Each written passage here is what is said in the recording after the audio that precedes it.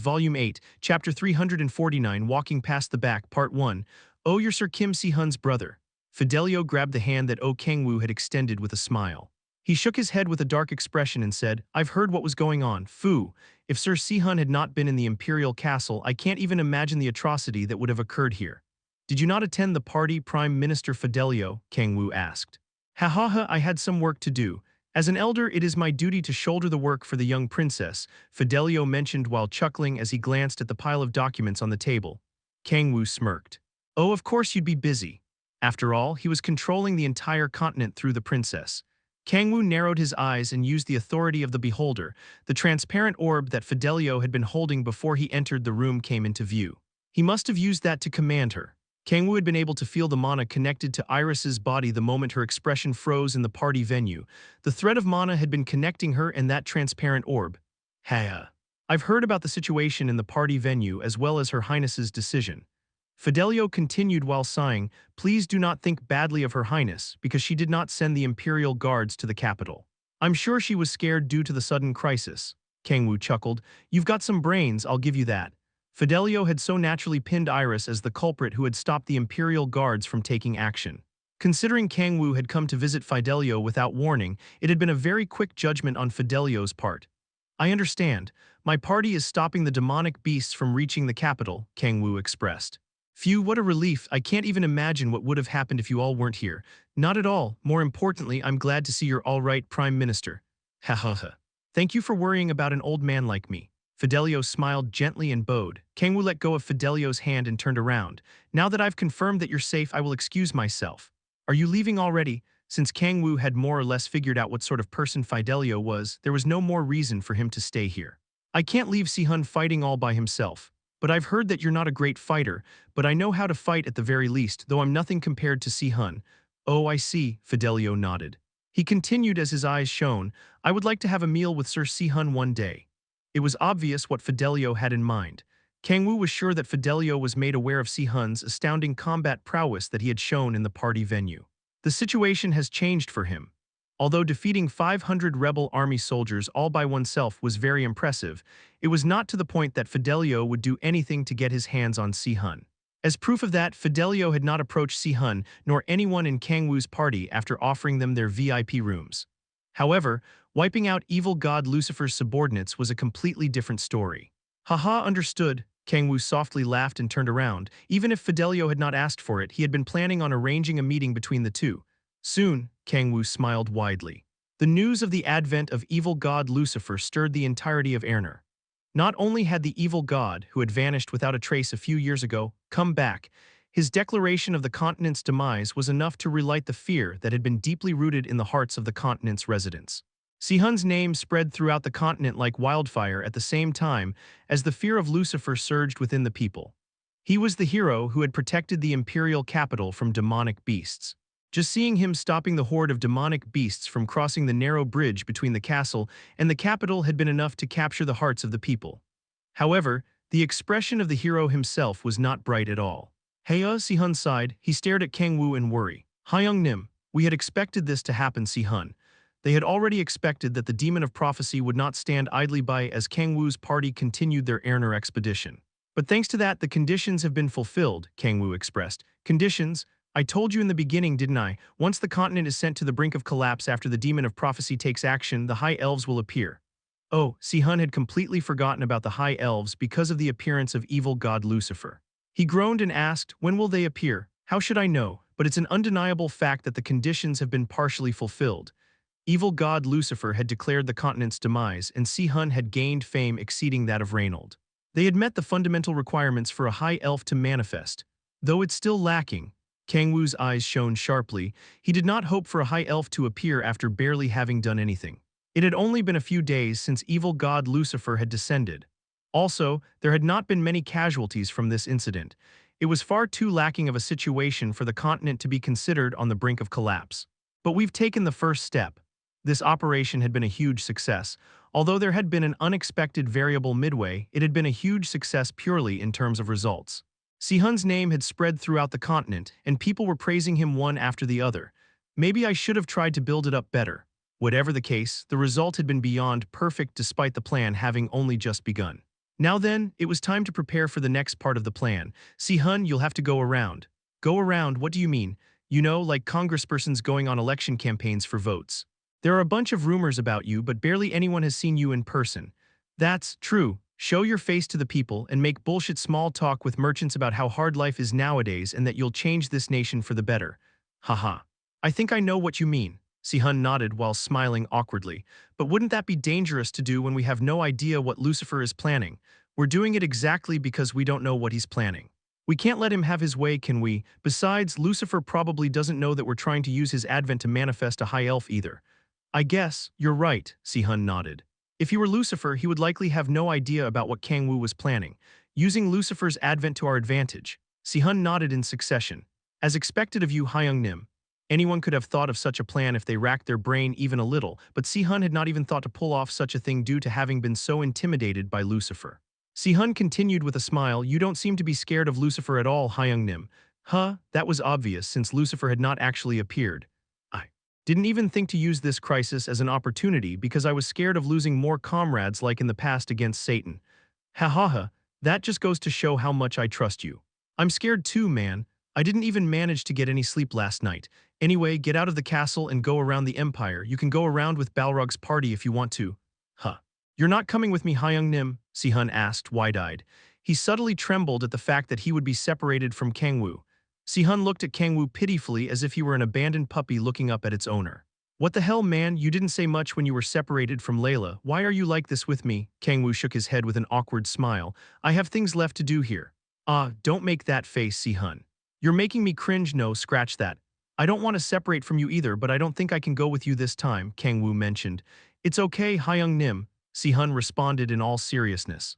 I'll do my best so I don't disappoint you. Okay, man, my cute little bro. I'll trust you, Si-hun. Kang-woo patted Si-hun's shoulder and stood up.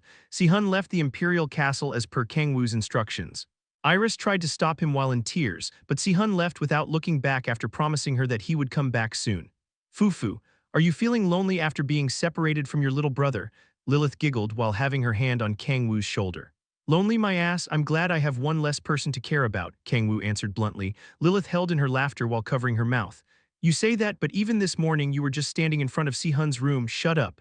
I apologize. Lilith giggled innocently. She seemed to have grown quite fond of teasing Kang-woo lately.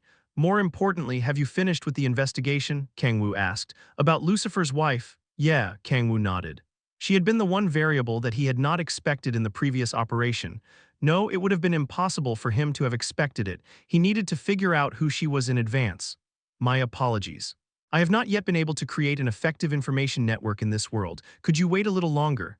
Yeah, it's fine, I'm not in a rush, but wouldn't she be a noble of high peerage if she was invited to the party? Well, she seems to have forged her identity. After some investigation, even her invitation letter seems to have been forged. Kang-woo nodded. Well, I'm sure I can just leave it to Lilith. In that case. Kang-woo got up from the chair. Are you planning on going to see Iris? Lilith asked. Yeah. The reason why Kang-woo had remained here was to fix the princess's twisted personality and to devise a plan to change her witch image among the public. I'll have to take care of that shitty personality of hers first. Iris's hysteria had become even worse after the previous incident. Since her true personality was exactly like that of the rumors, he wasn't able to devise a plan to rectify it. I'm off then, Kang-woo said to Lilith and then left the room. His mind was full of thoughts about Iris. Did Fidelio play some sort of brainwashing magic on her? It was a possibility, considering how she had been trembling in fear. Kang-woo used the authority of stealth and headed to Iris's room. Shatter, out, get out! Just then, a hysterical voice echoed throughout the hallway. Kang-woo headed to the source of the sound and saw a woman leaning on the wall of the hallway crying. Sniff, sniff, it was Siesta, one of Iris's maids. She was crying while having one hand on her swollen right cheek. What the hell? Kang-woo watched over the situation while frowning. I am sorry, Your Highness. Siesta bowed in front of Iris's room door while crying and then turned around. Is she acting like this because Si-hun went away? Kang-woo entered Iris's room while completely dumbfounded, but his expression froze soon after. Sniff, herg wah, Iris was crying while on her knees on the bed. No more, I can't take any more, sniff, brother. Her clothes were loose as if they had been ripped apart and her hair was completely disheveled. Her cheeks were bruised as if she had been punched. Kang-woo could see sheets stained with some sort of fluid under the blanket that Iris was using to cover herself with. Ha, Kang-woo feigned laughter. A chill ran down his spine. It was not hard to deduce who had done this to her. Fidelio, you're far crazier than I had thought. Chapter 350, Walking Past the Back, Part 2. Kang-woo had thought brainwashing magic to be the most likely. If not, he had also thought of the possibility of Fidelio having taken advantage of Iris's unstable mental state and put her through chronic hypnosis. Turns out it was nothing like that. Fidelio was controlling Iris through simple and primitive violence. It was so simple that Kang-woo felt like an idiot for having thought of complicated possibilities for this long. Crazy old fucker. Even though Fidelio held the true power in the Empire, laying one's hands on an imperial princess was absolutely insane. Herg sniff waya, Kang-woo stared at the crying Iris. After taking a closer look, there was fluid smeared on her mouth and it reeked like organic waste. It reeks. Kang-woo looked at the fluid staining the bed sheet again while tilting his head. Oh, it was vomit. Kang-woo used the authority of transparency to take a look at Iris, who had covered herself with a blanket. Although her top was loose, her bottom was left untouched. Fu, Kang-woo sighed in relief, unbeknownst to himself. However, he grimaced and shook his head moments after. No, this isn't something to be relieved over. Just the fact that Iris had been struck to the point that she vomited was crazy enough. It did not change the fact that Fidelio had laid his hands on an imperial princess. Kang-woo recalled how pale she had gotten whenever the imperial capital was mentioned, and how she had trembled as if she was freezing. I see. I see why now. Kang-woo slowly closed his eyes. He recalled the sorrowful Douglas. His words echoed in Kang-woo's head. I at least want you to know that it is not entirely her fault. Kang-woo's thoughts were jumbled. An unpleasant feeling lingered around him. What? Who's there? Possibly having heard Kang-woo's feigned laughter, Iris wiped her tears and looked around. Kang-woo turned away from her, thinking that she wouldn't want others to see her in this state. Just then, Kang-woo. Kang-woo's eyes widened. How? He was currently using the authority of stealth. It would have been a different story if he had been noticed by someone with extremely heightened senses like Kim Si-hun, but there was no way that Iris would have been able to sense him. You're Kang-woo, aren't you? Kang-woo turned his head. He saw that Iris's eyes were shining gold. The blessing of the high elves. There was nothing but the power to detect the demonic, which was passed down through imperial blood, that would have allowed Iris to be able to detect him. Yes, I am. Having no choice now that he was discovered, Kang-woo dispelled the authority of stealth. Kang-woo appeared in the dark room. Why are you? Iris stared at Kang-woo with shaking eyes. She glared at him with slight bloodlust while pulling in the blanket to cover her bruises. Since when were you here? She asked. I only just arrived. Deathly silence fell. Iris mumbled while lowering her head. Get out. She screamed while holding back her tears. Get out right now. Kang-woo felt pity from her mad screams. Kang-woo looked up to the ceiling. What should I do? How should I handle this? Should I console her first? You must have been in such agony until now. Fidelio, that fucker, he's a piece of shit. That must be why your personality is so shit. Yeah, I understand it all. It can't be helped since you had to go through something like this. She must have gone through a very hard time. Fuck that. Such empty words were a pointless form of consolement. Consoling her right here and now would be nothing but a way for him to lighten the burden in his heart. Considering the state she's in, the problem would not be resolved even if Kang-woo were to eliminate Fidelio. Her memories of Fidelio would not vanish just because the person himself did. Kang-woo was sure of it just from the fact that Iris was barely able to look at Fidelio in the eyes. Her fear of him had already been deeply rooted in her soul. It won't disappear. The fear that had been branded on her soul would not disappear. She would have to live on with that horrifying agony for the rest of her life. It was already far too late for Kang-woo to do anything about it. Kang-woo stared at the trembling Iris. She was bawling her eyes out while scrunched up. Did that mean she would have to live this way forever? Would she have to stay imprisoned by fear, covered in unhealable scars for the rest of her life? Kang-woo slightly opened his eyes. There was one way to eradicate the deeply rooted fear in her heart. But conflict momentarily clashed in his mind. It was difficult to eradicate her trauma through normal means. In other words, the method that he had thought of was not a normal means. Hence, the aftereffects would be massive.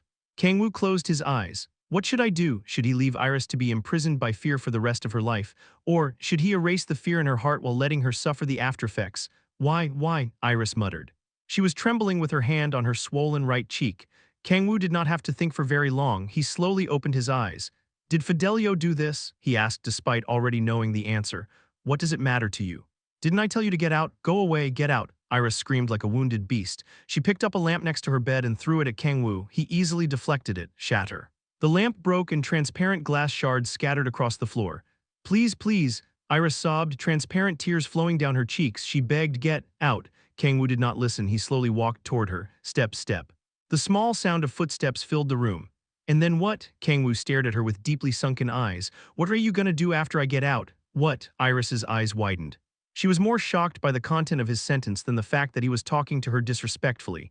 Did you think I was gonna console you, empathize with you, would shit like that be able to save you? I asked you what you were gonna do after I left. Why you?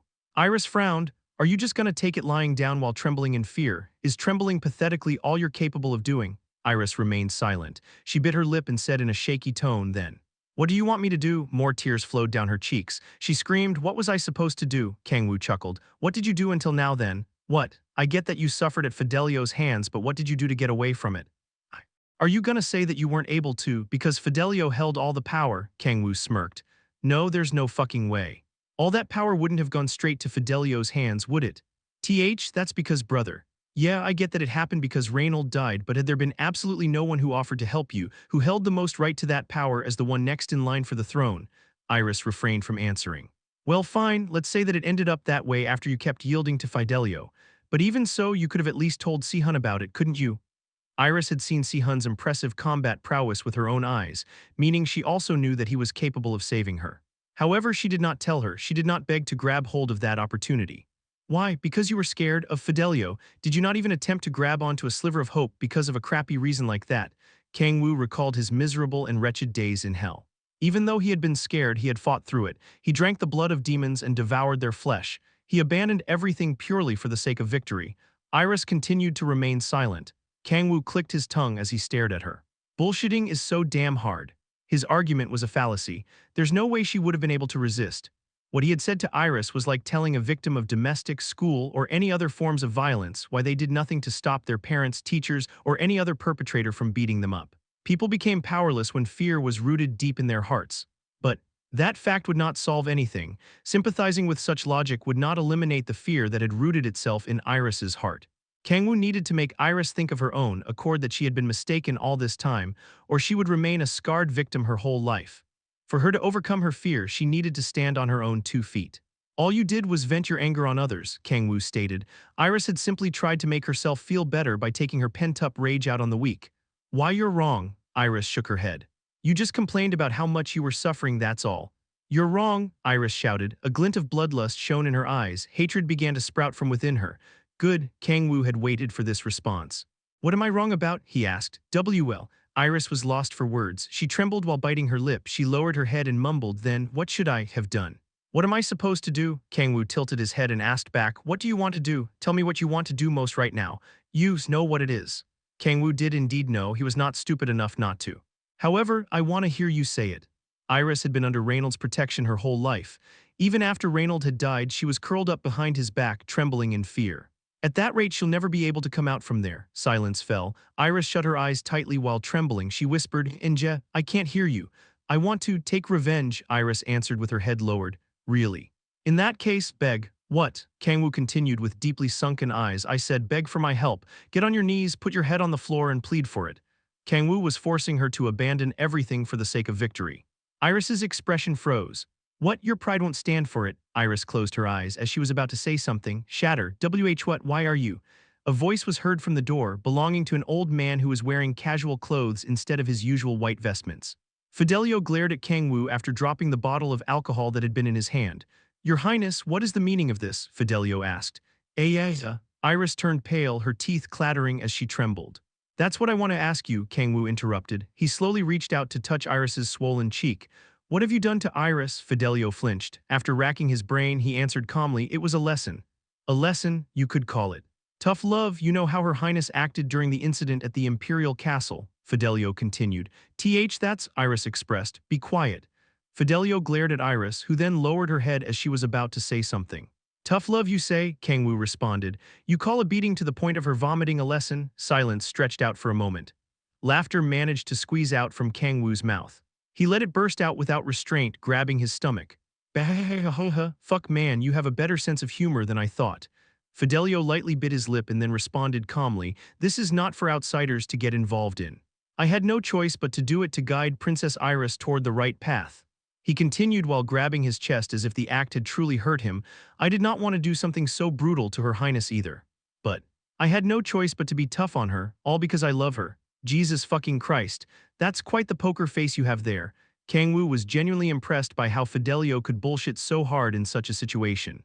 His bullshittery was honestly a work of art. Fidelio glared at Kang-woo in displeasure. He turned to Iris and said, "Tell him yourself, your highness. Tell him why I had no choice but to hit you, Princess Iris." Fidelio continued while aggressively clenching his fists. "Go ahead and tell him. You. Iris looked at Kang-woo in pallor. Kang-woo simply waited for her to speak without a word. Iris continued while trembling and with her head lowered. "Why yes, Prime Minister Fidelio was, giving me some tough love. All for my sake he has done nothing, wrong," she bit her lip, shuddering pitifully. "You heard her highness." Fidelio approached and aggressively gripped Kang-woo's shoulder. "Even if you are one of her highness's saviors, I cannot let this slide." Kang-woo paid him no mind. "I'm sure you know how grave a sin it is to trespass on her imperial highness's chambers." Kang-woo ignored Fidelio. His attention was only on Iris, who was trembling in pallor. There was no point in him trying to give her any more of a helping hand. It was all up to her now. "Iris," Kang-woo called, "if you want to win, abandon it all. What remains of your pride, the fear pushing you down, and that back you're hiding behind? Everything." Iris's teeth clattered. Her fear of Fidelio and the horrifying memories dominated her mind. Brother. The dependable back that had always been protecting her. Iris had spent her days in joy while hiding behind that back. Once that back vanished, she was left fully exposed to hands stained with greed. What did you do until now then? Iris could not refute the fact that she had done nothing. Had there been absolutely no one who offered to help you? There had been. Douglas and the members of Reynolds' party, who had gone on countless adventures together with Reynolds, had offered their help, but Iris did not accept their help. She simply shrunk down in fear. Why? Because you were scared. She was scared of the retaliation worsening and of more pain. Hence, she said nothing. She was unable to say a word. She did not fight. She gave up on fighting. Did you not even attempt to grab onto a sliver of hope because of a crappy reason like that? Ayag, Iris grabbed her head. Arg, she saw Reynolds' back. For the very first time, she slowly walked past the back that had always protected her. Iris looked up at Kang-woo with quivering eyes. Help, Kang-woo snickered. That's a rather rude way of begging someone for help. Iris slowly put her forehead on the floor. She said again while weeping, Please, help me, please help me. Very good. Your Highness, what do you say?" Kang-woo grabbed the wrist of Fidelio's arm that was on his shoulder. "Tough love, was it? You had no choice because you love her, right? Fidelio, I have a confession to make. I love you too, motherfucker, bash." Kang-woo pulled on Fidelio's arm and punched him in the face. Chapter 351, Walking Past the Back, Part 3. "Oh fuck, oh," Kang-woo expressed. "He's not dead, is he? That be bad." Kang-woo looked down at the fist he had used to punch Fidelio. "Damn it, I held back quite a lot on that." He had held back to a level that he would use to wipe off dust from his hands. No, even more than that. He had not even used a single speck of demonic energy, but Kurg goo. "Hey, you good? Whoa, you lost a few teeth. Your nose is a bit crooked too, I think. Why, you bastard. But for real, I held back a lot on that, okay? Come to think of it, I'm older than you. Why are you talking down to me, fucker?" Fidelio glared at Kang-woo. Clack. "Oh, what's with these guys?" As Kang-woo turned around while snickering, 12 knights wearing black armor appeared out of nowhere and surrounded him. Sharp swords were pointed at his neck, eyes, heart, and groin. Kang-woo whistled. "Holy shit, that's some badass armor, but I think you guys messed up the timing for your appearance a little. You should have appeared before I fucking decked Fidelio in the face. Just look at him, he's crawling on the floor with blood pouring out from his nose. Also, do you mind not pointing your sword there, my guy? My Francois is trembling in fear. He's already lifeless enough as it is, you fucking sons of bitches. You son of a bitch." Fidelio got up on his feet. He glared at Kang-woo with bloodlust but then closed his eyes and took a deep breath. "Do you seriously believe this will go unpunished?" Fidelio had regained his composure much faster than Kang-woo had expected. He had not managed to take control over the empire by a fluke. "Princess Iris," Fidelio called. "Eek!" Iris exclaimed while flinching as Fidelio glared at her. She crouched with tears flowing down her cheeks. "It seems you will need a harsher lesson once this is over." And no more." Iris trembled while stuffing her head between her knees. "Enough of that shit." Kang-woo smirked and stepped forward. "You've way overused that trope. That shit has overstayed its welcome." "Halt," said the knight in black armor who was pointing his sword at Kang-woo's groin. "Hey," Kang-woo slightly twisted his torso and clenched his fist. "I told you." He turned 180 degrees while using his left leg as the axis and drove his fist forward. The Black Knight calmly tried to block the fist with his sword. "Not to point your sword there, bash." Kang-woo swung his fist and destroyed the sword before smashing it into the Black Knight's solar plexus, and the knight's upper body vanished. Left with only his lower body, the knight collapsed. What the? The shocked knights widened their distance from Kang-woo. Fidelio aggressively frowned. "I see you were hiding your strength," he said. "It's a common cliché, you know, the cliché of the protagonist hiding their strength. Oh fuck right, I'm not the protagonist. If I had to give myself a role, I'd be more the antagonist. Oh well, Shadow Knights, Fidelio called. Whoa, they're called Shadow Knights, that's cool as fuck. I want to try saying that too, said Kang-woo. Let us see how long you can keep that leisurely attitude for, Fidelio pointed at Kang-woo. Kill that man, dude, please stop with the respectful speech. You sound like Frieza. Woom. Blue aura enveloped the Black Knight's swords. Kang-woo's expression crumpled. The hell, not black aura, come on, you should be staying consistent with your color scheme. Where's your sense of style? Your arrogant attitude ends here, said the Black Knights to Kang-woo, who was completely unfazed despite them having unleashed their aura. Kang-woo smirked. Zat so? He snickered and took one step forward. Kill H, Kang-woo teleported. He vanished and appeared right in front of a Black Knight. Kang-woo used the momentum to land an uppercut, bash. The knight's head flew off along with his spine from the massive impact. Kang-woo took the collapsing Black Knight's sword. You see, I've been practicing martial arts like my life depended on it lately. I'm gonna have you all by my practice dummies. Hop, the Black Knights charged toward Kang-woo. 2 had died and now 10 remained. Kang-woo dodged a sword swung at his neck by leaning back. So, he recalled Kim Si-hun's teachings. Your worst habit is that you aim for the vitals far too much, Hyung-nim. Obviously, since demons won't die just from getting their limbs chopped off. Once you fix that habit, your sword swings will become much smoother. Like this, right? Kang-woo bounced back and swung his sword. He did not focus on killing his opponent, he simply went with the flow of his martial arts. Clang! Wow! The sword that had been swung at him was deflected. Simply swinging his sword as per the flow of the Heavenly Dragon's sword technique had easily blocked the attack aimed at him. This is awesome! Kang-woo felt like he was reciting a script that he had practiced in a play. He was only swinging as he was taught, but none of the knight's attacks were reaching him. You rely too much on weapons, Hyung-nim. You keep trying to attack only with your sword. Yeah, because I'll be the one to die if I don't. The constitution of demons is no joke. Your martial arts will improve by leaps and bounds once you become proficient in using your knees, legs, shoulders, and elbows. Kang-woo pushed away a knight who was charging toward him with his shoulder. He dealt a low kick and the knight's stance crumbled. Stab! Kang-woo thrusted his sword into the collapsed knight's neck. I think I'm getting the hang of this. He was feeling something that he had not been able to feel from fighting an insanely talented genius like Si-hun. What in the world are you all doing? Fidelio shouted. The Black Knights approached Kang-woo anxiously, but to be honest, Kang-woo clicked his tongue and threw the sword aside. This isn't really for me. Fighting like this was extremely bothersome. Let's just do it the easy way. Kang-woo slowly raised his hand and snapped his finger. F-whoosh, blades sprouted from the ground with Kang-woo at the epicenter. Just get split in half, will you? The blades shot into the knights' groins and out of their mouths. Their bodies were split vertically into 2 and all collapsed simultaneously. The stench of blood filled the room. Kaya! Iris screamed at the horrifying scene. What in the... Fidelio stared at Kang-woo with his mouth agape. Kang-woo had massacred the Shadow Knights in just one attack, and with just the snap of his finger, no less. Fidelio could feel his pants getting wet. Fuck's sake, that's disgusting, Kang-woo frowned. Lilith. Yes, Master Kang-woo. Lilith appeared from Kang-woo's shadow as if she had expected his summons. Clean up these bodies. As you command. Kang-woo approached the shaking Iris. What are you? How did you kill the Shadow Knights? Iris asked. You're being rather rude again. Iris bit her lip. You mentioned that you were a bad fighter. Oh, that. I lied. Now get it together and drink this. Kang-woo bit his thumb to spill blood and stuffed his thumb into Iris's mouth. MMRP. Iris expressed surprise from Kang-woo's sudden action, but became wide-eyed once she saw that her wounds inflicted by Fidelio had completely healed. H-house, I'll explain later, follow me. Kang-woo turned around. They left Iris's chambers and went to Kang-woo's room while Kang-woo dragged Fidelio along, grabbing what little remained of his hair. Let me go. Do you have any idea what oh shit, some strands fell out.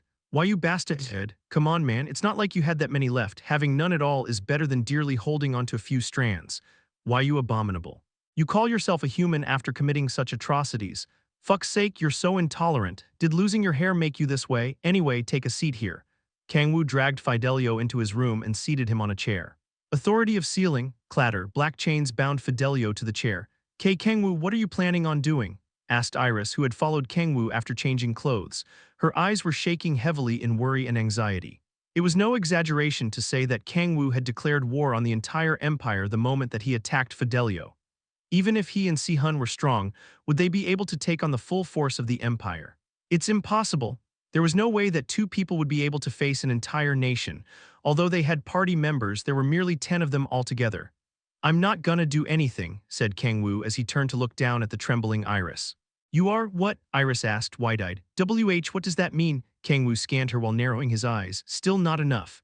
Although Iris had managed to overcome her fear of Fidelio for the very first time, it was nowhere near enough.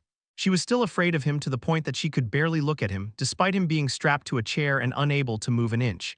This won't do. It was nowhere near enough. Her fear of Fidelio was still rooted deeply within her. She had only taken the first baby step. She was unable to stand on her own. She could barely walk or move forward. You said that you wanted to take revenge against Fidelio, didn't you? Kang-woo asked. Why yeah, I mean, yes.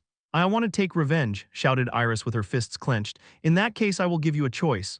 A choice? Iris's eyes shook. Kang-woo continued, you have two choices. He put up two fingers.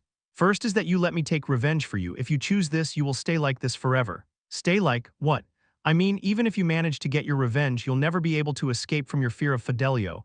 Iris's expression froze. She was easily able to understand Kang-woo's abstract expression. If I let Kang-woo take revenge against Fidelio for me, Iris bit her lip and clenched her clothes. She recalled her days of being beaten by Fidelio after Reynold disappeared. Fidelio had struck her using the excuse of it being a lesson. There was once she had been beaten so hard that her cheekbones had fractured. Iris couldn't stop shaking just from recalling that memory. She felt nauseous. Her fear of Fidelio overpowered her hatred toward him. I would keep having nightmares of him beating me for the rest of my life. Iris was not even able to escape reality through her dreams. She panted heavily. What's the second choice? She asked. You'll be taking revenge with your own hands, answered Kang-woo. If I do that, will I really be able to overcome my fears? Will the nightmares stop? Iris grabbed on Kang-woo's clothes in desperation. Kang-woo answered calmly, yes, but there will be side effects. Side effects? You could break. No, you will most definitely be broken. What? Do you mean? I mean, as the price for overcoming your fears, you will no longer be yourself. There might be another way if they took their time to search for one. Iris might even forget the horrifying memories one day over time. However, at the very least, the method that Kang-woo had thought of and was planning on doing would change Iris permanently. Silence fell. Iris lowered her head and fell into thought. She honestly could not understand what Kang-woo was trying to do nor what he meant by she would not be herself anymore. However, I want to do it myself, Iris said with difficulty. She then continued as her eyes glinted with an unbendable will. If I can be freed from this fear, this nightmare, I could even sell my soul to a demon. Ha, Kang-woo chuckled. What a coincidence. He slowly closed his eyes. Very well, if that's what you have chosen, if you truly wish to sell your soul to free yourself from that fear, I'll buy it. I'll pull out the fear within you by the roots. I'll make it so that you're never plagued with nightmares. Even if it breaks you. Kang-woo slowly opened his eyes. He raised his hand and patted Iris's head. In that case. A black droplet dropped from the ring on Kang-woo's right middle finger, which turned into a black dagger about 20 centimeters long. Kang-woo handed Iris the dagger and said, stab him with your own hands. Pardon, why you want me to kill him? No, I didn't say that. Let's start from the thighs. After that, we'll slowly gouge out his arms, calves, toes, fingers, ears, eyes, and tongue. One by one slowly, don't worry. I'll make it so that he won't die until we're all done. Until your deeply rooted fear disappears. You can take it slow, until your fear turns into hatred. What are you doing? Take the dagger. Until your hatred turns into madness. Go on, stab him, until you go insane. Chapter 352 Broken. Iris trembled as she clenched the dagger that Kang-woo had given her. She looked down at the sharp dagger in her hands. Her fear of Fidelio overtook her hatred for him. I'm supposed to stab him with this? Her head was in jumbles. She had honestly imagined killing Fidelio with her own hands. No, she had imagined doing things way worse than that countless times, but heya, Iris panted heavily. Her heart beat faster. She could not even look in Fidelio's general direction. She wanted to throw aside the dagger in her hands. Why, despite all the hatred she had for Fidelio, why? Why isn't my body moving? Iris aggressively bit her lip. She gripped the dagger tighter and forced herself up. She looked up and stared at Fidelio, who was shaking while bound to a chair. Clatter. Then the dagger in her hands fell to the ground. Iris collapsed and panted heavily. Why? Iris expressed confusion. Kang-woo looked down at her. Well, it's to be expected. Iris had never even held a blade before, so there was no way that she would be able to stab someone just because she was told to. Especially in a situation like this. Kang-woo could see that Iris could barely look Fidelio in the eyes even now. The fear that had deeply rooted itself in her soul was getting in her way. At this rate, she would not be able to stab Fidelio. Kang-woo walked toward the trembling Iris and crouched next to her. What are you doing? Didn't you say that you wanted to take revenge? Iris gulped while stammering. She slowly handed Kang-woo the dagger. Actually, could you do it for me, Sir Kang-woo? I am fine with just watching. She had changed her mind after actually coming face to face with her fears. She averted herself from her trauma that was Fidelio. No, Kang-woo responded firmly as she handed Iris back the dagger. You have to do it yourself. Uerg. Iris bit her lip as the hands that held the dagger shook. If you can't stab him, MMRP, MMMRRPP. Kang-woo extended his hand toward the chair that Fidelio was bound to. Clunk, the chains loosened. W8, I have what you want, MMRP. The loosened chains bound Fidelio once again. Kang-woo stared at Iris coldly with eyes devoid of emotion.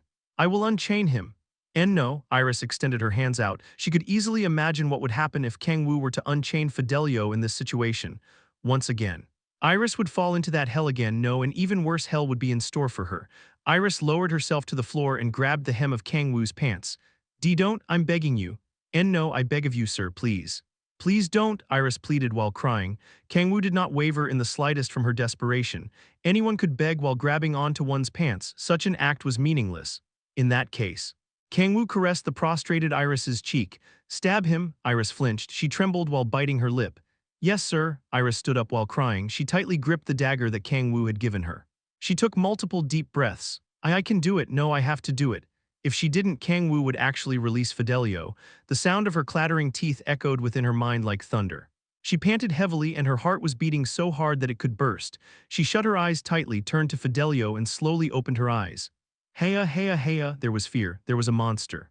There was a demon where she had opened her eyes to look. Her eyes shook. She could barely face him. Your Highness, the demon's voice echoed inside her head. Please do not be sad. This old man will protect you in place of his majesty and Prince Reynold. She should never have taken his hand. This is a lesson. She heard the demon's cackles. The memories of pain and agony returned to her. Uerg, Iris bent forward like a bow. With the fear spreading throughout her body like a plague, something extremely tiny showed itself. It had been there this entire time. It had just been buried underneath the fear. It was hatred, you. Son of a bitch, Iris muttered, her eyes gleaming with bloodlust. She raised the dagger toward the old man, the hideous monster before her eyes, and stabbed. Pierce, MMMRP, clatter, clatter. The chains binding Fidelio shook violently. Iris could feel Fidelio's squirms through the dagger that had pierced his right thigh. Kaya, Iris screamed. The unfamiliar and unpleasant sensation of stabbing flesh traveled to her from the dagger, and it made her freeze. She fell on her butt with the dagger still in Fidelio's thigh.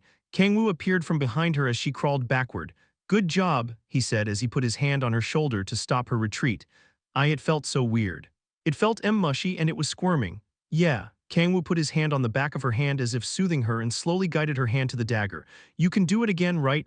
Yes. Iris nodded and grabbed the dagger that she had stabbed into Fidelio's thigh. She felt the unpleasant sensation of a struggling living being.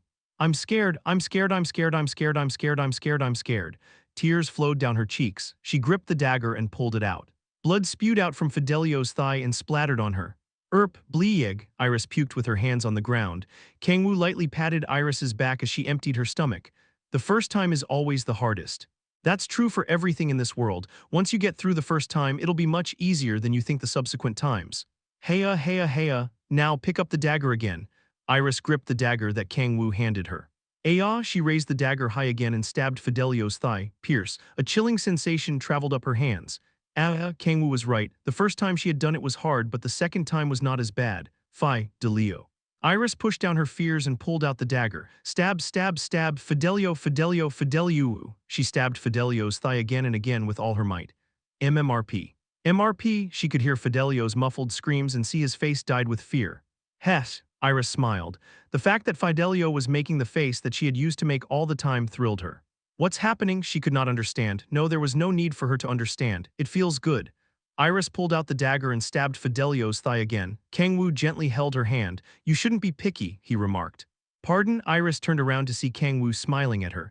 For a moment she felt like she saw the face of a demon on Kang-woo's. She saw a dark, boundless abyss. Iris trembled. The fear that she had felt for Fidelio all this time felt like nothing compared to true fear before her eyes at this moment. Now, don't just stab his thigh. Try stabbing him wherever you want, said Kang-woo. Where I want? Yeah, the demon gave Iris's back a gentle push. He brought his mouth close to her ear and whispered, release as much of your hatred as you want. Iris's eyes turned hazy from Kang-woo's sweet whispers. She swung the dagger madly. If only, blood splattered as fingers were cut and fell on the ground. It weren't for you, Iris stabbed Fidelio's cartilage and twisted the dagger with all her might. The cracking of bones sounded out. You motherfucker, the accumulation of fear was being converted to hatred. Iris continued to swing the dagger while releasing her hatred. The sensation of cutting flesh no longer felt unpleasant to her, nor the dark red blood splattering all over her. I'm not scared anymore. The corners of Iris's mouth slowly rose. She could finally understand what the thrilling sensation traveling down her spine was. This is fun. It was fun beyond belief. She felt like she could burst out into laughter at any moment. I can't believe I've been missing out on something this fun. Iris could now understand why Kang-woo had stared at her in pity. He had likely been frustrated beyond belief. Heya, Iris sighed in ecstasy as she stared at Fidelio, who had become a rag covered in cuts. It's over. Whoever said that vengeance made one feel empty was a complete dipshit. Revenge was sweeter than anything in the world. Thank you. Sir Kang-woo, Iris said to Kang-woo, her eyes hazy as if she were high. Kang-woo smiled. What are you talking about? We're not done yet. Pardon me. It's not over, Iris thought. We've only just begun. Kang-woo bit open his thumb and dripped blood on the bloodied Fidelio. MMMRPP. Then Fidelio jumped as if having a seizure and his wounds healed in the blink of an eye. WHWA. Iris expressed while wide-eyed. Kang-woo picked up the dagger on the floor and handed it to Iris. Now then, let's start over. The second time will be easier, and even more the third time. A few days passed. Clack. Kang-woo opened the door to a room and was met with a thick scent of blood. Hehehe. Kang-woo could hear a crazy giggle. Oh, Sir Kang-woo. Iris, who was fully covered in blood, turned toward Kang-woo and smiled as her eyes gleamed with madness. She walked over to Kang-woo and asked, Have I done well, have I? Kang-woo smiled brightly and patted her head. Yes, you have. Hi. Iris giggled in joy and embraced the dagger that Kang-woo had given her. There was no longer any fear reflected in her eyes. Chapter 353, Escape, Part 1.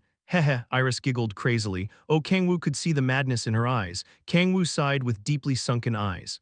Her eyes no longer reflected fear of Fidelio, but did I make the right choice? He was conflicted. Even he knew that this was not the best outcome.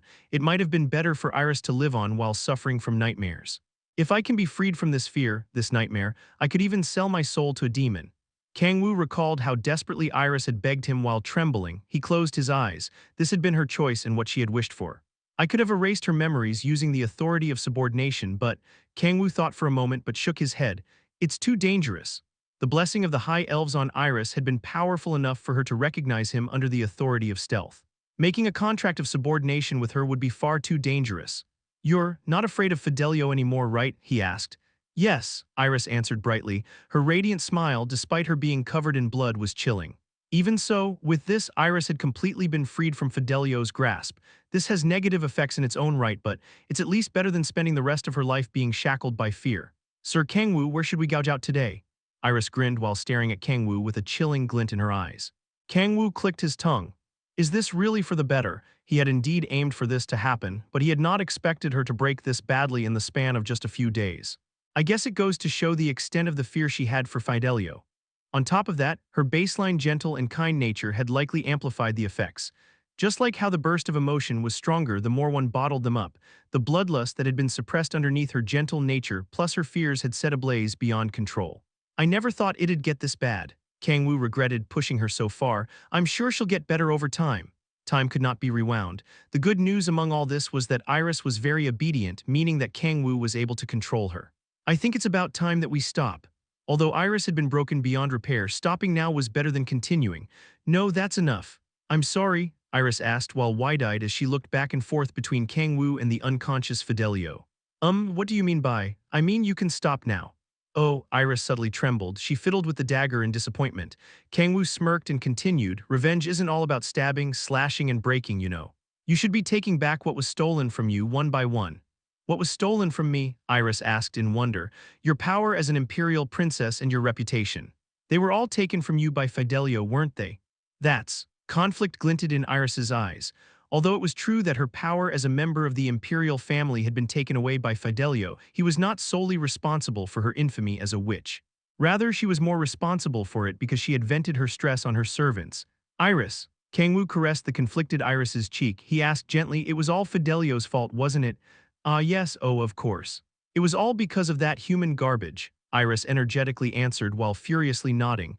Kang-woo nodded with a smile. Good, now it's time for you to break free from your false charges and get ready to become the Empress. Empress. Iris blankly stared at Kang-woo. The word did not seem real. Her father, Emperor Leopold von Arnim, was getting sicker each day. He actually should have died long ago, but he was being forcibly kept alive with magic. Like Kang-woo had said, Iris would without a doubt become the Empress soon. Empress, me, Iris's heart beat faster. She could not breathe properly. It felt as if a heavy weight was pressing down on her chest. It's impossible. You know what the people of the Empire say about me, Sir Kang-woo. The opinions of the people were actually of no consequence to Iris becoming the Empress, since she was the only one who carried the blood of the imperial family. However, the false accusations against her were almost impossible to break away from. Although there was no proof to such accusations, Iris knew very well how difficult it was to change an opinion that was considered to be the truth by many. You can leave that to me, responded Kang-woo. He smiled. He had already thought of a way to wipe her infamous reputation as a witch clean. He turned around to look at Fidelio, who was unconscious while covered in blood. Sir Kang-woo, Iris's eyes shone chillingly as she clenched the dagger. Shall we end him now? She glared at the unconscious Fidelio with bloodlust. It was a complete flip in attitude from the beginning when she could barely look in Fidelio's general direction. Kang-woo stared at Iris with mixed feelings and then slowly shook his head. No, said Kang-woo, no, we won't kill Fidelio. What do you mean we won't kill him? Iris stared at Kang-woo in bewilderment. Not killing Fidelio was absurd. She bared her teeth, raised the dagger menacingly and shouted, no, I have to kill that human garbage myself. Kang-woo firmly shook his head despite Iris's crazed defiance. Iris. NGH. I told you that we won't kill him. But. Iris stared at Kang-woo as if she were about to burst into tears at any moment. To her, Fidelio was her mortal enemy that had put her through hell. No, not just her, but he had sucked the life out of countless citizens of the Empire. Iris could not accept the fact that such a person would not die for his sins. Fidelio needs to die, Iris replied cautiously, pleading to Kang-woo to change his mind. Kang-woo smirked and asked, really, why do you think so? Well, there was no need to even mention it. Iris glared at Fidelio in madness, because nothing else befits the human garbage. No matter how Iris thought about it, Fidelio did not deserve to live. Kang-woo softly laughed at how bold Iris had become after just a few days. Do you seriously believe that? He asked. Pardon, if you truly want to take revenge on Fidelio, he shouldn't end that way. I don't understand. Kang-woo tilted his head toward Iris. He patted her head and spoke to her as if he were a teacher teaching a child. If he dies, that's the end of it. No matter how painfully and miserably one died, it would all end once they died. Their pain, suffering, and sorrow would end at the moment of their death. Now, think about what you had to suffer in his hands. Didn't you think every day that you would be better off dead? Iris opened her eyes wide. Kang-woo was right. She had longed for death in the endless swamp of despair. She had thought that death was the only form of salvation for her. Why would you kill him and be done with it? Kang-woo smiled widely. Death was nothing. Keeping him alive would be more agonizing for him. Only life was true agony. Iris felt chills running down her spine. This person is truly terrifying. No, she was not even sure if he was human. It doesn't matter. Iris couldn't care less whether Kang-woo was a human, monster, or even a demon. What was important was that he had saved her and had guided her toward salvation. He had not protected her like Reynold or Kim Si-hun had, nor had he given her a place to hide behind. He had given her a push so that she would be able to stand on her own 2 feet. Okay. I will do as you say, Sir Kang-woo. Iris nodded while staring at Kang-woo hazily. Good, we'll be busy for a while. Kang-woo needed to eliminate those on Fidelio's side and form a line of support only for Iris.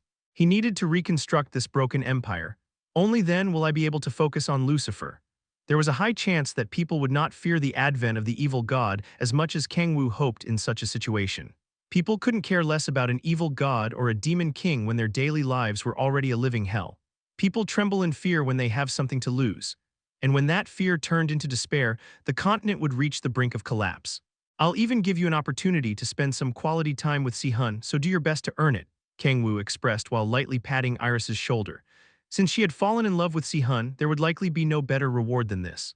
Though I feel sorry for my sister-in-law. Although Kang-woo felt bad for doing this to Layla, there was no better bait than Si-hun to have perfect control over Iris. Iris exclaimed shortly, I understand. I will do my best. She smiled while gently grabbing Kang-woo's clothes. The smile felt awkward for some reason. Fidelio regained his consciousness within the room filled with a scent of blood.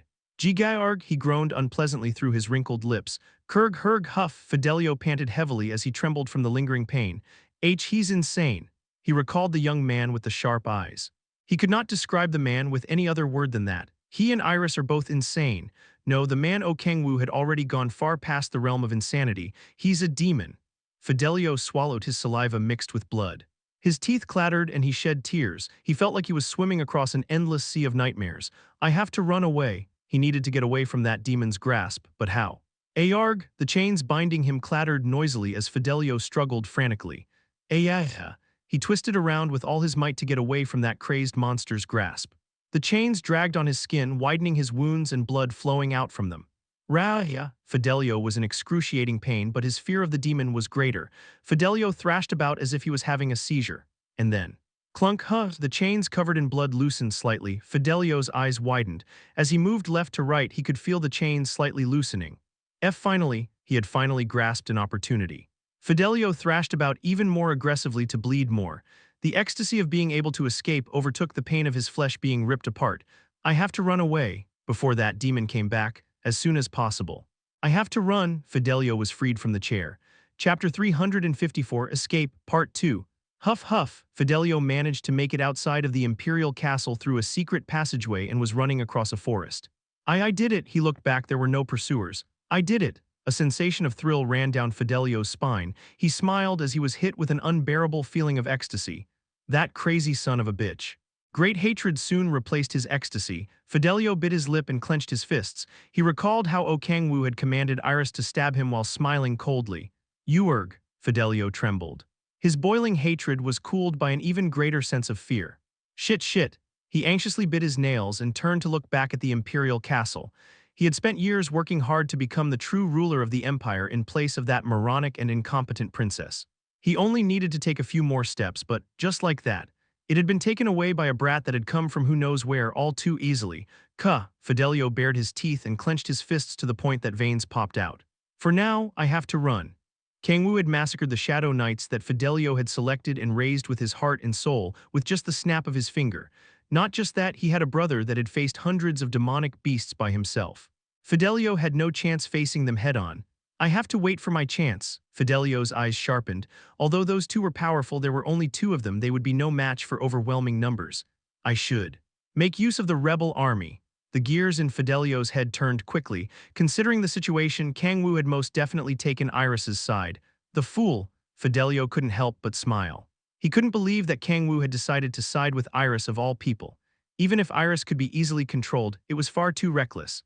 That bitch's reputation is far beyond irreparable. With the addition of the false rumors that Fidelio had spread along with her usual behavior, Iris's reputation could not be any worse among nobles and commoners alike. Even slaves badmouthed her. I'll make you regret siding with her. Fidelio bit his lip as his eyes set ablaze with hatred. He was planning on pushing Kang-woo into the pits of hell by using Iris. Although Kang-woo had done nothing to the people of the Empire, it did not matter. The public are nothing but beasts. The truth did not matter to them. They would believe anything that was exciting and entertaining. Just by letting loose a rumor that Iris and Kang-woo were in a romantic relationship, the public would spread it all on their own. If Fidelio added a little more spice on top of that, Kang-woo would become an accomplice to the witch in less than a month. However strong you are, I wonder if you'd still be able to stand with the princess after making the entire empire your enemy. Fidelio smiled while imagining his sweet revenge. Although it was difficult to manipulate the truth, it was more than doable for him. After all, he had done it countless times to get to his current position. When it comes to agitation and fabrication, no one has me beat. Fidelio snickered and once again looked back at the castle. He had ended up getting a horrifying memory from the experience, but he felt like the fear encroaching on his mind was waning as he imagined his revenge. I have to run for now. He had prepared safe houses all over the empire just in case. Fidelio limped away. Phew, Fidelio sighed in relief. He had successfully escaped to the Velen Viscounty located in the southern region of the empire by using a magic circle in a safe house near the capital. Viscount Velen was one of Fidelio's supporters, so there was no place better than this to hide out.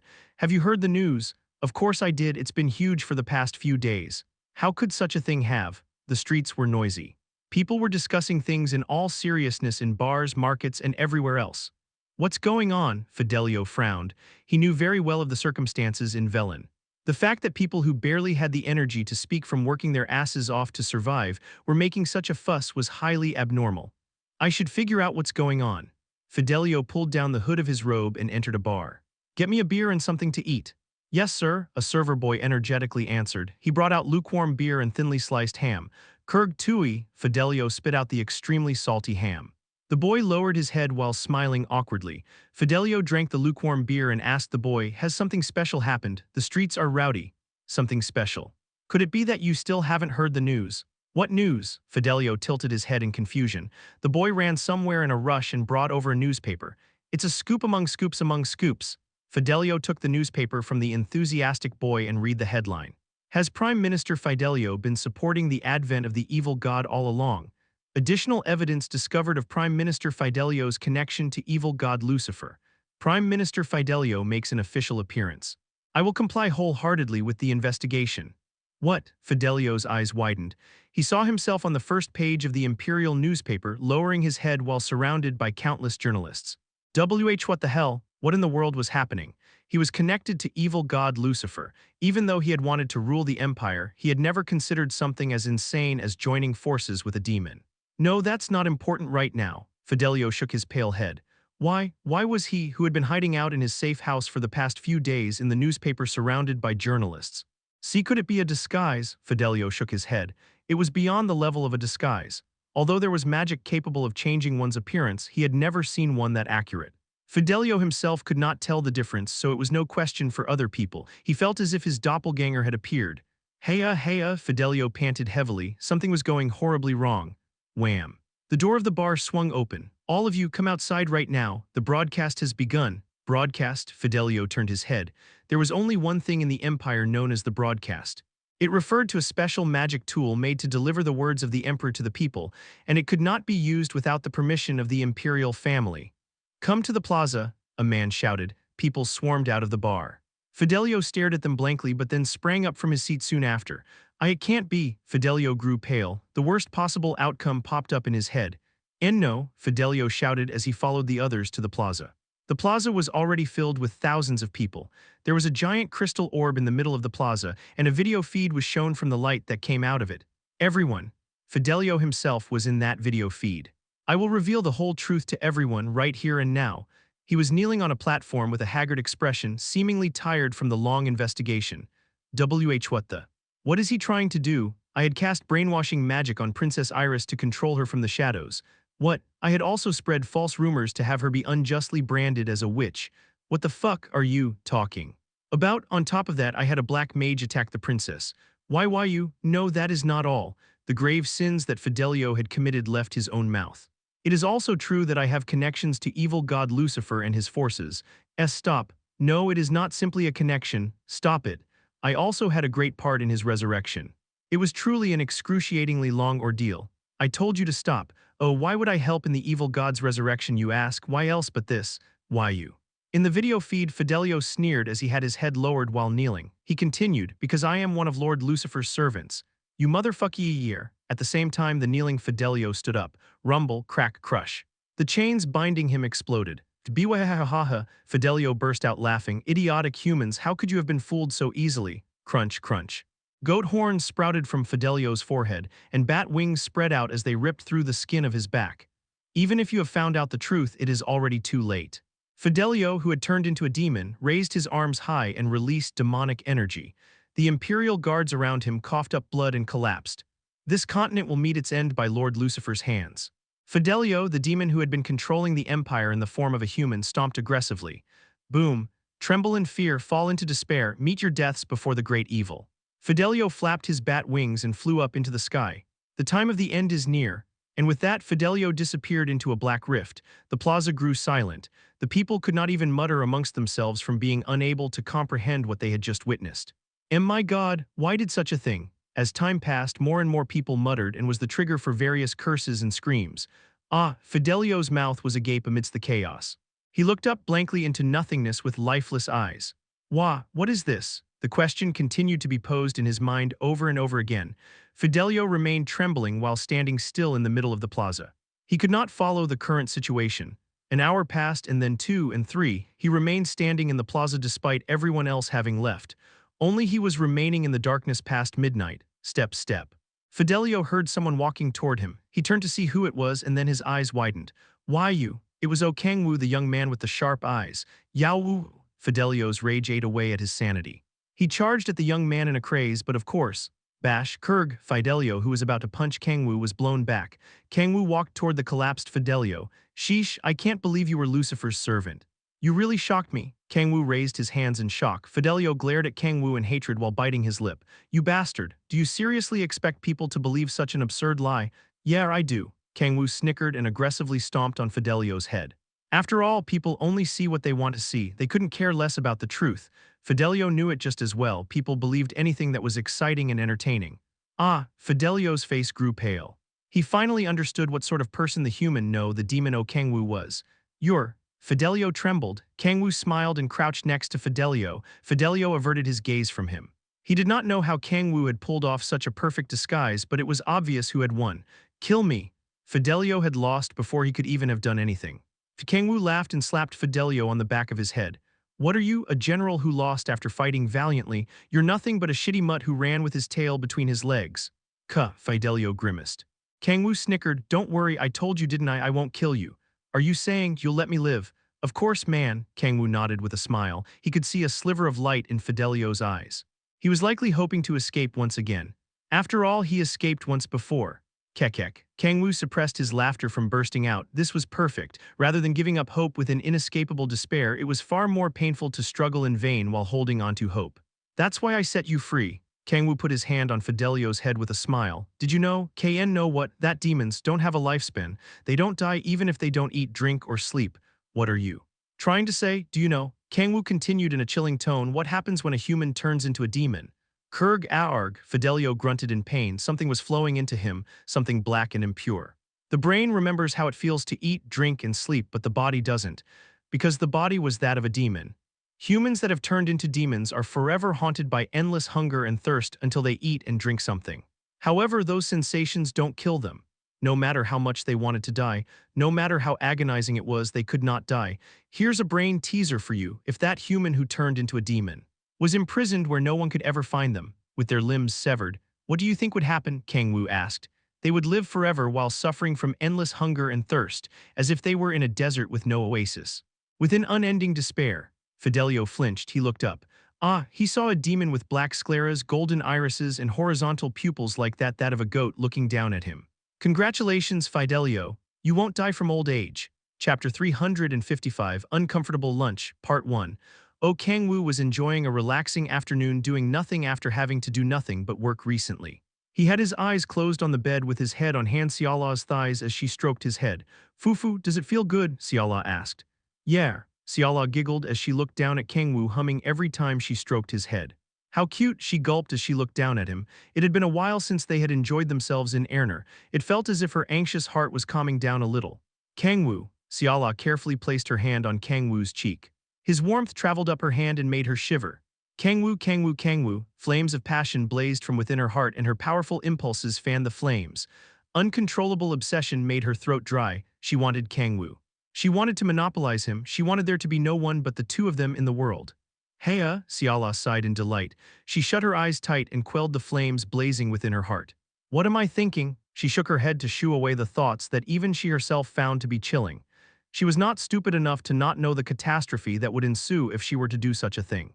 Kang-woo is doing his best to protect us. She was already unable to be of much help, so she couldn't allow herself to get in Kang-woo's way.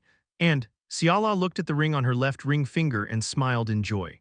Shivers of thrill spread throughout her body. Hehe, she laughed unbeknownst to herself. Although they could not hold a ceremony due to the situation they were in, they were already engaged. Xiala couldn't hold back her smile as she thought about it. What is it? Kang-woo asked. Nothing, I'm just so happy right now. Xiala smiled but turned slightly serious soon after, having remembered what had happened recently. But I was so shocked to think that kind-looking elderly gentleman was Lucifer's retainer. I was just as surprised. I didn't expect him to be capable of such a thing. Kang-woo nodded with a serious expression. Xiala continued in worry. Will it be all right? Her question held many meanings. Evil god Lucifer as well as a demon who served him had appeared. The empire had been run by a demon this entire time, and they had no idea what the demon of prophecy had planned. They had far too many fires to put out before they could eliminate the demon god's corpse and restore Earth's protection. It's okay, Kang-woo smiled. It was not because he himself was the demon of prophecy or because the evil god that had appeared this time was a fake. There were many beings in the way of their expedition, such as demon god Bali, the constellations of evil, Lucifer, and Behemoth. Since that was all that Kang-woo knew, there was likely much more that he did not. But in the end, he would come out victorious. As it had been for the past 10 millennia, he would win once again and always in the future. Kang-woo, Siala smiled as she saw how certain Kang-woo was. Just hearing him say that it was okay was enough to make the burdens in her heart vanish. Don't worry at all, darling. Kang-woo turned around while lying down. He stuffed his face between Siala's thighs and tickled her stomach. The fat on her slender waist was very soft. Kaya, Siala jumped and lightly smacked Kang-woo's head. Geez, Kang-woo, what are you doing all of a sudden? She was scolding him, but she was smiling as if she couldn't be happier. Bright laughter filled the room.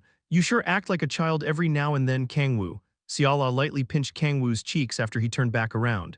Do you dislike it? Kang-woo asked. Not at all, Siala answered firmly as if telling Kang-woo not to be absurd. I love you, Kang-woo. Siala leaned down and kissed Kang-woo. Heh, Kang-woo giggled playfully. Others would shank him out of jealousy if they saw such a scene, but he didn't care. This is the life. He was not surrounded by tentacles spewing pus nor subordinates crazed with battle. He was not under a red sky nor on arid land. Kang-woo could not stop the corners of his mouth from rising.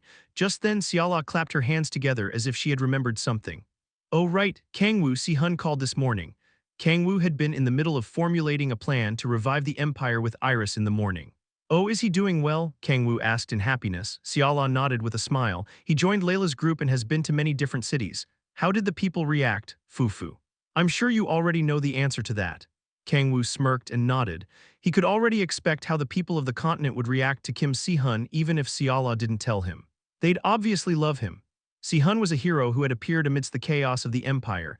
He was extremely handsome, powerful enough to face hundreds of demonic beasts by himself, well-mannered and good-natured.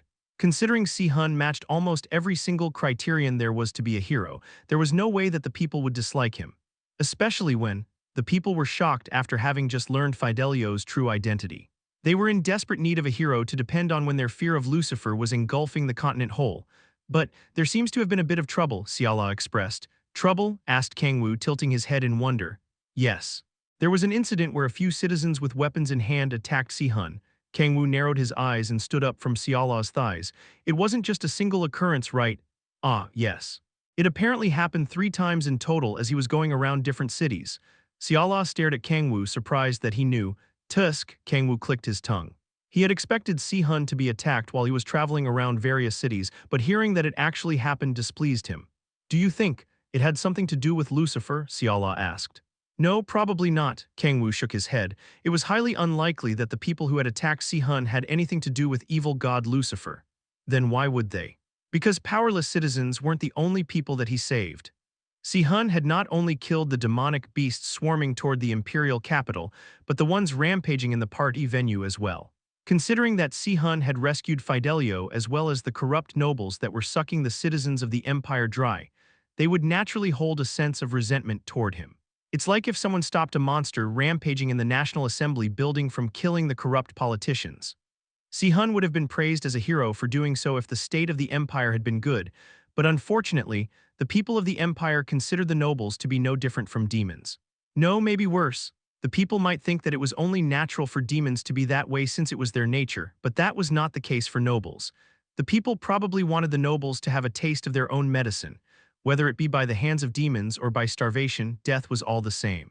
People likely thought that it would have been better for the nobles whom they resented so much to die with them. I need to root out the evil as soon as possible. At this rate, there might come citizens who join forces with demons when the empire reaches the brink of collapse. Kang-woo needed to clean up the empire as soon as possible. Oh, I see, Siala nodded in understanding. Kang-woo smiled bitterly and continued, but it's okay, most of them think highly of Si-hun. That's a relief. We need to make this plan a success as soon as possible, so we can get out of here, said Siala while narrowing her eyes. Why, you don't like it here? Kang-woo tilted his head as if he couldn't understand. They were getting the best treatment here in the Imperial Palace that one would usually receive in a 5-star hotel. No, that's not it. Siala leaned her head toward Kang-woo and sniffed him.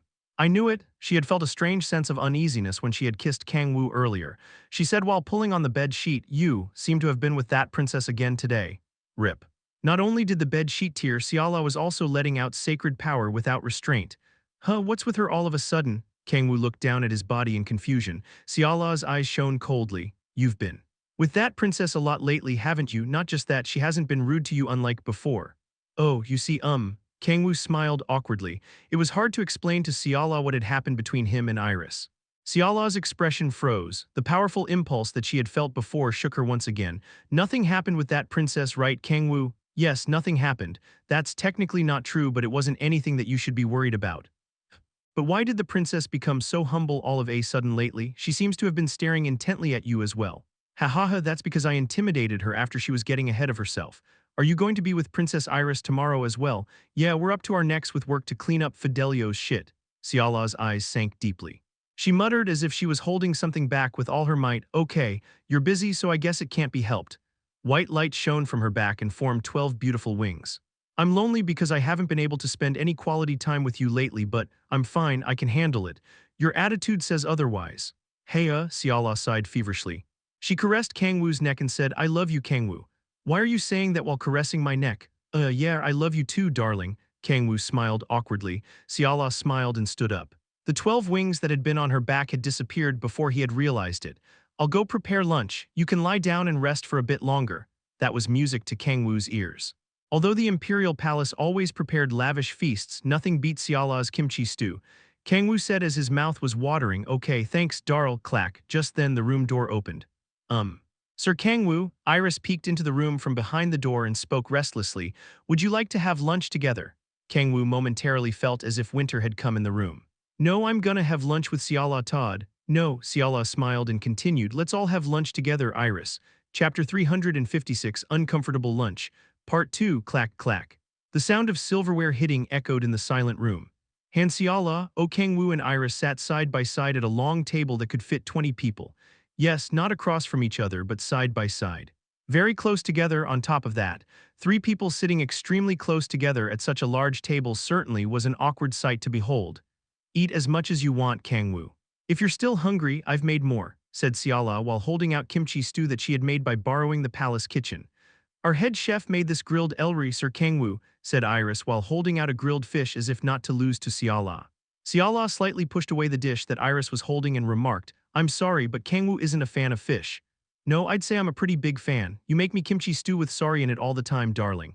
Kang-woo kept his mouth shut to prevent the words from leaving his mouth because he was certain that he was better off staying quiet in this situation. He was enjoying it quite a lot at the party though, replied Iris while narrowing her eyes. Although she had overcome her fear of Fidelio, her twisted personality would not be unwound so easily just because of that. Iris was still domineering toward everyone except Kim Si-hun and Kang-woo, but Ciala paid no concern to her attitude. My, is that so? He must have forced it down then. Maybe you just don't know Sir Kang-woo that well. Nonsense, ho ho ho. Ciala laughed and Iris glared at her. Kang-woo simply lowered his head lifelessly from the war of nerves that was occurring with him in between. Is this hell? Did something go wrong while I was crossing to Erner and end up in the 9 hells? Kang-woo felt like he was in the middle of a blizzard. He carefully had a spoonful of the kimchi stew that Ciala had made for him. Fuck. He could barely taste the delicious kimchi stew. It felt as if he was eating right next to 2 ticking time bombs. Why are you two doing this to me? Kang-woo stared at Iris bitterly. He also held bitter feelings for Ciala for going out of her way to eat with Iris when she could have just refused, but Iris had been the trigger for this misfortune. I thought you fell in love with Si-hun at first sight. Why do you keep sticking to me? Kang-woo bit his lip. He wondered if Iris had turned out this way because of the extreme measure he had used to help Iris erase her fear of Fidelio. But still, Si-hun is far better than me in all aspects. The difference in their looks aside, their attitudes could not be any more different. Kang-woo had never treated Iris kindly. Even in the process to help her overcome her fear, he had pushed her as far down as possible to make her reach rock bottom. He had not consoled her nor empathized with her pain. Rather, Si-hun had been the one to console her. Kang-woo had made Si-hun ask how Iris was doing every single day to have him score some points with her. Si-hun was doing pretty well. Kang-woo had once eavesdropped on their call on the communication crystal, and Si-hun had consoled her with words that would even make a fellow man fall for him. On the other hand, Kang-woo had criticized Iris about why she had just let herself be beaten up, made her beg him for his help, and all sorts of other shit. So why? Sir Kang-woo, please have some of this grilled elri before it gets cold. I had the head chef procure elri of the finest quality just for you. Why are you doing this to me? Kang-woo had some of the grilled fish that Iris persistently held out to him. As expected, he could barely taste it. See, look how unwell Kang-woo's complexion looks, Ciala remarked. I'm pretty sure that's because of the red soup that he ate earlier. HMPH. It's laughable how you talk about Kang-woo when you don't know a thing about kimchi stew. What? Were people not allowed to talk about Kang-woo if they didn't know what kimchi stew was? Is that how it works? It kind of made sense. Kang-woo tilted his head and thought about the most useless things possible to get as far away from the war of nerves between the two women as possible. Kimchi stew, Kimchi stew. Kimchi stew is delicious. I can never get sick of it. Why is kimchi stew so good when it's just a mixture of kimchi and meat? While Kang-woo was off in kimchi stew land, the conversation between the two women continued. Come to think of it, you must be awfully lonely, Princess Iris. Lonely me, Siala nodded with a smile, since your beloved Si-hun isn't here. My heart ached for you when I saw you bawling your eyes out when Si-hun left. Siala sighed with her hand on her chest. Iris raised an eyebrow. Really? I had no idea. You seem to care deeply for Si-hun. Yeah, since Sir Si-hun is like a brother to me. That's the first time I'm hearing of it. Siala's eyes shone and she continued, then I guess you were quite the Brocken. Brocken, it's a term for a person who holds excessive love for their biological brother. I don't know about that. I did love my brother, but only as a brother. Iris and Siala locked eyes with each other. Kang-woo thought he saw sparks crackling in thin air. I wonder what the secret to the taste of kimchi stew is. He wondered if there was some sort of hidden truth contained deep within.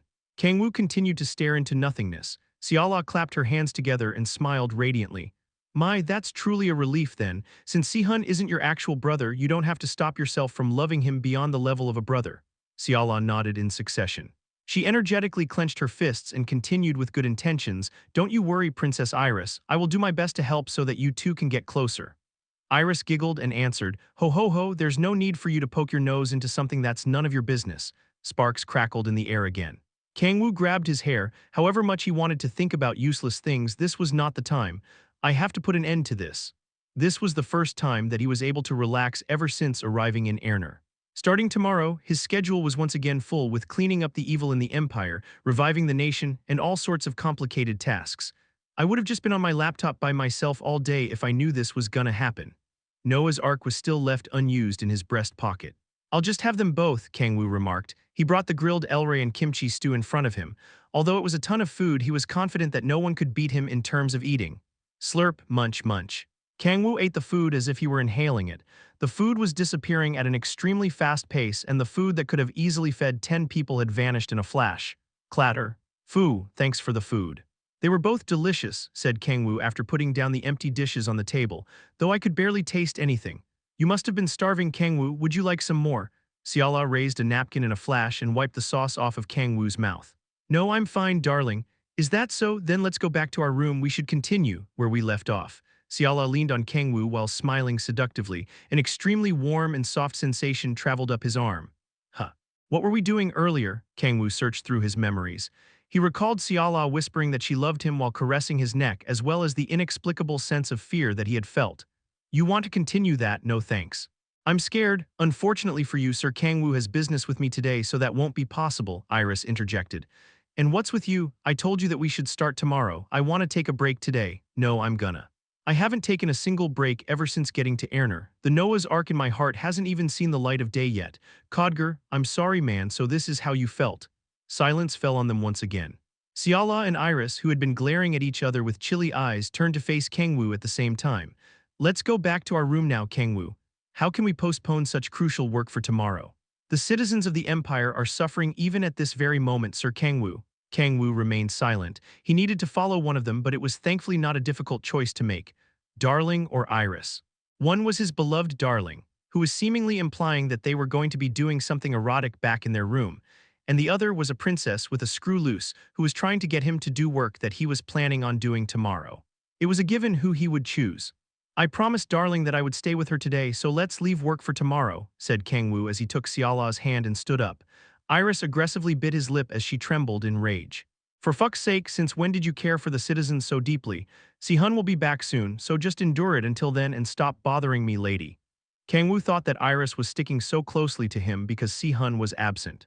Si-hun, I need you, please take this girl away from me. Having two wives isn't bad, is it? You're a protagonist, for God's sake, you shouldn't stick with just one heroine. I'll put in a good word with Layla. Kang-woo's eyes shone with desperation as he thought about his brother who was traveling around the Empire. Ho-ho, in that case, we'll be on our way. See you next time, Your Highness. Siala waved leisurely while smiling like the victor. Iris glared at Siala and then asked Kang-woo, come to think of it, you two are lovers, correct? Oh yeah, we are, Kang-woo nodded. Iris looked back and forth at Kang-woo and Siala with narrow eyes. Well, such a relationship doesn't last forever, Iris snorted. Siala's face slightly crumpled. She repeatedly opened and closed her fists and then belt down. Oh no, what's wrong, darling? I dropped my ring by accident. What? How could you have possibly dropped a ring that you were wearing by accident? Ho ho ho. I'm sorry, Kang-woo. I ended up dropping the precious engagement ring that you gave me. Xiala smiled brightly and held out the ring that Kang-woo had given her as if showing it off. Iris grimaced aggressively as she trembled. Well then, Princess Iris, Xiala approached Iris, we'll be on our way. I'll do my best to help you so that your relationship with Si-hun works out well so you don't have to worry at all. Ciala then brought her mouth close to Iris's ear and whispered something. She seemed to have used some sort of divine magic because Kang-woo wasn't able to hear a word of it. Good day then, Ciala smiled as she waved her hand. She dragged Kang-woo along by the arm and headed out the door. Slam. The door closed. Iris, having been left alone, blankly stared at the closed door. Ooh, she fiercely bared her teeth and grimaced. Erg, wham, Iris violently kicked the table. The words that Ciala had whispered into her ear echoed in her mind. How dare you have your sights on my Kang-woo? Heya heya, know your place, bitch. Hand, Ciala. Iris aggressively clenched her fists. Wham. She kicked the innocent table once again. Chapter 357, Supporter. You're not sure? Oh, Kang-woo asked. Yes, I'm sorry, Sir Kang-woo, answered Iris while dragging her feet across the ground with her head lowered as if she had committed a grave sin. Kang-woo clicked his tongue and shook his head. I mean, it's nothing worth apologizing for. The first step that they needed to take to revive the empire was to clear out the corrupt nobles that were sucking the citizens dry. It's not as easy as it sounds. The Arnan Empire's current political system was one of a centralized government with the emperor as the centralized power and various nobles managing their respective territories. Kang-woo was not planning on starting a revolution, so it would be a problem if he just beheaded nobles left and right. An unmanaged territory was far worse than one managed by a corrupt noble. The weak were not virtuous by nature. They would rip each other apart to take charge of the vacancy left by the noble. Considering the nightmare that nations run over by anarchy faced, punishing all nobles in the current imperial system was insane. I can't deprive the nobles of all their power either. Back when Kang-woo had just entered the labor force after just coming out of the orphanage, he had heard a middle-aged man shouting in the streets that politicians needed to work without pay. What a fucking joke. There of course needed to be modifications made to a certain extent, but providing people of power with the corresponding level of power and rewards was a necessary evil. There was absolutely no one in the world idiotic enough to do such work without pay. It's the same concept as a class president. There were very few people who actively raised their hands to become the class president. The reason was simple. They were given responsibility and work, but gained nothing out of it. If nobles had all their power taken from them, they would not do the work they were obligated to do. In that case, I'll have to somehow distinguish between the corrupt nobles and the nobles that only use the rights vested in them. The problem was that Iris was not knowledgeable enough about the empire to sort the nobles into those two categories. Although she was not an idiot, she had far too little information to work with due to Fidelio's intentional concealment of such information from her. At this rate, Kang-woo would not be able to eliminate the corrupt nobles in Fidelio's faction. I know a few of them through rumors, but they're nothing but rumors, Iris cautiously remarked. Kang-woo nodded. He could not act on simple rumors. I need someone who's knowledgeable about the empire's political landscape. However, such people had either moved over to Fidelio's side or been unceremoniously transferred due to Fidelio's death grip over the empire. Do I have no choice but to ask Fidelio directly? Kang-woo was reluctant to do so. Fidelio was a clever man. The moment that he found out he held valuable information, he would do anything it took to use it to his advantage. I do have a way to make him talk, but it was difficult to gain surefire information using such a method. After all, the one who would be saying the information was Fidelio himself. He would be using his own standards to name the corrupt nobles. It would be like gathering a bunch of pieces of shit and asking them who is worse. Kang-woo was in dire need of someone who knew very well about the empire's political landscape. Do you happen to know someone well-versed in this topic? Kang-woo asked. Just a second, please. Iris closed her eyes as if she was organizing the information in her head. She then exclaimed and opened her eyes. I do? Who? He used to be the imperial head mage. I'm sure he would be very knowledgeable about the situation in the empire. Kang-woo remained silent. He had a feeling that he knew who the imperial head mage that Iris was referring to. That perverted son of a bitch is well-versed in politics. He recalled the face of the mage that had almost changed the age rating of the novel with Layla. Just recalling him made Kang-woo sigh. Heya, Kang-woo thought for a moment to see if he had any other options, but there was no way that he would think of something so conveniently. Let me give him a call and, no, it's okay. Kang-woo shook his head and took out a crystal orb. Iris became wide-eyed. You knew about Douglas. Well, I happened to make his acquaintance. Kang-woo smiled bitterly. To be honest, he also welcomed having Douglas as a supporter. since there's no one who knows about high elves better than him. Making Kim Si-hun the hero of the continent, saving Iris if that could be called saving, and reviving the Empire was all to have a high elf manifest in Aerner. A scholar of high elves such as Douglas would no doubt be of great help to their plan. What is it? Douglas's voice came out of the communication crystal. Kang-woo took a glance at Iris. He said, Douglas, it's time for you to stop watching Ero manga and work. Why, Your Highness? Douglas, who rushed to the capital as soon as he received Kang-woo's call, froze as soon as he saw Iris. His wrinkled face was filled with regret, guilt, and rage. I heard about Fidelio. The news that he was Lucifer's servant had already long since spread throughout the continent to the point that even Douglas, who lived alone in the magic tower, heard about it. I knew he was a greedy and evil man, but to think he was a servant of the evil god. Douglas kneeled in front of Iris and lowered his head. I'm sorry, I should have been here to protect you no matter what happened.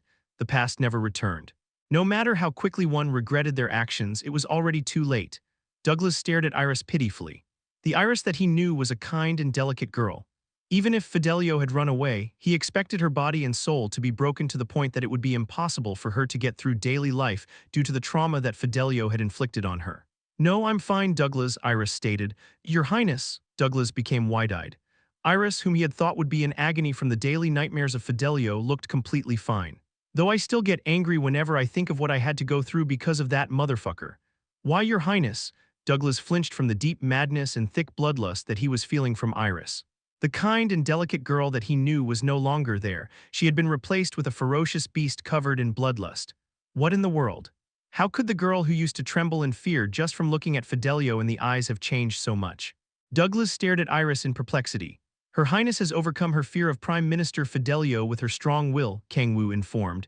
It's all thanks to Sir Kang-woo. Iris smiled brightly and embraced Kang-woo's arm. I'm not entirely certain what happened, but Douglas slurred. He was not sure why Iris, who always used to treat anyone but Reynold bluntly and temperamentally, was so close to Kang-woo, but I am truly relieved, Douglas smiled. It was far better to see Iris happy, albeit a little aggressive, than trembling in fear. Thank you for coming back, Douglas, Iris remarked. Not at all. I should be the one thanking you for calling back this useless old man who failed to protect you, Your Highness. Douglas got on one knee and lowered his head. Kang-woo smiled as he looked at Douglas. Thank God he didn't say that he was going back to his secluded life. Iris had practically no supporters, so Douglas would become a reliable ally as well as her strength. More importantly, why have you called me? Douglas asked. He had still not been informed of the specifics of the situation. Kang-woo handed Douglas the list of nobles of the Empire he had received from Lilith and stated, We would love to throw a party for you if we had enough time, but considering the circumstances, we have to get started right away. Although he felt sorry for slaving Douglas away as soon as he came all this way, this was not the time to feel sorry. I have to get to those damn corrupt nobles before they cut off all ties with Fidelio. As soon as Fidelio was discovered to be the servant of evil god Lucifer, the nobles of Fidelio's faction were erasing all evidence of their ties with Fidelio like a lizard cutting off its own tail to escape a predator. They were lowering taxes and distributing goods to the people of their territory in hopes that they would not get caught up in the storm. I won't let them get away. There was no way that a human who discovered the sweet taste of desire for the first time would reflect on and atone for their sins in the true sense. No, even if they do, the sins that they have already committed don't disappear. They had already dropped countless citizens into the pit of despair. Kang-woo would not let them act like they had turned over a new leaf. Please pick out the nobles that had sided with Fidelio in this list. Oh, even if they didn't side with Fidelio, please pick them out anyway if they had ever tyrannized the citizens. Douglas groaned as if he was in a predicament. Kang-woo was worried that Douglas did not know much about the Empire's political landscape as he had hoped, but Douglas had fortunately groaned for a different reason. It's going to be a lot, Douglas expressed. That's fine, punishing corrupt nobles en masse would temporarily brew chaos, but it was far better than leaving them be. I'll punish them to an extent. Considering the circumstances, Kang-woo needed to be flexible. He knew that wishing only for virtuous nobles to manage territories was nothing but a naive ideal. Understood. In that case, I will first pick out the nobles that sided with Fidelio, Douglas said, as he quickly worked through the complex pile of documents, as if proving that he used to be the head imperial mage. First, Duke Delphio and Marquis Vander, they're the worst of the bunch. Douglas organized the documents containing the details of each noble at breakneck speed.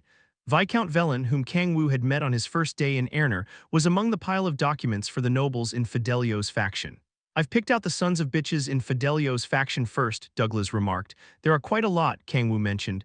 He wasn't a demon for nothing. Douglas sighed and continued. He either purged or demoted every noble that went against him. Are you among his victims? Douglas did not answer, but his silence was enough of an answer. How should we deal with these nobles? Kang-woo turned his head toward Iris. Iris answered without hesitation, execute them. Thick bloodlust emanated from her eyes. Douglas expressed shock, not having expected Iris to make such an extreme choice. All of them? He asked. Yes, all nobles that have any sort of connection to Fidelio must die, Iris answered firmly, then looked toward Kang-woo with sparkling eyes like a dog waiting to be praised. Kang-woo smiled awkwardly and nodded. It is a suitable punishment for what they have done. Are you sure it will be all right? Each of their private armies are a force to be reckoned with. That doesn't matter, Kang-woo shrugged. Kang-woo's party was so powerful that nothing but a deity would be able to face them. The likes of private armies of nobles were of no consequence to them. We should first punish the nobles connected to Fidelio and think about what to do after. Clack. The room door suddenly opened while Kang-woo was talking. An unbelievably handsome man entered the room. Si-hun, Sir Si-hun. Kang-woo was left wide-eyed as he stared at Kim Si-hun. He had heard that Si-hun would be coming back soon, but he had not expected him to be this quick. All right, perfect timing, man. Kang-woo looked down at Iris, who was looking up at him with sparkling eyes. He had been waiting for someone who would be able to pry Iris off of him. Si-hun. Kang-woo gave Si-hun a look and pointed at Iris. This was the perfect chance for him to score some points with Iris. Possibly having understood Kang-woo's message, Si-hun approached the group without hesitation. Yes, good. Now if you embrace Iris and say some shit like I've missed you, your highness, she'll fall head over heels for you. Kang-woo smiled in satisfaction while imagining Si-hun and Iris's heartfelt reunion. However, unlike what he had hoped, Si-hun stormed right past Iris. He walked past her. Grab, I've missed you, Hyungnim. Not me, you stupid son of a bitch. Chapter 358, Ruining Our Great Work. Why me, you dumbass? Kang-woo turned anxiously to look at Iris. For his plan to succeed, it was a necessity for the hero and the imperial princess, in other words, Kim Si-hun and Iris, to maintain an amicable relationship. You have to make the high elf take as much of an interest in you as possible, damn it. Do I really have to spell everything out for you? Kang-woo had discovered, from when Iris had seen through his authority of stealth, that the blessing of the high elves imbued in Iris was considerably powerful. There was a high chance that the high elves would have great interest in the one that they had blessed. Even if they don't treat her like their own child like Gaia does to her retainers, they would at least treat Iris better than other people. Kang-woo felt as if the ideal hero-princess picture in his mind was falling apart. I might have to make some aggressive moves. Kang-woo would have to push a little more aggressively for Iris and Si-hun's relationship to bloom. Iris already had feelings for Si-hun, so it would not be difficult to do as long as Si-hun cooperated. Yeah, I missed you too, Si-hun. Kang-woo pushed aside his thoughts for now and patted Si-hun's shoulder. He had actually missed Si-hun as well after all these weeks. How did your interactions with the citizens go? They were extremely passionate. Haha, I felt like I'd become an idol or something. Si-hun scratched his head in embarrassment. Kang-woo smirked, cute son of a bitch. No idol could ever compare to Si-hun in terms of looks, so seeing him so embarrassed was rather cute. Kang-woo patted Si-hun's shoulder and turned toward Iris. You should greet the princess as well, Si-hun. Oh, Si-hun exclaimed, having only just realized that he was told to form good relations with the princess. I apologize, your highness. I was so distracted that I failed to see you. Ho, it's all right, I already knew that you two are very close. Iris, who had been staring blankly at the two of them, hurriedly smiled and bowed to Si-hun. Seeing that, Kang-woo chuckled. Well, you got jealous, huh? From Iris's reaction, she seemed to have been saddened by the fact that Si-hun had come to Kang-woo before her. I was a bit worried, but it seems it was needless. Her jealousy was good news, especially if it was to the point that she was bothered by the fact that Si-hun had taken care of his older brother, despite them both being men. It showed the extent of Iris's feelings for Si-hun. Should I stimulate those feelings a bit more? Kang-woo approached Si-hun and lightly hit his shoulder. I was bored without you around, Si-hun. Hyung-nim. I heard you were attacked a few times. Are you okay? Of course. Haha, okay, I'm glad you're unhurt, Si-hun. Kang-woo purposefully flaunted his intimacy with Si-hun. NGH. Like Kang-woo had thought, Iris was biting her lip in frustration while staring at him and Si-hun. Kang-woo smiled widely. Man, I might actually get two sisters-in-law at this rate. I'll have to think of a way to persuade Layla later. That aside, Si-hun, I'm sorry to say this as soon as you've come back, but Kang-woo prioritized what they needed to do first and foremost. He handed Si-hun the documents that Douglas had sorted. Capture everyone in these documents and bring them to me. Me, Si-hun expressed. Kang-woo nodded. The people of the Empire thought worse of the nobles than they did demons. To revive the nation as well as publicize Si-hun as a hero, Si-hun himself needed to step up to punish the nobles. Who are they? Asked Si-hun. Nobles that sided with Fidelio. Si-hun's eyes turned menacing as soon as Fidelio was mentioned. It had been exposed while he was traveling the nation, but it had been such a massive incident that he had also heard about Fidelio's true identity. He was the servant of evil god Lucifer. The nobles that had sided with him likely did not know that Fidelio was a demon, but their actions had been no different from that of demons. I guess I'll have to head out right away. Si-hun stared at Kang-woo in disappointment, his eyes seemingly asking Kang-woo if he could come with him this time. Kang-woo smiled bitterly and shook his head. He had far more things to do. Moreover, Kang-woo couldn't be bothered to. It was far too much of a hassle. He was already far too busy to spend any time with his darling, so he did not want to take on any more bothersome work. The little brother is supposed to take on all the chores, Si-hun. If you've got a problem, just get older than me. I understand. I will punish them myself. Si-hun summoned his holy sword while exuding bloodlust. Kang-woo shook his head. No, bring them to me without killing them. Pardon? Si-hun's eyes widened in confusion. Iris needs to declare their execution herself in front of the people. Oh, since we have to give a speech to let the public know of every single one of their crimes, make sure to record any evidence you find with a crystal. Sir Kang-woo, Iris expressed confusion this time.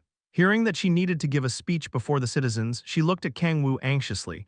I told you that I would let you take back what's yours. Kang-woo placed his hand on Iris's shaking shoulders. Nothing will change from before if you just leave everything to Si-hun. Iris's image of which had considerably disappeared after the reveal of Fidelio's true identity, but there was no way that the people of the Empire would amicably view a princess that had been controlled by a demon.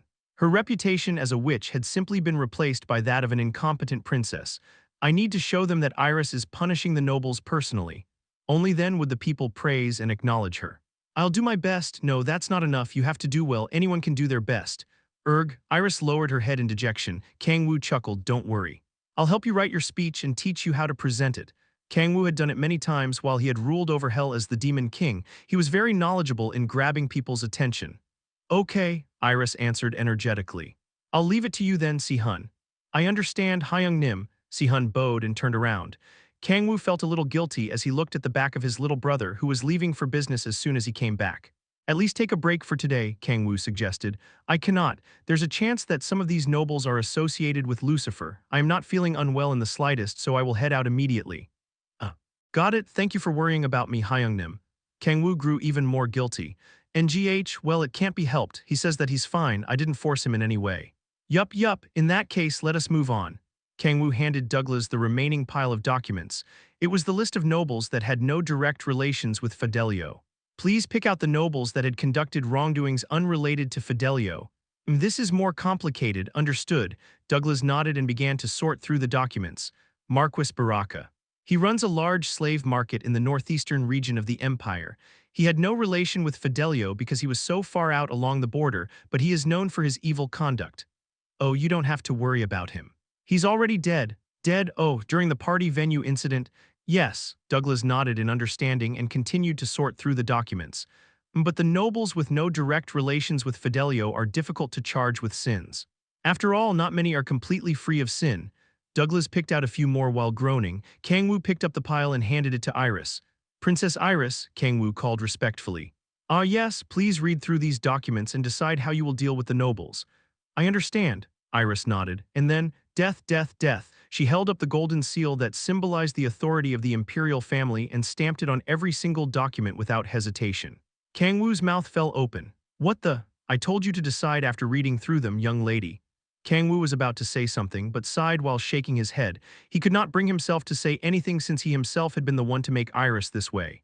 Wah, muttered Douglas all of a sudden, so silently that no one but Kang-woo could have heard it. Douglas looked down at a single document and then took it out of the pile to stuff in his pocket. Grab. Wait, Kang-woo's eyes narrowed after grabbing Douglas's wrist. What was that just now, Douglas? Oh, why you see? Douglas broke into a cold sweat. You're not trying to pardon a noble just because you have personal ties with them, are you? And not at all. I simply sorted it elsewhere because their action wasn't enough to be considered evil toward the people, Douglas shouted. Then why did you put it in your pocket? Well, Douglas's eyes quivered. Kang-woo took the document out of Douglas's pocket. Baron Lisanagi, Kang-woo read. Like Douglas had said, the noble was only using the powers vested in him. No, his territory was so small that he did not have much power in the first place, so it certainly was ambiguous to sort him as evil. Why did you take him out of the pile, Douglas? Kang-woo glared at him while emitting bloodlust. Douglas trembled, being faced head-on with the bloodlust of the Demon King. He stuttered. B. Baron L. Lisanagi is a phenomenal p-porn artist. He gulped. Pardon, a phenomenal what artist? He draws excellent porn. He is like a god in our industry. He mustn't be sentenced to death. Kang-woo remained silent and his eyes flared up. For a reason like that, for a stupidly pathetic reason like that, the floor of the Imperial Palace that he was standing on cracked like a spider web with him at the epicenter. You're trying to ruin our great work, Kang-woo expressed rage as he slammed his fist down on the table. Is your brain down in your groin? You're thinking about porn in this situation, ha. You should be embarrassed. My apologies. Douglas lowered his head. Kang-woo turned away from Douglas in exasperation. What the hell is he thinking? He had not expected Douglas, whom he had trusted, to stab him in the back like this. If only I wasn't helped by him in the past. Kang-woo would not have left Douglas be. He turned around while quelling the rage within him. I will go get some water. He felt he would be unable to handle his boiling blood from spread throughout his body if he stayed here any longer. Kang-woo opened the office door. Sir Kang-woo. Just then, Iris approached him. She put her hand in his left breast pocket and took out a document that had been neatly folded and placed in there before anyone had realized it. It was the documents containing Baron Lisanaga's personal details. You forgot to leave the document here, said Iris. Oh, Chapter 359, Spamming Underplots. The plan to root out the evils of the Empire commenced. Kim Si-hun went to each and every noble of Fidelio's faction that sucked the citizens of the Empire dry and subdued them. The nobles tried to stop Si-hun by arming their knights, soldiers, and even the people of their territory, but it was a pointless effort. Si-hun barged into the territory all on his own, neutralized the citizens who had been forced to fight, and forced out the corrupt nobles. The other nobles who had heard about Si-hun's actions tried to run without putting up resistance or making any excuses, but it was near impossible to run from the extremely fast Si-hun with exceptionally heightened senses. Not just that, as if letting out the rage that had been suppressed all this time, the citizens stepped up to help Si-hun by telling him in real time where the nobles ran to. Hence, the nobles of Fidelio's faction, who had literally become the public enemy of the entire empire, were soon thrown in jail and could do nothing but wait for the sentence that Iris would give them. Fufu, he sure is working hard. I wonder if it's to make himself look good to you, Master Kang-woo, Lilith giggled as she organized the report. Oh, Kang-woo turned toward her. How is the progress? They have almost all been captured. The status of the nobles that had been demoted by Fidelio are also being restored. Make sure you keep an eye on them as well. Just because they didn't take Fidelio's side doesn't mean they're clean. Fufu. After what's happening right now, even if they have evil desires, they wouldn't dare act on them as long as Si-hun is here. I guess that's true, Kang-woo nodded. Regardless of whether it was of their own will or someone else's, the nobles would no longer be able to do whatever they wanted.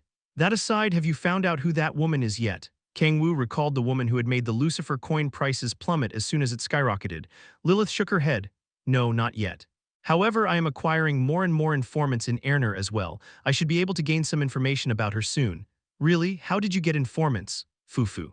Would you like to know? Lilith smiled widely and turned a portion of her hair to a green tentacle. It wriggled up Kang-woo's arm while spewing sticky mucus. Kang-woo turned pale. No, I don't want to know. Ho ho. Well then, I will be on my way to expand my information network more. Lilith lightly waved her hand and turned around. Kang-woo was about to ask who she was using as informants but decided not to. It doesn't do me any good to know. He felt sorry for the poor victims of Lilith's tentacles, but it was none of his business. As long as it's not me, it's all good. Kang-woo couldn't care less about who they were. He nodded and turned away from Lilith. Oh right, Master Kang-woo, Lilith mentioned. Kang-woo flinched and turned back toward Lilith. Balrog is coming back today, apparently. Oh really? Kang-woo's eyes shone. Balrog's party, who had been traveling throughout the nation along with Si-hun, had separated from Si-hun again to investigate the entire continent. It's been about a month. Time flew by after everything that Kang-woo had to do. I might as well go out to greet them. Kang-woo smiled and stood up. Kang-woo, Echidna ran toward Kang-woo with a radiant smile and jumped into his arms. As if proving that she was a dragon, she was squeezing his waist with immense force despite her small stature. You're gonna break my spine, Echidna. Kang-woo chuckled and patted Echidna's head. How have you been? Kang-woo. Echidna was breathing heavily with her face buried in Kang-woo's embrace, having no leeway to answer. Since when were dragons a breed of dog? Echidna was taking in Kang-woo's scent to an excessive degree. She rubbed her nose around Kang-woo's solar plexus area and shouted happily, Ahem. Sniffing heavens, what the hell does that mean? Kang-woo tilted his head from the unfamiliar phrase. Balrog walked up to him before he had a chance to ask Echidna what it meant. Have you been well, Master Kang-woo? Yeah. And you? Kang-woo waved at Balrog happily. He couldn't help but smile for some reason after seeing Balrog after a month. Move. Halcyon yanked away Echidna, who had been rubbing her face on Kang-woo. He looked like a frail girl on the outside, but he was an ancient demonic beast. He was far stronger than the princes of hell in terms of physical strength, so there was no way that Echidna would be able to handle such power. Echidna glared at Halcyon after being thrown back. Kang-woo clicked his tongue and lightly conked Halcyon's head. "What do you think you're doing?" Kang-woo scolded. "HNG." Halcyon became teary-eyed as he grabbed his forehead. Kang-woo walked past him and grabbed Echidna's hand to help her up. He lightly brushed off the dirt on her butt and asked, "How did it go?" "I was lonely because you weren't with me," answered Echidna. "No, not that. Did you manage to find anything?" "I don't really have my hopes up, though." Kang-woo had told them to find clues regarding the demon god's corpse, but it had been nothing but an excuse to send them away to prepare a stage for Si-hun so that he could monopolize the achievements. "Well, I didn't really have my hopes, we did find something a little suspicious," Cha Yeonju interjected. "What?" Kang-woo narrowed his eyes. "Something suspicious?" Yeonju shrugged. "I'm not really sure. I didn't really see anything off about it, but Balrog thought it was a huge deal." Kang-woo turned toward Balrog. Balrog slowly closed his eyes and took something out of his pocket. It was a box the size of a palm. Kang-woo opened it. Sand, it was red sand. As Kang-woo was about to ask what was so special about it, he suddenly froze. "This is, yes, you are correct," Balrog nodded. "It is dirt from the 9 hells." Kang-woo scooped up the red sand from the box and licked a little of it. He detected the bitter taste of blood and a minuscule amount of demonic energy within it. It was the dirt that made up the land of the 9 hells. "Fuck," Kang-woo frowned. His head was in jumbles. "Why would dirt containing demonic energy exist in Erner? Where did you find this?" "A town in the northern region of Erner." "A town? I say town, but it was not one inhabited by people. It had become a ruin as if it had been attacked by monsters." Kang-woo narrowed his eyes. He touched the red dirt in the box again. "Were there any demons or demonic beasts in the area?" he asked. "None," answered Balrog. "How far was the dirt spread?" "About 100 meters. And nowhere else?" "Yes, but the demonic energy itself was spread throughout the town." Kang-woo remained silent. A ruined town and the affected area spanning over about 100 meters. There was extremely little information, but there were not many possibilities to choose from. Someone must have performed a summoning ritual, Kang-woo surmised. There was a good chance that the residents of the town had become sacrifices of the summoning ritual that the demon cult used to perform on Earth. Yeonju grimaced and asked, "Does that mean there's an organization like the demon cult here as well?" Kang-woo shook his head. "The demon cult, the likes of the demon cult." He firmly replied, "The demon cult couldn't do something like this." Yeonju frowned as if she couldn't follow. "What do you mean?" "The demon cult bastards sacrifice people to perform summoning rituals all the time."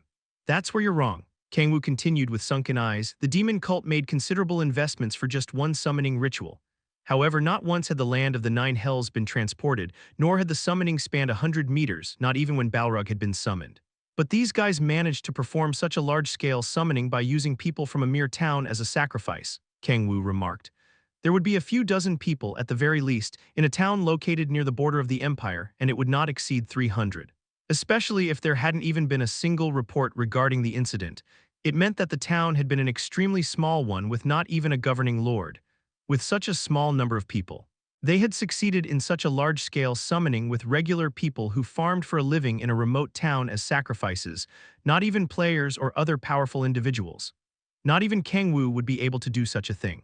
Kang-woo licked his lips. The bitter taste of blood from the red dirt lingered in his mouth. His boiling blood traveled throughout his body. Ba-dump, ba-dump, his heart beat rapidly. He felt anxiety, uneasiness, displeasure, and interesting, Kang-woo smiled. Shivers of thrill ran down his spine. He had not gotten this feeling in a very long time. His demon instincts were stirred, an unknown enemy, a prey that was hiding within the darkness, waiting to strike. The desire to find and devour that prey made Kang-woo's blood boil. I wonder who it could be. He had no idea. He had nowhere near enough information. Well, it doesn't matter. Kang-woo smirked and cooled down his boiling blood. It did not matter who it was, what they were planning, nor how much power they were amassing. Besides, Kang-woo would come out victorious in the end. He had always done so and would continue to do so in the future. "Is that all that you've found?" Kang-woo asked.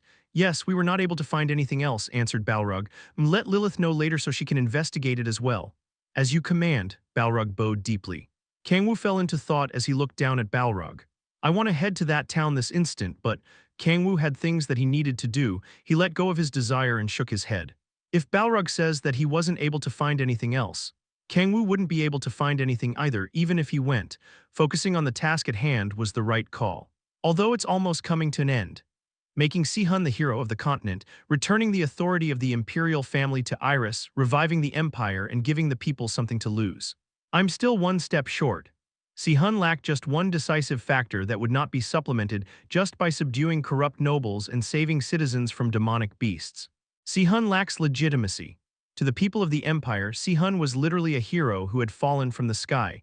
He was being praised at the moment because he had accomplished such incredible feats, but there were bound to be people who would criticize him for that factor.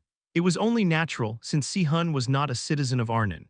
To make a comparison, it was as if a national crisis in Korea had been resolved by a foreigner who had appeared out of nowhere. He'd be treated the same way as General MacArthur. Although General Douglas MacArthur was considered a hero among Koreans, he was not as famous as Korean heroes. Anyway, although Si-hun was being sufficiently treated as a hero at the moment, there was a way to have him be hailed even more as a hero. A way to resolve Si-hun's legitimacy as well as raise people's opinions of Iris at the same time. "Layla, I have something to tell you," said Kang-woo. "Ah, okay, what is it, Kang-woo?" As Layla was thinking hard about what she had heard about the summoning, she turned her head as Kang-woo suddenly called her. "Well, I have to ask for your understanding, to be more exact." "My understanding?" Kang-woo grabbed Layla's shoulders and continued, "I want Si-hun and Iris to be engaged." Chapter 360. Engagement Announcement. "Pardon?" Layla stared at Kang-woo wide-eyed, unable to understand the out-of-the-blue statement. She stuttered, what do you mean?" "I'm not talking about a real engagement," Kang-woo mentioned. "Oh," Layla fell into thought for a moment with her hand on her chin, and then nodded as if she understood what Kang-woo meant. "You must be thinking of solidifying Si-hun's foothold in the empire by announcing his engagement with Iris." She had been able to figure out Kang-woo's intentions with ease. "Correct," Kang-woo nodded. Marriage was an excellent political move. It had been used many more times in history for political purposes rather than for love, especially among those in power. Kang-woo said Si-hun lacks legitimacy at the moment. "I get what you mean," Layla agreed. Kim Si-hun was already considered a hero by the majority of the continent, but his announcement of engagement with the imperial princess would consolidate his position even more. "But wouldn't that make the other nations wary of him?" Layla asked. Si-hun needed to be the hero of Erner, not the hero of the Arnon Empire. His engagement with Iris might be a bad move in that aspect, since the fact that he was not affiliated with any nation at the moment was a weapon in its own right. Kang-woo expressed it was a valid argument, but although there are other nations in Erner, the Arnon Empire's status is far larger than any of them. It was easy to see, considering the entire continent was using the currency known as the Arnon. "Also, it isn't just for Si-hun to be acknowledged by the people of the Empire," Kang-woo added. "You've even thought about the High Elves." "Yes. As long as Iris was blessed by the High Elves, it was fair to assume that she had more of a connection with them than anyone else. From the perspective of the High Elves, they would want nothing more than Si-hun and Iris to get together," Kang-woo said. High Elves were beings of godhood that possessed divinity, so they likely possessed intelligence just like Gaia. Kang-woo did not know how much interest they had in the matters of Erner, but they probably would not think negatively of the matrimony between the one that they had blessed and the savior of the continent. "Have you told Si-hun and Iris?" Gaia asked. "No, not yet. I'm fine with it as long as Si-hun is okay with it as well. I would have qualms about it if it were an actual engagement, but it's fake anyway." Layla smiled gently. She sure gets it. No matter how Kang-woo looked at it, Layla was far better than Gaia. Kang-woo smiled and bowed to Layla. "Thank you very much for understanding." As long as he acquired Layla's approval, the rest was easy. Si-hun would do anything that Kang-woo asked of him, and Iris had feelings for Si-hun. They can take this chance to get closer to each other. Kang-woo felt sorry for Layla, but the ultimate goal was for Iris and Si-hun to get together for real. Iris's current mental state was highly unstable, and there was nothing better to heal the mind than getting together with the one you love. "I feel bad for her too." Although it had ultimately been Iris's choice, Kang-woo felt guilty about pushing her to the point that her mind had completely broken. There was no better opportunity than this to get rid of the nuisance that had been bothering him lately as well as to atone for his actions. Si-hun, a protagonist has gotta have at least two heroines. She's a bit loco, but I'm sure you can make it work. Kang-woo headed to the Imperial Palace while smiling in satisfaction. "An engagement?" Iris's eyes shook. She was reacting more strongly than Layla. No wonder, it was only obvious since she had feelings for Si-hun. She was likely cheering inside her head. "I say engagement, but it's not a real one." Kang-woo gave her a short explanation. He naturally could not tell her that it was to manifest a high elf, so he told her instead that it was necessary to revive the empire. "Oh," Iris expressed. Kang-woo smirked and put his hand over her shoulder. "You don't have to be so disappointed." "Pardon? Although it's fake you'll be engaged to each other, you'll have far more opportunities to be together, just the two of you." They needed to be together very often to fool everyone around them.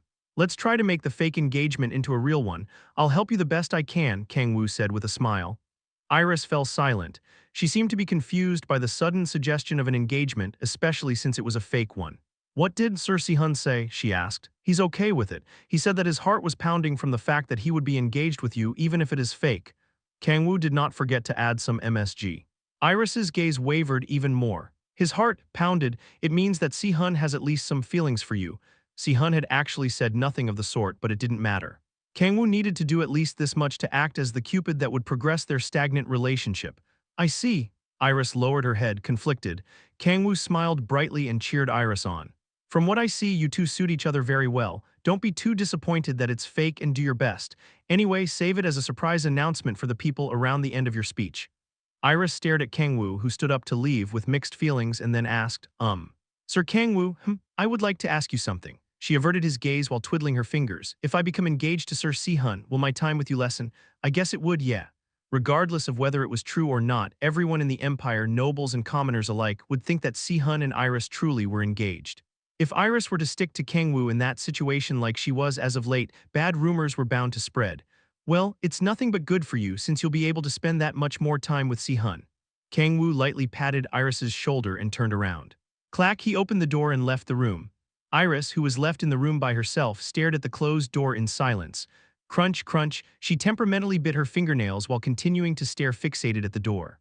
Ho ho ho, I'm sorry Kang-woo, I ended up dropping the precious engagement ring that you gave me. Han Xiala's laugh suddenly fluttered in her ears. Crunch, blood flowed down from the fingernail that she was biting. Engagement, Iris stood up as she swayed. She continued to say that word repeatedly in madness. Now don't be nervous, you memorized the speech right? Kang-woo asked. Yes, in full, Iris replied. Just be confident. The day that Iris would sentence the nobles that Si-hun had captured arrived. The plaza was filled with people who had come to watch the ruling, and the broadcast that had been used during the Fidelio incident was also on. Iris looked down at the plaza anxiously and then slowly walked forward.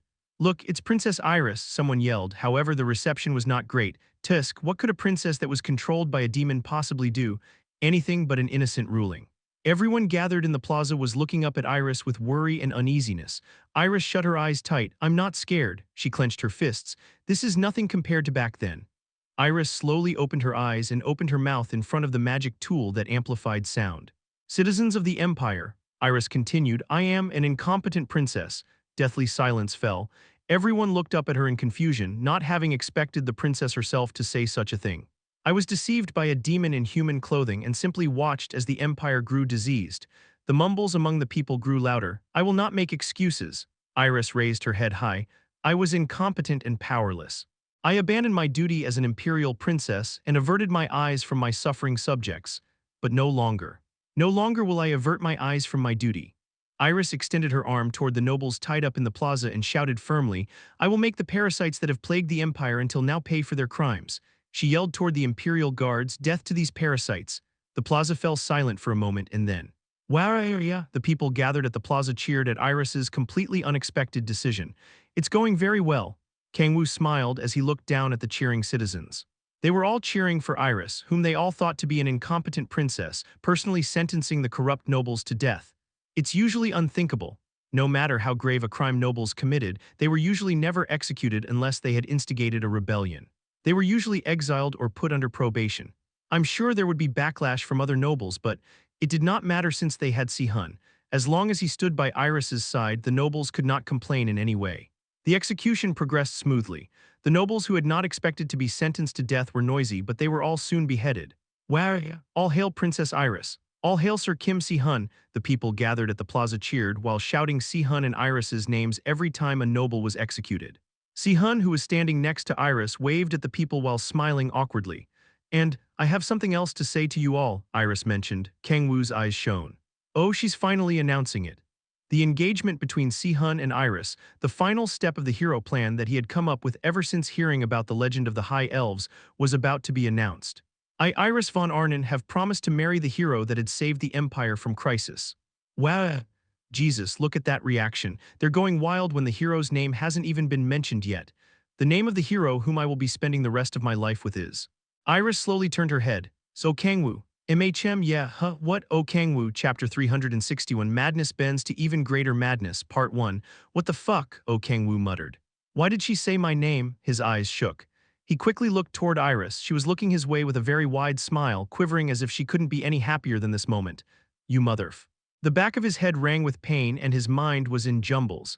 He asked himself why, but he was able to come up with an answer soon enough. It was simple, so simple that he felt stupid for not having realized it sooner. Iris's feelings have switched from Si-hun to me. Kang-woo couldn't understand why he had been unable to pick up on the changes in Iris's affections. Kang-woo clenched his fists. He knew exactly why. He was highly sensitive to emotions. He was well versed in reading them as well as controlling them. After all, he was a demon. He had spent 10 millennia in a world run by desires. However, he was unskilled in reading others' affections for him. No, he was unable to feel it. One could say that he had become insensitive or broken. He had not felt such a thing for far too long. His life had been one of endless, desperate battles to extend his survival. Everything unrelated to victory had been atrophied. He was unable to pick up on subtle changes in one's affection unless that affection was clearly transmitted to him verbally. Hence, he had missed the changes in Iris and had made an error. Shit, I thought I'd gotten better. Kang-woo thought that he had learned much about it after meeting Han Xiala, but he had been sorely mistaken. He could hear mumbling from all around the plaza. Oh Kang-woo, who is that? Wouldn't the hero who saved the empire be Sir Kim Si-hun? The people who had been cheering just a few seconds ago were looking at each other in confusion due to the mention of a completely unexpected name. It was only natural. Although Kang-woo was fairly well known on Earth, only a handful of people knew about him in Aerner because he had purposefully concealed his identity. This is bad, Kang-woo bit his lip while staring at the mumbling people. This was the worst possible situation. He had purposefully hidden his identity because he was trying to focus the attention of the High Elves on Si-hun. If the attention of the Empire's citizens were to be focused on Kang-woo, so would the attention of the High Elves. Worst case scenario, they would find out that he was the demon of prophecy. I mean, I guess I'll still be fine since I have Gaia's guarantee. After Kang-woo became the protector of light, he would be recognized as Gaia's retainer by all those who possessed divinity. Hence, not even the High Elves would easily be able to figure out his true identity. But it did not change the fact that Iris had ripped apart the plan that he had pictured in his mind. The gears in his head turned quickly. He needed to resolve this situation even if he needed to use unreasonable means. Sir Kang-woo, Iris approached Kang-woo while teary-eyed. She smiled and then whispered, please give me a ring as well. Her eyes were filled with twisted desires. Authority of subordination. Kang-woo closed his eyes and linked his consciousness with that of Kim Si-hun, who was standing next to Iris. Si-hun was left flustered by the train of events that had completely derailed from the original plan. Si-hun, Hyung-nim, you don't have to speak out loud. What's going on? The plan was supposed to be Iris acted on her own. Then, Si-hun was staring at Kang-woo not knowing what to do. Just do as I say. Si-hun was about to say something but refrained from it and nodded. He listened to Kang-woo's instructions and then grabbed Iris's hand as she was walking toward Kang-woo. Princess Iris. People will get the wrong idea if you call me by that name, he expressed. Iris stared at Si-hun, unable to understand what he was talking about. You should only call me that. When we're by ourselves. Si-hun smiled gently and caressed Iris's cheek. He pulled Iris along and stood in front of the voice amplification magic tool. As you all know, I am not a citizen of Arnon. Si-hun calmly continued, in my hometown, children are given 2 names. Kang-woo was having Si-hun spout absurd bullshit. There's no other way. He was trying to scoop back up water that had already been spilt, so it was naturally very clumsy. But even so, Kang-woo's eyes lit up. In the end, people only saw what they wanted to see, listened only to what they wanted to listen to, and trusted only what they wanted to trust. And they want Si-hun and Iris to become a couple. If that's the case, it'll work. Even if it was unreasonable and didn't make sense, Kang-woo was certain that it would work for sure. I received names from both my mother and father. The name that Princess Iris has said is the one that my mother has given me. Oh, the people gathered at the plaza expressed. Instead of it sounding more like they understood, their expression gave off more of a feeling that they were wondering if that meant Si-hun and Iris were getting engaged. Si-hun smiled brightly. Yes, Princess Iris and I have gotten engaged. Whistle, whistle. The people who had been confused began to cheer while whistling again. And no. Just as Iris was about to shout something while fiercely frowning, Kang-woo stepped up. Iris, come here for a second. Sir Kang-woo. Kang-woo pulled Iris by the wrist in a way that would attract as little attention as possible. He made Iris step down from the platform while Si-hun was distracting the people and then glared at her in anger. What the hell do you think you're doing? Iris lowered her head while stuttering. She started to come up with a poor excuse like Kang-woo had. You said that I needed to be engaged to a hero of the Empire for the nation to be revived. You are just as great of a hero as Sir Si-hun, but people don't know that yet, so I thought I would take this chance to tell them of your accomplishments. Because Iris knew nothing of Kang-woo's circumstances, she seemed to have been bothered by how no one knew of his achievements. Kang-woo frowned. When did I tell you to do that kind of shit? I'm sorry. Iris lowered her head in dejection. Kang-woo clicked his tongue as he looked over at the people of the plaza who were waiting for Iris to come back up to the platform. We'll talk about this later. Get back up there and finish your speech. Okay, Iris nodded while on the verge of tears. Thankfully, she managed to get through the rest of her speech without any issues. The people chanted Si-hun and Iris's names, and the two of them came down from the platform while showing how close they were to everyone. Kang-woo went back to his room after watching the speech to the very end. It's my fault for not realizing sooner, but Iris was ultimately responsible for acting on her own. I should scold her sternly. It had been difficult for Kang-woo to be stern with Iris due to her unstable mental state, but it would be bad if something like this happened again. Kang-woo put his hand on his forehead as if it hurt. How did this happen? Nothing would change even if he knew Iris's feelings for him. He had no intention to be with another woman as long as Siala was with him. Just then something popped up in his head.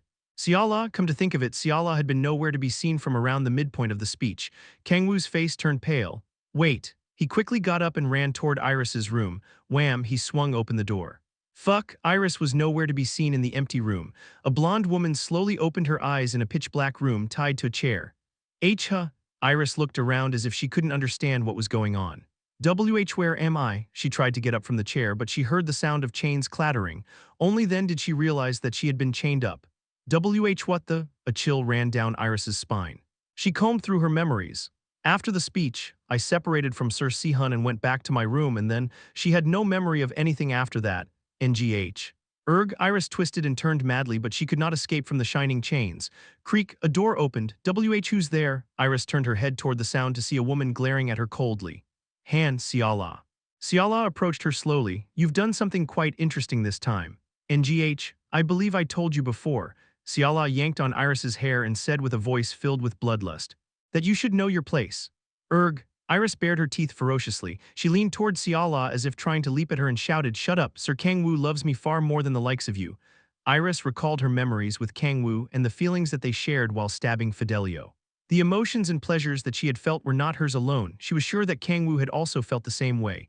I can no longer live on without Sir Kang-woo. Iris glared at Siala in madness. Kang-woo had saved her. No, he had given her a push for her to be able to stand on her own. He had taken her out of Reynolds' shadow, which she had been hiding within all this time. Silence fell. Siala bent forward and grabbed her stomach. The laugh she was suppressing spilled out. Kang-woo loves you more, you say? The corners of Siala's mouth rose as if mocking Iris. That's enough of your delusions, Iris. I can't believe you still have the gall to say that after seeing this.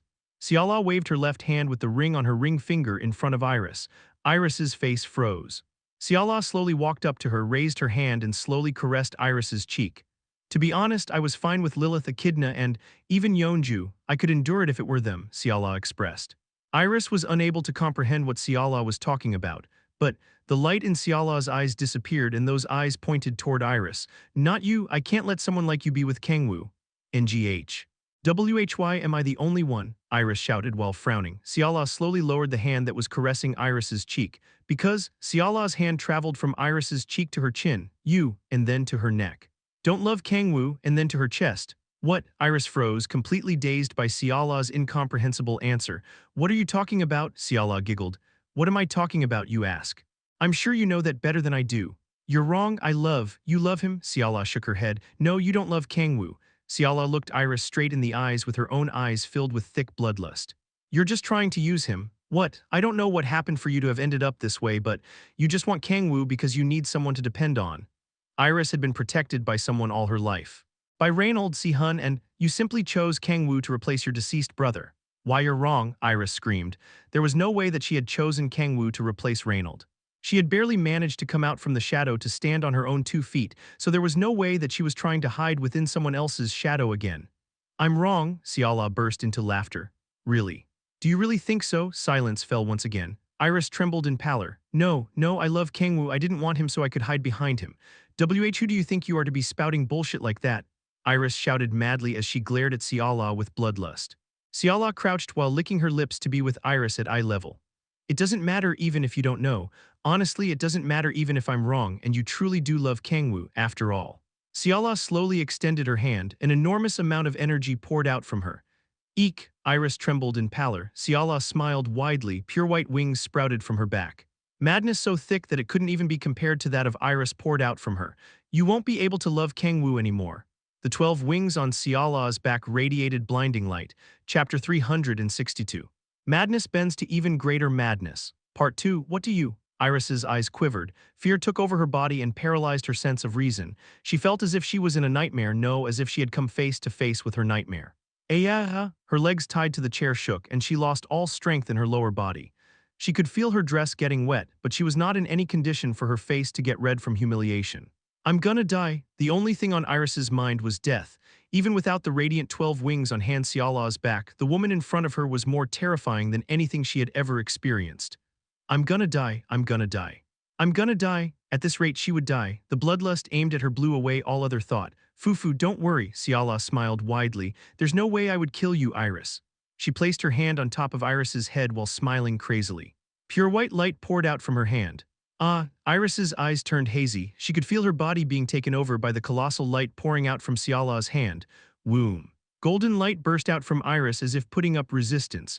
Xiala expressed surprise as the golden light and white light clashed in the air. This must be the power of the High Elves. It was more powerful than Xiala had expected. But it won't be able to block this. Xiala added more power while giggling softly. Boom! Just then the door that had been protected by white light exploded.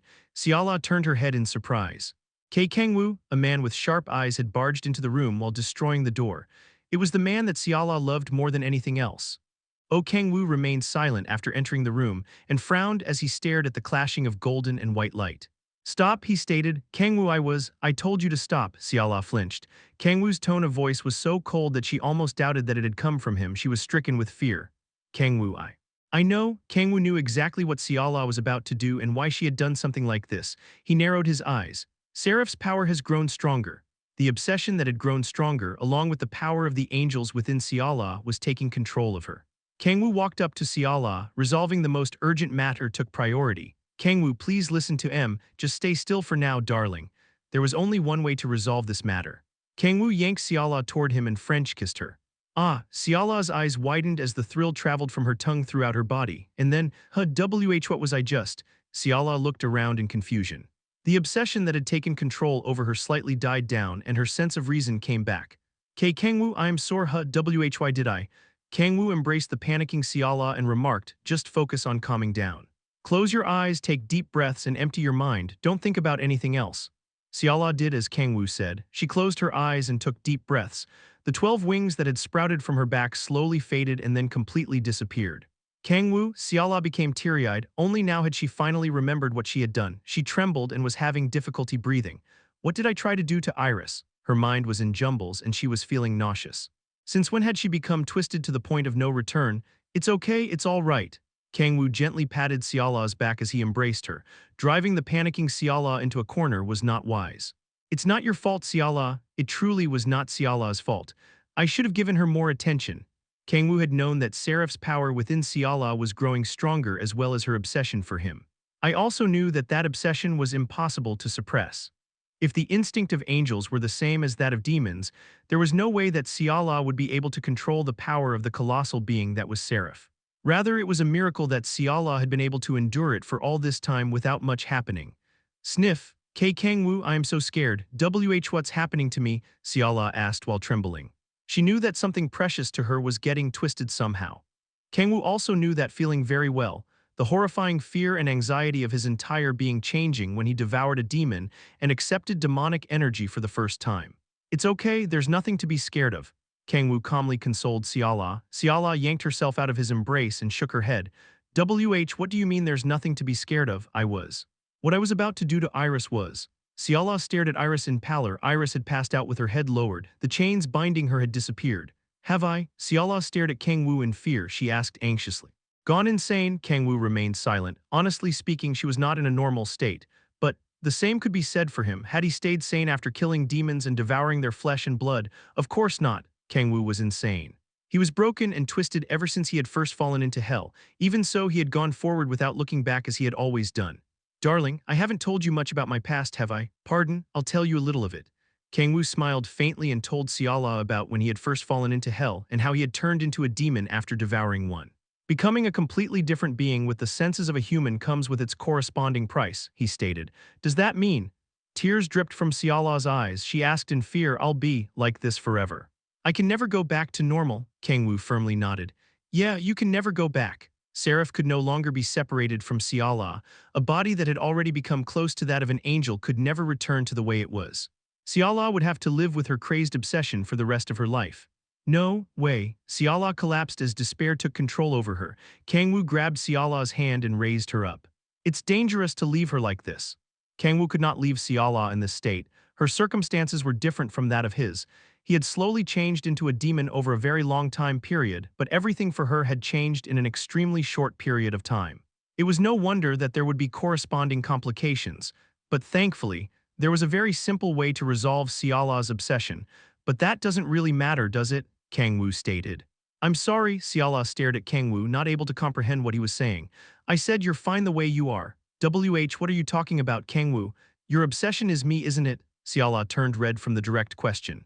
Kang-woo caressed her red cheeks and continued calmly, then there's no problem since I won't ever be apart from you. Ah, Siala expressed. Her eyes widened and sparks ran throughout her body. As long as the target of your obsession is me, there's no problem at all. All madness was born out of deficiency. Whether it be demons or angels, their madness arose when they did not get what they wanted. In that case, the solution was simple. I ask you to trust me just a little more, that's all I need. Kang-woo caressed the ring on Siala's left ring finger. Do you think I gave this to you for no reason? Kang-woo. Siala muttered in a trembling tone. Her shoulders shook as the corners of her mouth rose as far as they could. Kang-woo, Kang-woo, Kang-woo, she hugged him as she repeated his name. I'm sorry, I'm sorry. Siala rubbed her face in his embrace. Kang-woo smirked and patted her head. I guess that partly takes care of it. If the instincts of demons and angels were the same in nature, the way to control them should also be the same. Let's start by having her accept it. Siala needed to accept the changes to her body and senses. Rejecting and suppressing them would only make them more rampant. Demonic instinct was like a water hose. Forcibly closing the end would cause the pressure to rise and eventually explode, just like how Siala ended up now. It needs to be controlled, not stopped. Continuing the analogy from earlier, places for the water to flow out would need to be made. To do that, Siala needed to accept and understand the flowing water, which was her instinctive impulse. I'm sorry, I'm sorry, I'm sorry, Siala continuously apologized. Kang-woo shook his head and stated, no, it's okay. Well, it wasn't really as I had intended it, but the result wasn't a bad one. Kang-woo looked toward the unconscious Iris. The energy of the high elves that he could feel from her had become incomparably thicker than before. She must have awakened. It was the most likely conclusion. Iris had pulled out the power out of survival instinct after coming face to face with Seraph's colossal power. What a score! The power of the high elves growing stronger in Iris was worth celebrating. With this, her connection to the high elves had grown stronger. No, that's not what I'm apologizing about, Siala expressed. Huh, then why are you apologizing? I'm sorry, Kang-woo. Siala grabbed Kang-woo's arm while panting heatedly. I can't hold myself back anymore.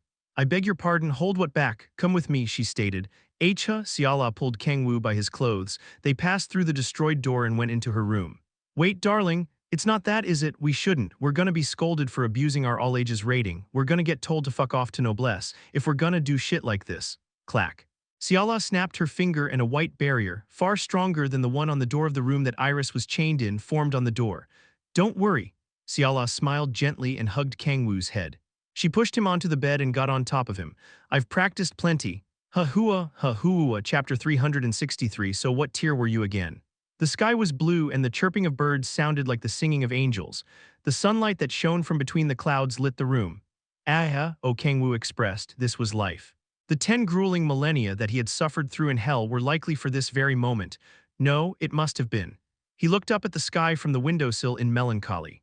What the fuck are you doing? Cha Yeonju, who had come to his room because it was past noon, frowned. Kang-woo, who simply looked out the window without looking at her, remarked, it's a beautiful day.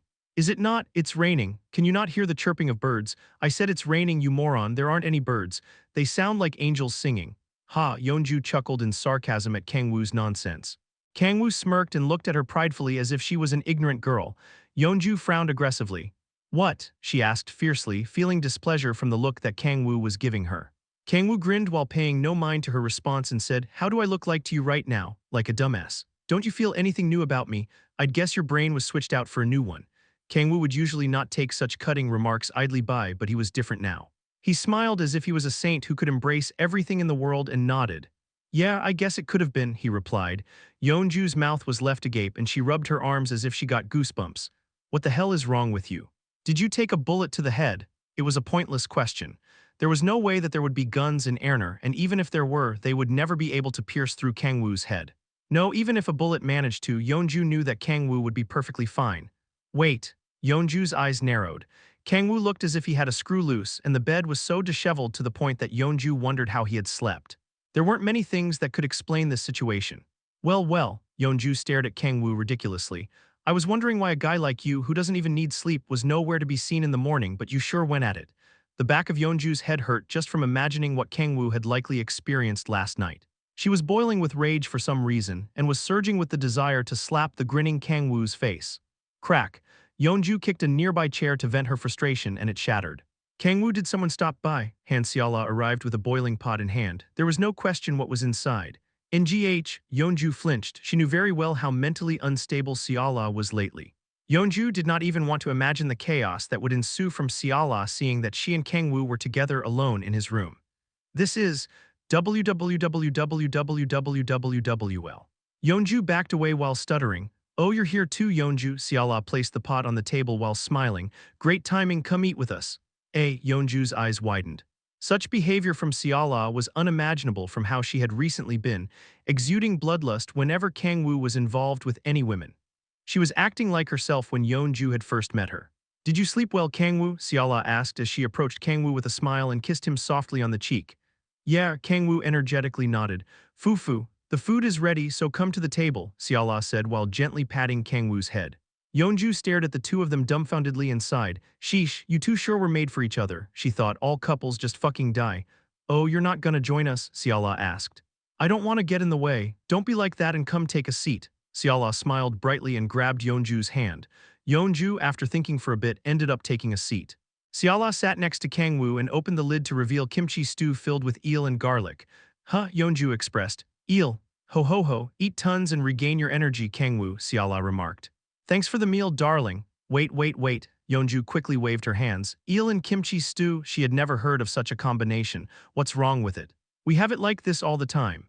Kang-woo tilted his head as if he couldn't understand what the problem was. Yeonju remained silent and slowly turned her head toward Seola. She was filling Kang-woo's bowl with the kimchi stew with a very wide smile. "You?" Yeonju stared at Kang-woo pitifully. "What?" Kang-woo asked. "No, never mind." She shook her head and sighed. Kang-woo had some of the kimchi stew and asked Yeonju, "Come to think of it, what brings you here?" "Oh, right." Yeonju recalled the reason why she had come to Kang-woo's room in the first place. "Iris woke up." "Oh, really?" Kang-woo put down his bowl and asked, "How is she doing?" "She's acting a bit weird. She was trembling a ton as soon as she woke up, like she was terrified by something." Seola slightly flinched. She turned to look at Kang-woo in guilt. "Oh, and I could feel some sort of strange energy from Iris. She emits a golden aura from time to time." Kang-woo nodded. It was most likely because the power of the high elves dormant within Iris had awoken due to Seola. "But why did that little brat pass out in the first place? Did something happen?" Yeonju asked. "Just a little something." Kang-woo avoided answering the question while smiling awkwardly. There was no way that he could tell Yeonju that the angelic instincts in Seola had gone out of control and caused her to kidnap and threaten Iris. "I'll go see her later." "No," Seola shook her head. She grabbed Kang-woo's hand and continued, "I'll go, Kang-woo." "You?" Kang-woo looked at Seola, conflicted. No matter how he thought about it, it would only bring negative results. Seola continued with an expression filled with guilt. "I feel like I would have to apologize to her personally." Although it did not seem like a good idea for the kidnapper herself to visit the victim, he couldn't bring himself to refuse when Seola's eyes were filled with a firm will. "Okay, I'll leave Iris to you, darling." Seola's mental state had become very stable after their interaction last night, but who knows when she'll relapse. Kang-woo knew very well how powerful the impulses brought about by instincts were. As long as xperrif was inside Seola, her obsession may go out of control at any time. But Kang-woo scanned Seola. Her face was filled with guilt and worry for Iris. She was the same kind Seola that he had known for a very long time. "I shouldn't have anything to worry about for the time being." He should not make any rash decisions, but Seola did not seem like she would lose control in the immediate moment. "Apologize, did you do something to Iris, Seola?" Yeonju asked. Oh, what did you scold her or something? Yeonju snickered. Siala scratched her cheek while smiling awkwardly. She deserves it, considering all of her shit that we had to endure. Yeonju shook her head while waving her hand. Anyway, I came to tell you that, but a certain someone was as lifeless as a 0/14 ADK against a Vladimir with 23 kills. No, maybe Tom Kench is a better reference in this situation. What does that mean? HMPH, nothing a troll who steals the CS from an ADK would know. Kang-woo raised an eyebrow. Although he had no idea what Yeonju was saying, it felt extremely unpleasant. He narrowed his eyes and poked at her weakness. Big words for a bronze player. I was curious, so I looked it up. You're treated no better than an insect. And not true, I just have terrible luck in teams, just looking at skill alone I'm. So what tier are you again? Why you son of a bitch? Yeonju trembled in anger. She wanted to refute Kang-woo's claims, but she collapsed in despair from the irrefutable fact. Kang-woo felt great satisfaction. He snickered once the displeasure he had felt earlier disappeared. Well, that's enough of that. Let's eat before the stew gets cold, Kang-woo said. Just you wait, I've just been slacking off. If I actually put my mind to it, I can easily escape bronze. I'd say it's practically hopeless, considering you're still stuck in that tier despite your physical prowess. Kang-woo chuckled. He had more or less of an idea after playing a few times with Yeonju that there was no way that she would be in such a low tier with her superhuman reaction speed. Shut up, you don't know shit, Yeonju exclaimed. That fiery temper of hers is probably what's holding her back. Well, it has nothing to do with me. Kang-woo smirked and had more of Siala's kimchi stew. Kaya, it was delicious. Whether it was eel or anything else in it, kimchi stew was kimchi stew. Kang-woo got up after emptying 3 bowls of rice in an instant. I'll take care of the cleanup, Kang-woo stated. No, Kang-woo. Let me, you made it, so I should be the one to clean. Kang-woo placed his hand on Siala's shoulder as she was about to get up. Besides, you were gonna go visit Iris, weren't you? Siala nodded with a gloomy expression after recalling what she needed to do. Kang-woo levitated the pots with the authority of the sky and turned his head to Yeonju. Right then. Let's go wash the dishes. Why me? You had some too. You ate 10 times more than me. Yeonju frowned aggressively but followed behind Kang-woo anyway while grumbling. Kang-woo smirked and headed to the Imperial kitchen with Yeonju. Smash! Just then, something fell through the ceiling of the Imperial castle. Kang-woo pulled Yeonju behind him by the shoulder and extended his arm forward, creating a shield shining gold.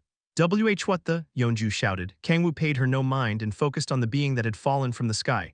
Uriel, Kang-woo, a bloodied angel was stretching out his arm toward Kang-woo. Hurry. Uriel staggered toward Kang-woo and kept himself up while grabbing Kang-woo's shoulders. The angel, whose entire body was tattered beyond belief, squeezed out a warning. Run, away. Chapter 364. Go to sleep, brat. Uriel was covered in blood. Since angel blood was white, he looked like he belonged in an R-18 game. Despite that, Kang-woo could tell that Uriel was on the verge of death. His 8 wings had all been bent violently, as if someone had scrunched up wings made with origami. His left arm was hanging down as if someone had forcefully stretched it out, and his left foot was bent backward. His blood vessels were protruding out from his temple and neck, reaching all over his body like a spider web. Uriel collapsed. Kang-woo put his arms under his armpits and supported him. Kang-woo remained silent. To be more exact, he had nothing to say. He lifted Uriel up as his eyes sank. There were many things that he wanted to ask, but now was not the time. Yeonju, go get Siala. Why yeah. Okay, Cha. Yeonju quickly nodded and ran somewhere. Kang-woo laid Uriel down in the hallway. He wanted to take him to the bed, but there was no time. Crunch. He bit open his finger, allowing his blood to flow. Kang-woo momentarily wondered if it was possible to heal an angel with the authority of regeneration. He thought that it made no sense to be able to heal an angel with the blood of a demon. There's no time to think about shit like that. Blood was nothing but the medium to activate the authority of regeneration. None of the people whom Kang-woo had treated had been encroached by demonic energy nor had been influenced by it.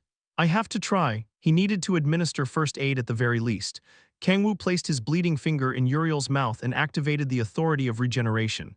Ha, Uriel panted. Thankfully, it had an effect. His skin regained its healthy color and his mangled limbs returned to normal. It's not enough.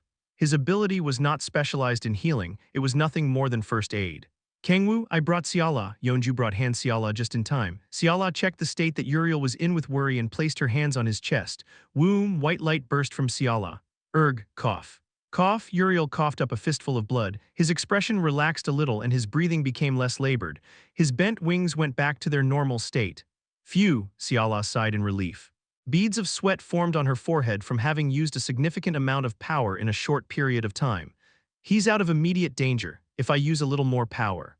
Kang-woo grabbed the swaying Xiala's shoulder and stated, "This is enough. But I'll take care of the rest," he remarked as he lifted Uriel and took him to a room with a bed. Uriel was twisting and turning while sweating profusely. "Xiala and Yeonju, please leave the room. It was not good for there to be a crowd in a room with a patient in it." "Yes, Kang-woo," Xiala replied. "I'll let Layla and Si-hun know," said Yeonju. The two of them left the room, bringing silence to the room. The only thing that could be heard was Uriel's arrhythmic breathing. Kang-woo looked down at Uriel in silence. Who could it have been? Who could have possibly driven an archangel to the brink of death? The summoning ritual in the north. From what he had heard, Sant'Angelo, the floating island of the angels, was located in the northernmost region of the continent. Could there be a connection? Kang-woo could not be sure whether there was a connection between the traces of a summoning ritual in the north and Uriel's injury, but he was sure that it was by no means a coincidence. NGH. Uriel twisted and turned on the bed. Kang-woo bit open his finger again and placed it in Uriel's mouth. It was pointless for him to guess on his own. He would only get the full picture once Uriel was up. Kang-woo, Uriel, who had been twisting and turning while unconscious, slightly opened his eyes. He tried to prop himself up, but, please stay still. It hasn't been long since your injuries were healed." Uriel lay back on the bed. "What happened?" Kang-woo asked. He felt sorry about barraging someone who had only just regained consciousness with questions, but he did not have the leeway to wait until Uriel had fully recovered. Uriel lightly bit his lip and said while trembling, "Sant'Angelo was attacked." Kang-woo nodded. He had expected it, considering where he had sent Uriel off to in order to get away from him. It was simple to guess. The problem was, by who? Kang-woo asked. Who could have possibly attacked Sant'Angelo, the angel's abode? "I'm not sure." Uriel shook his head in pallor. Kang-woo had not expected such an answer. "You don't know?" "I'm sure that they were demons." "No, there weren't just demons, but demonic beasts as well." "Demons and demonic beasts." It was far too vague. "But they weren't like the demonic beasts I know. How should I say it? They possessed intelligence. They followed commands perfectly. In any case, their assault on Sant'Angelo was highly organized." Kang-woo narrowed his eyes. He finally got some useful information. Demonic beasts that possessed intelligence and were powerful enough to face beings as powerful as the princes of hell only meant one thing. Ancient demonic beasts. Kang-woo aggressively frowned. Why are ancient demonic beasts in Erner?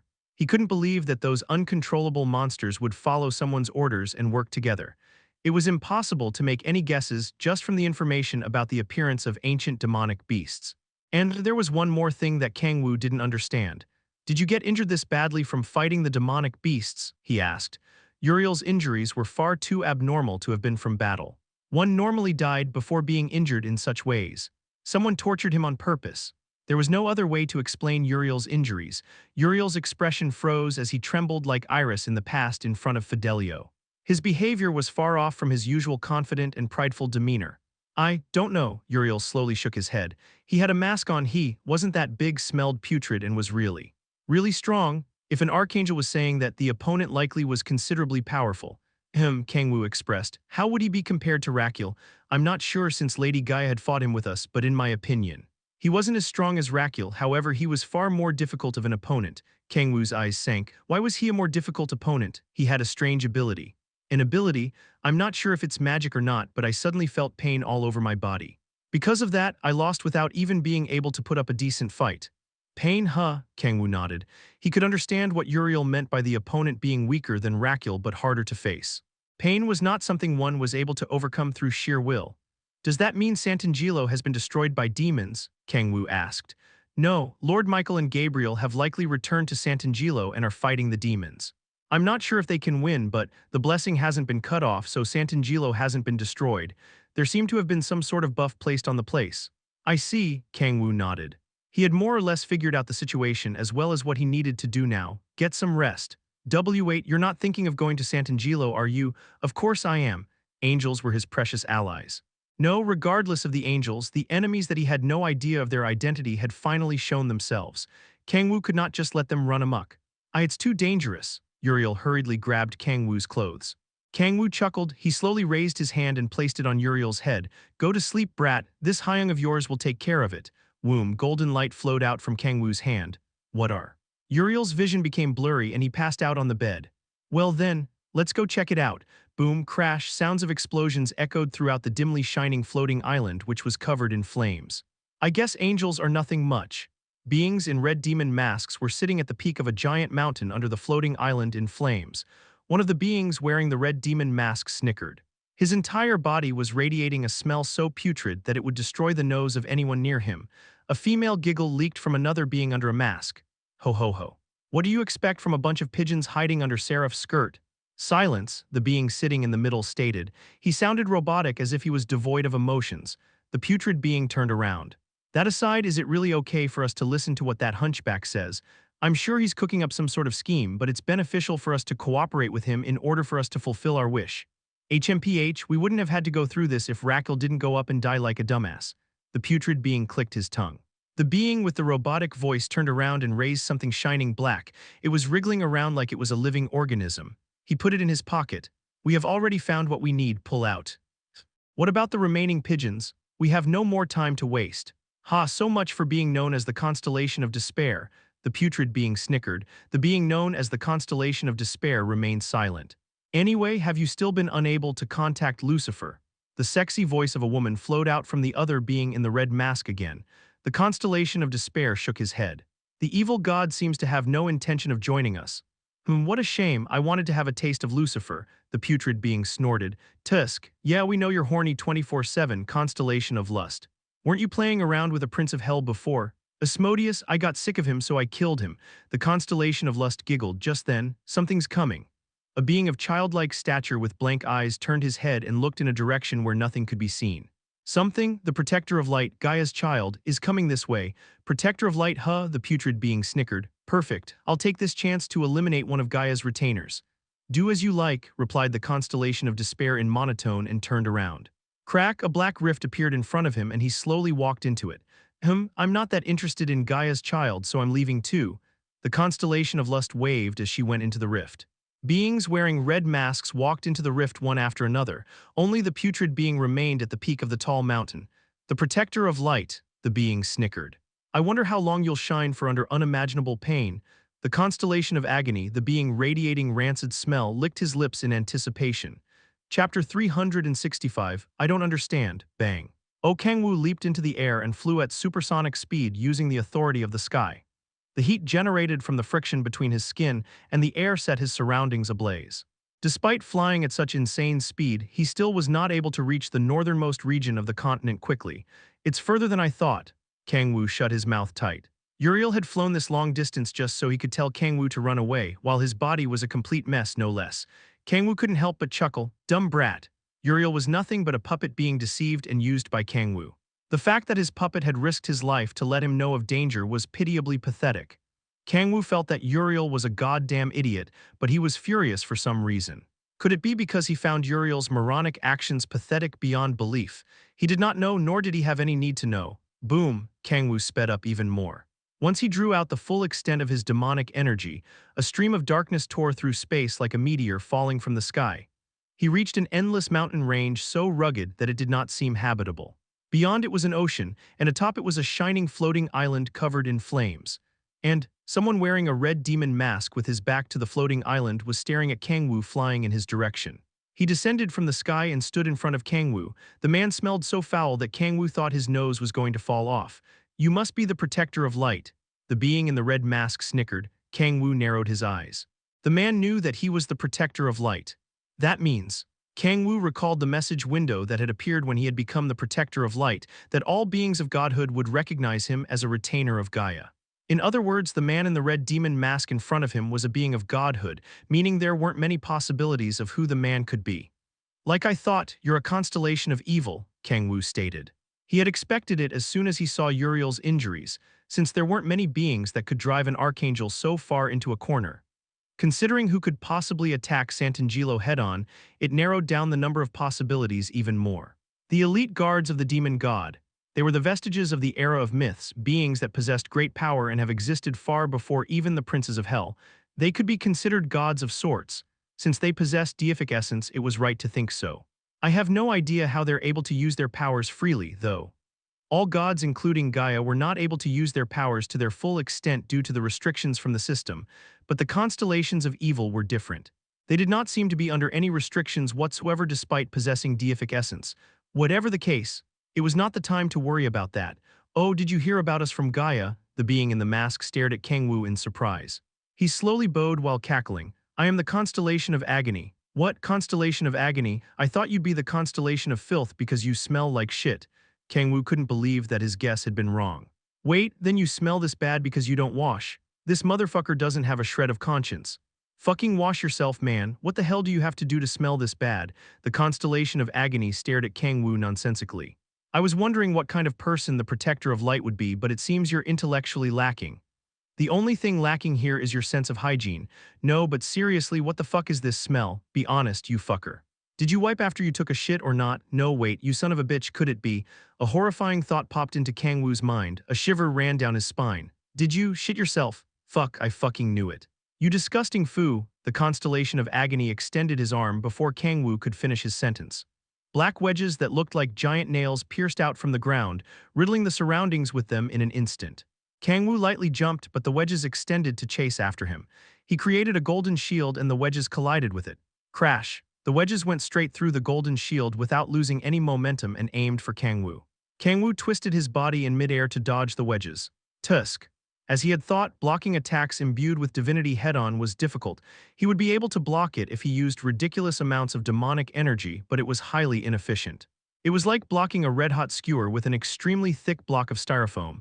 Divinity really makes all the difference. The only thing Kang-woo could use to take divinity head-on was chaos attacks.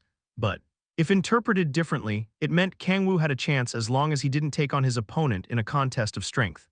Kang-woo used the authority of blink and teleported short distances in succession, making it look as if he was appearing and disappearing all over the place. Gi-bulg, Kang-woo teleported right behind the constellation of agony and stretched his right arm downward. The key of the demonic sea on his right middle finger turned into a dark red spear. He grabbed the key of the demonic sea and thrusted it forward without hesitation. Clang! A barrier of demonic energy infused with divinity blocked the attack. The key of the demonic sea was pushed back as sparks flew. The constellation of agony quickly turned his head. It did not seem like he had blocked the attack consciously. If that's the case, Kang-woo lowered his stance and used the authority of blink in succession while matching his movements to that of the constellation of agony. Clang, clang, Kang-woo thrusted the spear on the same spot of the barrier over and over again as if he was breaking through ice with an ice pick. Gungnir. Kang-woo added one more authority. The dark red spear grew larger. Authority of blaze. He then added a prince's authority. Bright yellow flames enveloped the spear edge, its heat melting the earth and creating lava. Kang-woo thrust the spear. F-whoosh. Ga-ira! The spear pierced the constellation of agony's back. He curled up while screaming. Kang-woo pulled out the spear and prepared to thrust it once again. He grabbed the spear with both hands and stomped on the ground to charge forward. Hi-ya-ya-ya! Just then, the constellation of agony screamed ear-splittingly. A chill ran down Kang-woo's spine. He quickly jumped back and threw the spear at the constellation of agony. Black wedges spurted from the constellation of agony's back, making him look like a hedgehog. They flew out from his back in all directions, clashing with the spear that Kang-woo threw. Crash! The collision caused a deafening explosion. The fragments of the destroyed wedges pierced Kang-woo. Cough! Kang-woo coughed up blood. Holes had formed all over him as if he had been hit with a grenade. He widened his distance from the constellation of agony while using the authority of regeneration. What in the? The constellation of agony stared at Kang-woo in shock. Although Kang-woo was Gaia's retainer, he was ultimately a human. The constellation of agony couldn't believe that he was being pushed this far by a mere mortal who did not even possess divinity. The attack that had pierced his back was so strong that he would have most definitely died if it had contained divinity. Tusk, I guess he won't die in one blow. Kang-woo spit blood after recovering from his injuries and narrowed his eyes. He had felt it during his battle with Rakyul, but beings of godhood were truly difficult to face. The power of divinity was so strong to the point that it was illogical. But Kang-woo smiled. His heart beat rapidly as he shivered in delight. He had not gotten this feeling in a very long time. This is fun. It was so fun that he was about to go insane. It had been a while since Kang-woo had met an opponent that even stood a chance against him. It had been a while since he had met an enemy that at least squirmed when he trampled on them. Were there any? He could not think of any among those that he had faced after regaining his power. There was Rakyul, but he had been defeated by Gaia before Kang-woo could even get fired up. Oh, I guess there was Behemoth. However, Kang-woo had not managed to have a proper battle with him either. Kang-woo's demonic instincts set ablaze. His desire to battle prey, trample on them, achieve victory, and devour their entire being was boiling. I'll have to clean him up a bit before eating him, though. Kang-woo drew out his demonic energy while smiling. Since the constellations were mistaking him for the protector of light, he did not forget to transform the color of his demonic energy into gold. They likely saw the energy as a mixture of mana and sacred power. How dare a mere mortal? The constellation of agony frowned. A lowly puppet of a god that should be worshipping the gods while on his knees was baring his teeth at him. Although there was a slight difference, he was also a god that possessed deific essence. The constellation of agony found the situation absolutely absurd. Kahiha, how interesting.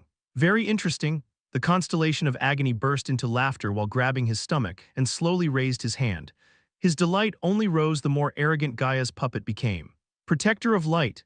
Although the constellation of agony could not feel a shred of justice from Kang-woo despite having such a grand title, it did not matter.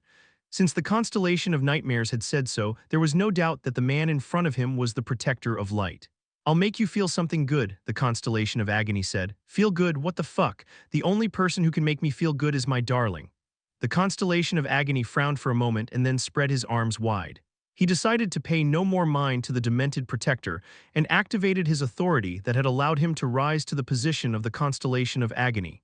Puppet of Gaia, this is. He brought his hands together and manifested his authority using the power of divinity. He linked his senses with that of the disrespectful human.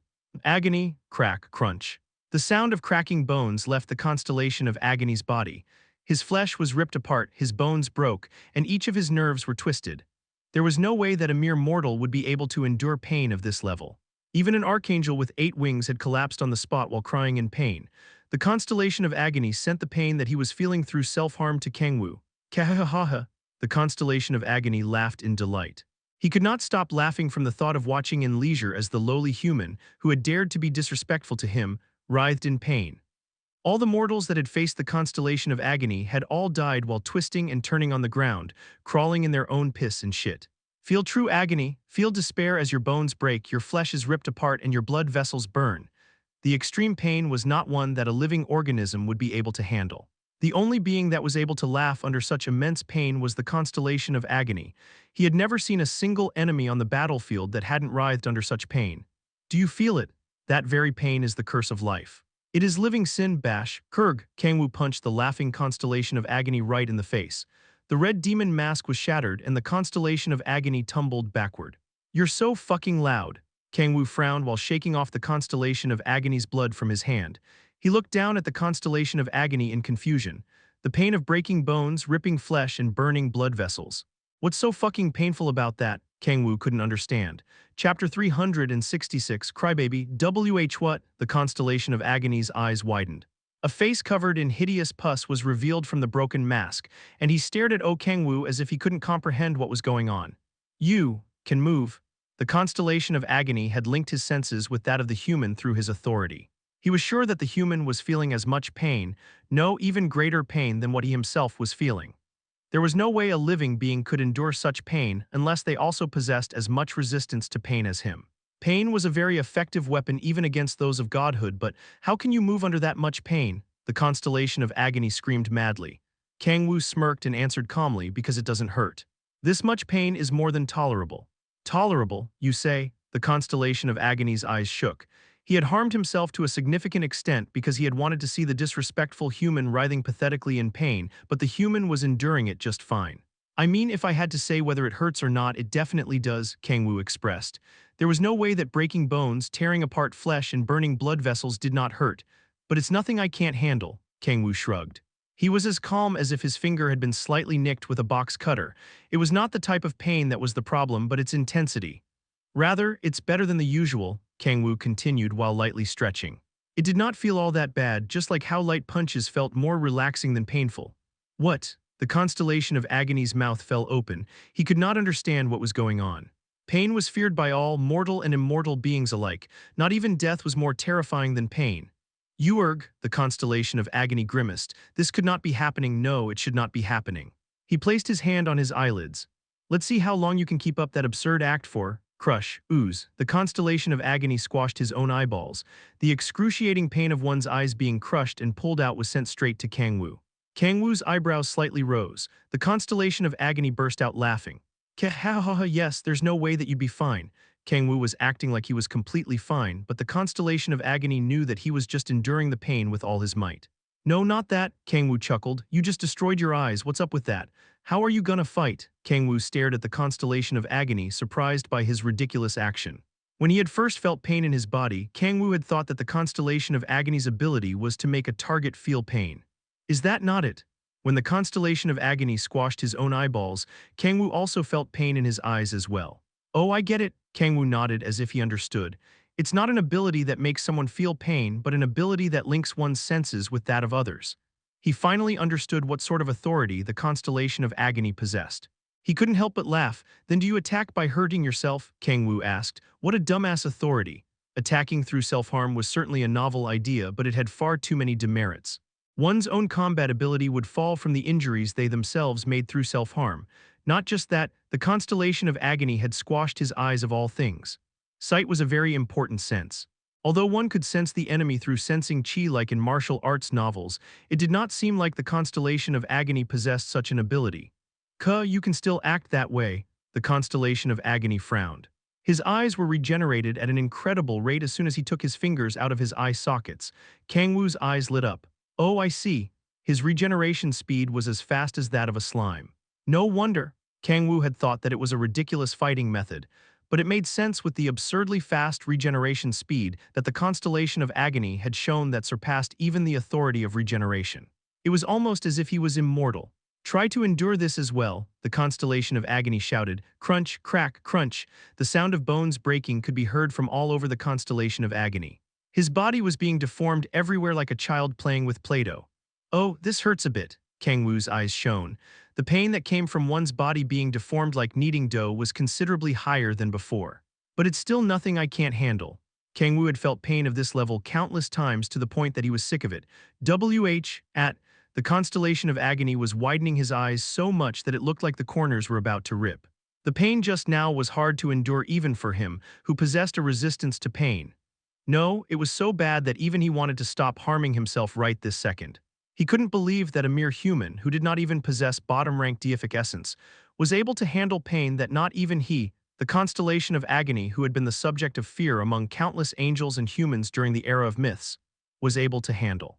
What the fuck are you? The Constellation of Agony asked. Kang-woo smirked. I mean, even so, he did not like being in pain. Kang-woo leaped toward the self-harming Constellation of Agony. He slightly twisted midair, brought his arms above his head and used an authority. Inferno! The key of the demonic sea changed form to create a greatsword burning with yellow flames. Whoosh. Incredible flames burned along the greatsword's edge. Kang-woo swung down the sword. Garea! The Constellation of Agony screamed. Yellow flames engulfed him. The pain of being burned was added on top of the self-harm. NGHH, Kang-woo also slightly grimaced. The pain was sent right to him as soon as he attacked the Constellation of Agony. This is a bit difficult, I should end this quickly. Kang-woo continuously swung Inferno. It's pointless. Human, the Constellation of Agony stopped hurting himself and scrunched up. He was regenerating at an absurd rate even while being engulfed in flames. Not just that, demonic energy infused with divinity covered him as protection. Clang, clang, Inferno bounced off of the demonic energy. Kang-woo infused even more demonic energy into the key of the demonic sea. Crack, the demonic energy barrier protecting the Constellation of Agony was slowly being broken. Kang-woo did not stop. When you don't have divinity, one just needed to break the opponent's divinity with stupid amounts of demonic energy. Kang-woo continued to swing the greatsword. The demonic energy barrier was finally broken, and Inferno slashed the Constellation of Agony. What the? The Constellation of Agony was shocked. Breaking through the power of a god in such a barbaric way was like piercing through a boulder with a water cannon. Kurgaria, the Constellation of Agony twisted and turned as the continuous attack slashed him apart. He drew out divinity while biting his lip. I told you that it's pointless humor, Anne. Boom. Sharp wedges shot out from all over the Constellation of Agony as protection. Kang-woo dodged the wedges and widened the distance from the Constellation of Agony, who had managed to fully recover in that short moment. Kang-woo expressed, the Constellation of Agony's regeneration speed was truly impressive. He twirled Inferno while under thought. I guess. Kang-woo nodded. He had no choice but to admit it. I can't kill you in a physical fight. There actually was a way. If Kang-woo used a chaos skill, he would be able to tear apart the Constellation of Agony's divinity and deal great damage to him. But even that would be pointless before that absurd regeneration speed. It was so fast that the Constellation of Agony would even be able to fully regenerate within seconds, even if all that was left of him was a finger. I want it. The authority of regeneration could not even compare to it. Huff huff. The constellation of agony panted heavily. He once again scrunched up and protected himself with a demonic energy barrier infused with divinity. Kang-woo's eyes shone sharply. To face that son of a bitch, he would have to obliterate the constellation of agony before he even had a chance to regenerate or continue to hurt him until his regenerative ability was exhausted. Neither one would be easy. Divinity was severely getting in Kang-woo's way. He had used so much demonic energy to get through the constellation of agony's divinity that dealing a decisive attack was highly difficult. Fuck, fuck, fuck, the constellation of agony cursed. He did not expect to be pushed so far by a mere mortal with no deific essence. If I unleash the demon god's power. The constellation of agony quickly shook his head to chase away the momentary thought. Unleashing the demon god's deific essence against a mere human was enough of an embarrassment for him to become a laughingstock for eternity among the other constellations. The constellation of agony stared at Kang-woo in conflict. Since his strongest weapon, pain, was not working, he was not confident that he would be able to beat that human in a head-on battle. He continued to hesitate. Kurg, the constellation of agony, bit his lip. He could tell that he would have no way to come out victorious without unleashing the deific essence. Against a mere human, the constellation of agony attempted to unleash the demon god's deific essence while frowning, but it did not work. The immense power within his heart was not budging in the slightest. The constellation of agony expressed confusion. What the hell? Oh, I know. Just then Kang-woo clapped his hands together and nodded. He smiled as if he was very satisfied with the idea he had come up with. Come to think of it, your ability isn't to make others feel pain, but to share your senses with them, right? If their senses were shared, it meant that Kang-woo's pain would also be sent to the constellation of agony. If that's the case, Kang-woo had a very easy way to face the constellation of agony. You were going off about true agony and shit earlier, weren't you? Kang-woo smiled widely. I'll specially show you a whole new world, man. He placed his hand over his heart while snickering and said, molting. What are you, D? Just as the constellation was about to ask what Kang-woo was doing, his eyes popped open. He felt pain. Incomprehensible and unimaginable pain that he had never experienced took over his body and tore it apart. Arg, erg, It hurts, it hurts, it hurts, it hurts, it hurts, it hurts. It hurts, it hurts. All other thoughts were erased as horrifying pain engulfed the constellation of agony. Stop, stu-woo-whoop. The constellation of agony extended his arm in desperation while screaming madly. Kang-woo smiled. What a fucking crybaby. I haven't even gotten started, man. Chapter 367, Dope. Pain took over the constellation of agony's body and mind, and all thought was shredded. The constellation of agony raised his head with his mouth agape. It hurt. That was the only form of thought allowed to him. It hurt so much that he despised himself for being able to breathe in such a situation. I haven't even gotten started, man. The constellation of agony heard someone's voice, but he couldn't remember who it was. His thought process no longer functioned well enough for him to be able to search through his memories, but he could at least understand the horrifying truth contained in those words. Haven't gotten started, the constellation of agony muttered. It did not make sense, he couldn't comprehend the nonsense. Haven't gotten started, he had long since passed his limit of pain tolerance. What the hell is this? What could this possibly be for it to hurt this much? The constellation of agony could affirm that he had never felt this level of pain before despite having lived since the era of myths. It hurt so much that all the pain he had felt thus far only felt like a tickle. How can a human endure such pain? No, forget being human, even beings of godhood would succumb to such immense pain.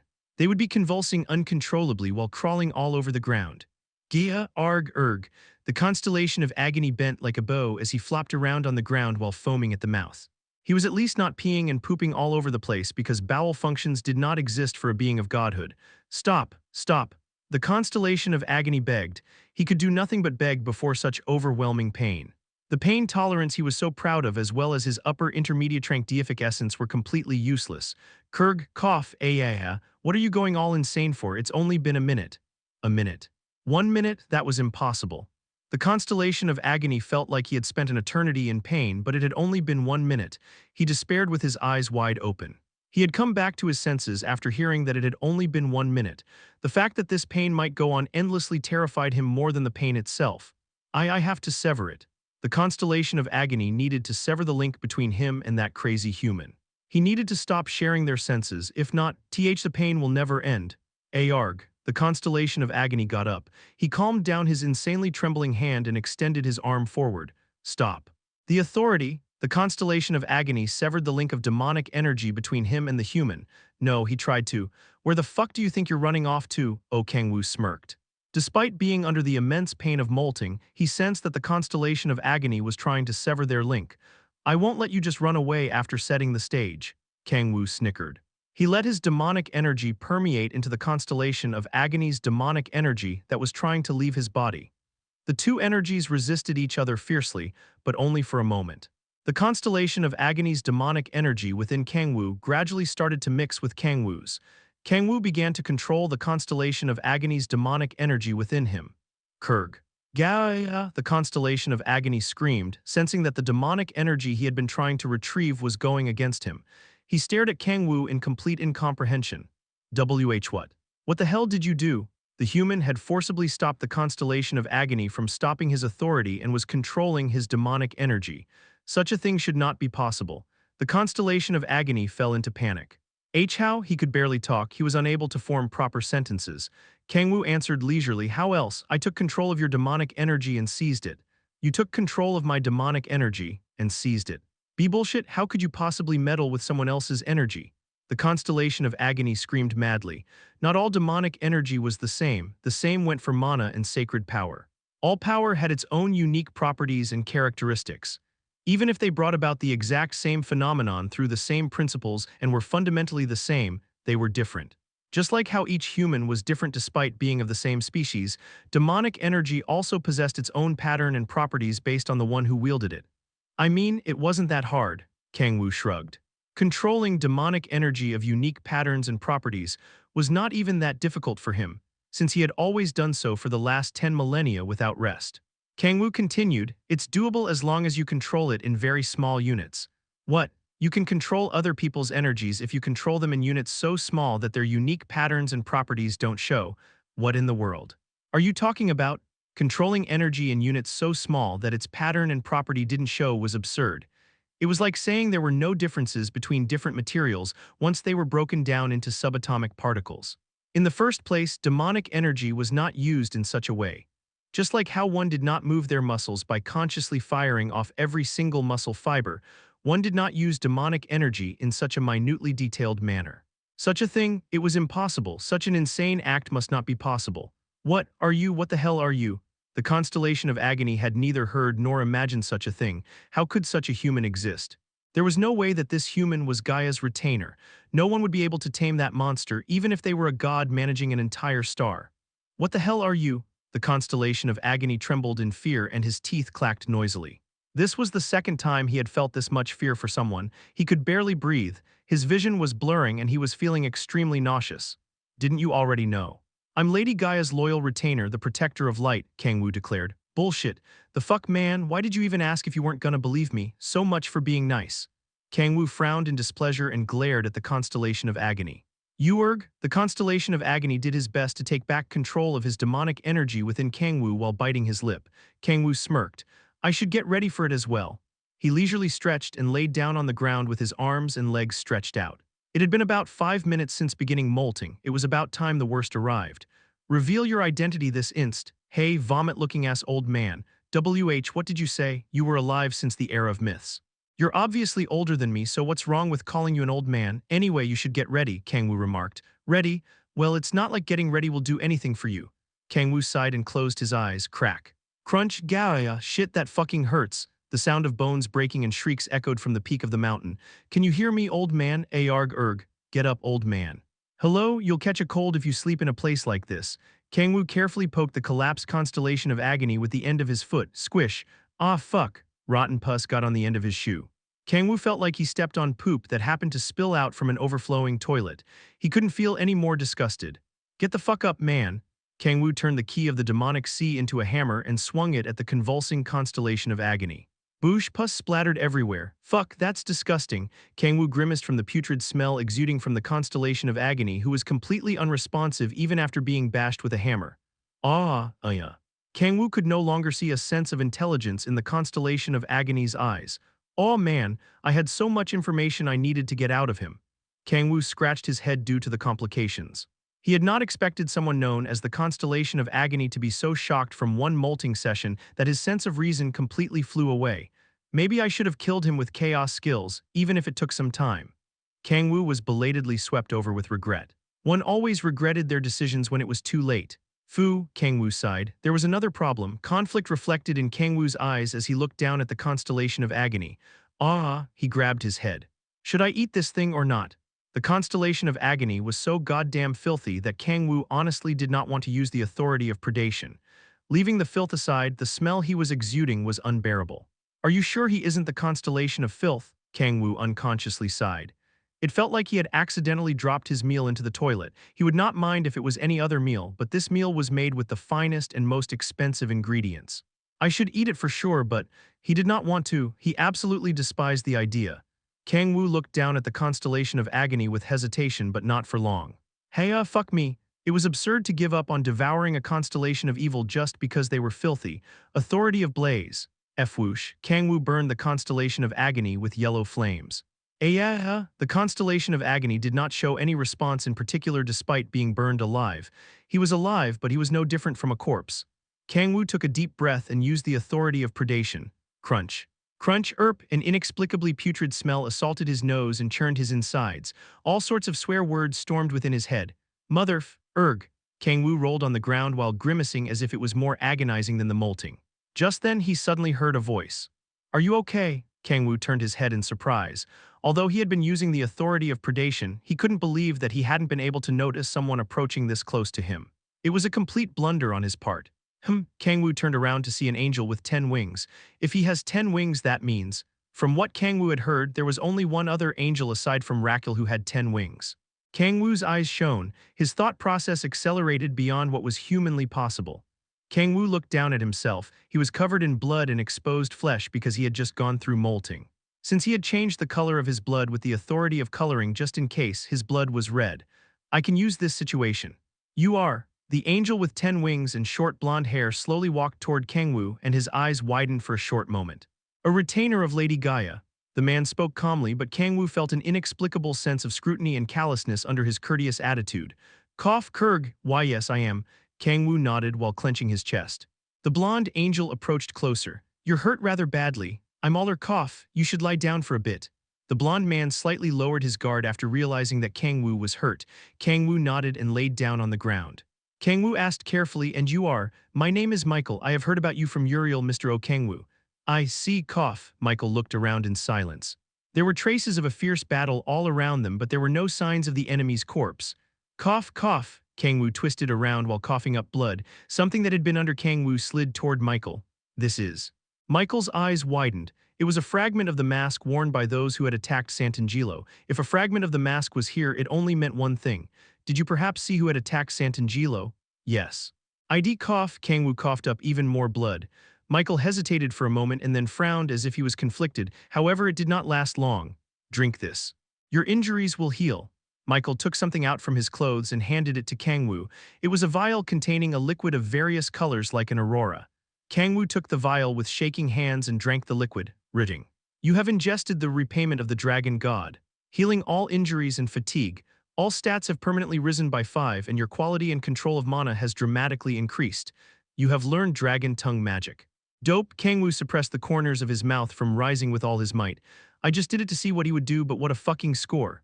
Heya, how are your injuries? Michael asked. They all healed in an instant. Kang-woo raised his shirt to show Michael as if he couldn't believe it. Although he was covered in blood, not a single wound was visible. It's a given since I wasn't injured in the first place. Kang-woo looked down at himself as if he couldn't believe it while keeping himself from smiling. Now then, it was time for Michael to tell Kang-woo why he had used such a treasure to save him. Who attacked Sant'Angelo? Michael asked. I knew it. Kang-woo answered without hesitation. It was evil god Lucifer. Chapter 368, He Doesn't Wash. Evil god, you say? Michael's expression froze and then nodded as if he was convinced. He sighed. I heard that Lucifer began to make his move again, but I never imagined he would attack Sant'Angelo with ancient demonic beasts.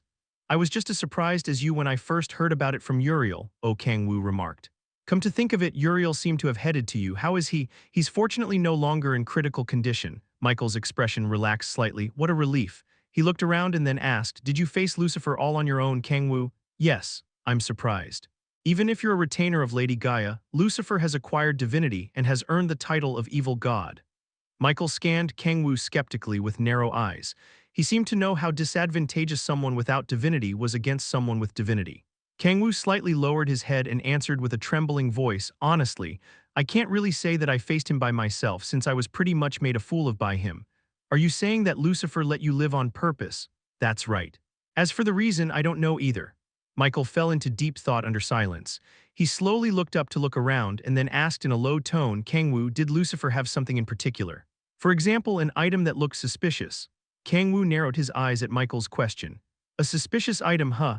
Although he had devoured the constellation of agony without leaving a single mound of flesh, he did not see any suspicious item that Michael was referring to. No matter how thoroughly they looked around, they could not even find a trace of a suspicious item. If Michael was asking such a question despite that, this son of a bitch must know something. He did seem to be trying to hide something, Kang-woo replied. Did you happen to see what he was trying to hide? Do you remember what it looked like? He took the bait instantly. I didn't really see it in detail either. Was it something dark that was squirming as if it was alive? Kang-woo obviously had not seen such a thing. Oh, come to think of it, I remember seeing something similar during my battle with Lucifer. Could I ask what it is? Kang-woo asked. I apologize, I cannot tell that to an outsider. I'm only asking because I might be able to confirm if the item is what you're referring to if I have some more information, but if it is classified to outsiders. It can't be helped. Kang-woo sighed and shook his head as if it truly was a shame. Michael expressed hesitance. He weighed the scales. On one side was telling Kang-woo about the item, and on the other was being given details from Kang-woo about the item that Lucifer had. Michael did not think for very long. That dark item is the legacy left by demon god Bali that had been secretly kept in Sant'Angelo. Bali's legacy? Kang-woo's eyes widened. He had not expected to gain such valuable information here. By Bali's legacy, could he mean? Kang-woo clenched his fists as his expectations rose. If this item known as Bali's legacy could be a clue to finding his corpse, there was no need to keep on with this shit show. Is it related to the demon god's corpse? Kang-woo asked. No, it is not. Tisk, too bad. Kang-woo expressed slight disappointment. I mean, I guess nothing in life goes as you want all the time. He was satisfied enough with having acquired the treasure known as the repayment of the dragon god as well as having managed to deceive Michael. Does that mean this thing known as Bali's legacy has been stolen? Michael nodded with a heavy expression. Yes, so I need to know if the item that Lucifer was hiding really is that legacy or not, after all. There were more than one being that had attacked Sant'Angelo. In other words, there had been far too many thieves that it could not be determined who took the most valuable item. Geez, the situation was truly fucked in Michael's point of view. A horde of ancient demonic beasts and beings in red demon masks suddenly attacked their fortress and stole the legacy of the demon god they had been safekeeping. Not just that, he had no idea who the culprits were nor who possessed the legacy now. It's fucked. It was far too gone at this point. The angels had already lost to the constellations of evil the moment Sant'Angelo was attacked and the legacy was stolen.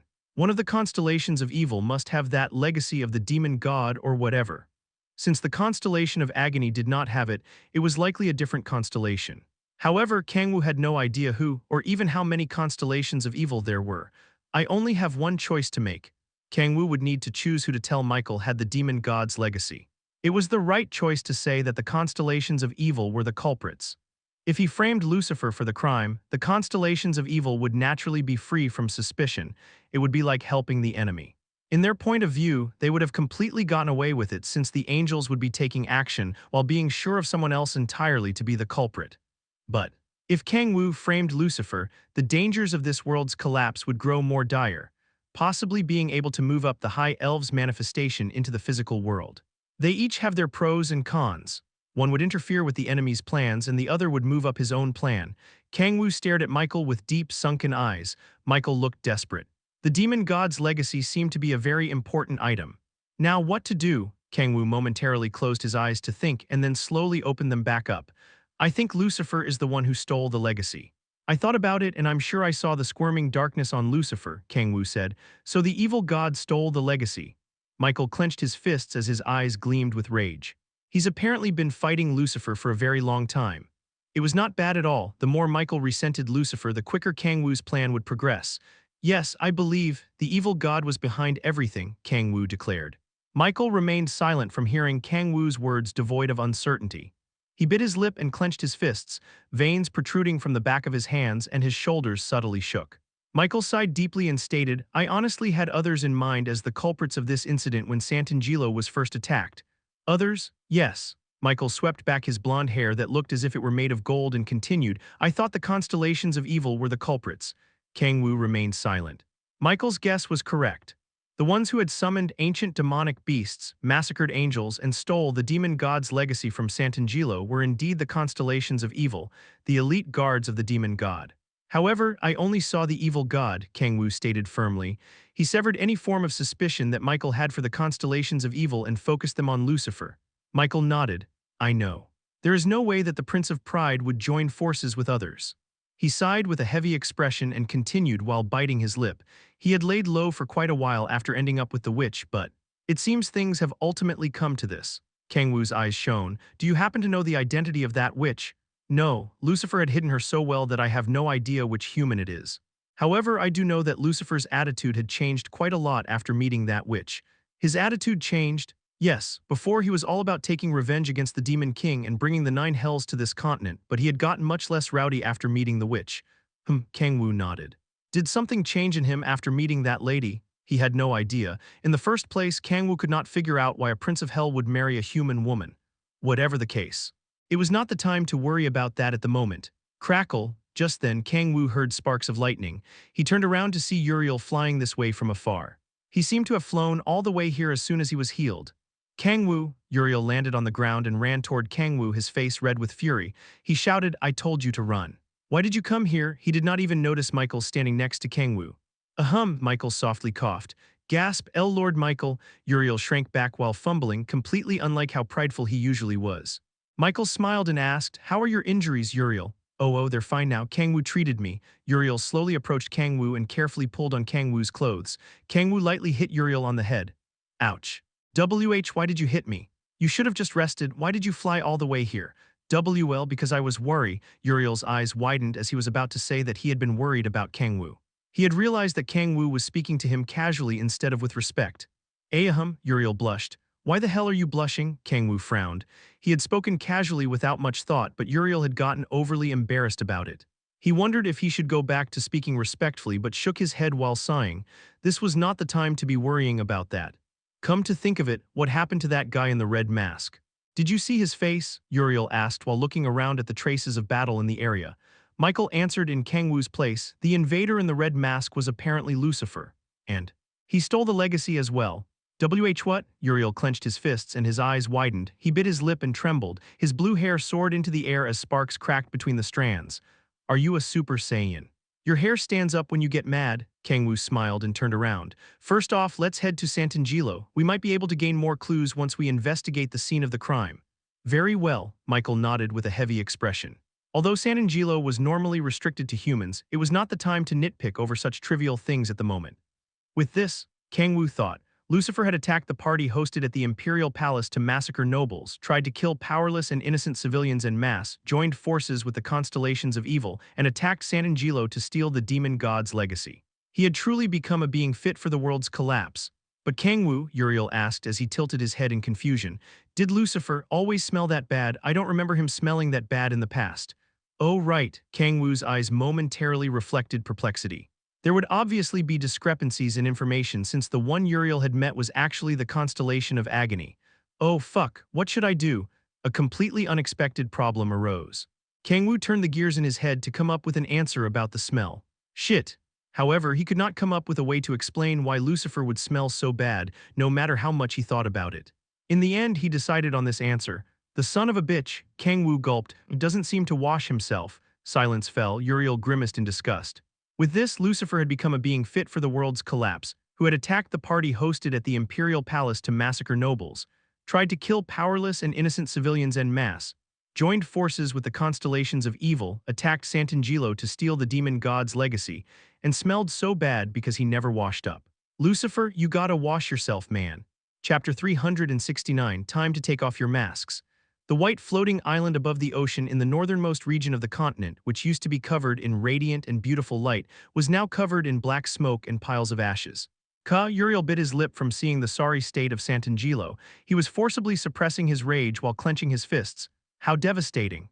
Kang-woo looked around the ruins of Sant'Angelo. The ancient demonic beasts that had attacked the island seemed to have been taken care of, but the traces of fierce battle still remained. Kang-woo jumped across a crumbling wall and looked around. He had come all the way to Sant'Angelo for two things. One was to obtain clues by investigating the scene of the crime like he had suggested to Michael, and the other Where are the corpses of the demonic beasts that attacked Santangelo? He asked. It was to devour all the wasteful leftovers.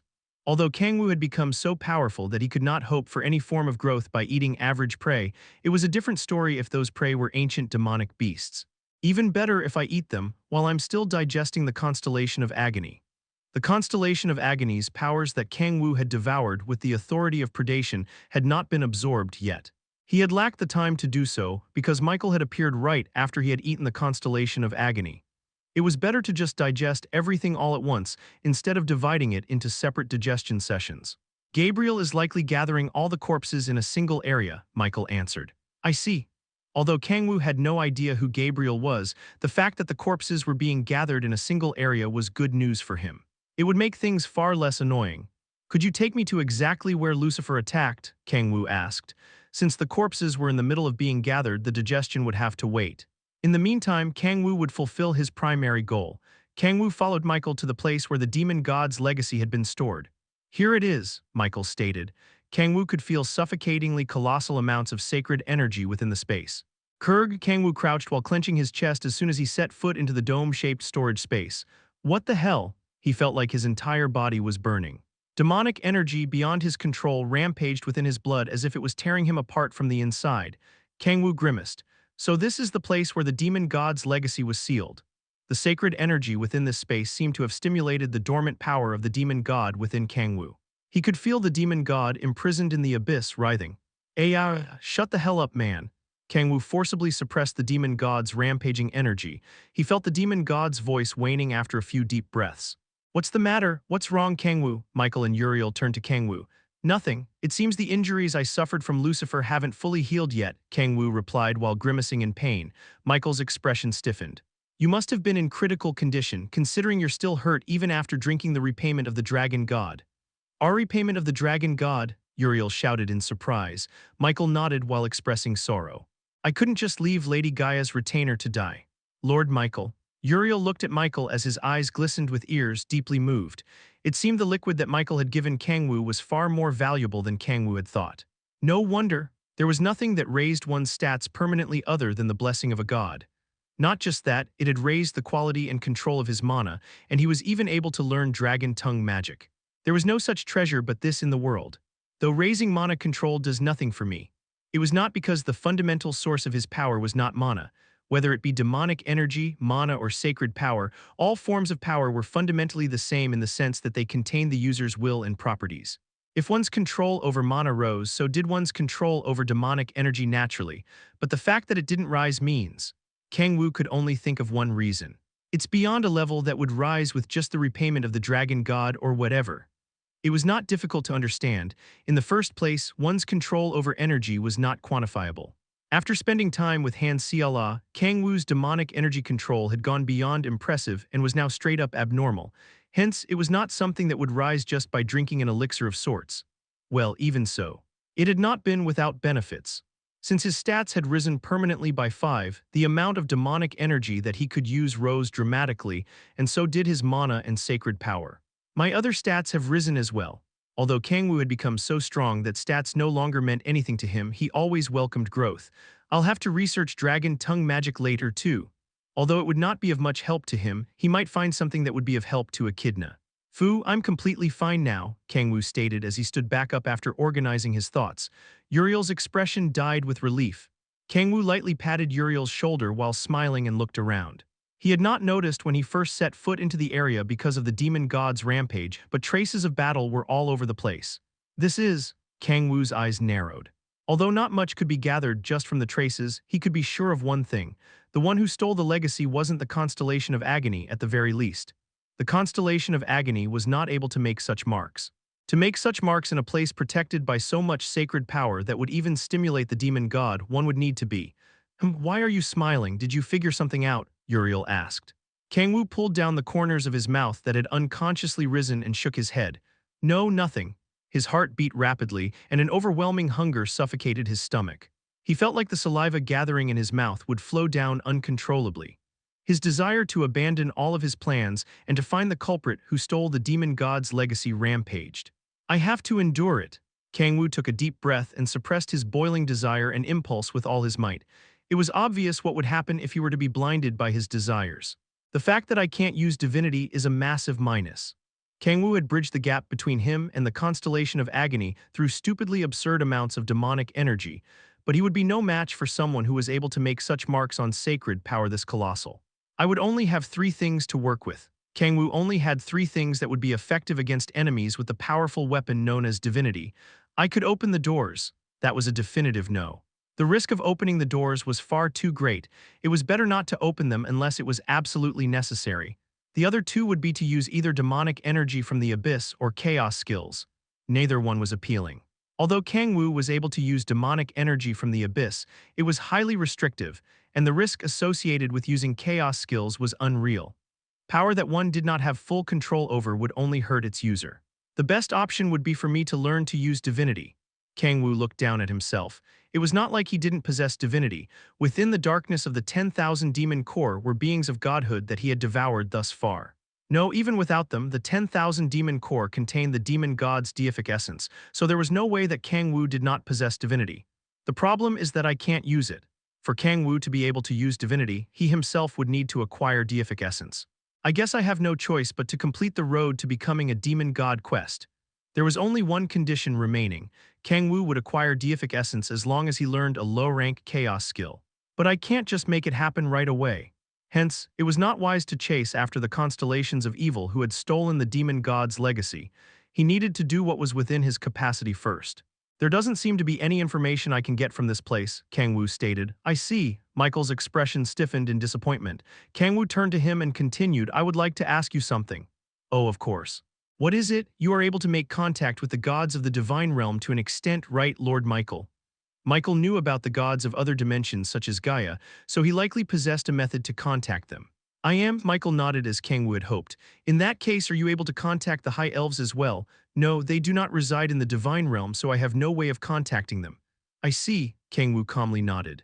He was not particularly disappointed since Douglas had said that there was currently no one who was able to reach out to the high elves, even if they were the leader of the angels or other gods. I wonder how long they can stay in hiding where no one can find them. Kang-woo smiled and looked down at his hand. If they couldn't be found, he would just make them crawl out of hiding themselves. He had almost finished making the preparations for it. Rather, thanks to this incident, it had lessened the work he needed to do, the attack of Sant'Angelo, the massacre of angels, and the theft of the demon god's legacy. There's no better crisis than this. It was a fantastic opportunity in many ways, so there was no way Kang-woo would just leave it unused. If you are able to make contact with the gods of the divine realm, I would like to ask you for a favor, Kang-woo mentioned. A favor? Michael tilted his head. Kang-woo smiled widely. I don't like the fact that I'm helping them out, but it couldn't be helped. It was all for framing Lucifer as the culprit. I would like you to. A being in a red mask was standing alone on an arid land covered in red sand. He was staring in one direction as if he could see something in thin air. Step, step. A woman with black squirming tentacles spewing yellow pus approached him. Her 8 eyes, like that of a spider, were gleaming seductively. Did you hear? The constellation of agony is dead, apparently, the woman said in a sexy voice. The woman with black tentacles licked her lips with her snake-like tongue. She was the constellation of lust, the being who had created demons of unparalleled beauty known as succubuses. She was Proserpine, the succubus queen. Her beauty was on another level compared to regular succubuses. In demon standards, of course. I have heard, the man in the red mask replied expressionlessly. Proserpine hummed in joy and turned. The fabric that was just barely covering her body fluttered down. Michael probably killed him, right? Most likely. Fufu, what should we do? Michael found out about us, Proserpine asked as her eyes shone. It matters not, the man in the red mask replied expressionlessly. He took something out from his pocket. It was a dark object squirming as if it was alive. No, you could say that it is better for us. It was about time we revealed ourselves to the world. Why? You didn't let us go anywhere as we pleased all this time. The situation has changed. The man in the red mask raised the squirming object. Now, we need fear. It was time to let others fear of the constellations of evil fester. Whether it be humans, angels, or gods, they all needed to be in fear of the demon god. They needed to tremble like infants and bow down with their heads on the ground. Only then will we be able to resurrect Lord Bali. Once the entire continent was enveloped in fear, the legacy would be completed after the negative emotion was absorbed in its entirety. And for that, we need fear to be directed toward us. Fear in general was not enough. It needed to be directed toward the demon god.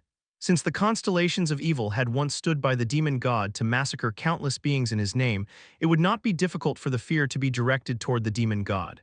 Is that why you sacrificed the constellation of agony? Proserpine asked with a wide smile. Fufu, I know you sealed the constellation of agony's deific essence. The man in the red mask turned around without answering. Kayahaha, Proserpine burst into laughter. Well, I never liked him anyway, so I couldn't care less, but… She slowly walked up to the man and caressed his chest with her black tentacles. She winked with 4 of her eyes and remarked cutely, I won't stand for it if you do the same to me, okay? The man in the red mask maintained his silence. He walked past Proserpine and stood on the widely spread red land. Now. He spread his arms out in front of the red land. Children of the constellations. Grrrrrrrk. The red land shook and thousands of demonic beasts wearing red demon masks shot out from the sand. They were the demon god's army created during the era of myths. The man in the red mask said to the demonic beasts, it is time to take off your masks. It was time to plunge the world into inescapable despair. The man in the red mask reached for his own mask and took it off, revealing a hideous diagonal slash scar across his face. He had pale skin and thick purplish dark circles under his eyes. The land of the 9 hells under him was dyed black just from the evil energy flowing out from his entire body. He was Tai Wuji, once known as the Heavenly Dragon, as well as one of the 3 heroes who had killed the demon god alongside Gaia and Xperrif. However, he was now known as the Constellation of Despair.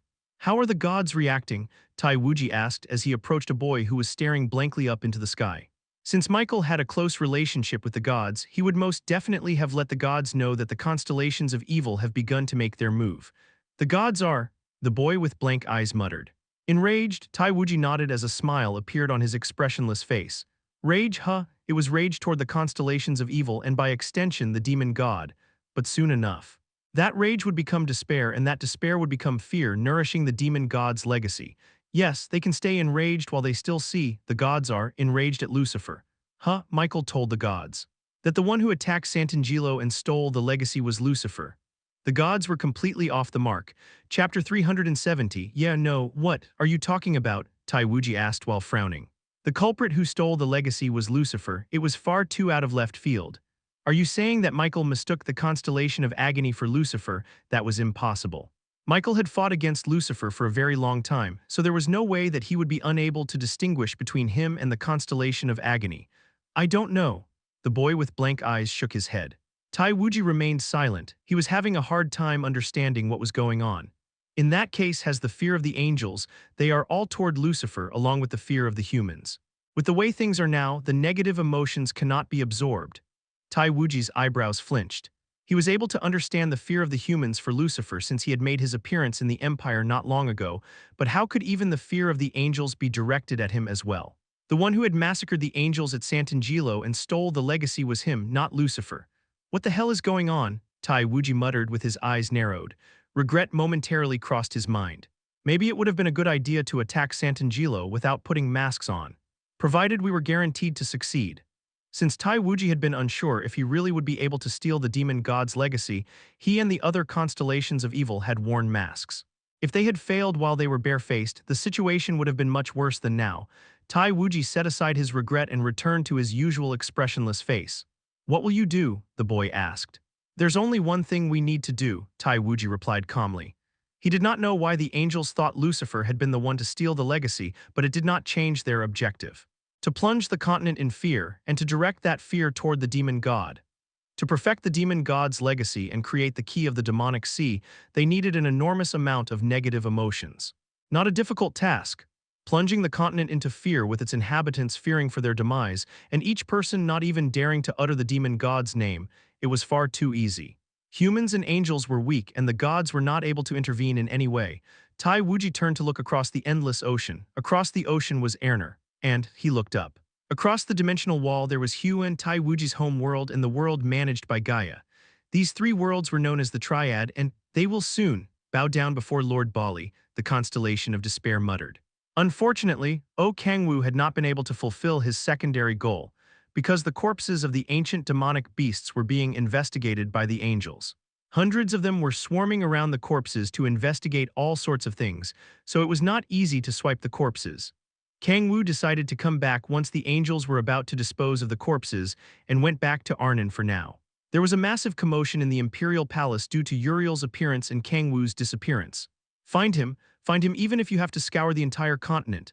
Iris was nagging at the imperial army, and Kim Si-hun had already set out to the north along with Balrog to chase after Kang-woo. So had Halcyon and Echidna. No, everyone except for Lilith and Vernok had already set out for the north. Feeling a phantom headache, Kang-woo put his hand on his forehead while he read the imperial notice that whoever found him would receive an astronomical reward and be granted a noble peerage. What a fucking mess. It was his fault for leaving without a word, but this was far too much of an overreaction. Welcome back, Master Kang-woo.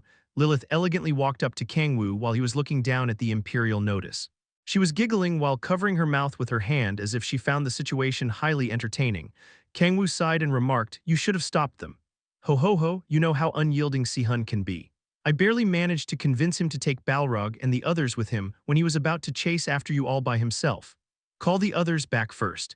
They would only have an awkward encounter with the angels who were in the middle of cleaning up after the situation if they were to arrive in the north right now. Lilith nodded with a smile. I already have. She seemed to have expected Kang-woo to give her such an order. Kang-woo was about to scold her that she should have stopped everyone from going if she knew this was going to happen, but he shook his head. After all, he was ultimately at fault for heading to Santangelo without a word. Oh right, Master Kang-woo. Lilith walked up to him, clung to his arm and leaned on him. Her hands were slightly trembling. Please let us know before you leave next time. Kang-woo remained silent and imagined how he would have felt if the roles were reversed, if Han Xiala had charged into enemy lines before he had known it. I'm sorry, Kang-woo gently patted Lilith's head. She smiled widely. Phew, Fufu, I believed you would come back. Well, I had something to tell you in private, so I guess it kind of worked out. Something to tell me? Kang-woo nodded. Lilith was one of the very few people who knew his true plan, so it was a good idea to let her know what was going on. He told her about what had happened with the constellation of Agony and the angels back in the north. Lilith expressed while putting her index finger on her lips.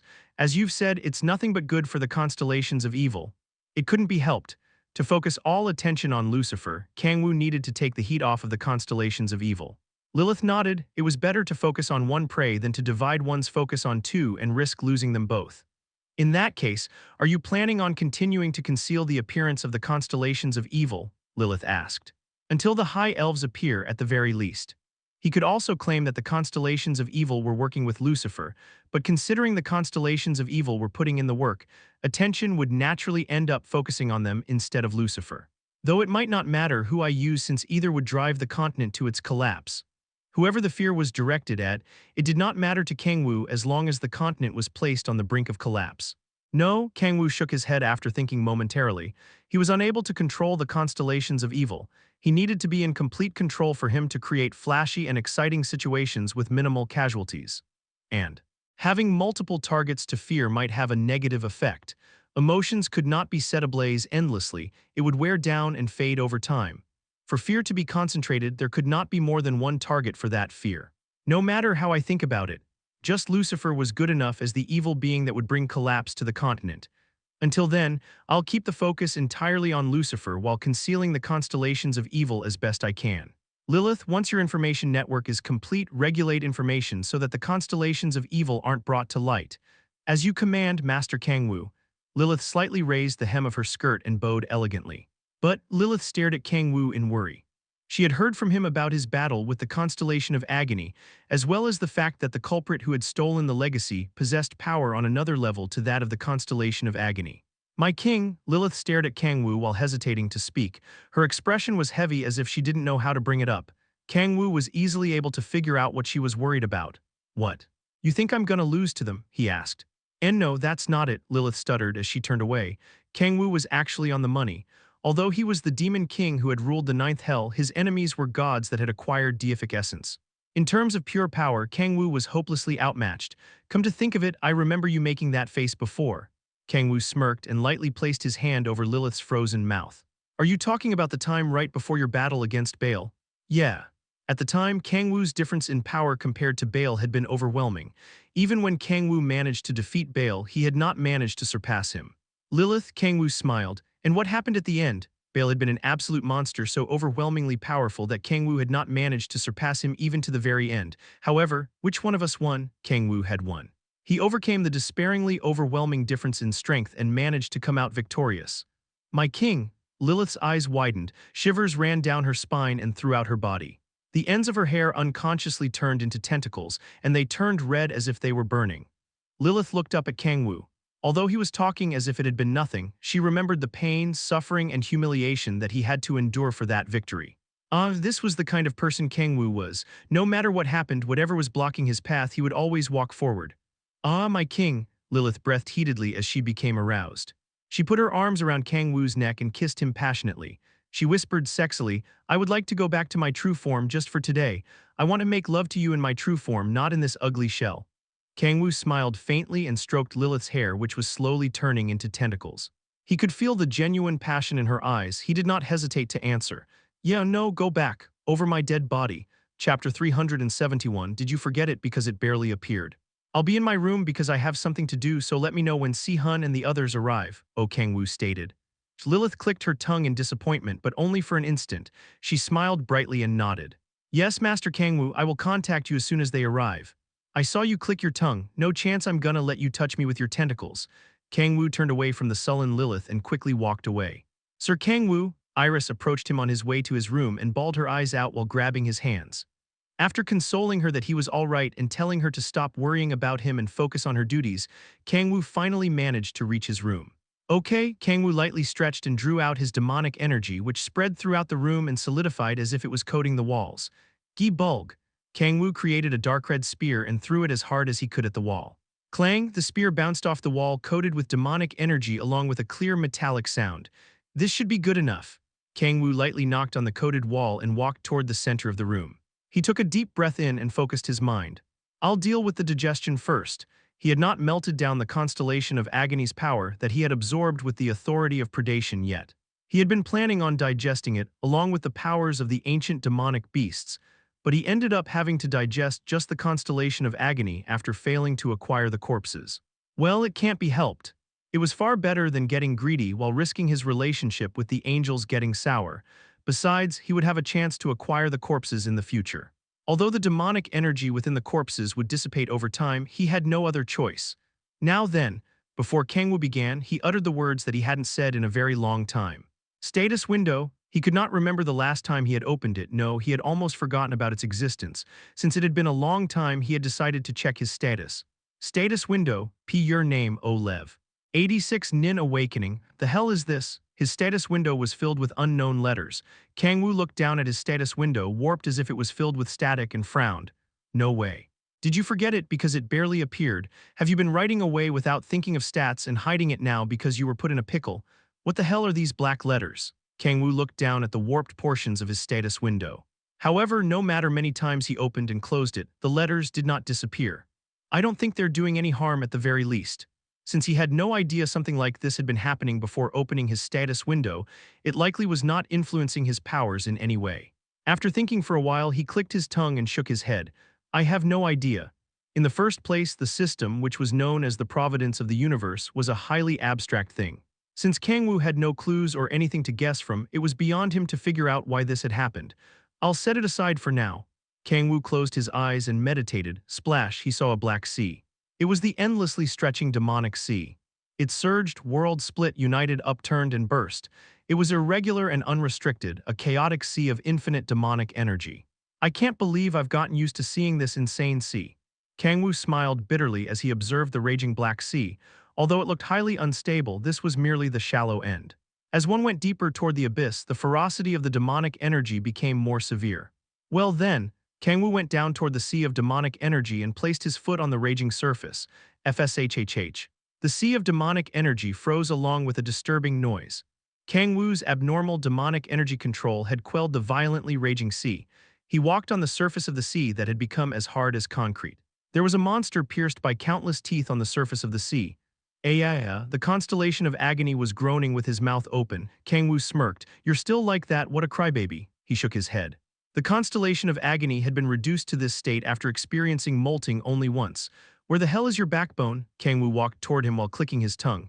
The constellation of agony looked toward Kang-woo. Crack crunch. The constellation of agony screamed while twisting his body madly. He frantically struggled to get away from Kang-woo as far as he could. "It's pointless, man." The constellation of agony had already been sucked into the demonic sea by the authority of predation. There was no way that a mere constellation of evil would be able to overcome the force of the demonic sea when not even the demon god was able to. Why you, the constellation of agony's dangling eyeball that had been mangled by the sharp teeth stared at Kang-woo. He repeated his words like a broken radio. I see. He nodded what remained of his head as if he was convinced of something. Kang-woo frowned. What are you talking about? He approached the constellation of agony and grabbed his head. The constellation of agony muttered while sobbing, "It was you. You were the demon of prophecy." He trembled in extreme fear. "You were the demon of the fuck are you talking about?" Kang-woo grimaced at the constellation of agony's incomprehensible words. He likely did not know Kang-woo well enough to be spouting such bullshit. "You see, rip."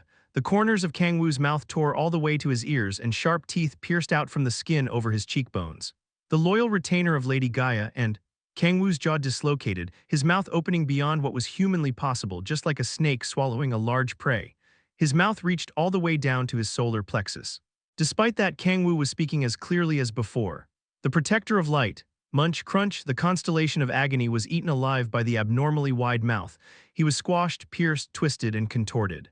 Grrrrk. The body of the constellation of agony was broken down into bits within Kang-woo's stomach and dissipated into the Black Sea. Boowerp. Another evil being had disappeared thanks to the protector of light type. Darkness, ridding, you have devoured the entirety of the constellation of agony's deific essence. A portion of the deific essence is sealed. The deific essence devoured by the Authority of Predation is interfering with the system's restrictions, raising the level cap from 86 to 89. Only 3 levels, Kang-woo frowned aggressively. He saw the message that a portion of the deific essence was sealed. No wonder he was so weak. Kang-woo clicked his tongue. He did indeed think that the constellation of agony had been way too weak for his grandiose title. Other than the fact that the divinity within his demonic energy made his defense extremely solid as well as his absurdly fast regenerative speed, he had been nothing special. I didn't manage to get my 10th awakening trait. Kang-woo sighed in disappointment. He had been looking forward to leveling up to get his 10th awakening trait the most, but he had been 1 level short of reaching level 90. I had a feeling that it would be a clue to earning divinity. Since the battle with the constellation of agony made him painfully aware of how important divinity was, he was even more disappointed. Tusk, Kang-woo clicked his tongue and shook his head. I guess I'll hope for better next time. There was nothing that he could do at the moment. He could try to go out of his way to acquire the ancient demonic beasts' corpses, but it was pointless. There aren't any ancient demonic beasts that possess divinity. Even if there were, Behemoth would be it. Let's see, in that case. His excitement had died down due to having been 1 step short of reaching his 10th awakening, but there was one additional thing that he had managed to acquire. Dragon Tongue Magic. It was the knowledge that he had gained after drinking the treasure known as the repayment of the dragon god. Kang-woo organized the knowledge of Dragon Tongue Magic swirling around in his head. His eyes shone with curiosity. Manifesting magic by using the power imbued within words, It was an extremely interesting method. Dragon Tongue was obviously the keystone of Dragon Tongue Magic, and Dragon Tongue itself was the beginning and end of all magic. The language wasn't created for communication purposes in the first place. Dragon Tongue was a magical formula in the form of language.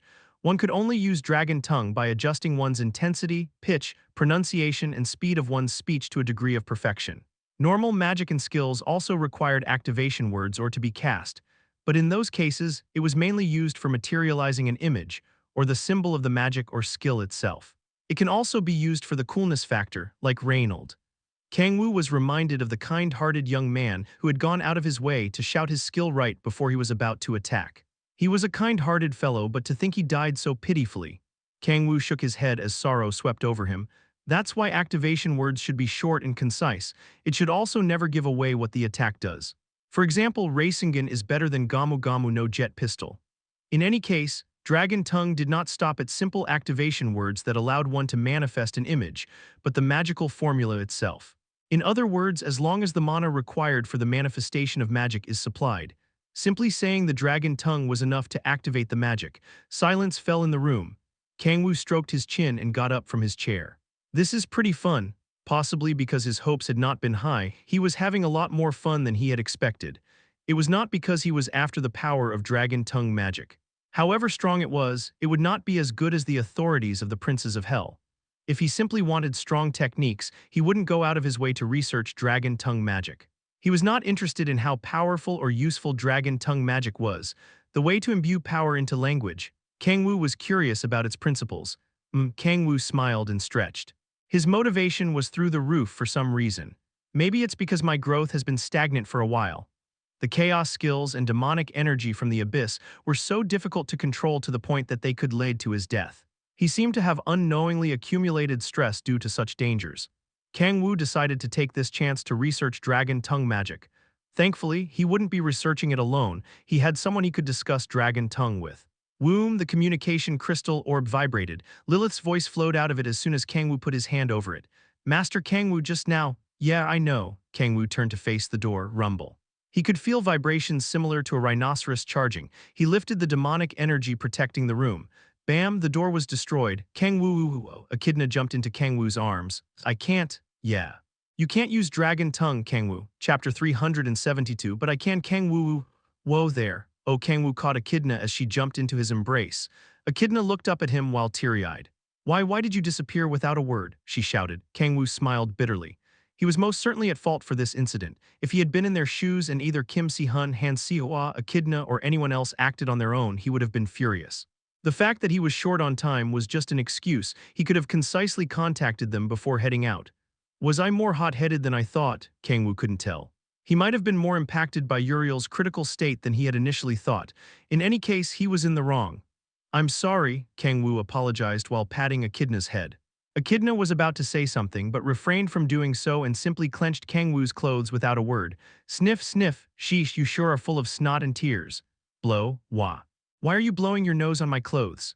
Blow, blow, stop that young lady, you're getting snot all over my CL, blue. Kang-woo grabbed Echidna's shoulders and lightly separated her from him, soon after. Hyung Nim, what is it this time, man? Why did you disappear without a word? Are we gonna go through this each time per person? Keep that up and we'll be able to fill up today's chapter. Sorry. I was so out of it that I didn't think to contact any of you guys, Kang-woo replied. Ha, Jesus, do you have any idea how worried I was? Si-hun sighed in relief and then glared at Kang-woo. Seeing his eyes filled with rage, Kang-woo smirked. Cute little son of a bitch. Si-hun really felt like a little brother. Kang-woo was finally able to escape after consoling every single one of his party members who had chased after him to the north. Siala slowly approached Kang-woo after he finally managed to resolve the mess. Are you really okay, Kang-woo? She asked. Yeah, I told you I am. Siala carefully reached out to touch Kang-woo. She smiled brightly and nodded. Okay, I'll trust you. But why are you touching my limbs if you trust me? Kang-woo suppressed his thoughts from leaving through his mouth and turned around. He walked up to Echidna, who was sitting down on the bed with her eyes all puffy from crying so much. Can you help me for a bit? He asked. Me. Echidna looked around to see if Kang-woo had been talking to someone else and then jumped up in surprise. She had always been the one to be helped by Kang-woo, but the time had come for her to be able to help him. A fresh and exciting feeling ran down her spine and throughout her body. Echidna gulped and nodded energetically. Chem, yeah, I can help, but with what? Echidna looked up at Kang-woo with sparkling eyes. Kang-woo smiled bitterly and continued, I want you to teach me stuff about dragon tongue magic. Dragon tongue magic? Yeah, do you want to use dragon tongue magic, Kang-woo? Kang-woo nodded. To be more precise, he was trying to understand the construct and principles of dragon tongue rather than to be able to use it. Momentary silence fell. Echidna sat back down on the bed and rolled her feet covered by pink bunny socks. The bunny's ears were flapping up and down. Echidna then answered with a sad expression, You can't. I can't, Echidna carefully nodded. Yeah, you can't use dragon tongue, Kang-woo. Kang-woo expressed. Why not? Because you're not a dragon. Oh, only dragons could use it. I mean, I guess that makes sense since it's called dragon tongue. Kang-woo chuckled while putting his hand on his forehead. It was an obvious reason, but he still felt frustrated nonetheless. It feels like I was forced to stop shitting midway. He understood it in his head, but he still wanted to question it for some reason. Dragons have their own unique vocal organs, Echidna remarked. She opened her mouth and pointed inside it. She had 3 vocal cords. 3, why did I never know this? No, it'd be weirder if I knew. In what world would I ever look at someone's vocal cords? This organ usually fully forms once you become a mature dragon, but mine was fully developed early thanks to you, Kang-woo, Echidna said while smiling. Kang-woo groaned and clicked his tongue. Then does that mean dragon tongue can't be used without that vocal organ? Yeah, you won't be able to pronounce the words at all. Dragon tongue was a technique that crammed the entirety of a magic formula into a language. If one was not able to pronounce the words, there was no way for one to be able to use them. Kang-woo expressed. I mean, I was never interested in using it anyway.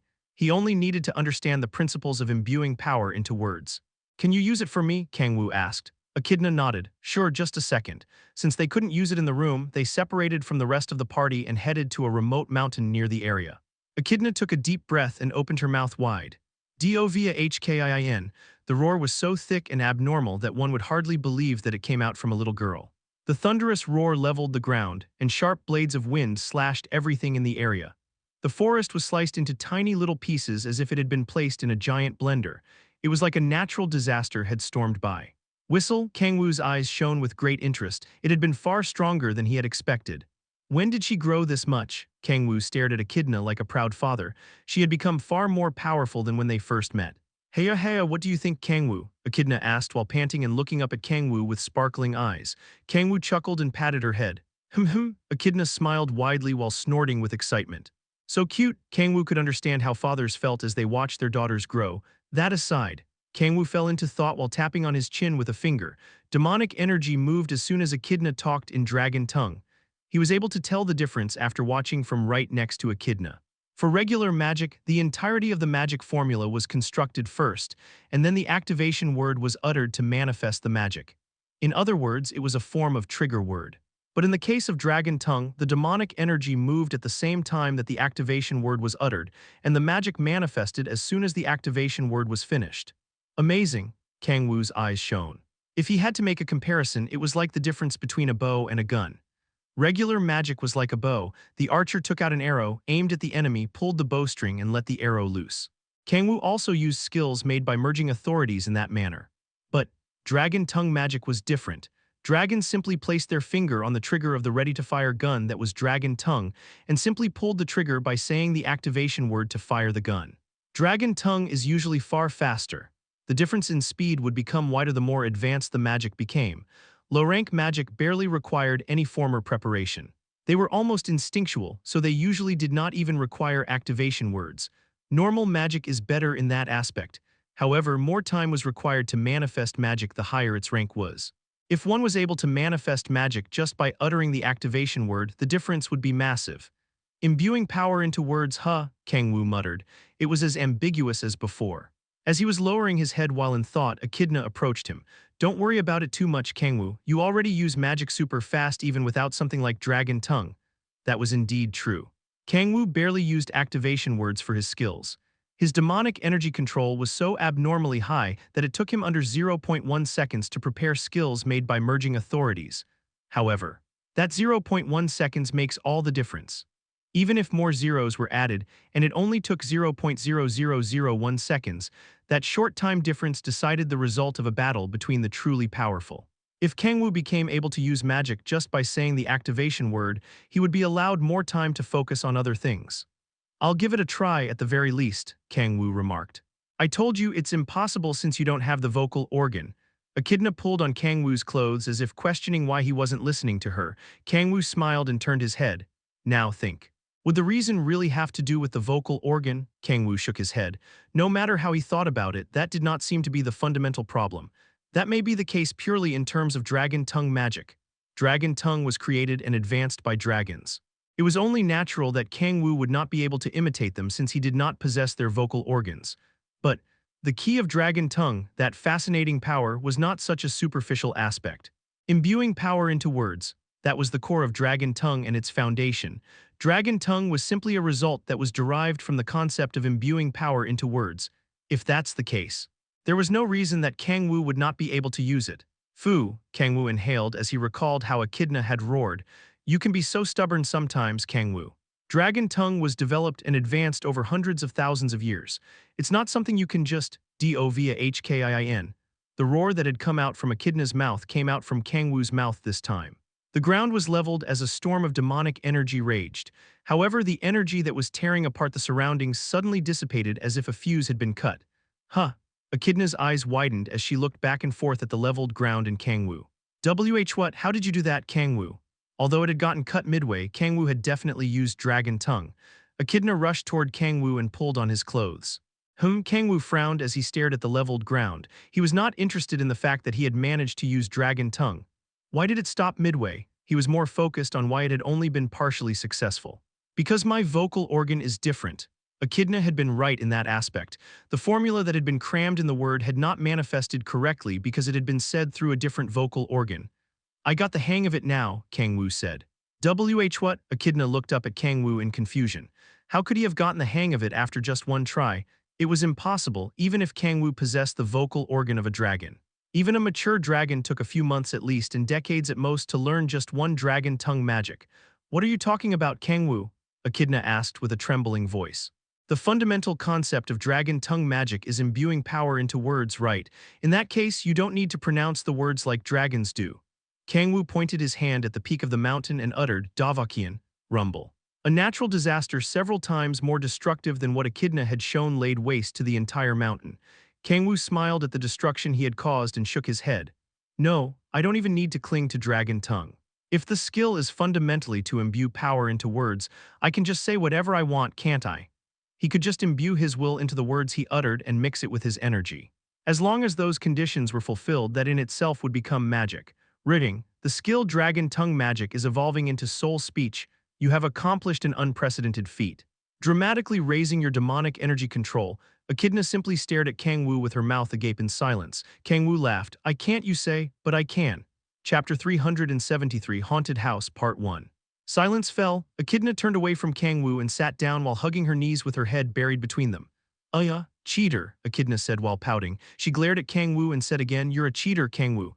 Oh, Kang-woo smiled and tried to pat her head. Rower, Echidna stuck her head forward and bared her teeth. She was likely trying to scare him, but so cute, I want to tease her, but I shouldn't. It was not the time for that. Don't touch me, Echidna shouted sharply. Kang-woo retracted his hand while smiling bitterly. Echidna wasn't acting like herself, but he could understand why. It makes perfect sense. Echidna had trained like crazy to learn dragon tongue magic, and even more after she had seen Kang-woo while he was molting. Seeing Kang-woo using dragon tongue, which she thought that he would never be able to use, in not even a day, was likely a huge shock to her. No, Kang-woo had not stopped at dragon tongue. He had gone beyond that and evolved the technique to something known as soul speech. He could pretty much guess what Echidna felt when she saw that. She probably felt that her efforts until now were denied. She could have also felt ridiculed, or that her efforts would never come to anything no matter how hard she tried. She was likely being weighed down by despair after coming face to face with a wall that she could never cross. Kang-woo looked down at the crouching Echidna in silence. He wanted to tell her something. This isn't a matter of talent. It wasn't a matter of time either. Absolutely not. Such things were not enough to learn dragon tongue and reach the realm of soul speech in less than a day. Echidna bit her lip and lowered her head. Tears welled up in her eyes. Silence fell once again. Kang-woo was making all sorts of unreasonable excuses in his head. This was not a matter of talent nor time. It was a matter of the difference in the weight they were shouldering, as well as the path that they had walked until now. Kang-woo possessed abnormally high demonic energy control to the point that it was monstrous. It was enough to even make a being of godhood faint in shock. The reason was awfully simple, because I would die if I couldn't control it. Kang-woo had lived for all this time while frantically struggling to survive. He would not have come this far without that struggle. He had spent every second of every day in fear of death if he let himself go even for a single moment. Those days piled up to months, years, and had reached 10 millennia. Tusk, Kang-woo clicked his tongue. Even so, he had no intention of arguing with Echidna about how she knew nothing and quibbling over how much he had suffered. Pity, compassion, and sympathy were meaningless at this point for him. I knew you were amazing, Kang-woo, I did, but… Echidna lowered her head in sorrow. She likely had a lot on her mind. Kang-woo smiled and turned around. Let's go back. Trying to console her would be no different from making fun of her. She needed time to accept it. Okay, Echidna slowly nodded. She stood up while slouching lifelessly and then blankly stared up at the sky. Then suddenly she slapped both of her cheeks. She walked up to Kang-woo and slightly pulled on his clothes. I'm sorry for yelling at you earlier, Kang-woo. Kang-woo stared at her unexpectedly. I thought it'd take her a few days. Her recovery had been faster than he had expected. I guess she's grown. It seemed Echidna had not only grown physically but mentally as well. Kang-woo smiled and nodded. He raised his hand and ruffled Echidna's hair. Have you calmed down now? He asked. Yeah. It's only natural you would do something like that, Kang-woo. What does that mean? I don't know much about your past, but Balrog tells me about it from time to time. Echidna put her arms around his waist in silence. The silence continued between them for a while. Echidna then broke the silence. Don't push yourself too hard, Kang-woo. I didn't really push myself this time. Kang-woo smiled awkwardly. That was a lie. Even if his demonic energy control was abnormally exceptional, It had been an extremely dangerous gamble to attempt to unearth the foundations of Dragon Tongue in just a day. It was no different than disassembling a machine that he had no idea how it was designed and reassembling it to his liking. Worst case scenario, forget Soul speech, the Dragon Tongue could have gone out of control and he could have gotten greatly injured. Well, that's what I've always done. Kang-woo grabbed Echidna's hand. Let's go back. Iris said that she would prepare a feast for dinner to celebrate everyone's safe return. But of course, it would be the Imperial chefs who would be preparing it. I like Iris. You said that you hated her before. Kang-woo chuckled and walked back to the castle. A week had passed since the constellation of agony had died. Kang-woo had been so busy that he had no time to test out his newly acquired soul speech. Matters regarding the Empire, angels, and gods were happening so fast, though he had been the one to instigate it. Kang-woo sighed and stretched his shoulders. He drank some of the coffee that Han Xiala had brewed for him. Are you okay, Master Kang-woo? Lilith asked in worry. Kang-woo had not slept for a week straight. I'm physically fine, but I'm kind of getting fatigued mentally, Kang-woo replied in a tired tone. Lilith's information network had been more or less perfected, so they had been racking their brains to come up with various overblown rumors regarding Lucifer to foster fear among the people. He was even trying to monitor the movements of the constellations of evil as well as investigating Lucifer's wife. So even creating a clone with the authority of cloning was not enough to divide the work to a manageable degree. How is fostering fear for Lucifer going? Kang-woo turned to ask Lilith. If he did not have her help, he would have given up long ago. It is going smoothly, please take a look at these, Lilith replied as she showed him a few photos. They were photos taken around the Arnon Empire. One of them was an empty bar. Although there had been some people while Fidelio had still been in power, not even a single rat could be found anymore. No one is leaving their homes because of their fear for Lucifer, Lilith remarked. Very good, Kang-woo smiled. He felt sorry for the bar owners, but the fear of Lucifer having taken root deep within the hearts of the people was good news. I should provide them with money and food later. Since he had practically incapacitated the Empire's economy, he was planning on taking responsibility for the incident after it was all over. That aside, this much of an effect in just a week is beyond my expectations. I guess the news of the attack on Sant'Angelo was big. The angels wanted to hide the fact that Sant'Angelo had been attacked, but there was no way that Kang-woo would let that ammunition go unused. He used Lilith's information network to spread the news all over the continent that the sanctuary of the angels had been desecrated and plundered. There's that too, but Lilith smiled widely.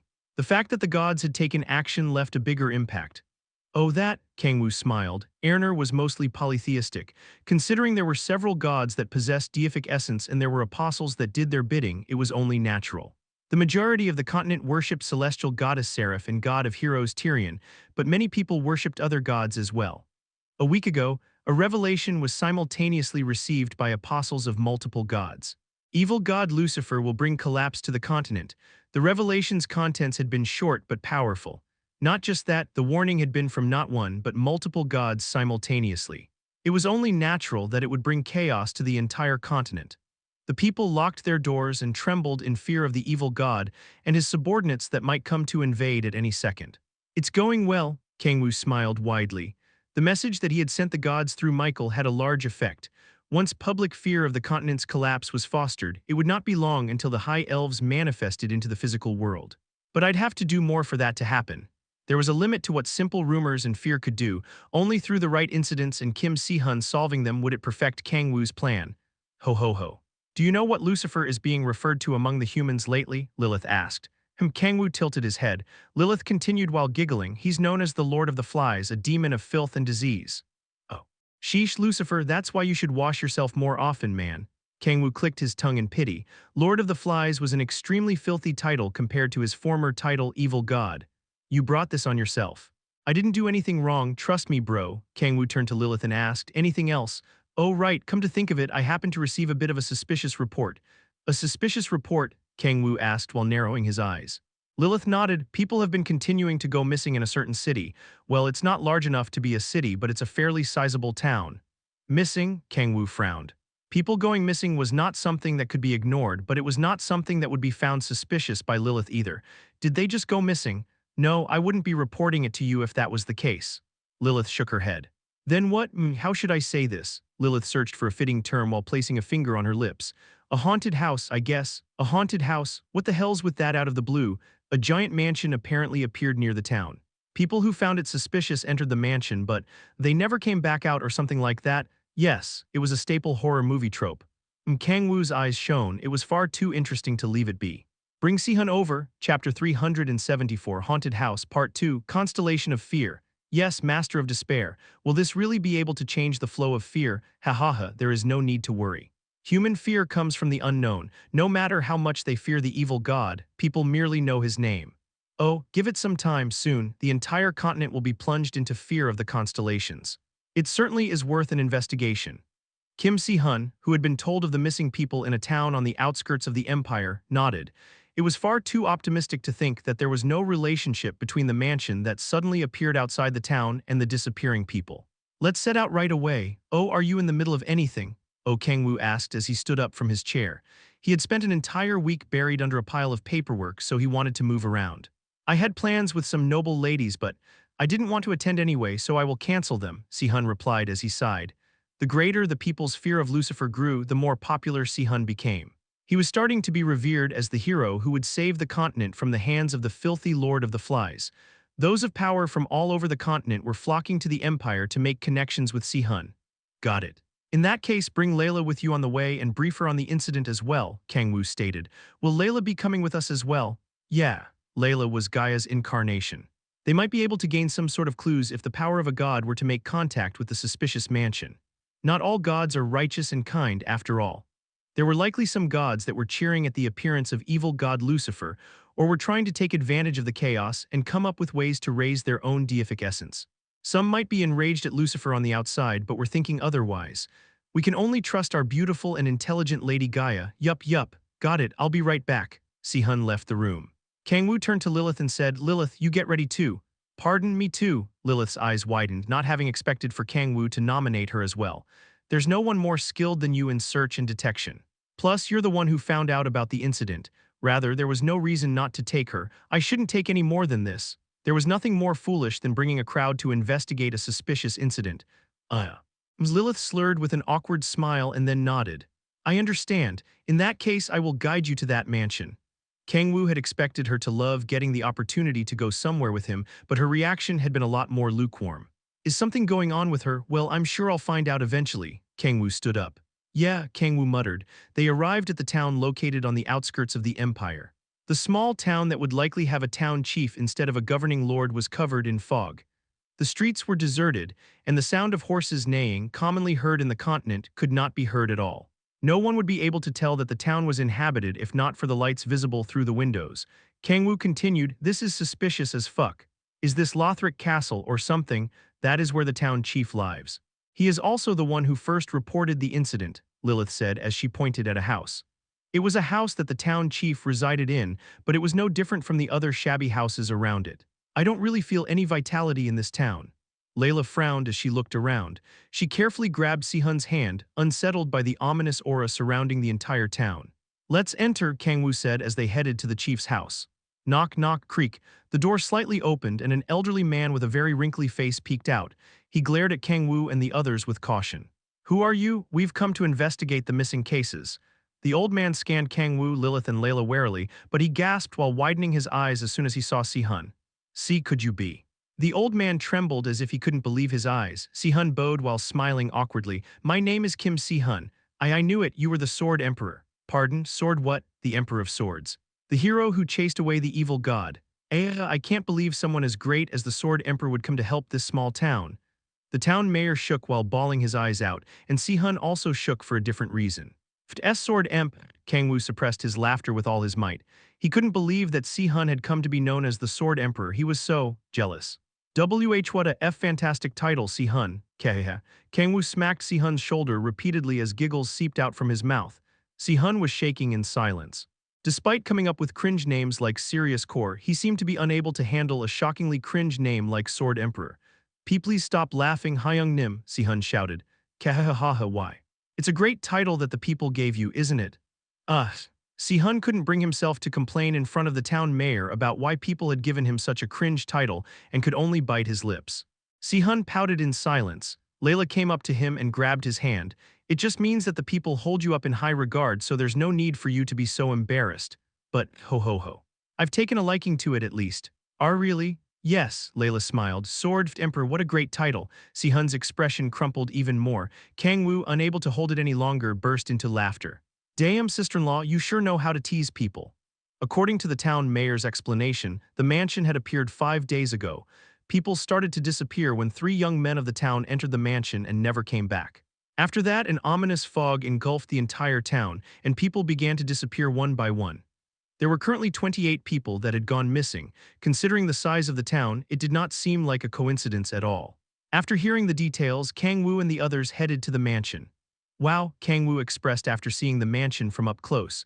Windows were shattered, the door was rotten, and the walls were crumbling in certain areas. This is the perfect place to shoot a horror film.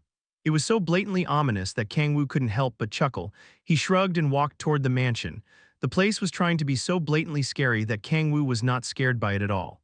Let's go in, he stated, creak. Kang-woo opened the door, but he had no idea how it was still attached to the hinges. In front of them was a hallway that smelled of mold and faint blood. I certainly sense unsettling energy, Si-hun uttered as he narrowed his eyes and searched the hallway. He summoned the holy sword in advance and placed it on his waist. Bam. Just then the door that they entered the mansion from suddenly slammed shut and the entire mansion fell dark instantly. Damn, Kang-woo expressed. They're really pulling out all the stops, huh? Kang-woo snickered as if he was highly entertained. He lightly snapped his fingers, and then 2 flames appeared to light the hallway, which made the hallway look even more ominous. The hallway was full of mold, rusted metal, and unknown black moss. Kang-woo frowned as an unpleasant smell filled his nose. He looked around the hallway and noticed that it was forked. Let's split up into 2 and investigate the interior. Make sure to call with the communication crystal if you find anything. The mansion was much larger than he had expected. The hallway was not that wide either, so traveling as a whole group of 4 would be inefficient. Understood, Si-hun nodded and went down the right hallway with Layla. Kang-woo turned around and went down the other hallway. Kang-woo noticed that Lilith was not following him. What's wrong? Did you find something? Lilith bit her lip without answering. It's nothing, my king. She swallowed her saliva and hugged Kang-woo's arm tight. She's been acting weird for a while now. Kang-woo stared at Lilith while narrowing his eyes, thinking of a possibility. Lilith, could it be you're scared? Oh, of course not. There's no way I would be scared just because I entered a rundown mansion like this, Lilith shouted. Kang-woo smiled. Her reaction only solidified his suspicions. Man, how unexpected. I never thought you'd be scared of something like this. He had been with her for 1,000 years, but this was the first time he had seen her act this way. I told you I'm not scared, Lilith shouted as her face was as red as a tomato. Kang-woo softly laughed. If you're so scared, should I investigate on my own?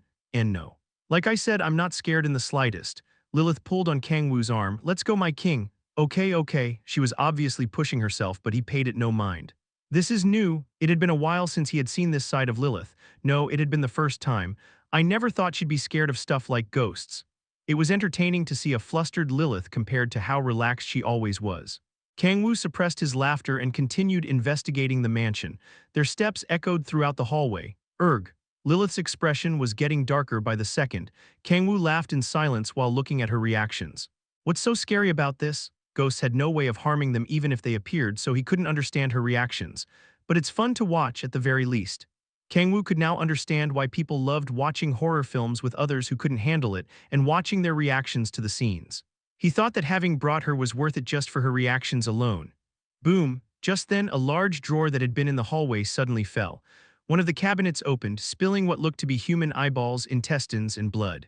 Kang-woo chuckled. What a cute contrapt. Kyhhh, Lilith screamed. She held Kang-woo's arm tight and leaned her head on his shoulder. A sloppy and sticky sensation traveled up his arm. A sloppy and sticky sensation? Hiya. Lilith's hair floated and turned into green tentacles spewing pus that wrapped around Kang-woo. Tears flowed down Lilith's 18 eyeballs. Kyhhh, Kang-woo screamed. My king, Lilith's green tentacles dug into his clothes. No, not just his clothes, but they even dug into his mouth, nostrils, and ears. Erg, what the actual fuck? I'm so scared. Me too. I'm fucking scared too. Save M. Erg. Chapter 375, Haunted House Part 3. In the mansion surrounded by ominous fog, one of the rooms was filled with a thick scent of blood and rotten trees. Translucent wraiths roamed the room.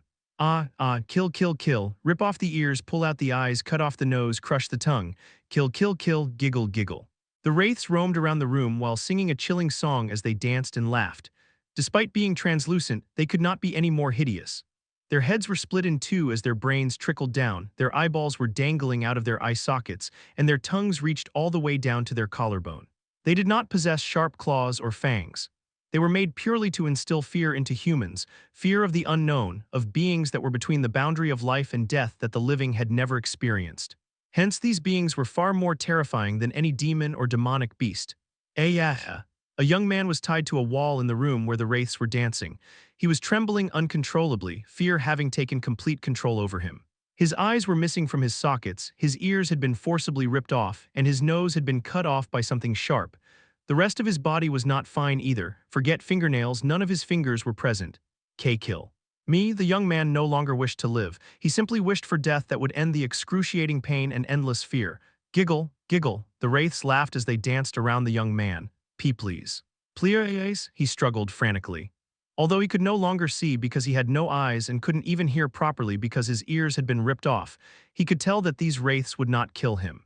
Aya, he cried out in madness. His head was filled with the wraiths' laughter. Fun, fun, fun, scream more for us, be even more afraid, they sang while dancing merrily. Your ears were ripped off. I guess you won't be able to hear, your eyes were pulled out. I guess you won't be able to see, your nose was cut off. I guess you won't be able to smell, giggle, giggle, giggle, let's not cut off his tongue. Let's not because he has to scream. The man's mind was being slowly broken down as the wraiths roamed around him and giggled. Something flowed out from the man, a thick black energy. It was negative emotion. The wraiths absorbed the materialization of extreme fear. Ay! The man's screams filled the room. He was not the only one. A total of 28 humans were tied up in the room as they screamed in fear while surrounded by wraiths.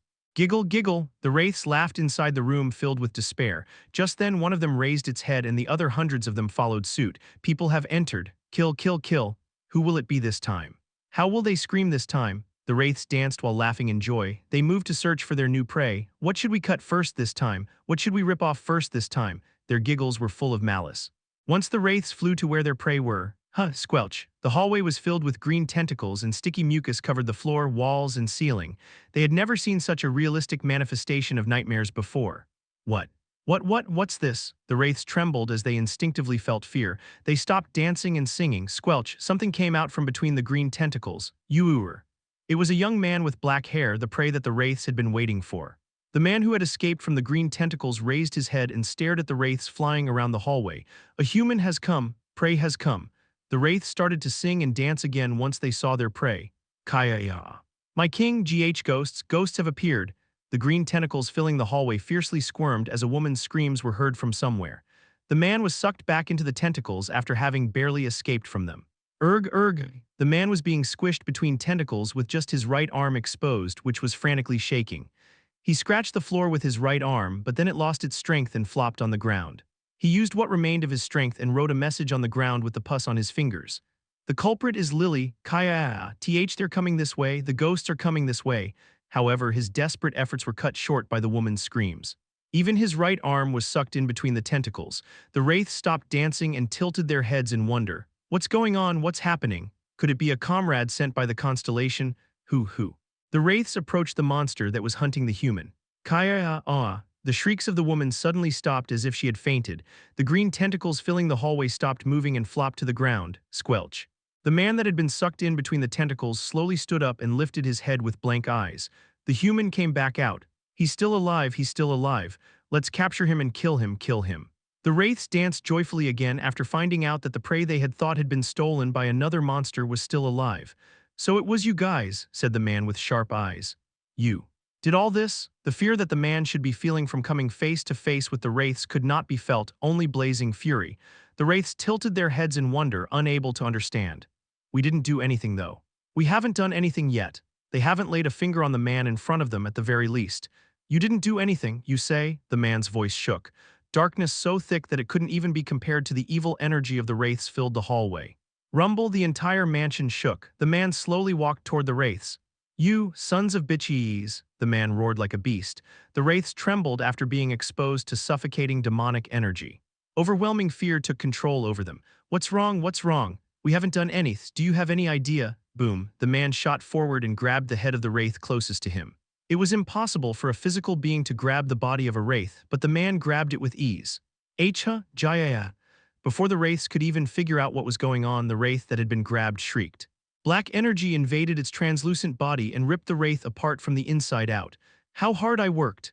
The man ran at the speed of sound to grab more wraiths and rip them apart mercilessly. To get away from those tentacles, a horrifying massacre ensued. Although there was no spillage of flesh and blood, the bodies of the wraiths were most certainly being ripped apart. The remaining wraiths quickly began to run away. No, no. We haven't done anything. We haven't done anything wrong. They made excuses while frantically running away, but it was pointless. Rah! The roars of a wounded beast echoed throughout the mansion. True hell had fallen on the haunted house that had been made to instill fear into humans. We're sorry, we're sorry. We were wrong, we were wrong. The wraiths trembled in fear. The devil wearing human skin was walking toward the wraiths that had been driven into a corner. Jaya, a wraith was ripped apart with every step the human took. The wraiths that had been created to instill extreme fear into humans were dying while stricken with fear. Monster, monster, a monster has appeared. Spare us, spare us. The wraiths ran away in fear by going through the walls. A few wraiths managed to survive the Demon King's rage and escape the mansion. Kang-woo did not go out of his way to chase after them since he had more or less managed to vent his anger. Fu-hea, Kang-woo took a deep breath in and out. He slowly looked around the destroyed mansion and saw that there were no more wraiths. He only managed to return to his senses now. He frowned and scratched his head. I should have captured a few of them. He needed a few of them alive to figure out how this mansion came to be, though it's weird to think about capturing wraiths alive. Kang-woo looked around. He had killed all the wraiths that he could see while blinded by rage, so not a single wraith remained. He thought about chasing after the ones that had escaped, but he could no longer sense their presence, possibly because they were spirits. Shit, he belatedly regretted his decision, but what was done was done. None of his hundreds of authorities had the power to resurrect an annihilated soul. NGH, Kang-woo clicked his tongue. Hyung Nim. What was that sound just now? Likely having heard the roars that Kang-woo had made while massacring the wraiths, Kim Si-hun and Layla quickly ran to him. Kang-woo scratched his head awkwardly while thinking of a way to explain this. He couldn't tell them that he had gotten so enraged about being subjected to Lilith's tentacles because of the wraiths that he had killed them all. Wraiths suddenly attacked us all of a sudden, Kang-woo mentioned. Wraiths. Si-hun looked around while wide-eyed, but wraiths were unable to leave a corpse since they had a spiritual form. All that he could feel were subtle traces of deathly energy. Did you defeat them all, Hyung-nim? They weren't that strong, Kang-woo replied. Honestly, he did not know he had massacred any that he could see, so he had not properly gauged their strength. Well, even so. He was sure that they would have been no match for Si-hun and the other party members. It didn't seem like they were specialized in combat. They did not have any weapons.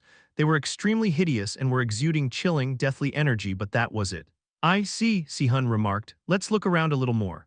Although all the wraiths had disappeared, they could still acquire some information from the mansion itself. Their expectations were met soon after their search. Ayarg, as they searched each room along the hallway, they heard a voice.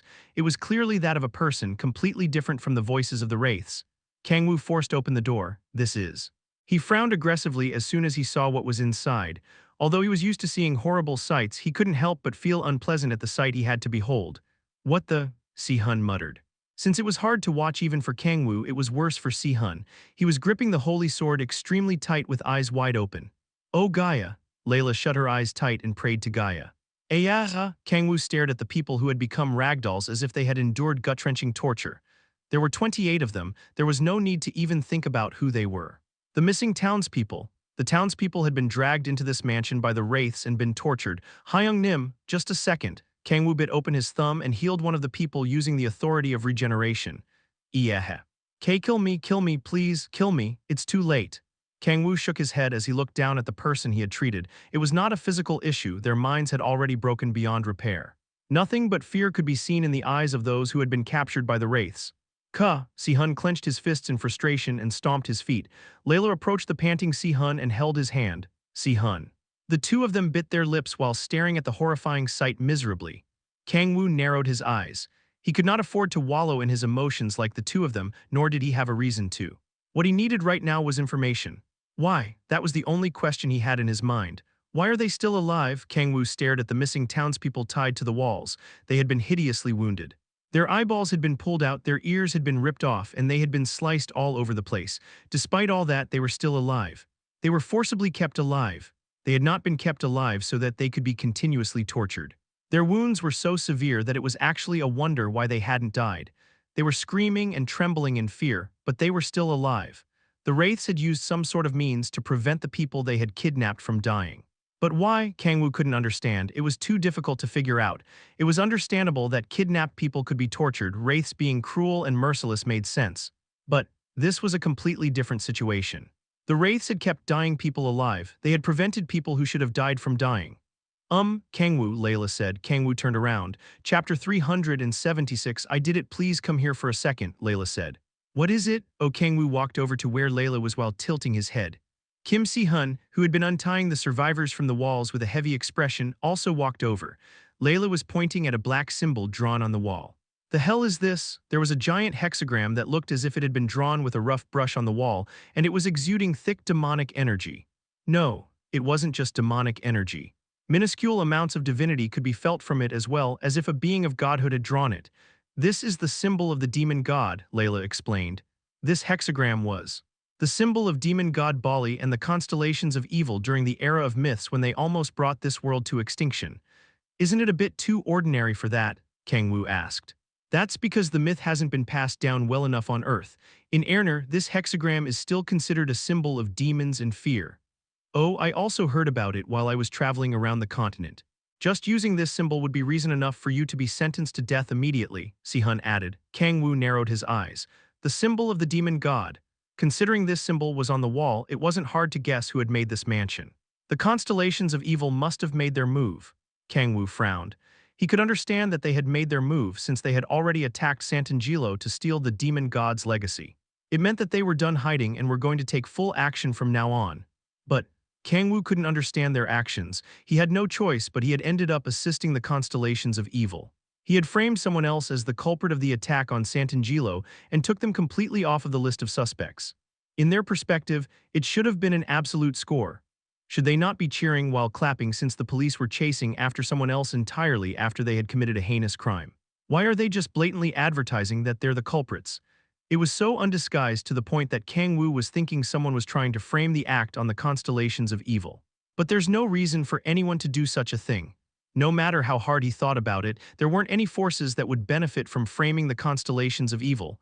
Could it have been the constellations of evil? Layla asked carefully. Si-hun nodded.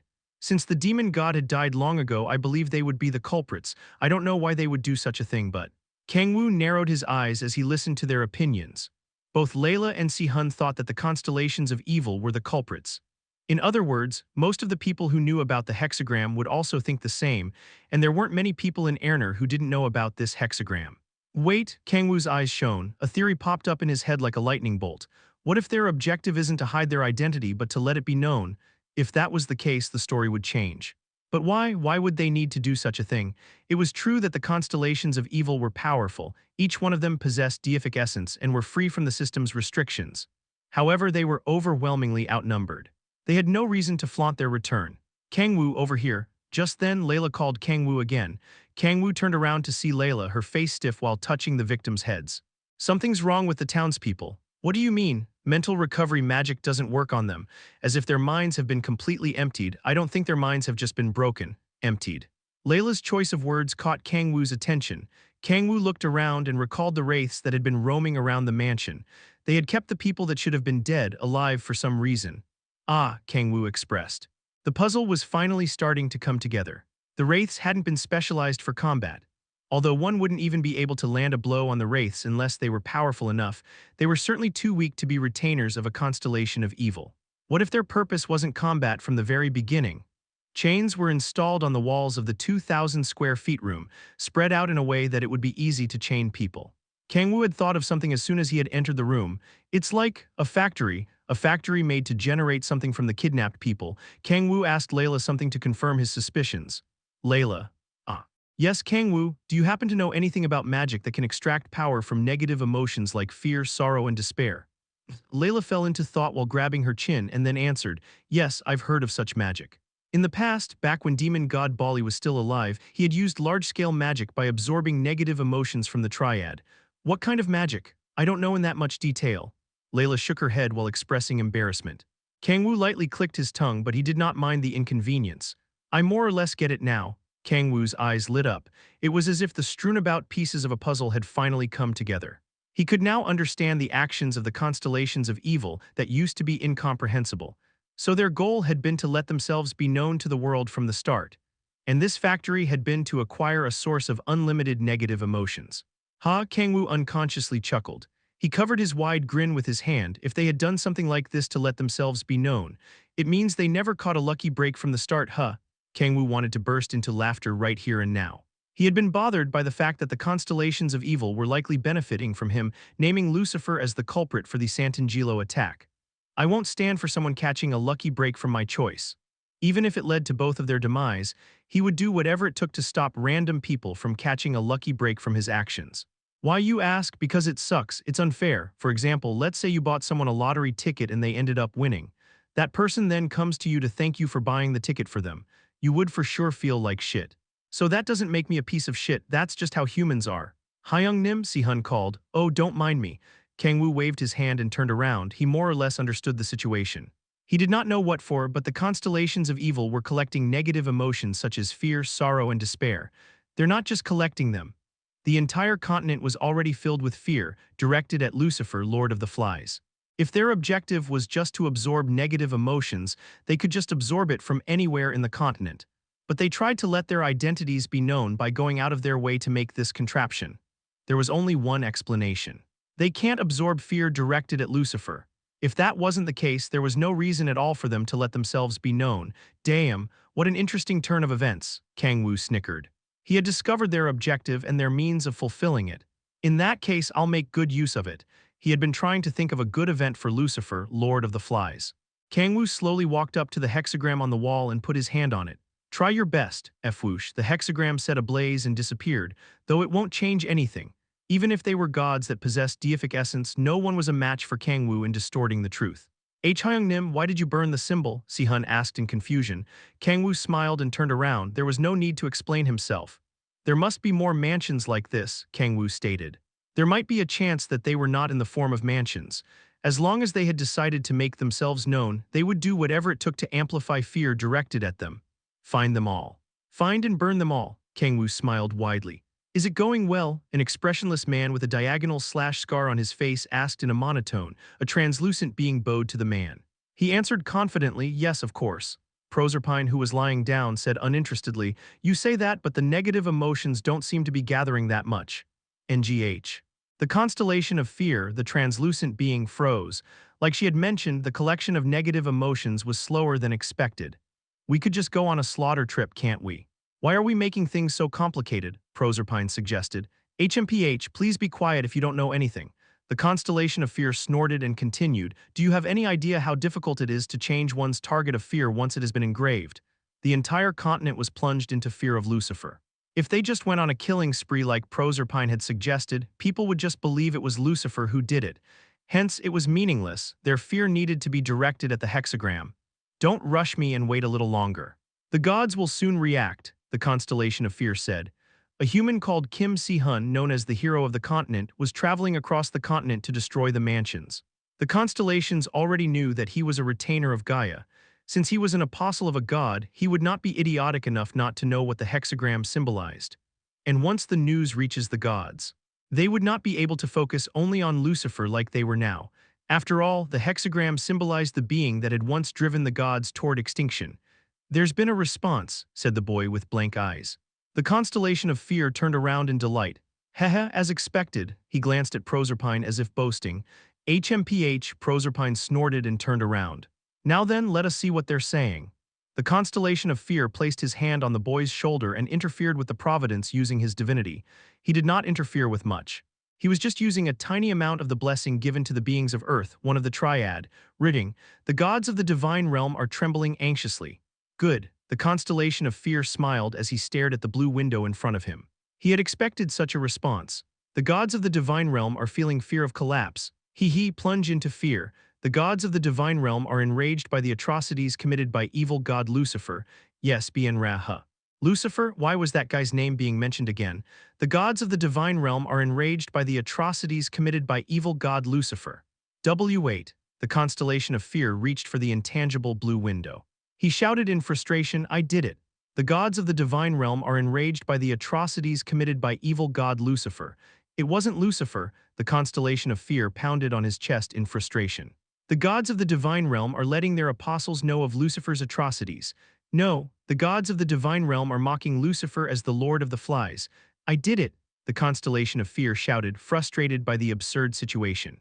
But of course, there was no way that his words would be able to reach the gods in the divine realm. The gods of the divine realm discuss that they need to eliminate Lucifer as soon as possible. The gods of the divine realm are devising a solution.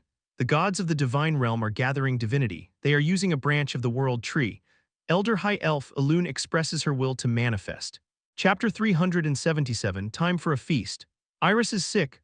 Kang-woo frowned after hearing the news from one of Iris's maids who had come running to tell him. The maid nodded after taking some deep breaths. She answered while tearing up Haya. Yes, she's been saying that she was dizzy since yesterday, but once I checked up on her today, she had a huge fever. Kang-woo walked past the maid and toward Iris's room. Wham! He violently opened the door to see Iris laying in her bed while sweating profusely. Haya, sir, Kang-woo. Iris looked up at Kang-woo in a daze. Thick blood vessels resembling tree roots had protruded from her skin. Iris forcibly tried to prop herself up. Stay still, Kang-woo said as he gently pushed her back down on the bed. He used the authority of insight to search her body. What's going on? He couldn't find anything wrong with her. Kang-woo bit open his thumb. Drink. Cough, sir, Kang-woo. Kang-woo forcibly pushed his thumb into the flustered Iris's mouth. He used the authority of regeneration, but nothing happened. Kang-woo grimaced. She isn't sick, he was sure of it. Kang-woo looked down at Iris anxiously and then called for help. This was not an issue he could resolve alone. Iris is sick, Han Xiala, who heard the news, approached them. She froze after seeing the blood vessels protruding all over Iris's skin like tree roots. She caressed Iris and closed her eyes. Womb. White light flowed out from Xiala and into Iris. Xiala shook her head in confusion. Don't know, neither revitalization nor healing magic are working. Xiala was panicking since this had never happened before. Kang-woo narrowed his eyes.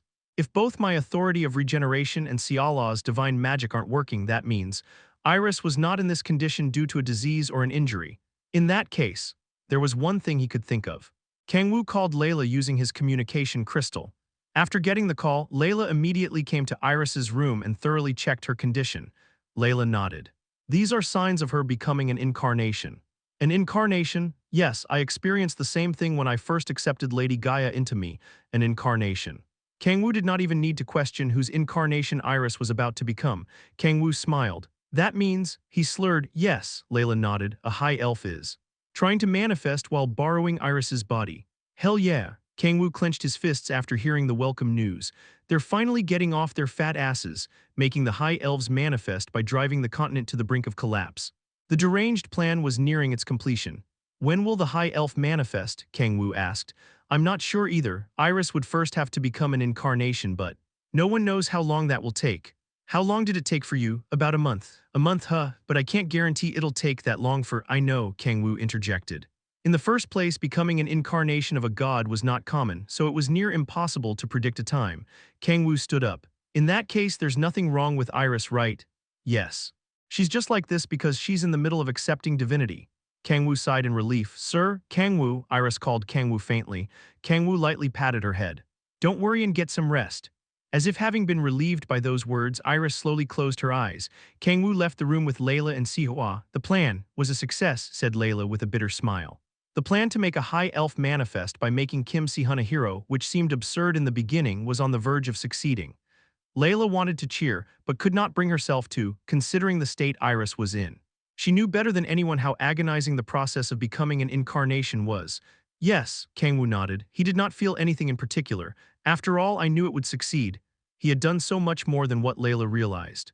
He disguised himself as evil god Lucifer to attack the Empire, framed him as the culprit who attacked Santangelo, and distorted information to amplify fear. If the High Elves did not manifest after going this far, he would have given up and found another way. Now then, all that was left to do now was what he had been forced to postpone until this point. Kang-woo smiled. It was what he had been desperately waiting for, even more than the manifestation of the High Elves. He had longed for it all this time. Ba-dump, his heart beat like crazy from the anticipation. Thrills ran throughout his entire body. Haya, Kang-woo breathed heatedly. He had been holding back all this time, but he could not hold it back anymore. He clenched his chest as he panted heavily. How long have I been like this? Kang-woo searched through his memories. Santangelo. It was when he had seen the space protected by colossal sacred power destroyed by someone. No, it could have been from back when he had discovered the red sand from the Nine Hells. Blazing impulses were taking control over him to the point that he could barely hold it back anymore. Kang-woo said impatiently, I have something to do so I'll excuse myself. Oh, I understand. I'll let the other party members know, Xiala replied as she nodded. Kang-woo turned around and walked elatedly. He exited the imperial palace to see a vast garden which he walked past. Master Kang-woo, someone called. Kang-woo turned to see a young man with brown hair, Balrog. He was currently wearing human skin, but inside was a comrade whom Kang-woo had fought alongside for 1,000 years as well as his loyal subordinate. Silence fell. Balrog stared at Kang-woo and then closed his eyes. I see you can barely hold it in, Balrog slowly remarked. You got me, Kang-woo snickered. This dim-witted son of a bitch is only quick-witted in times like this. I guess the time we spent together doesn't go anywhere. You're really something else, man. Not even Lilith was able to tell. I've been holding it back all this time, Kang-woo said calmly. He was acting calm, but he felt like his desires were about to explode at any second. Balrog opened his eyes. It had been a while since he had seen his king like this. As if his king had thrown aside his human skin and returned to his true demon form. It's at least the first time I've seen him like this on Earth. It only meant that he had been desperately holding it back all this time. Were you not able to alleviate it a little last time? Balrog asked. No, that only made it worse. It ended so anticlimactic while I was getting fired up. Kang-woo recalled the constellation of agony. The battle had ended in such a dull manner. The fire blazing within his heart had been doused with ice water, as if an engine had been revved up but was just left to be. He felt like the desires he had been holding back all this time were about to explode. He instinctively knew that he could no longer hold it back. I've held it back for quite a while. Considering how he had been like back in hell, he had managed to miraculously hold it back for this long. How long has it been? How long had it been since he had been able to fight with everything he had? Kang-woo searched through his memories but could not remember. At least, he had not been able to ever since he had regained his powers as the Demon King. No, even before that, he had never used every ounce of his strength. Obsession was the instinct of angels, and desire was that of demons. Their limitless desire allowed them to maintain their sanity for their immortal lifespan. Among the countless forms of desire there were, Kang-woo's desire was simple, to eat. To fight enemies stronger than him, to emerge victorious, and to devour them as his spoils of battle. This very desire was what had allowed him to stay sane for the past 10 millennia as well as what had allowed him to survive. Arg, Kang-woo panted heavily. A horrifying thirst tore apart his throat, but his desire could not be fulfilled. It would not be resolved just by devouring average demons and demonic beasts. He needed even stronger prey that would fire him up. It's times like this that I'm jealous of Xiala. Xiala's desire, her obsession toward Kang-woo, was able to be resolved easily. However, Kang-woo was different. There weren't many prey that would be able to fire him up anymore. That's why, Kang-woo smiled, that was why he had been waiting for his plan to be completed. Will they be coming today? Balrog asked. Who knows? But they won't just be taking it lying down. Kang-woo had made use of the plans of the constellations of evil and had thoroughly ruined them. The entire continent was plunged into fear of Lucifer, not the constellations of evil. They wouldn't stand for it unless they're morons. Kang-woo turned around, his eyes filled with anticipation. Balrog, yes, my king. Balrog got on one knee and looked up at Kang-woo. Kang-woo did not possess the signature features of a demon such as goat horns, bat wings, and a black tail. But Balrog could tell that the man in front of him was, without a doubt, the king of demons. Don't get in my way. Balrog stayed silent. He bowed his head and answered, as you command, my king. Kang-woo slowly walked past Balrog. For some reason, the constellation of agony's deific essence had been sealed. Having a taste of a small piece of meat was more agonizing than being starved. Unbearable thirst and hunger were taking control over Kang-woo. Haya, Kang-woo licked his lips and gulped. He looked up at the sky. He couldn't sense the constellations of evil at all, but he could tell that they would be coming to punish the mortals that had ruined their plans. Now, it was time for a feast. Kang-woo smiled. Thousands of translucent wraiths appeared at the Imperial Palace garden in the dead of night. Kill, kill, kill, capture the humans and skin them little by little. Let's dance to their screams. The thousands of wraiths danced while singing a chilling song. Among them was a spirit exuding powerful deathly energy who landed on the garden. Oh, Kang-woo and Kim Si-hun was it. He mumbled the names of the retainers of Gaia that had ruined his plan. The constellation of fear rested his giant scythe, made from vengeful spirits, on his shoulder. Although there were 2 retainers of Gaia, he already knew who the main culprit who had ruined his plan was. Kim Si-hun. He was the hero who was being revered as the Sword Emperor. How dare he? Womb. The scythe made from vengeful spirits exuded deathly energy. The constellation of fear slowly walked toward the Imperial Palace in front of him. Just then, come on, what the hell, someone said. The constellation of fear turned to see a man with sharp eyes. The man clicked his tongue into satisfaction and glared at the constellation of fear. Just one. the man remarked in dissatisfaction, as if he had excitedly gone to a buffet only to see that there wasn't a large selection of food to choose from. Chapter 378, You Chicken, You Must Be One of Gaia's Puppets. The constellation of fear scanned Kang-woo with dreary eyes. The deific essence that he had acquired as the god of fear analyzed the power of Gaia within Kang-woo. The Protector of Light. It was a ridiculous title. The constellation of fear raised his scythe and looked around. He did not feel any other presence in the area. What's going on? If the human had been anticipating for him to come, he had expected for there to be a group of humans waiting to strike around the area. However, unlike his expectations, there was not a single presence within this giant garden other than Gaia's retainer. Could he be thinking of facing me by himself? That was absurd. The constellation of fear shook his head. However reckless the man was, he would never think of facing a god by himself. He should have at least brought Kim Si-hun, the other retainer of Gaia.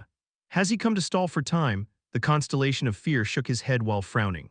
If that was the case, they would have been better off just running away together. There was no reason for just one of them to stay behind. Where are the others? Not here, Kang-woo replied. Not here. The constellation of fear chuckled at the human's firm response. They must be hiding somewhere while aiming for an opening. It was a pointless effort. He, who was the cluster of countless vengeful spirits, did not have such a thing as an opening. Damn it, I never thought only one would come, Kang-woo said in disappointment. However, the constellation of fear could see the human's eyes blazing.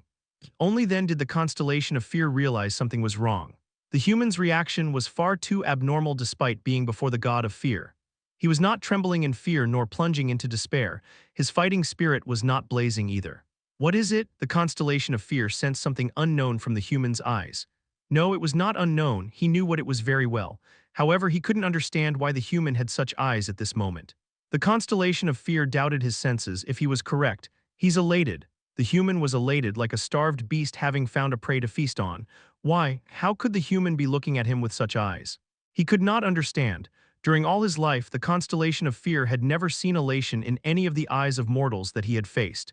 Has he gone insane? That was the only conclusion that the constellation of fear could come up with. He lowered his giant scythe. He had gone out of his way to take action himself to punish the mortals that had ruined his plan, but he had come to face a deranged human. He had lost interest. Where are the others? The human asked the same question that the constellation of fear had asked him. The constellation of fear, finding the situation stupid, answered, Not here. Not here. The human seemed truly disappointed. No, he was biting his lip in frustration and stomping his feet. Tusk. The human seemed to have actually gone insane. The constellation of fear did not wait any longer. He had too many mortals to exact divine punishment on to waste any more time on one crazy human. Kill him. The constellation of fear raised his scythe and pointed at the human to command the thousands of wraiths. They had been singing and dancing while looking forward to the slaughter until a few minutes ago, but they had frozen while staring at the human. Time passed, and the constellation of fear tilted his head in confusion. What's happening? The wraiths were not moving. They were usually thirsty for blood, but they were simply staying in place without charging at their prey. No, they were not just staying still, they were trembling in fear. What? The constellation of fear widened his translucent eyes.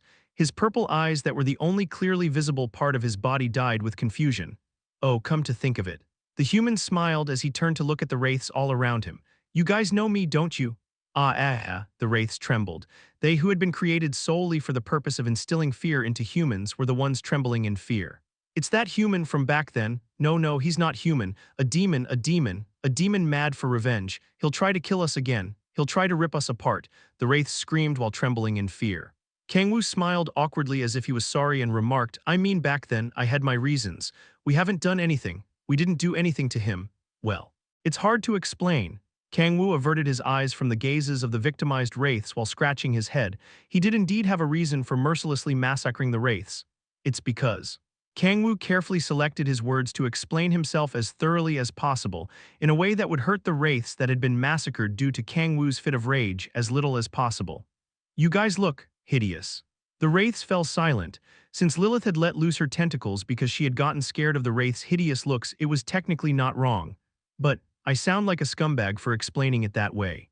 I'm feeling a bit guilty. You're so harsh, demon, evil demon. I am indeed a demon, but he did not want to hear that from wraiths that kidnapped and tortured humans. Huh. The constellation of fear chuckled at the absurd situation. What do you think you're all doing? He exuded chilling bloodlust not at Gaia's retainer but his own retainers. The thousands of wraiths flinched. The constellation of fear drew out divinity and swung his scythe. Jaya. One of the wraiths was pierced by the giant scythe. It was violently compressed as it screamed and was sucked into the scythe. The god said furiously, "Did you not hear me telling you to kill that human?" The garden shook from the god's fury. The wraiths shook uncontrollably. "I will command you again." The constellation of fear pointed at Kang-woo with his giant scythe again. Kill the retainer of Gaia, however. Once again, only silence could be heard in the vast garden. What? The constellation of fear's eyes widened at the incomprehensible situation. The wraiths were not moving. Ah, arg, they were simply groaning while staying in place, not knowing what to do. They're not obeying my commands. Even after I used divinity, the constellation of fear's thought became jumbled. He was more confused than enraged. This cannot be. Wraiths were beings of the underworld, so they were more sensitive to death and fear than anything in the world. However, they were in fear of someone else more than the god of fear himself. This is wrong. He could not think of it as merely a mistake. The constellation of fear turned around and scanned the human in front of him more thoroughly. Other than his sharp eyes and his ferocious appearance, he did not look like anything else but human. He could also feel Gaia's power and golden mana within the human. However, he could not feel any deific essence which any god would possess. To be frank, in terms of pure power, the difference between them was overwhelming to the point that it was despairing for the human. That was how much of a difference there was between one who could wield divinity and one who couldn't. To make a comparison, it was like a naked human against a human with full-plate armor and powerful enchanted weapons. It could be possible with a horde of people, but it was not a gap that could be overcome by oneself. But why are they so afraid of him? There was a discrepancy between his logic and instinct. The constellation of fear locked eyes with the human again. The human was still staring at him like a starved predator that had found a prey to feast on. The constellation of fear felt chills running down his back. It was fear and emotion that he knew all too well. This man is dangerous. He did not know exactly why, but his instincts were telling him so. It did not take him long to choose whether to follow those instincts or his logic. There's something about him. The constellation of fear no longer underestimated the mortal in front of him. Through the reactions of the wraiths and his own instincts, he had become sure that the human had something up his sleeve. I have to avoid him. As long as he had no idea what that human was hiding, he could not face him. He was not idiotic enough to face someone blindly just because they did not possess deific essence. I should go back and find out. The constellation of fear narrowed his purple eyes. He needed more information before he could fight that human. He slowly widened the distance from that human in silence. Kang-woo's eyes shone. He expressed, "Wow, damn, you really surprised me." His enemies usually ran straight at him while shouting, "You lowly mortal," around this time. It was not because they were stupid and thoughtless, but because Kang-woo was objectively at an overwhelming disadvantage. He had been made painfully aware of how much of a disadvantage one without deific essence was in against one with deific essence, but I never thought he would avoid the battle. The constellations of evil did not know who he was, what he could do, and what he had done thus far. Hence, he had been sure that the constellation of fear would charge at him. He thought that his enemy would find the disrespect from a lowly and weak mortal without deific essence unforgivable. Oh, Kang-woo was it. The constellation of fear continued calmly, "I will come back for your head." He had made the declaration while exuding as much bloodlust as possible to conceal the humiliation of running away from a mortal without deific essence. Kang-woo burst into laughter as the constellation of fear turned around. The constellation of fear stopped in his tracks due to the flippant laughter. Kang-woo continued while wiping his tears, "Jesus, that's some bravado you're exuding while running with your tail between your legs. Do you seriously think that makes you any less pathetic? Why you bastard? Weren't you the god of fear, huh? Are you seriously running away like a scared little mutt?" "Silence, I am not running away," the constellation of fear shouted. There was a slight urgency mixed into his voice. Even though he was trusting his instincts, there was nothing more humiliating than a god running away after feeling fear from a human. The constellation of fear tried to turn around again while suppressing his boiling rage. "You chicken," flinch, the constellation of fear froze. He did not know what that word meant, but it felt extremely unpleasant to hear. "Do not forget, human, this is nothing but a, you chicken," strategic retreat. "You chicken, I am falling back at the moment, but I will come back for your head. So what you're saying is you're a chicken, right?" Silence fell. The constellation of fear grabbed the back of his neck. "You son of a..." The fear he had felt from the human was slowly being eaten away by his boiling rage. "Tai Wuji." A seductive voice filled the black space. Proserpine approached Tai Wuji, who was sitting cross-legged in the middle of the thick darkness. "What is it?" Tai Wuji responded expressionlessly. Proserpine took out a black orb from between her well-endowed breasts. She smiled and answered, "There's been contact from Lucifer." Chapter 379. Monster of the Demonic Sea, Part 1. Fu. The constellation of fear took deep breaths. To be more exact, he was not breathing, but letting out deathly energy made out of vengeful spirits to quell his boiling rage. He clenched his scythe to calm his trembling hands. It's nothing but a cheap taunt. He knew that, and he was not foolish enough to fall for it. However, you're actually scared? Come on, man, aren't you a god, at least in name only? You're not actually trying to run away because of one puny human, are you? THTH, that son of a...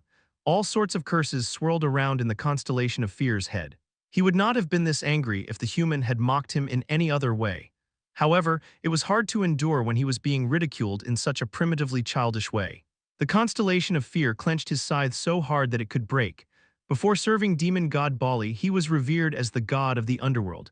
He had been a god since birth and was worshipped by all wraiths and vengeful spirits.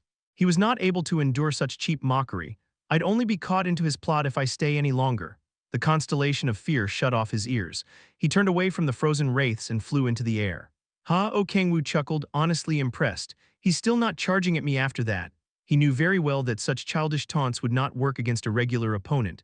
However, his opponent was not regular in the slightest. He was a god, and Kang-woo was merely a god's retainer, at the very least. That was the case in the constellation of fear's perspective. To make a comparison, it was like a private slapping a colonel in the face and mocking him that he was too chicken to fight back. Why the fuck is he so scared? Kang-woo rolled his feet while frowning in displeasure. His plan to make the opponent charge at him first had failed. In that case, close. Kang-woo slowly raised his arm and used soul speech. Rumble. The entire garden shook. Darkness shot out from the surroundings and gathered to form a dome, as if a giant black bowl had been placed over them. What the? The shocked constellation of fear quickly flew up and swung his scythe at the darkness covering the sky. Split and opening formed in the darkness, but only for an instant. Squelch, squelch. The darkness, as viscous as tar, squirmed as if it was alive and resealed the opening that the scythe had formed. It had been so fast that the constellation of fear did not even have the time to get out. Kuh! The constellation of fear grimaced. Bastard, what did you do? He turned around while clenching his scythe. He would be able to make an opening to escape the dome of darkness if he had time, but he doubted he would have that leisure when the enemy who had formed this dome was inside with him. I have no choice. The constellation of fear made a quick judgment. You seem to be eager to die by the hands of the god of fear. He could tell that he could no longer avoid a fight. He clenched his scythe while exuding chilling deathly energy. Kang-woo scoffed. The fuck? You've been trying to run away all this time, but look at you putting on airs now that you can't. Well, regardless. He slowly lowered his arm and smiled in absolute ecstasy. I've been waiting for this moment for so long. He had been suppressing his desire with all his might after the battle with the constellation of agony, which he had been so excited for, ended so anticlimactically. He was looking forward to a desperate battle with his life on the line, a frontal assault against a being of godhood. Phew! Kang-woo took a breath so deep that his lungs were on the verge of bursting and released the desire that he had been suppressing all this time. The demon of demons, the hell of hells, and the predator of predators roared. He stomped his feet and jumped as he was filled with delight. Boom. The ground caved in a dozen meters as Kang-woo leaped toward the constellation of fear. He stretched his right arm back midair. Leviathan, the key of the demonic sea, transformed into an axe covered in freezing air. He grabbed the axe and threw it. Clang! The axe was deflected along with a clear metallic sound. The constellation of fear had not blocked it. The attack had simply been deflected by the power of divinity within the countless spirits that made up his body. Yes, the corners of Kang-woo's mouth rose so high as if they were ripping. Irresistible pleasure set him ablaze. This is it. A battle against a being of godhood in a logical and unfair fight. Kang-woo had been waiting for this feeling of vain and despair. He had been wanting a prey that would push him to his limits that not even he was aware of. Ha ha ha ha! Kang-woo laughed as he used the authority of the sky to fly through the air at supersonic speed. The axe that had been deflected off of the divinity returned to his hand. It changed form into a sword, and Kang-woo swung it down at the constellation of fear. Crazy human, the constellation of fear swung his scythe, dumbfounded. The scythe of vengeful spirits and the key of the demonic sea clashed. Clang! The key of the demonic sea was deflected once again. The sword that had clashed with the scythe clad in divinity shattered into pieces. Kang-woo used the repelling force to twirl and transformed the key of the demonic sea into a spear. The dark red spear dodged the scythe and aimed for the constellation of fear's neck. Not good enough. The constellation of fear fell back and swung his scythe, pouring out hundreds of vengeful spirits in its path. Kurg! Kang-woo's skin that had made contact with the vengeful spirits turned black as if it had rotted. He fluidly fell back and stretched his left arm downward. Stab him to death! Kang-woo used soul speech. His demonic energy responded to his words imbued with his will. Countless black needles shot up from the ground. clang. Sharp sounds as if an iron plate was being hammered non-stop echoed throughout the dome. However, none of the thousands of black needles were able to break through the constellation of fear's barrier of divinity. It had only made it a little thinner. The constellation of fear swung his scythe at Kang-woo's head. Kang-woo ducked to dodge. He thought that he had dodged it completely, but hundreds of vengeful spirits poured out from the scythe's path like rainfall. Kurg arg! Kang-woo took the brunt of the vengeful spirits on his back and they ripped his flesh apart. Rather than falling back, he walked toward the constellation of fear as he was being ripped apart by the vengeful spirits and grabbed him with his right hand. Although the constellation of fear's body was made of translucent spirits, Kang-woo was able to grab him with ease. It's no use. The constellation of fear swung down his scythe while shouting, cutting off Kang-woo's right arm. Splash. Red blood spewed out like a fountain. HMPH, it seems you were all bark and no bite. The constellation of fear snorted and trampled on Kang-woo's severed right arm. Crunch. Kang-woo's left leg was bent at an unnatural angle. The constellation of fear cut off Kang-woo's right leg as well and swung down the scythe at Kang-woo, who only had a working left arm remaining. The scythe pierced his stomach and embedded itself on the ground. Anyway, the constellation of fear frowned as he thought of the black barrier around them and the techniques that the human had used. I'm sure I don't feel any demonic energy from him. The constellation of fear tilted his head in confusion. He had a feeling that something was off. There was no way that the human's attacks were befitting a retainer of Gaia. Regardless, the power that the human had been hiding was nothing special. The likes of a god's apostle dared to mock a god, the constellation of fear said leisurely. Contrary to his worries, there was an insurmountable gap between a being who possessed deific essence and one who did not. Not a single one of the human's attacks had managed to break through his barrier of divinity, and the human had not been able to block a single one of his attacks imbued with divinity. The result of the battle had been decided from the beginning. Were my instincts wrong, the battle had been so anticlimactic that the constellation of fear couldn't help but think as such. Die. The constellation of fear pulled out his scythe while thinking that his instincts had dulled, splitting the human in half from his belly to head. Phoo! The constellation of fear sighed as he turned around. He needed to find a way out of this barrier now. Let's squelch. Just then he heard the sound of a viscous liquid. He looked down to see that it had been from his leg. The constellation of fear aggressively frowned after seeing the source of the sound. The right arm of the human that he had cut off was still grabbing his leg. You're unpleasant to the very end.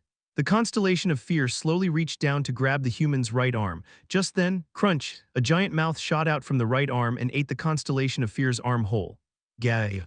The constellation of fear screamed. Although it had only been a mere fragment of the hundreds of thousands of vengeful spirits that made up his body, a splitting pain spread throughout his entire body. What the hell? The constellation of fear jumped back in shock. Munch munch. The giant mouth that had come out from the human's right arm ate the arm made of vengeful spirits as if it was a delicacy. What in the constellation of fear's eyes shook. He had existed ever since the era of myths, but he had never seen something like that. He trembled. The fear that he had felt a while ago as he looked at the human returned. Squelch, squelch. The constellation of fear heard more sounds of a sticky mucus. He turned toward the source of the sound. What? Slurp, eating spirits is a first for me. There, the human that should have died from being split into two was getting back up. He was chewing on something while looking like he couldn't be any happier. It doesn't taste all that bad. Kang-woo smiled extremely widely, the corners of his mouth actually tearing open to reach behind his ears. Saliva was dripping from the sharp teeth of a beast that had protruded out from his cheekbones. What the hell is that? The constellation of fear's eyes widened. Something that should not be happening was happening before his very eyes. Now then, Kang-woo slowly raised his arm. The right arm that had been severed at his elbow crawled toward him and stuck back on the severed area. He put his hand over his heart. Time for round 2, 10,000 demon core. First door open, Lucifer's voice flowed out from the black orb. I heard that you had contacted me. I did, Tai Wuji nodded. Before he had stolen the demon god's legacy, he had contacted Lucifer to ask him if he had any intention to join forces with the constellations of evil. I refuse, Lucifer responded without hesitation. Tai Wuji nodded, having expected the response. You've changed quite a lot. I had high hopes for you since you had managed to acquire divinity despite being a mere demon. Lucifer remained silent. Tai Wuji stared at the black orb expressionlessly. That aside, it seems the retainers of Gaia are mistaking us for you. Mistaking? It's nothing for you to bother with since we will be correcting that mistake today. Are you planning on killing Gaia's retainer? Tai Wuji simply nodded without a word. Gaia will not stand for that. What could she possibly do with her damaged deific essence? Tai Wuji replied with his signature monotone voice. Lucifer narrowed his eyes and asked, who was Gaia's retainer again? It was a human named Kim Si-hun, correct. There is one other. Who? A human named Kang-woo. Silence fell. What? Tai Wuji could see Lucifer flustered from across the black orb. Tai Wuji stared at Lucifer while slightly tilting his head. Oh, Kang-woo, no, wait, it can't be, Lucifer expressed panic. He asked impatiently, can I see that human's face? Of course. Tai Wuji slightly turned his head. A boy with blank eyes approached and opened his right hand. On top of it appeared the blue window known as the system window among players. On it was a picture of Kang-woo back when he had accepted Gaia's light and became the protector of light. Ah, Lucifer's eyes widened after seeing Kang-woo's face. Why Satan surely had. Satan had said that he had taken the demonic sea from the Demon King. Although it was impossible through normal means, Lucifer had known about Satan's final plan to make the Demon King clash with the dimensional wall to annihilate him. Lucifer had thought that Satan had acquired the demonic sea back then, but why? Why was the Demon King still alive? Lucifer trembled. He scanned the picture of the Demon King on the blue window in pallor. If the Demon King had become a retainer of Gaia, it meant that he had regained his strength to the point that he could fool a god of the highest rank. What's wrong? Tai Wuji asked. Lucifer did not answer him and asked instead, you went to go kill Gaia's retainers. Yes, the constellation of fear went personally to exact punishment with his own hands. Deathly silence fell. Lucifer said with a shaking voice, run. Away? What? I said to run away right now. Lucifer's shout echoed from the black orb. Tai Wuji frowned dumbfoundedly. Surely you don't mean from Gaia's retainer? Even he, who was mostly devoid of emotions, couldn't help but chuckle at Lucifer's words. He is but a mere human without deific essence. He is not even an incarnation. He is but one of Gaia's puppets.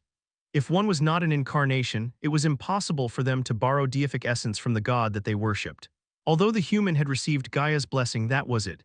There was an insurmountable wall between those who possessed deific essence and those who did not.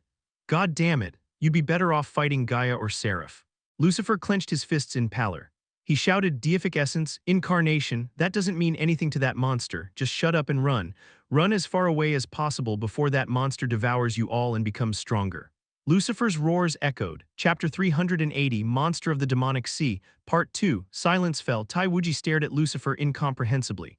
We'd be better off fighting Gaia or xperrif. Gaia was greatly hurt at the moment, and xperrif had been annihilated at the price of sealing the constellations of evil.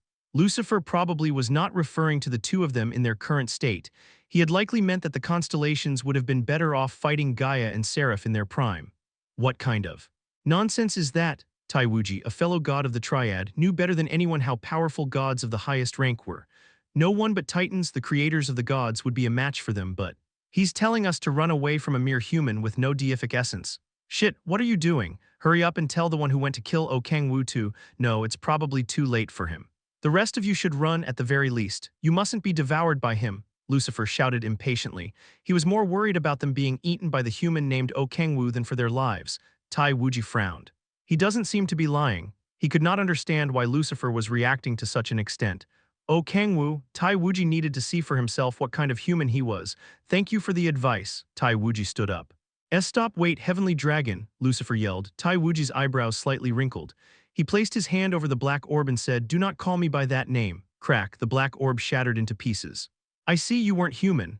The constellation of fear's purple eyes lit up while clenching his scythe.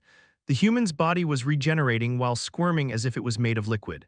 No matter how one looked at him, he could not be called anything else but a monster.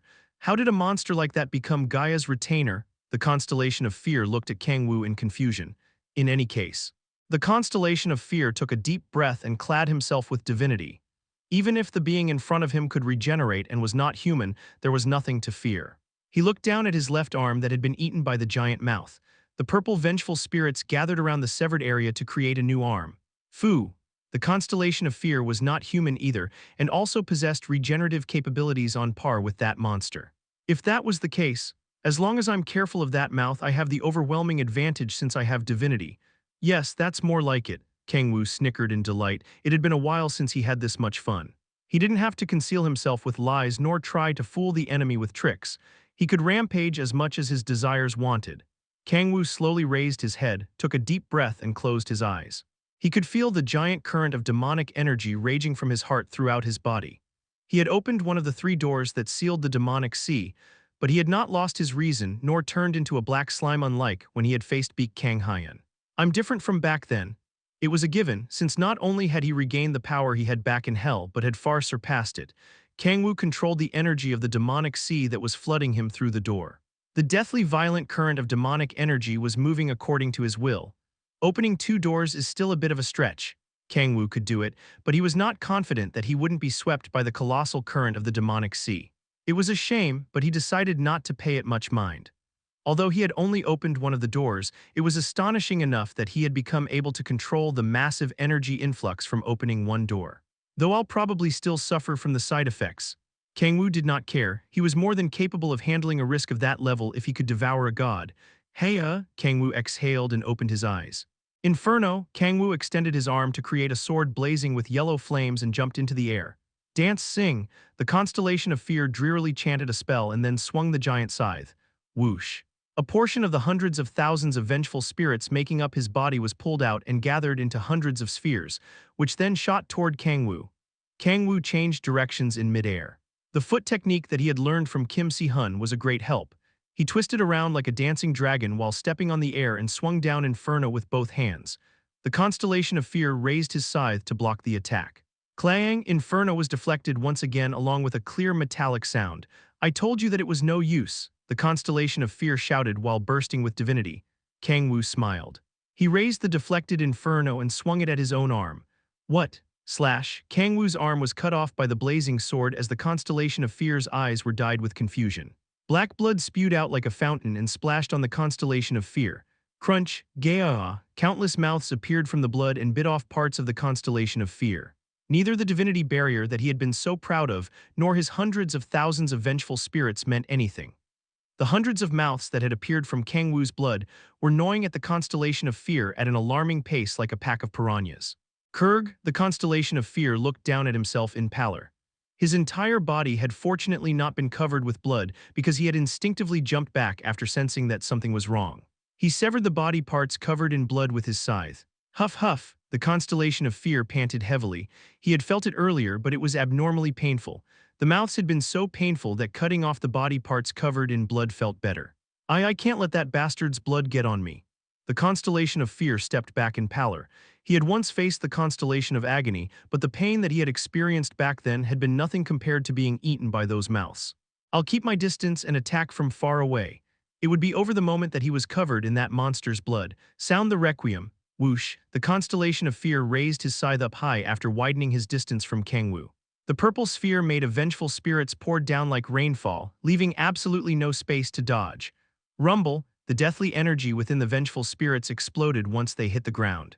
A giant purple storm tore apart the surroundings as it formed a crater several hundred meters wide. Is he dead? The constellation of fear mumbled as he looked down at the destroyed ground. He could see the monster having been torn into little pieces, having been unable to dodge his attack.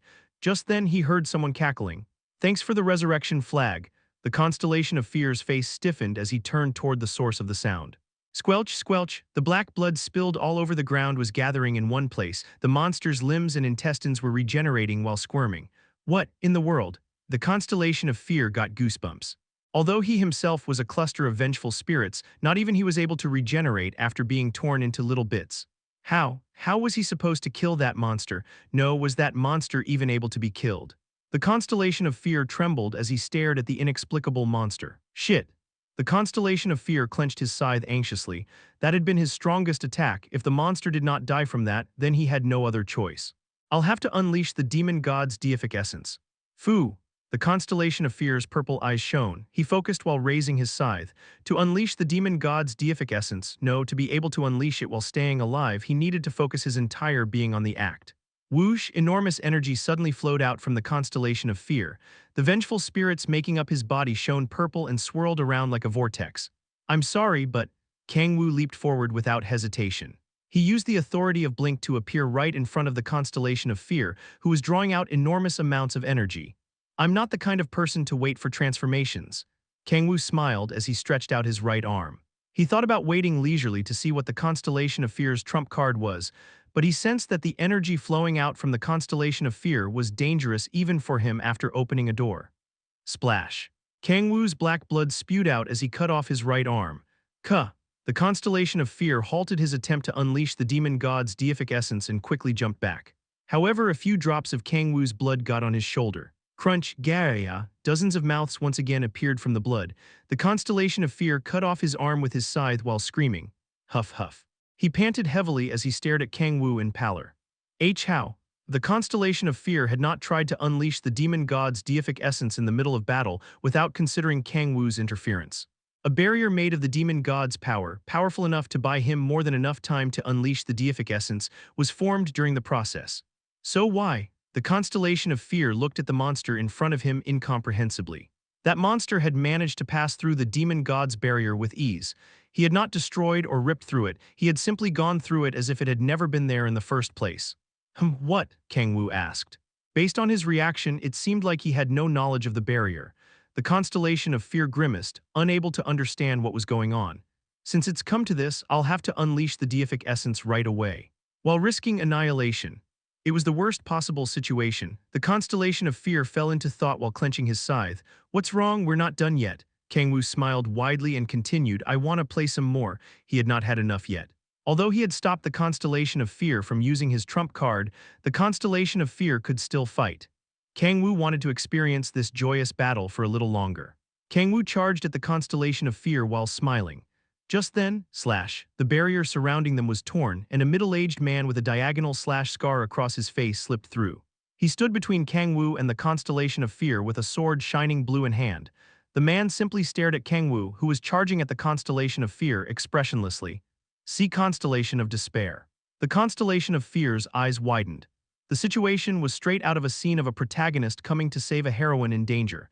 The constellation of despair raised his sword and swung it at the charging Kang-woo. Kang-woo could not feel killing intent from the swing, it was only meant to keep Kang-woo at bay. Kang-woo smiled widely, the constellation of fear extended his arm, getting a bad feeling. Kang-woo jumped straight into the path of the sword's swing before the constellation of fear could finish his sentence. What? Taiwuji, who had not expected Kang-woo to jump straight into his swing, expressed confusion. The heavenly dragon's sword sliced Kang-woo's head clean off, and splash, blood splattered from the base of Kang-woo's neck like a fountain, toward the constellation of fear behind Taiwuji. What in the? Taiwuji muttered, having not expected the monster that Lucifer had warned him about to die from just a warning swing. He turned around to look at the constellation of fear, who was covered from head to toe by the black blood. No. The constellation of fear screamed in terror. Chapter 381, Monster of the Demonic Sea, Part 3. The constellation of fear screamed in terror as he shook the black blood off of himself with his one remaining arm, but no, there was no way that he would be able to shake off all the blood that he had been drenched with. The constellation of fear reached out to Taiwuji as his purple eyes shone. Why are you making such a fuss? Taiwuji frowned as if he could not understand. It was just some blood. It was nothing for a god to make such a commotion over.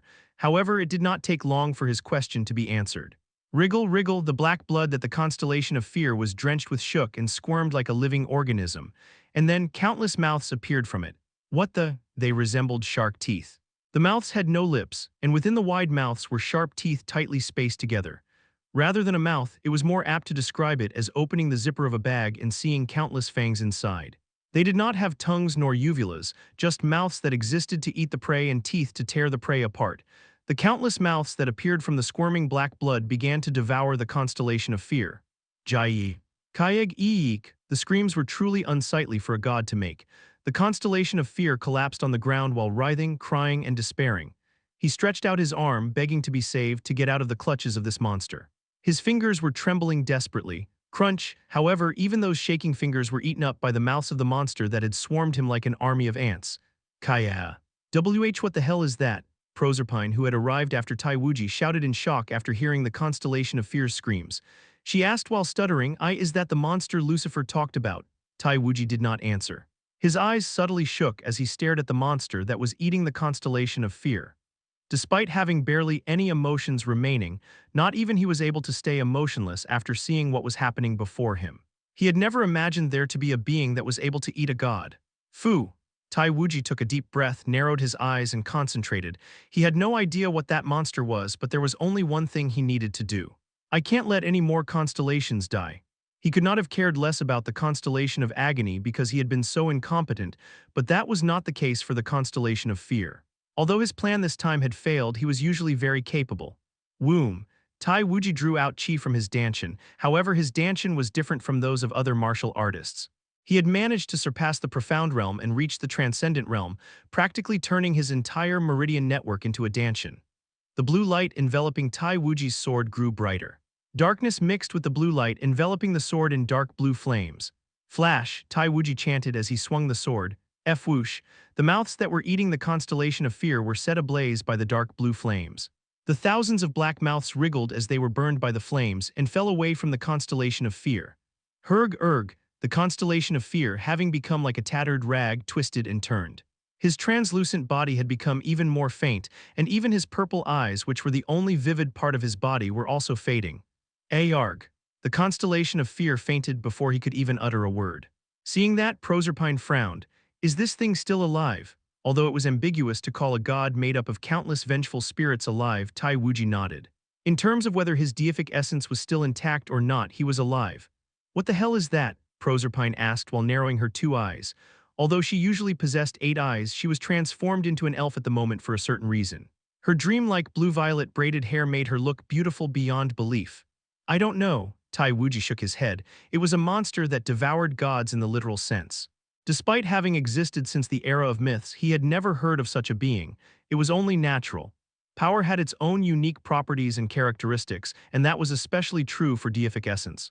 Devouring unique powers and mixing them with one's own was like, by human standards, being transfused blood of a different type. No, that was not descriptive enough. It was like being transfused oil instead of blood. There's no way it could survive. Tai Wuji stared in conflict at the monster being burned by the dark blue flames. The monster made of black mucus was flinching as it melted and seeped into the ground. Is it dead? Proserpine asked while narrowing her eyes. Tai Wuji could no longer see the black mucus monster that had taken his attack head-on. He clenched his sword in silence and then answered, no, not yet, squelch.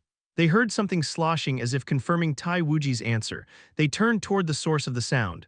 Wow, Kang-woo's head, which had been cut off by Tai Wuji, was looking up at them while smiling. The blood from the severed head connected with that of his body. The headless body slowly stood up and leisurely walked toward the head. It picked up the head and connected it to the next stump, and then the slash wound disappeared as if 2 bodies of water combined into one.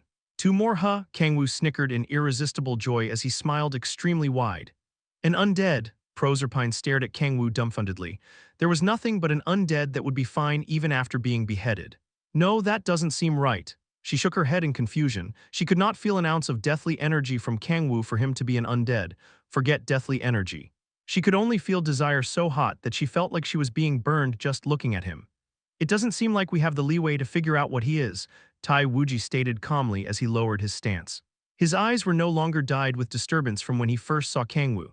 Kang-woo nodded and replied, exactly, we don't need to waste any more page space saying shit like who the hell are you, right? I'd bet we'd get up to about 10 chapters if we collected every single moment like that thus far. Let's just enjoy the moment, Kang-woo remarked. Kang-woo stared at Tai Wuji while breathing heatedly. He had realized it as soon as he laid eyes on him. It's him, the culprit who had destroyed the space under Santangelo that was being protected with colossal amounts of sacred power and stole the demon god's legacy. Kang-woo did not have proof, but he was sure because, I don't know. The power of the man in front of him could not be fathomed even after Kang-woo had opened a door. Yeah, this is more like it. Kang-woo's heart was beating so hard that it could burst. He had eaten one of the constellations to the point that the constellation was in tatters, but Kang-woo's hunger had not been sated yet. He wanted a stronger and more delectable prey. His sense of reason was being eaten away by his blazing desire, but he did not care. He decided not to deny them, at least for this moment. Boom. He aggressively stomped on the ground and charged at Tai Wuji while turning the key of the demonic sea into a sword. He did not imbue any authorities into it, since he knew that none of the authorities he possessed would even leave a scratch on the god before him. Clang, clang, clang, Tai Wuji calmly blocked Kang-woo's attacks with his sword. His eyebrows curved after exchanging a few blows.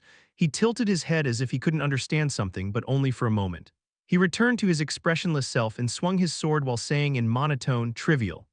In the eyes of Tai Wuji, a god who had risen to the highest realm of martial arts, Kang-woo's swordsmanship was beyond poor and simply rubbish. Kang-woo swung his sword horizontally, which Tai Wuji easily blocked by grabbing Kang-woo's wrist and twisting it, disarming Kang-woo. Tai Wuji pointed his sword at Kang-woo. I know, Kang-woo cackled and threw himself at Tai Wuji's sword. He had never intended to fight with swordsmanship from the beginning. He grabbed Tai Wuji's blade and cut his hand with it, spewing black blood from his palm. Tai Wuji quickly jumped back. He had seen what would happen if one made contact with that blood. So we just have to be careful of that blood, right? Proserpine remarked. She joined the battle, firing magic spells at Kang-woo from a distance. Thousands of arrows made of black demonic energy poured down at Kang-woo, which pierced all over his body like a hedgehog's quills. Yeah, that's all you need to be careful of. Easy, right? Kang-woo replied. He turned into black mucus. The arrows piercing him all fell to the ground and Kang-woo turned back to his original form. What the? Proserpine stared at Kang-woo incomprehensibly. He was an immortal monster. I see. Tai Wuji nodded as if he understood. He had figured out a way to face the monster that Lucifer had warned him about. Proserpine, buy me some time. Okay. Proserpine would have normally warned him not to order her around, but she knew that this was not the time. She used all the spells in her arsenal to limit Kang-woo's movements. If you're an immortal monster, Tai Wuji gripped his sword with both hands and declared expressionlessly, I just have to annihilate you without a trace. Whoosh, scorching dark blue flames set Tai Wuji's sword ablaze. Heavenly Dragon, he raised his arms up over his head. The dark blue flames pouring out from the sword grew larger at an incredible pace. Condensed sword energy several kilometers tall was formed. Flash, the condensed sword energy several kilometers tall condensed into a single point in an instant. Tai Wuji swung down the sword. It did not even make a sound. The gruesome destruction continued without end. If it had not been for the black barrier around them, the entirety of Arnon would have been blown away. No, it would have split the entire continent of Airner in half. The dark blue flames raged as if it would swallow up the entire world whole. Crazy son of a bitch, were you trying to kill me too? Proserpine yelled. She had been partially caught in the dark blue flames, her beautifully braided hair now a complete mess. I had it under control, Tai Wuji answered as he turned around. There was not even a trace of the monster that Lucifer had referred to in the area where everything had been obliterated. He's surely dead now, right? Proserpine asked while looking around. Tai Wuji nodded. He had annihilated the monster without leaving a single drop of blood. Even if the opponent was an immortal monster, they would not be able to survive this explosion. Let's go back. Tai Wuji turned around and grabbed the ragged constellation of fear. Although Kim Si-hun, the main culprit who had ruined their plan, was still alive, he had a feeling that they should fall back for today. Hey, my hair's a mess, Proserpine grumbled as she tidied her disheveled hair. Tai Wuji swung his sword in the air. Crack, space itself was split, forming a black rift. The two of them slowly walked in and the black rift slowly closed like an elevator door.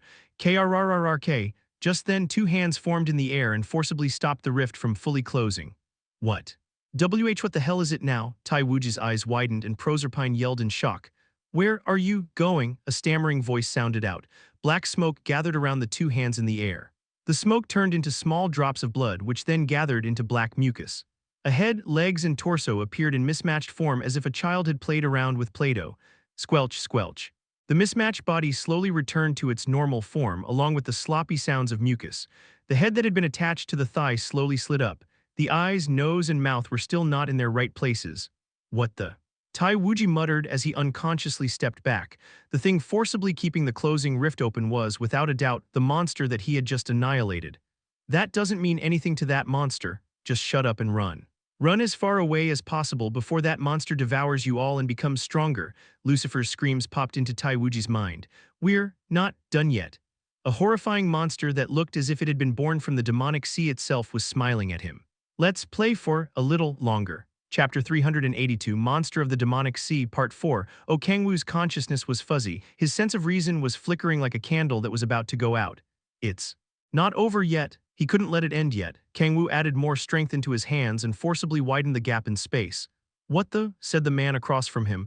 Kang-woo could see the shock in the man's eyes. Who was he again? His consciousness flickered again. Uerg. Kang-woo lowered his head as he held on to his sense of reason the best he could. He could feel the black sea flooding him through the wide-open door. This is a bit bad. Kang-woo barely managed to stay conscious. He thought about why things had ended up this way but did not have to think for long. After all, he knew this would happen from the moment that he opened a door. Kang-woo could not die while a door was open. Even if he was beheaded, his heart exploded, was split in half, or even all the blood in his body evaporated, he would not die. Since the power of the flooding demonic sea reconstructed his body, he would continue to resurrect unless the entire demonic sea itself was annihilated. But Kang-woo's consciousness flickered once again. He could not quite remember where or who he was. His consciousness became more fuzzy the more the demonic sea reconstructed his body. His sense of reason was disappearing and his intelligence was evaporating. All that was left of him was endless hunger. More. I want to eat, I want to eat. I'm hungry, hungry. I haven't eaten all of that spirit yet. That man with the dark blue sword looks good too. Oh, so does that elf next to him. Ha-aya, Kang-woo exhaled, squelch. The surface of Kang-woo's body pulsed as if a rock was thrown in a lake. His limbs, head and torso lost their form and turned into black mucus. Countless mouths appeared from the pulsing black mucus. What, in the, someone expressed. No, those three aren't enough. You've been holding it back all this time, haven't you? You haven't eaten until you were fully sated since you've left hell, right? Let's eat just a little more, aren't you hungry? Kang-woo heard a voice, a sweet and lovely voice. Now, eat. Three is nowhere near enough.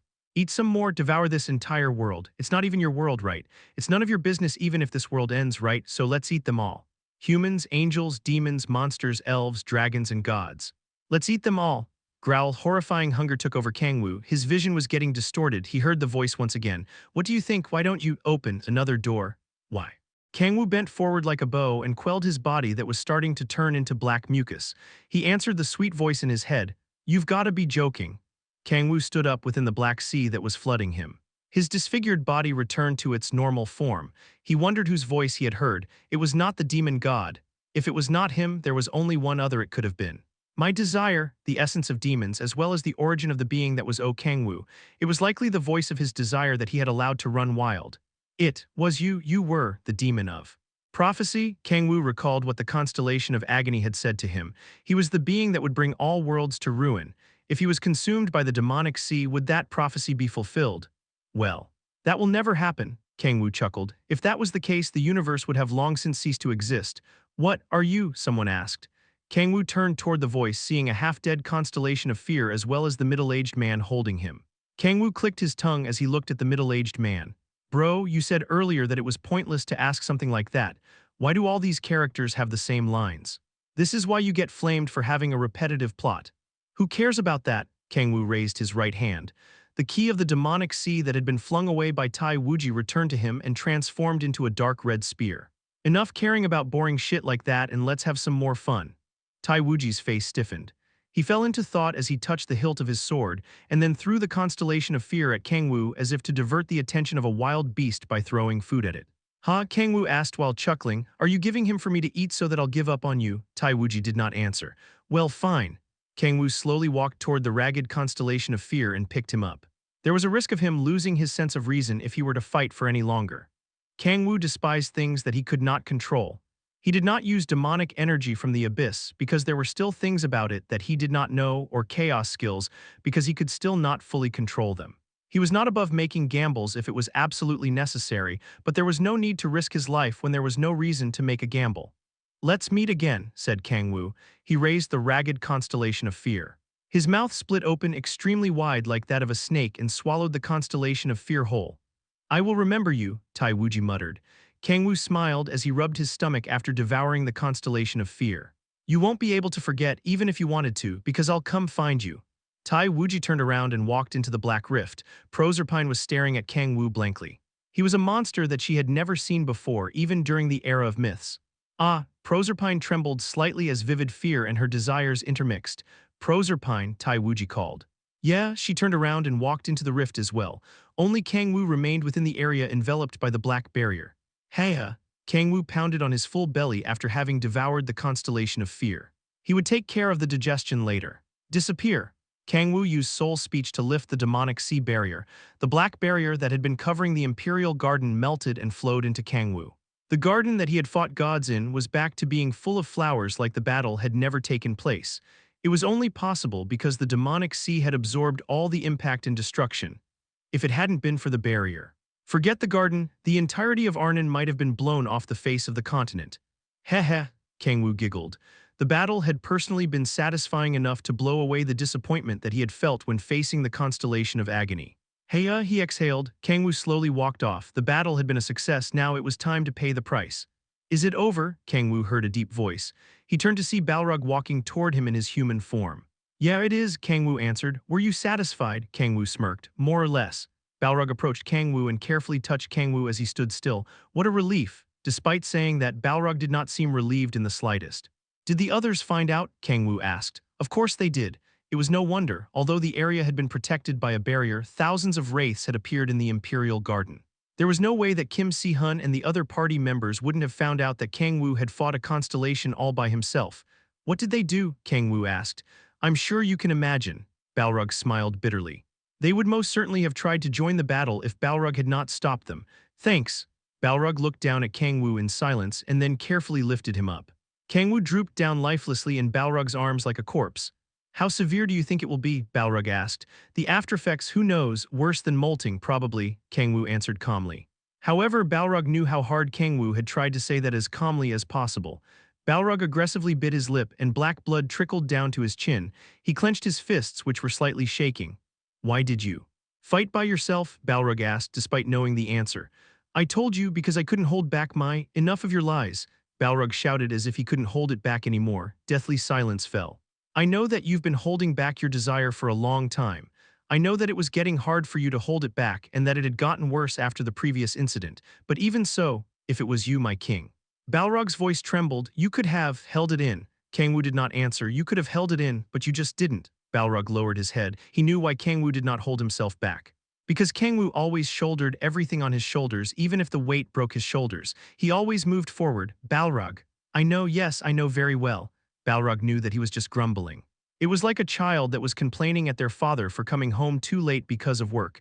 He knew that, but he couldn't stop himself from saying it. It was because of Uriel, was it not? You were worried that we would also end up mangled by the power of a god, just like that angel. Uriel had faced the constellation of agony and had ended up in such terrible condition that it was a wonder why he had not died. Balrog could tell what his king thought after seeing that. That's why you made an excuse to fight by yourself. Kang-woo had fooled himself by making some convenient excuse like that he could no longer hold back his desire. My king, Balrog raised Kang-woo and carefully embraced him.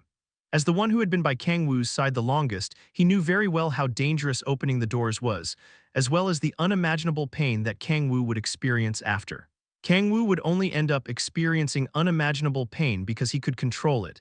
If he were to open too many of the doors to the point that he could not control the massive influx of power, he would be devoured by the demonic sea, never able to get out. Balrog, Kang-woo raised one of his arms that he could barely move with all his might and placed it on Balrog's head. He wondered since when Balrog knew. It might have been from the very beginning, and he was simply just playing along with Kang-woo's games. Son of a bitch, why are you so perceptive about stuff like this when you look like even your brain is all muscles? Kang-woo lightly hit Balrog's head. We've lost too much. He smiled faintly and continued, I don't want to lose anything else anymore. And with that, Kang-woo slowly closed his eyes. Balrog trembled. He gritted his teeth as he looked down at Kang-woo in his arms. An overwhelming sense of worthlessness weighed down on him. He did not want to become baggage. He did not want to be one of the weights on Kang-woo's shoulders, but H-herg. Sounds of sobbing seeped out as Balrog bit his lip. His shoulders trembled subtly. However much he struggled, his king was walking far too ahead of him. Hergs, Balrog embraced his king while continuing to weep silently. Chapter 383. Water comes out of even a dry rag if you wring it hard enough. Boom, boom, the sound of banging on the door rang out. Hey-ah, suppressed groans seeped out from the seams of the door and then, Aerg, the groans turned into terrifying screams. Clack, clack, clack, the door handle shook noisily. Balrog stood in front of the door and firmly held onto the handle. He crouched with his back to the door as if he was preventing something from getting out and clenched his fists hard while listening to the screams through the door. Balrog lowered his head while biting his lip. His heart felt like it was being carved with a knife every time the screams rang out. Kang-woo, Balrog looked up to see a woman running through the hallway. It was Han Xiala, his king's woman as well as the human whom the soul of the celestial goddess indwelled. You cannot. Balrog extended his arm to stop Xiala from opening the door. Xiala glared at Balrog fiercely. Move, Balrog firmly shook his head. Rumble, suffocatingly powerful energy poured out from Xiala. The unfathomable amount of sacred power weighed down on Balrog. Kurg cough, Balrog grimaced. His muscles expanded as if they would burst. He could barely breathe within the immense pressure, but he still did not move. Move, Xiala demanded. 12 wings sprouted from her back. Balrog bit his lip. Her power truly was terrifyingly immense. With power like that, she would be of help to the king. It was an undeniable truth. Balrog was confused, frustrated, and enraged. He had spent the past millennia struggling just to be able to walk alongside his king. But a human that was not even 30 years old had far surpassed him just because she possessed the soul of the celestial goddess. He could not help but think that it was unfair. Balrog gritted his teeth and remarked, You cannot pass.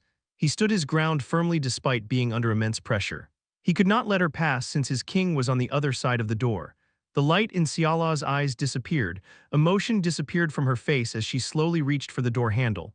I told you. That you cannot. Balrog grabbed Siala's wrist.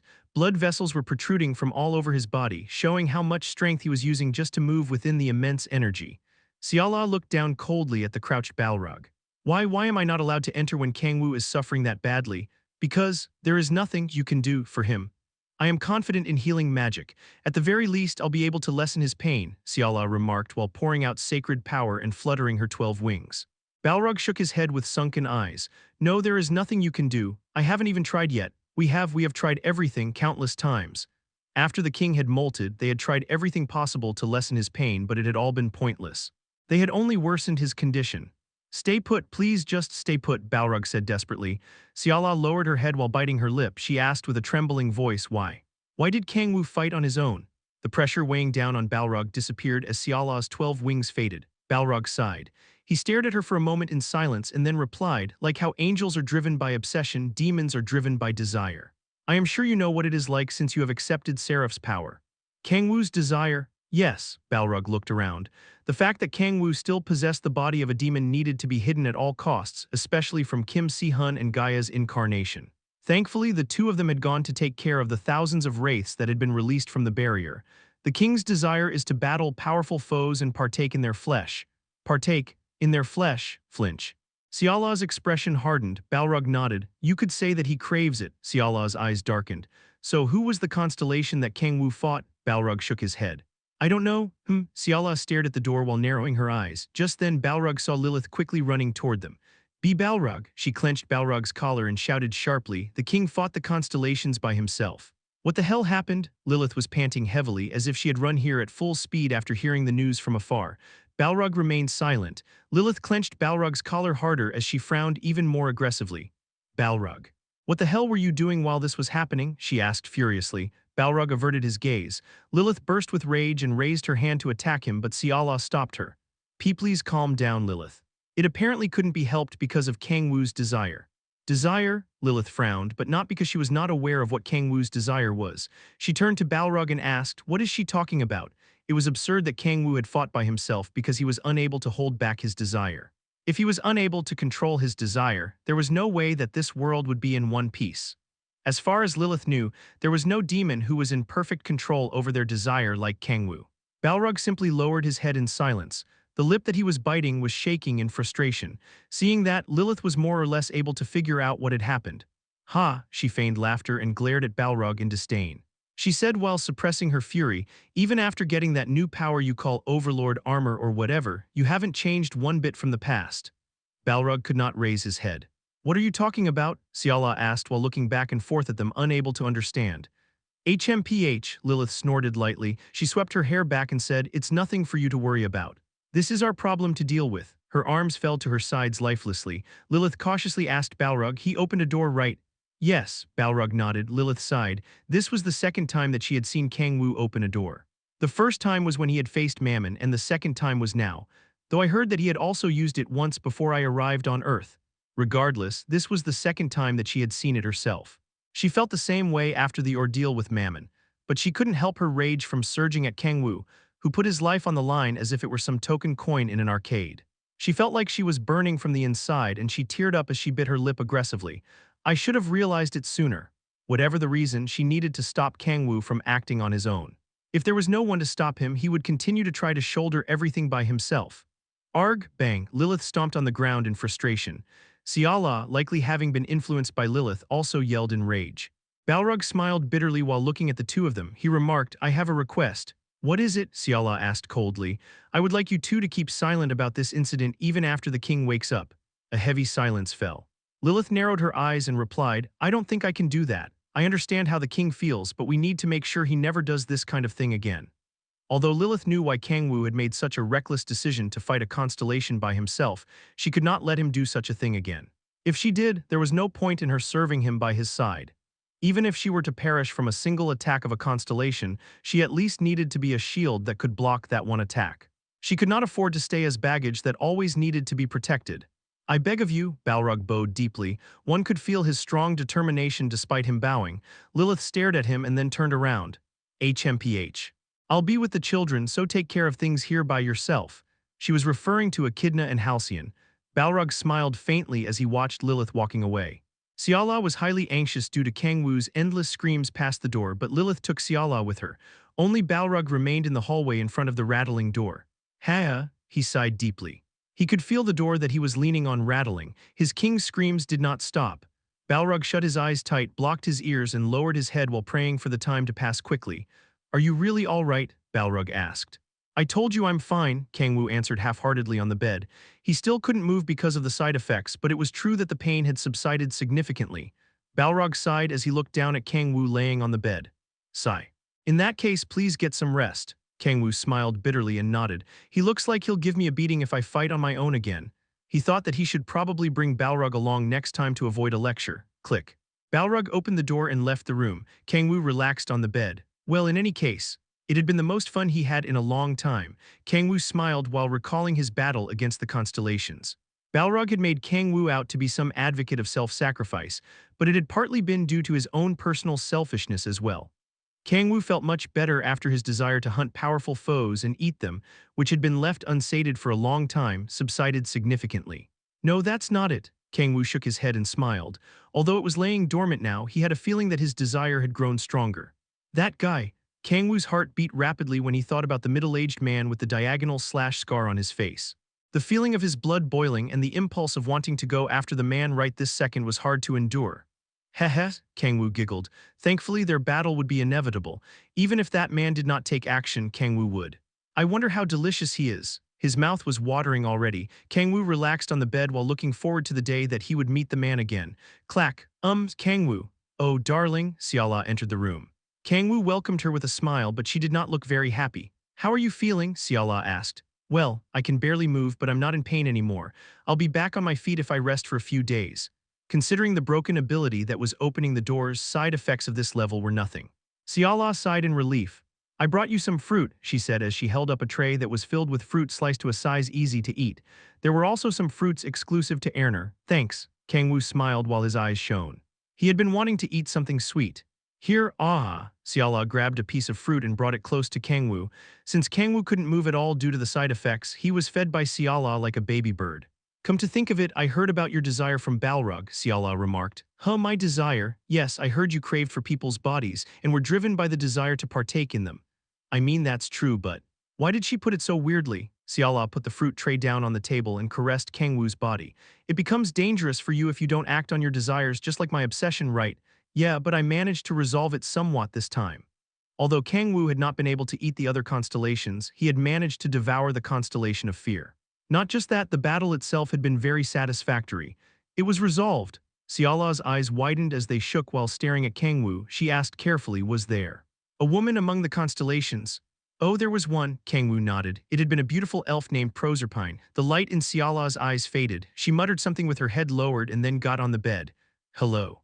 Siala, Kang-woo looked up at Siala in confusion. Siala looked down at him as her lips quivered. Fufu, yes, it must be my fault for being unable to satisfy your desire, right? I understand. No, I don't think you do. Come to think of it, you can't move right now, can you? Siala licked her lips. I think there's been some sort of click. As Kang-woo was about to say that there had been some sort of misunderstanding, he heard the door locking. What was that? Where the hell is that son of a bitch? Oh, Kang-woo. Oh, Yeonju, is Kang-woo in there? Yeah, but he's sleeping now. HMPH. Step out of the way. Not only did that bastard fly off by himself last time, oh, it's okay, that'll never happen again. And what do you mean, fufu? Siala giggled while covering her mouth. Water comes out of even a dry rag if you wring it hard enough. Chapter 384, It's Nothing. Kang-woo, aren't you hungry? Echidna asked as she looked down at Kang-woo while sitting next to the bed. Kang-woo shook his head. No, not really. Siala fed me to the point that my stomach almost burst, so I don't have an appetite. Echidna pouted as if she did not like his answer. No. You can eat more. What do you mean? Why are you the one to decide that? I brought tons of stuff from the Imperial kitchen. Echidna took out a heap of fruit that she had placed next to her feet. There were so many that Kang-woo felt his stomach hurting just from looking at them. No, I seriously am full, Kang-woo remarked, but I won't have any other chances to feed you. Kang-woo had been stuck in bed while unable to move due to the side effects of opening a door for the past few days. The party members were taking shifts to nurse Kang-woo, who couldn't even move his limbs. Echidna thought that she wouldn't have the rare chance to feed Kang-woo again if she missed this chance, so she started to cut the fruit that she had brought with a fruit knife while snorting. The fruit that had been the size of Echidna's palm was being skinned at insane speed and was reduced to the size of a pinky fingernail in a flash. "Why would you peel a fruit like? I peeled it all," Echidna said excitedly. "You sure did. The problem is that there's nothing to eat." Echidna brought the fruit to Kang-woo's mouth while her eyes shone brightly. Kang-woo dodged with just his head since his limbs weren't moving, but Echidna managed to get the fruit in Kang-woo's mouth after much struggle. "Urug hehe," Echidna laughed as if she was the happiest person in the world. Kang-woo felt goosebumps from her smile. In the end, he was freed only after being forced to eat all of the fruit that Echidna had brought. Click. "Brat, it's time to switch." Cha Yeonju opened the door. Echidna's shift seemed to have finished. Echidna stared at Kang-woo as if she was disappointed, but then turned to Yeonju and assumed a weird stance. "Hello, Way of the Sword." "What?" Yeonju stared at Echidna in perplexity. Echidna pouted and turned her head away. "You're no fun, Yeonju. Seriously, what even is that?" Yeonju looked at Kang-woo in frustration, but Kang-woo smiled awkwardly as if he did not know either. "I'll come back next time, Kang-woo," Echidna said as she walked away from the two dumbfounded people and out the door. An awkward air filled the room. "What's with her?" Yeonju asked. "I dunno. Must be puberty. That aside, you look goddamn terrible, Mr. O. Kang-woo," Yeonju said as she poked Kang-woo. "I'll admit I did push myself a bit." "A bit? You call this a bit?" Yeonju glared at him. "You're so goddamn patronizing, you know that." Are we nothing to you?" Kang-woo smiled awkwardly. It was only natural for him to be scolded this way since he had faced enemies that had blatantly barged in all by himself. Yeonju sighed. She lowered her head and muttered, "Sorry." Her clenched fists were trembling. Although she was scolding Kang-woo, she also knew very well that she would be of no help whatsoever in a battle against gods that possessed deific essence. "Don't worry about it, I get it," Kang-woo replied calmly. There was a clear difference in power between himself and his party members, and especially between him and Yeonju, who arguably was the weakest among them. To put it bluntly, she would be of no help. It would be a relief if she wasn't a nuisance. Knowing that fact better than anyone, Yeonju lowered her head in sorrow. She said sadly, "It wasn't like this when we first met." She was able to proudly fight alongside Kang-woo when they had first met, but Kang-woo had reached heights so high that she couldn't dare reach. Forget standing alongside him, she had become one of the weights on his shoulders. "Should I just go back?" Yeonju asked while touching her bracelets. Her voice was so lifeless that it was hard to believe that it had come out of her. Kang-woo smirked. "Stop trying to put on airs." "What? Well, I guess I'd expect nothing less from a bronze player." "Son of a bitch." Yeonju got on top of the bed in fury. She grabbed Kang-woo's cheeks and pulled them. After the fuss, the two of them got off of each other while snickering. "Come to think of it, did something happen between you and Siala?" Yeonju asked. Flinch. Kang-woo trembled while breaking out into a cold sweat. "What? What happened? I'm sorry, I'm sorry." Kang-woo fell into terror while scrunched up. Yeonju stared at the trembling Kang-woo with her mouth agape. What the hell, what in the world did she do? This was the first time that she had seen Kang-woo like this. Whatever the case, get some rest." Yeonju sat next to the bed in perplexity, placed her hand on Kang-woo's forehead and slowly patted it. "What's up with you all of a sudden?" Kang-woo asked. Yeonju shot him a fierce look and said, "Shut up." Kang-woo smirked and let Yeonju pat him. "It's not bad." It felt completely different to see a mild side from a lioness that constantly growled. Kang-woo closed his eyes and enjoyed Yeonju's hands in silence. He slowly fell asleep. Kang-woo opened his eyes. The room was completely dark. He carefully moved his body and noticed that his limbs, which had not budged until now, were moving a little. "I'm slowly recovering." It was a good sign since he had mountains of things to take care of. Kang-woo used his still stiff limbs to raise himself. "Lay down for a bit longer, Hyung-nim." Kang-woo heard a voice from next to him. He turned his head to see a man so dazzlingly handsome that it looked as if he was shining within the darkness. Kang-woo smirked. "Is it your turn this time?" Kim Si-hun nodded with a faint smile. "Yes. I just switched in. You guys don't need to do this." "Not at all. We should at least stay by your side until you fully recover," Si-hun remarked firmly. Kang-woo groaned. He was not used to being taken care of by people.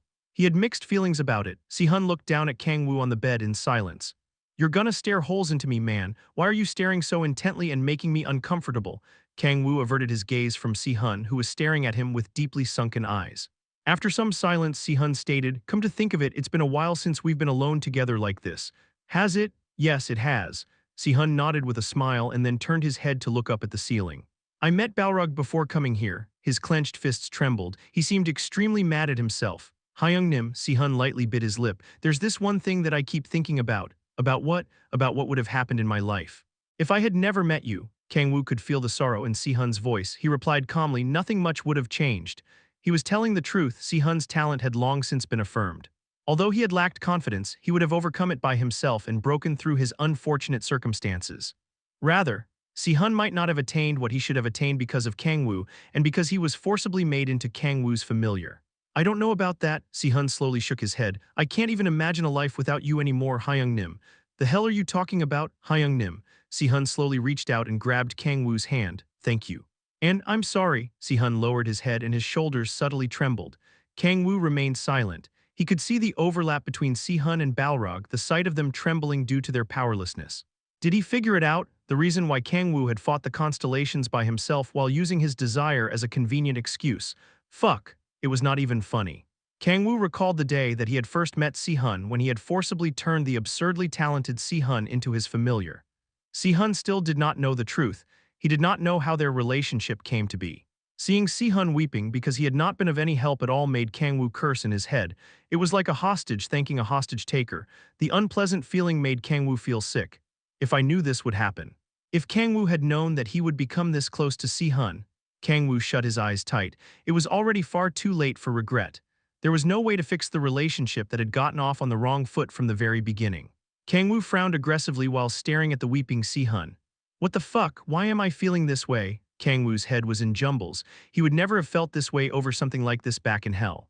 Rather, he would have been happy about the fact that Si-hun knew nothing and that he had Si-hun's undying trust. I should be feeling that way, but why do I feel so unpleasant? Kang-woo stared up at the ceiling in silence. His mouth opened before he had even realized it. Si-hun. Yes, Hyung-nim, do you remember the day we first met? Of course I do. Si-hun nodded with his eyes open wide. He smiled faintly while recalling the memories of that day. Back then, I would have never thought that I would become this close to you. Ha-ho-ha, Kang-woo laughed, however it sounded extremely forced.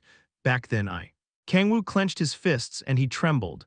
Vivid fear that he had not experienced even during his battle with the constellation of fear took control over him. Yes, Si-hun waited for Kang-woo to finish his sentence while tilting his head. Silence fell. Kang-woo shook his head while smiling awkwardly. No, it's nothing. He swallowed the unfamiliar feeling. It was bitter. Chapter 385, God of Splendor, Part 1. Kang-woo's limbs began to move little by little, starting from his fingertips.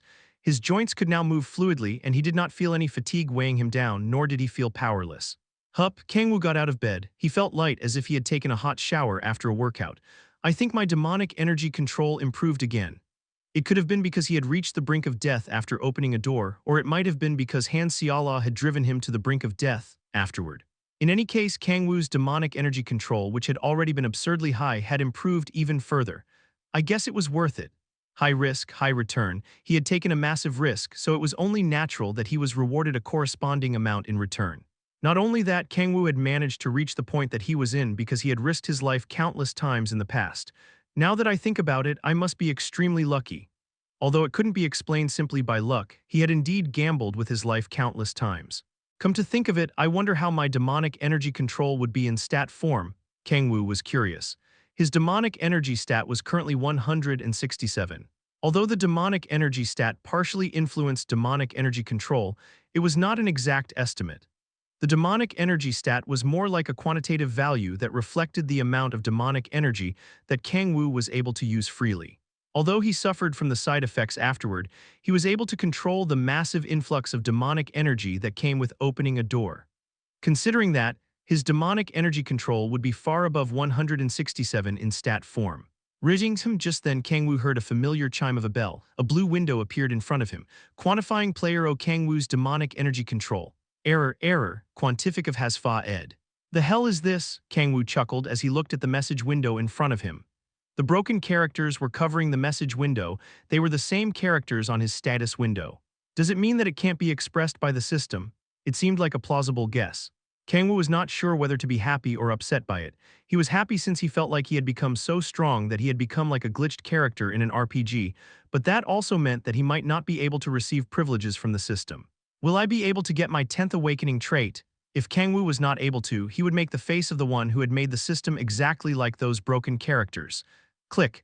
Lilith opened the door and entered the room. She flinched when she saw Kang-woo out of his bed. She quickly ran toward him and grabbed his arm. You shouldn't be up yet, rest for a little longer, she remarked. No, I'm fine now. Kang-woo shook his head as he casually moved around. Lilith touched his arm with a worried expression. Are you really all right? You're not pushing yourself again, are you? Kang-woo smirked and answered, I told you I'm fine. Lilith sighed deeply. Geez, you're making my life so hard, my king. Your life isn't yours alone anymore, you know. What does that mean? It means that if you die, I'll die with you, Lilith replied calmly. It sounded insane, but not a single ounce of madness could be heard in Lilith's voice. It was calm as if it was natural. That's a bit. Kang-woo slurred. Do you think Xiala wouldn't? Lilith asked. Kang-woo remained silent. Lilith aside, Han Xiala would most definitely choose death gladly without hesitation if Kang-woo were to die or disappear. I'm sure Balrog and Echidna would do the same, Lilith expressed. Come on, I doubt Echidna would. Are you sure about that? He was not. Kang-woo smiled bitterly and nodded. Okay, fine. I'm sorry. Kang-woo knew that he had many things on his shoulders, as well as that they would all come crumbling down if he were to die. But Kang-woo turned his head in sorrow. If a time came when he needed to risk his life again, what would he do? There was no need to even think about it. I would risk my life again, as he always had. Lilith stared at Kang-woo sadly. She sighed deeply and shook her head. Come to think of it, did anything in particular happen while I was in bed? How's Iris? Kang-woo asked. She hasn't awakened as an incarnation yet, as for while you were still asleep. Nothing except that Uriel and Michael came to visit. Really? Yes. Oh, and Uriel said to tell you to call him as soon as you wake up. Got it. Kang-woo made a mental note to contact Uriel once he took care of all the urgent tasks. The signs of a high elf's manifestation had been confirmed, so he needed to release information about the constellations of evil to the angels to figure out what they were scheming and where. Any signs of the constellations and Lucifer's movements? Kang-woo asked. None. Lilith shook her head. Kang-woo frowned lightly. Maybe I pushed them too far. Kang-woo would be able to find them only if they made their move, but it was difficult to lay out his next plan since they weren't taking action at all. Oh, there was an odd occurrence, Lilith mentioned. Odd how? Kang-woo tilted his head. Well, the streets of the Empire are regaining their vitality. There are more people in the streets and the frozen economy is beginning to go back to normal. Kang-woo frowned. The citizens of Erner, who had been plunged into fear, regaining their vitality could not be considered strange. It was not like fear could be extended for all of time, and people forgot about such emotions when they were busy enough getting by each day. But there was no way that Lilith wouldn't know that. If she thought that it was odd, it meant that the fear that had spread throughout the Empire was disappearing at an abnormal rate. Would it mean that the people's trust in Si-hun has become that strong? Kang-woo posed. It's more than possible. After all, rumors have already spread that Si-hun had taken care of the thousands of wraiths that had appeared at the Imperial Palace all by himself. Kang-woo stroked his chin. He doubted the guess despite posing it himself. I mean, it doesn't matter anymore.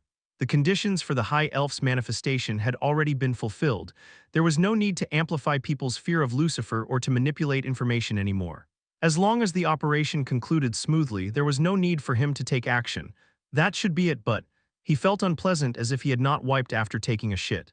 Something's up. Kang-woo turned to Lilith and said, look into that as well. Understood. Lilith bowed deeply. Please don't push yourself and rest a little longer. There might still be some side effects remaining. Lilith caressed Kang-woo's arm worryingly before turning to leave. Kang-woo smiled and nodded. Okay, but of course he had no intention of resting. After all, he had things to do. Heya, I'll be excusing myself then, my king. Lilith sighed and turned around. Click, the door closed. After being left alone in the room, Kang-woo did some light stretches and closed his eyes. Let's see. He was already bursting with anticipation. He meditated to see into himself and could see the constellation of fear devoured within the demonic sea. Unlike the constellation of agony, he was not conscious. He was simply floating on the surface, seemingly with no intellect, as if he had become a mindless wraith. Hopefully, I'll reach my 10th awakening this time. He had only one more level to go to reach 90 and achieve his 10th awakening. Even if it had become extremely difficult for him to level up, there was no way that it wouldn't rise even by one level after devouring a god. I'm a bit anxious because of the broken characters earlier, though. However, there was nothing that Kang-woo could do about it. There was no way that he was able to interfere with the system, which had existed since the era of Titans, a past far before the era of myths. Now then, Kang-woo concentrated. He slowly melted the deific essence of the constellation of fear. Heya Aya, sparks ran throughout his entire body. He could feel immense power being swallowed up by the Black Sea. You have absorbed the constellation of fear's deific essence. The absorbed deific essence is partially lifting the system's restrictions. Your level cap has risen from 89 to 93. You have achieved your 10th awakening. A new trait will be granted. Hell yeah, Kang-woo smiled. Thankfully, he had managed to avoid a scenario where he was not given a 10th awakening trait. The message windows continued. Converting the absorbed deathly energy into demonic energy. Demonic energy has risen by 5. Demonic energy has reached 172. You can now use more of the demonic energy from the abyss.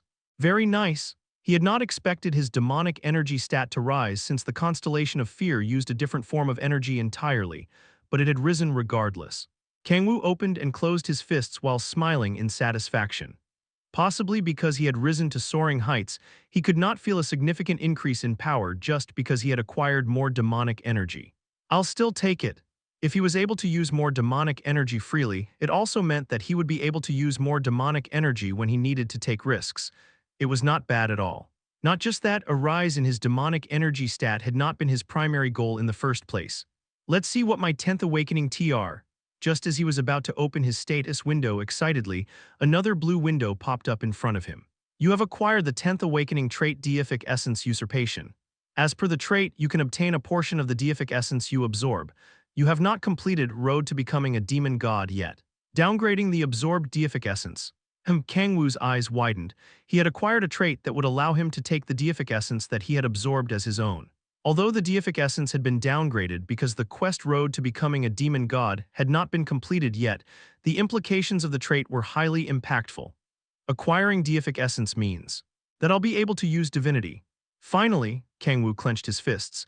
He had experienced firsthand how unfair and illogical a battle against a being with divinity was while he did not possess divinity. Although he had managed to overcome the difference with his absurd amount of demonic energy, it did not change the fact that it was an extremely inefficient battle. Kang-woo stared at the message window with shining eyes. You have acquired Lower Intermediate Rank Deific Essence via the trait Deific Essence Usurpation. Lower Intermediate it was insanely low, considering he had devoured 3 constellations of evil. It seemed like the penalty for not having completed the road to becoming a demon god quest seemed to be higher than expected. Regardless, considering how ignorantly he had fought gods so far without having deific essence, it was a massive improvement. Womb, a foreign power that Kang-woo had never felt before, filled him up. It felt familiar for some reason. This is. Kang-woo narrowed his eyes. It was familiar to the unknown power that had sealed his 10,000 demon core via the Gaia system. A power that can interfere with the providence, Kang-woo felt the power of divinity circulating within him with sparkling eyes. Slam, Kang-woo. Before Kang-woo even had a chance to test it out, Layla barged into his room. Possibly because she had been with the other party members, Seala, Kim Si-hun, Cha Yeonju, and the others were behind her. What was? She was looking at Kang-woo in disbelief. She seemed to have felt the energy of Kang-woo acquiring deific essence because she was Gaia's incarnation. Kang-woo turned toward Layla. Just then, another message window popped up in front of him. A deific name most apt for player O Kang-woo will be granted due to the player's acquisition of deific essence. Deific name, is it like the name's constellation of agony and corruption or whatever? Kang-woo stared at the message with great interest. I wonder what I'll get. It probably won't be demon god since I haven't completed the quest yet. God of Predation, God of the Demonic Sea, granting player O Kang-woo the deific name God of Lies. What the fuck, God of Lies? What the fuck are you on about? Kang-woo frowned in displeasure. What do you mean God of Lies? I've never once lied in my life. What a fucking joke. Kang-woo, did you perhaps acquire deific essence? Layla asked with a trembling voice. Kang-woo nodded without hesitation and replied, yes, I have. The system message says that I'm the God of Splendor, granting player O Kang-woo the deific name God of Lies. Haha, God of Splendor. It's a bit embarrassing. Granting player O Kang-woo the deific name God of Lies. It must be because Lady Gaia chose me as the protector of light. Granting player O Kang-woo the deific name God of Lies. Kang-woo looked at the blinding golden light pouring out from himself as if he were in disbelief. I never knew that light was so warm. Kang-woo smiled while lightly touching his shining gold body. Chapter 386, God of Splendor, Part 2. I can't believe it. Layla stared at O Kang-woo dumbfoundedly. Deific essence was usually an innate quality. It had come to be back when Titans had created gods in the very distant past, to grant them the power to interfere with the providence when taking care of the creations. There, of course, were Titans such as demon god Bali, who had granted deific essence to beings to drive all creations to extinction, but it did not change the fact that deific essence was granted by Titans. Is it that shocking that I acquired deific essence? Kang-woo asked while tilting his head. He knew how difficult it was to acquire deific essence, but despite that, many enemies around him possessed it. Not just that, some beings who did not innately possess deific essence managed to acquire it, such as Lucifer. It's extremely rare for someone who isn't an incarnation to acquire deific essence, Layla answered as if she couldn't believe what Kang-woo was saying. Kang-woo's eyes shone with interest. Then that means it's not unprecedented, right? There have been a few, Layla nodded with an awkward smile. There have been less than 5 occurrences since the era of myths, though. Layla turned to look at Kim Si-hun. Martial god Tian Taewong, whose soul is within Si-hun, was one of those occurrences. Really? Si-hun looked down at himself in surprise, having heard it for the first time. Layla nodded. Yes. Martial god Tian Taewong was the disciple of heavenly dragon Tai Wuji. Since he was a human that the heavenly dragon himself raised, it's not strange that he acquired deific essence. However, you're different, Kang-woo. As far as Layla knew, Kang-woo had not been raised or trained by anyone. You fought by yourself, risen by yourself, and even acquired deific essence by yourself. A case like yours is completely unprecedented, Layla remarked. There was no being besides Kang-woo since the era of myths who had risen to the top from the bottom. He did possess Gaia's blessing, but Layla knew better than anyone else that one could not acquire deific essence simply by being blessed by a god.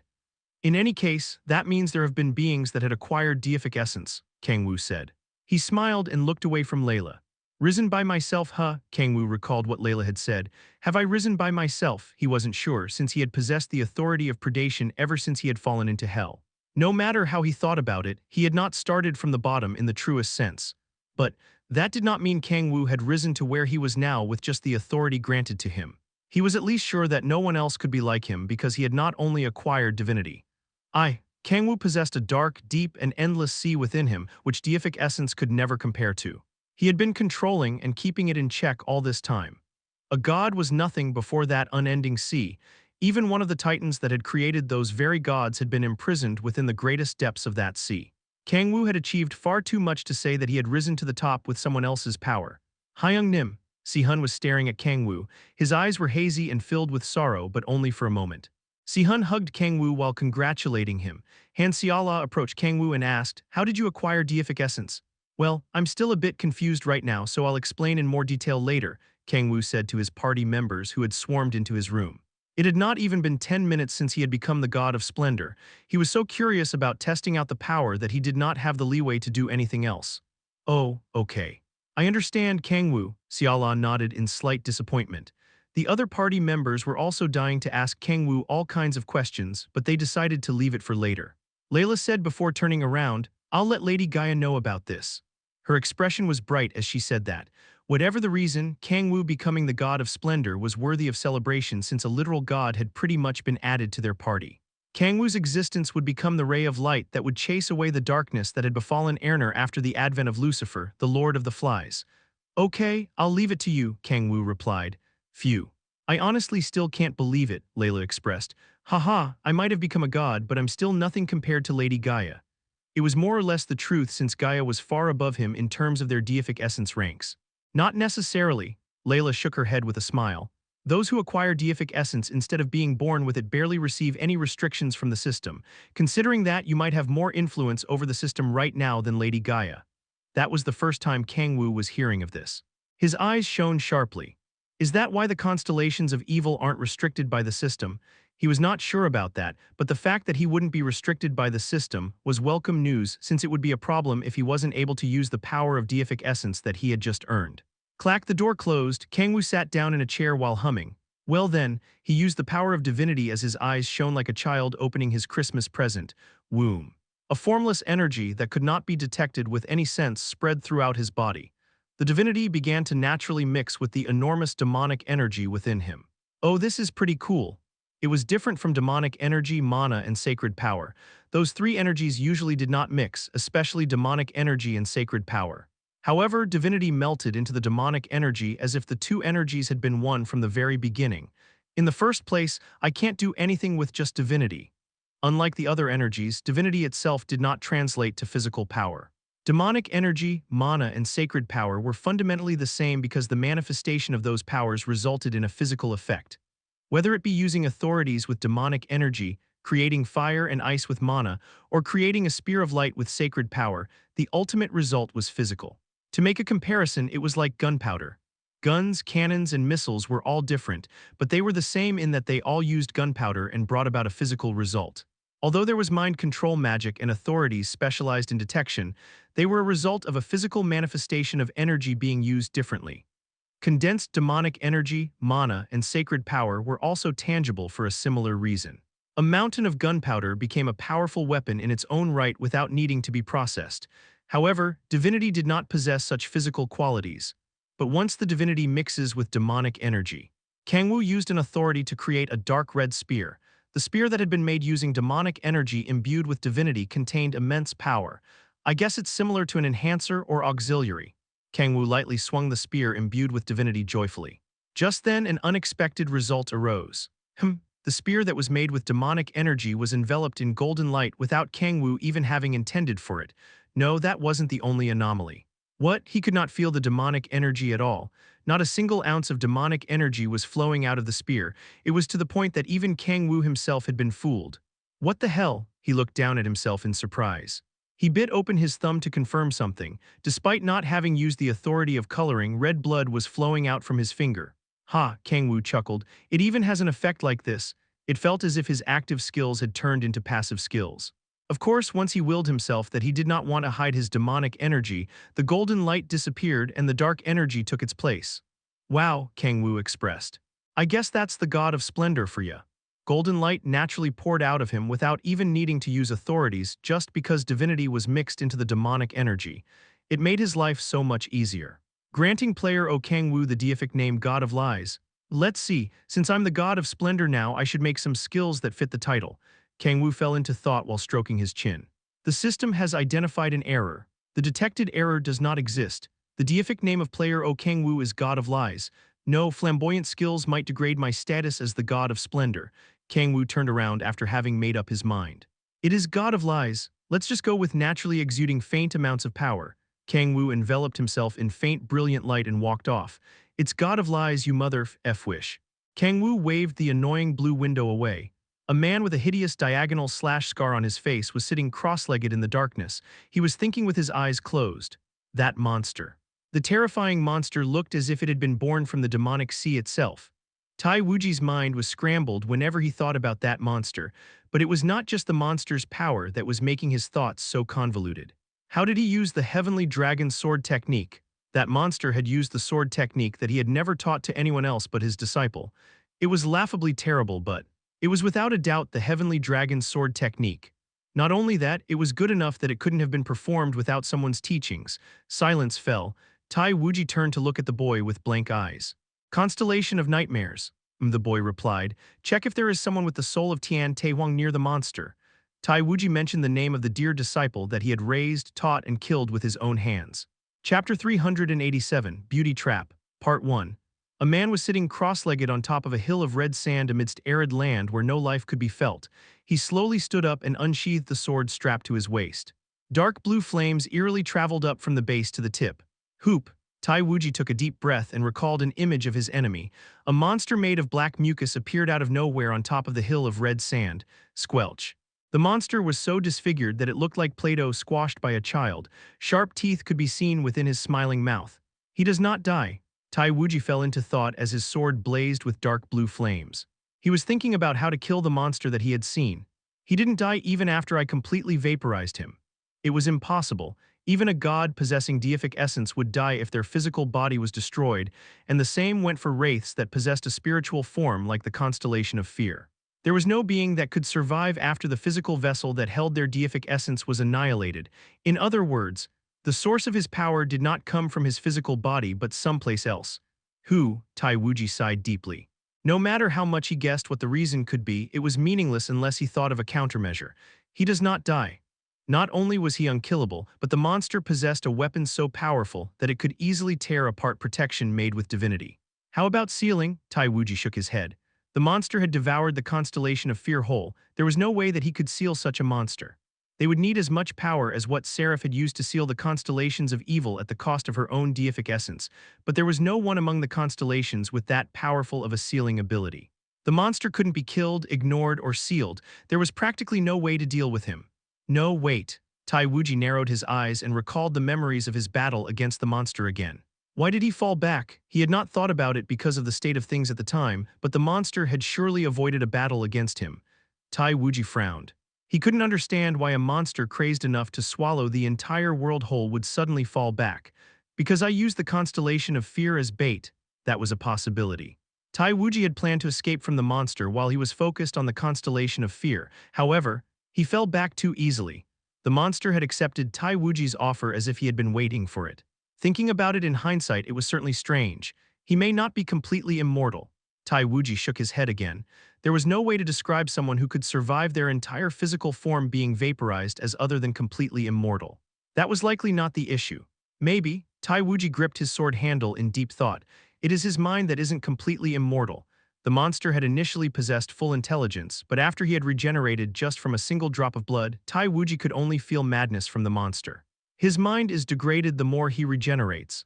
If that was the case, the monster's incomprehensible actions made sense. He was weaker than me in all aspects. Tai Wuji was sure of that one thing. It would be no issue for him to kill that monster multiple times over if he wanted to, but he had fallen back regardless because the monster did not die. His mind. That was likely the key to facing that monster. Tai Wuji fell into thought again while gripping his sword. He recalled the monster again and again, analyzing the monster's gaze, actions, speech, and voice with his transcendent senses. Tai Wuji opened his eyes after some time, shining sharply. I'm sure of it. The more the monster regenerated, the more he lost control over himself. Madness and desire would take the place of his degraded sense of reason and intelligence. A smile appeared on Tai Wuji's expressionless face. The monster was not unkillable. Even if it was an immortal being that would endlessly regenerate, there was a limit to it. His weakness is his mind. He gripped his sword tighter. The vanity he had felt when facing the monster as if he was looking into an endless abyss had disappeared. Since he had figured out the monster's weakness, there was only one thing he needed to do next. If his mind is his weakness, Tai Wuji would just need to kill the monster over and over again until his mind was destroyed, reducing him into nothing but a mindless beast. Whoosh. The dark blue flames enveloping the sword flickered. The imaginary monster made of black mucus in front of Tai Wuji bared its teeth. He swung his sword at the monster, slicing it up into dozens of pieces, but it regenerated in a flash. Hu, Tai Wuji inhaled. He drew out chi from his dantian and swung his sword again, slicing the monster countless times. The monster repeated the cycle of being slashed and regenerating. A small amount of the monster's blood got on Tai Wuji while he was swinging his sword. Crunch, excruciating pain traveled from where the blood splashed. Although the enemy had been made using Tai Wuji's imagination, the injury he had suffered was real. Enemies created using his transcendent senses were both imaginary and real at the same time, at least to Tai Wuji himself. If he allowed himself to be attacked by the imaginary enemy, his brain would register the attack as real and inflict injury on his body. If he allowed himself to be fatally wounded, he would die. Tai Wuji cut off the portion of his body with blood splashed on it without hesitation. If he did not do so, that blood would feast on him endlessly. The blood containing countless teeth fell to the ground. Tai Wuji scanned the monster after widening the distance. The monster was still moving fine. Heavenly Dragon Rampage. The countless slashes tore the monster apart. An endless cycle of death and regeneration continued. The monster's movements slowly turned simple. Its sense of reason had disappeared and only madness remained. Key. The movements of the monster with no intelligence were simple. It began to eat everything around it, driven by madness. Whoosh. Dark blue flames set the monster ablaze. The monster that had lost its reason began to devour itself. It broke down and collapsed. Tai Wuji sighed deeply. He sheathed his sword and lifted the concentration that he had maintained to the point that his brain was overloading. The collapsing demon disappeared from before his eyes. It's not easy. Tai Wuji looked down at himself. He was covered in wounds. It was certainly difficult to kill an endlessly regenerating immortal monster without rest. I need an easier way to gnaw at his mind. Tai Wuji narrowed his eyes. Tai Wuji. Just then a boy with blank eyes approached him while dragging his feet. Tai Wuji turned around. In the boy's hand was a black object pulsing as if it was alive, the demon god's legacy. What is it? Tai Wuji asked. The demon god's legacy is absorbing fear. What? Tai Wuji frowned. The constellation of fear's plan had failed. Fear was surely directed at Lucifer instead of the demon god. What happened? Tai Wuji asked. The boy shook his head. I don't know. Tai Wuji remained silent. If the constellation of nightmares did not know, there was no way for him to know. But there are traces of interference, the boy mentioned. Interference? Yeah, but I don't know who. Silence fell. Tai Wuji took the demon god's legacy that the boy handed him. The pulsing darkness was aggressively absorbing the negative emotions spread throughout the continent. I don't know what happened, but the growth of the demon god's legacy was a good thing. Tai Wuji placed the demon god's legacy in his pocket. I have one more card to play against that monster now. Not even that monster would be a match for him once the demon god's legacy was perfected. And I finished investigating the human that possesses Tian Taehuang's soul, the boy remarked. Tai Wuji's eyes brightened. Who is it? Kim Si-hun. By Kim Si-hun you mean, yeah, Gaia's retainer. The same as Kang-woo. Tai Wuji remained silent as the gears in his head turned at a rapid rate, the monster posing as Gaia's retainer and the human that had inherited Tian Taihuang's soul. It was by no means a coincidence that they used the same martial arts. This is, Tai Wuji lightly clenched his fists. He could strongly feel that there was something about it that would be able to affect the monster's weakness, his mind. Not bad, Tai Wuji nodded expressionlessly. His bitter loss had been a blessing in disguise as he was gaining clues to victory one by one. You won't be able to forget even if you wanted to. The monster's voice echoed in Tai Wuji's mind. Thick bloodlust poured out from Tai Wuji. Of course, he never intended to forget in the first place. He had been sharpening the blade of revenge in his mind all this time. Tai Wuji passed the boy and walked down from the hill of red sand as he organized the plan that he had thought of. To make contact with Kim Si-hun, I have to divert the monster's attention.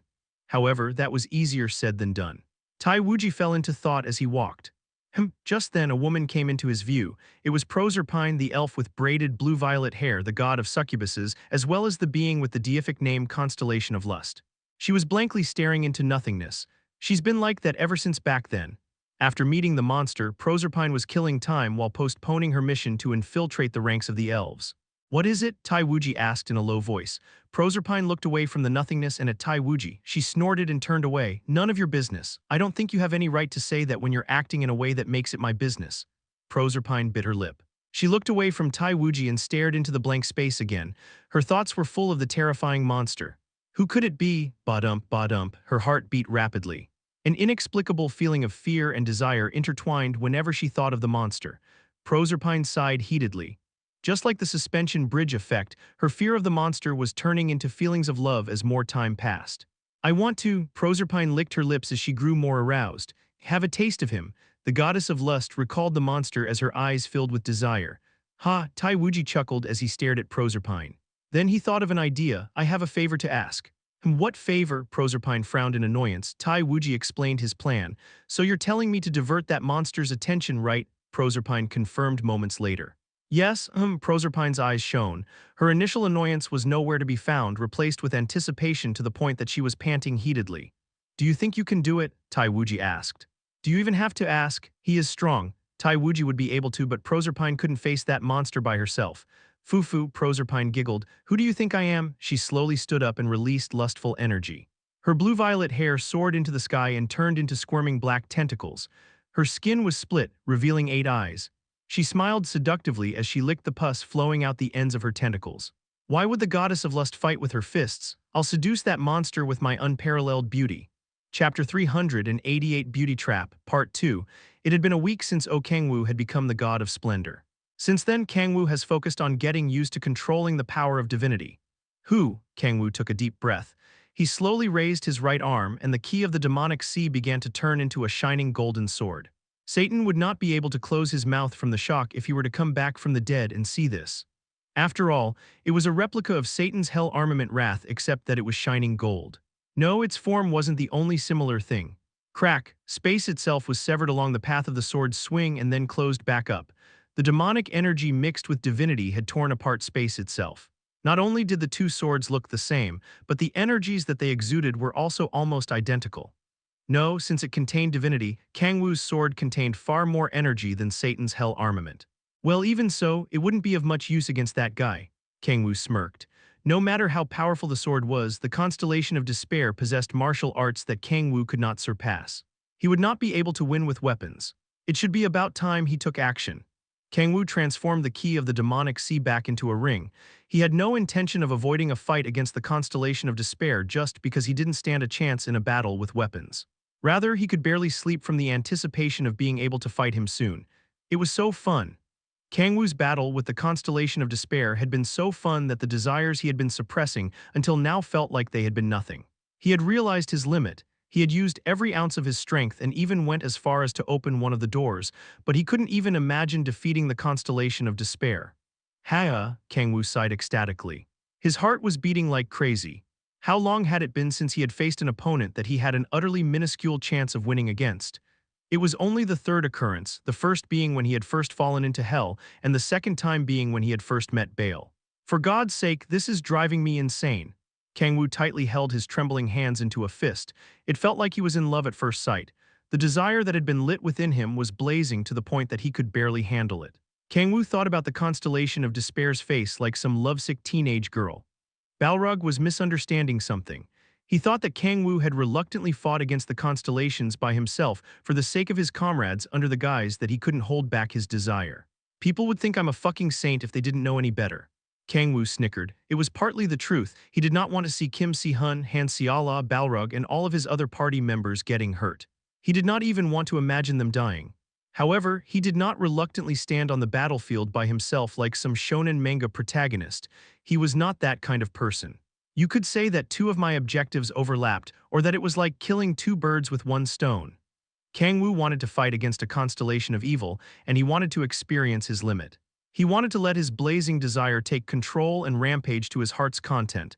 He could have held it in, but he didn't. It was just like going on a diet. People knew that they wouldn't die even if they didn't eat unhealthy foods, but they let their desire take control over them and eat to their heart's content. It was not that they weren't able to hold themselves back, but because they purposefully didn't. Kang-woo was the same. He wanted to eat until his stomach burst as a reward for suppressing his desire for all this time. That was why he had fought a constellation of evil by himself, unencumbered by anything or anyone to devour to his heart's content. Because there will be times in the future when I don't want to hold myself back but have to. Kang-woo smiled bitterly. He knew that the time would come, and he had already made up his resolve for the day. One day, a time would come when there would no longer be prey that he would be satisfied with. Battles full of madness and desire that would drive him to his utmost limit would cease to exist. He was not talking about world peace. One day, he would become so powerful that there would no longer be any enemy that would be able to fire him up. I think it took me about 3 or 4 years to get to this point. Kang-woo recalled the day that he returned to Earth after his power was sealed by the Gaia system.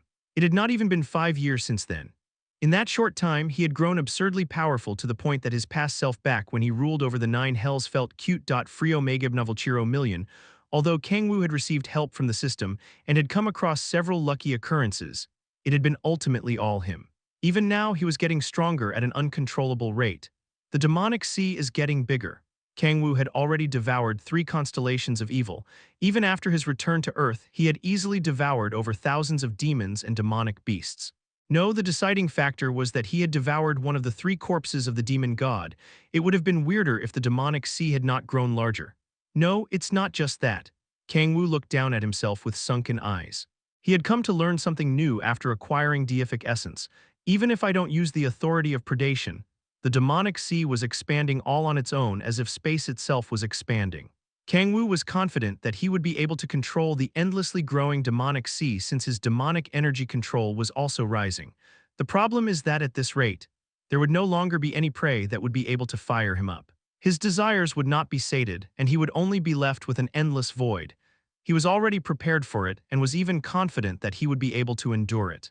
He just wanted to, at the very least, experience things that would give him stimulation and allow him to reach his limits a few more times. You know, my king, Kang-woo recalled Lilith's voice.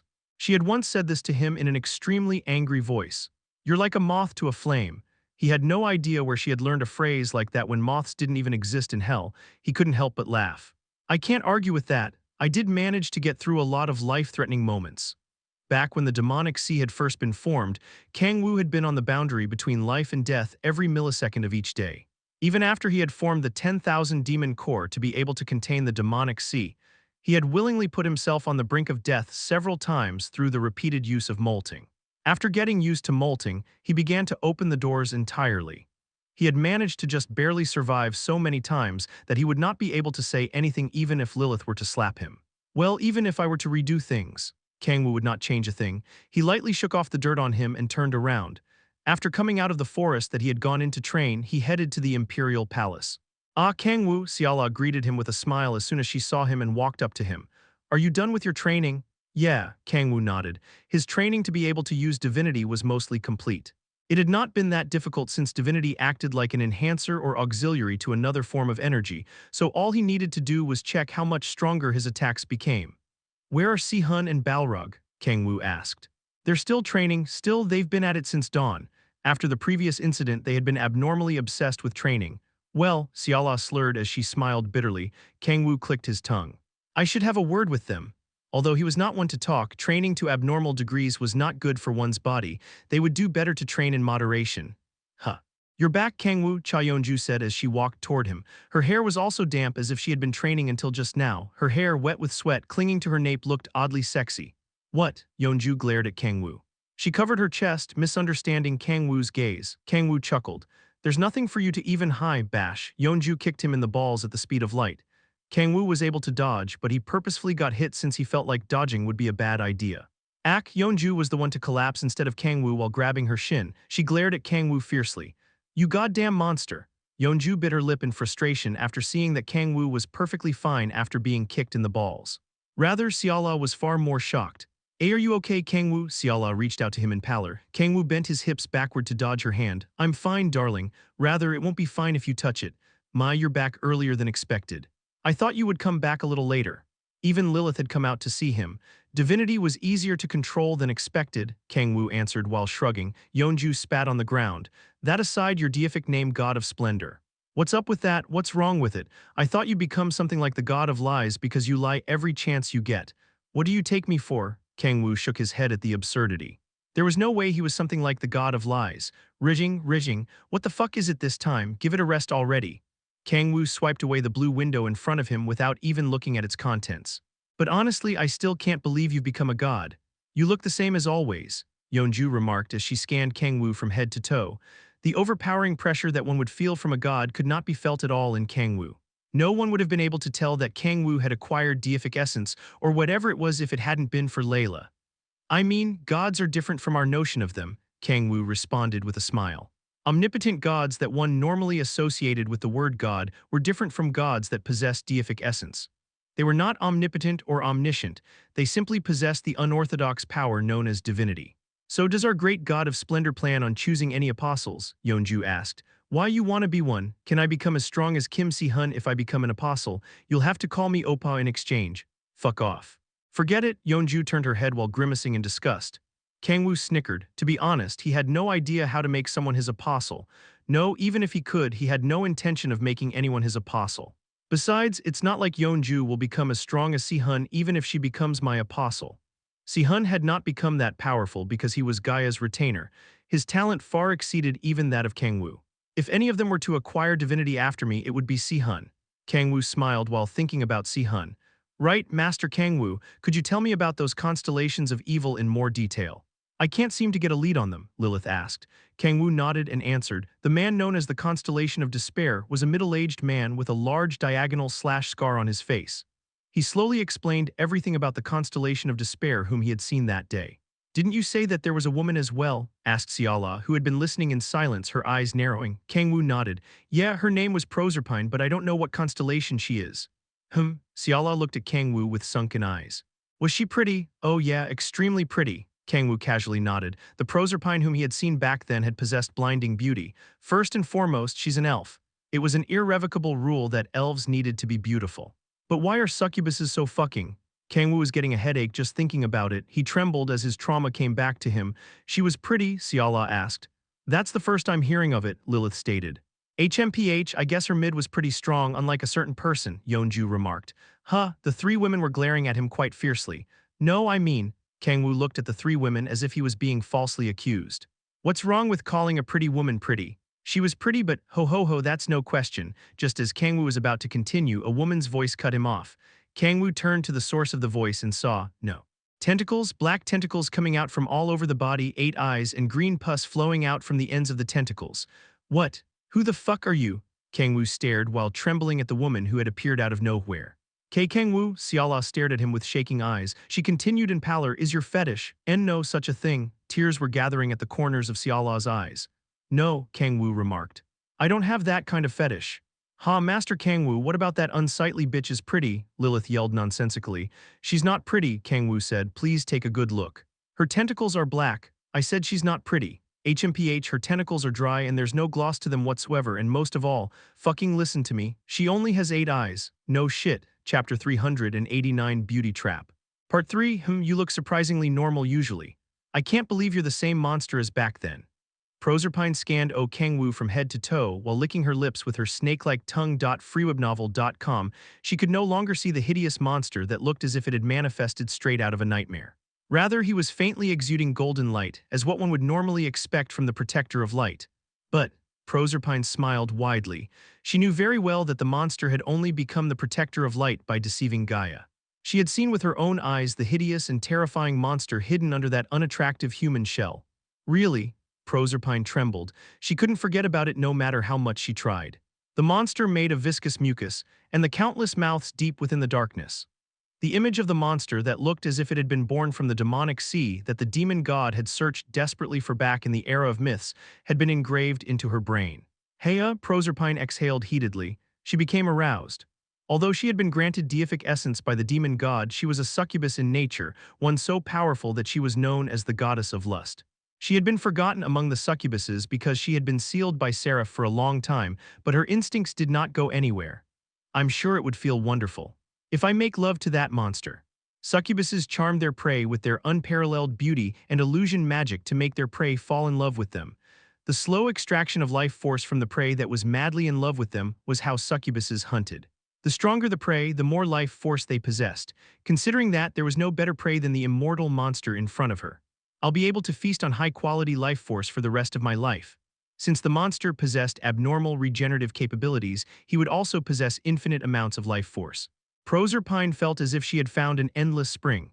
She stared in arousal at the monster in human skin. She needed to make that monster fall in love with her to be supplied with infinite amounts of life force, and that was her specialty. What do you think? This is my true form. Proserpine swept back her black tentacles while smiling seductively. Kang-woo frowned miserably. Fu-fu, you seem to be lost for words at my beauty. I certainly am lost for words. Kang-woo grabbed his forehead as if he was having a headache. He was left so whiplashed that he was lost for words. Why tentacles again? Chilling fear traveled down his back as he recalled his trauma. Lilith bit her lip anxiously. She had ridiculed Proserpine, but Proserpine was so blindingly beautiful that even Lilith was getting concerned. Lilith pulled on Kang-woo's arm and said, Master Kang-woo, I can't stand this. What? Lilith proudly walked forward and turned back to her true form. Squirming green tentacles and 18 eyes appeared. Proserpine stared at Lilith in bewilderment. She had never expected there to be another succubus by the monster's side. Lilith, that's Lilith. Han Xiala and Cha Yeonju were left in shock after seeing Lilith's true form for the first time. Lilith glared at Proserpine while covering her mouth with one of her green tentacles. How dare you covet my dear husband? Lilith remarked. I don't know where a bitch like you came from, but this is none of your business. Why don't you scurry off somewhere else? Proserpine said back. Their bloodlust clashed in midair. Kang-woo was left with his mouth agape, dumbfounded. He groaned in despair. 2 tentacles, he trembled. Just seeing those sticky tentacles caused his heart to beat aggressively and leave him in pallor. Not 1, but 2. Kang-woo wept while staring at Lilith and Proserpine confronting each other. He felt like he had come back to the 9th hell. Kang-woo, Xiala became teary-eyed while looking at Kang-woo. Was that the case? What's the case? Was I not your type of woman? What in the world are you talking about? Kang-woo stared at Xiala in confusion. It was as if she was asking if his type of woman had been someone with tentacles this entire time. Of course, I'm sorry for hiding it all this time, Xiala. Lilith grabbed Xiala's arm in sorrow. She continued as her tentacles squirmed. What Master Kang-woo truly loves are these tentacles. It's not. I didn't have the heart to tell you all this time because you can never have them, Lilith remarked. And no way, Xiala slurred. I said it's not. What the hell are you talking about? Kang-woo glared at Lilith in frustration. When did I ever say that I liked tentacles? He needed to hammer the nail in the coffin this time for sure. I hate tentacles. Those multiple eyes and the pus coming out from all over your body are nothing but hideous to me. Kang-woo continued while grabbing Lilith's shoulders. So please stop. You're far more beautiful in your Kurosaki Yuri form. Lilith's expression stiffened. She became teary-eyed and lowered her head. Really? Yeah, I swear on my mother's life. I mean, I'm an orphan, but yeah. Don't lie, Proserpine snorted. Excuse me, Kang-woo said. Who are you to judge whether I'm lying or not? This is nothing but a facade you're putting on, isn't it? There's no way a monster like you would like the form of ugly humans. Kang-woo remained silent and then looked toward Yeonju. Lilith and Xiala aside, Yeonju barely knew anything about the truth. Facade. What is she talking about? Yeonju asked while frowning. She seems to know about my past, Kang-woo replied without hesitation. Oh, she had completely forgotten that Kang-woo had been a demon before he had become the apostle of the god of heroes. Yeonju muttered as if she couldn't even imagine it. Right, you spent 10 millennia in hell. 10 millennia was such a long time that she couldn't even imagine what it would be like. But wouldn't your tastes change if you lived that long? Yeonju asked while tilting her head. Kang-woo cursed unbeknownst to himself. Even if he were to live for 100 millennia, the day that he would be into tentacles would never come. Xiala's face froze. She replayed Yeonju's words inside her head. If Kang-woo has lived for 10 millennia, it wouldn't be strange at all for his values to change. He might find Lilith and Proserpine, whom Xiala found to be hideous, to be beautiful beyond belief. He was also married to Lilith. Xiala's doubts grew larger. Kang-woo had spent almost a millennia with Lilith. There was no way that they would have been together for that long if he hated her. Xiala bit her lip anxiously while having no idea about Kang-woo's circumstances back then. The fear of Kang-woo being taken away from her by someone else spread throughout her body. No, Xiala shook her head in pallor. Just the thought of Kang-woo ending up with another woman made her feel nauseous. Her vision blurred and an unbearable thirst suffocated her. Xiala slowly turned to look at Proserpine and the light in her eyes disappeared. She has to die. Proserpine was trying to take Kang-woo from her. She couldn't be left to live. She needed to die in the worst possible way so that she could never covet Kang-woo ever again. Xialan needed to make her struggle under immense regret and despair. Well, whatever the case, I have no interest in you, so bring me the other guy, Kang-woo said while shaking his head. It was true that he had no interest in Proserpine. Although she was a constellation of evil, she was the same as Lilith. She was not specialized in combat.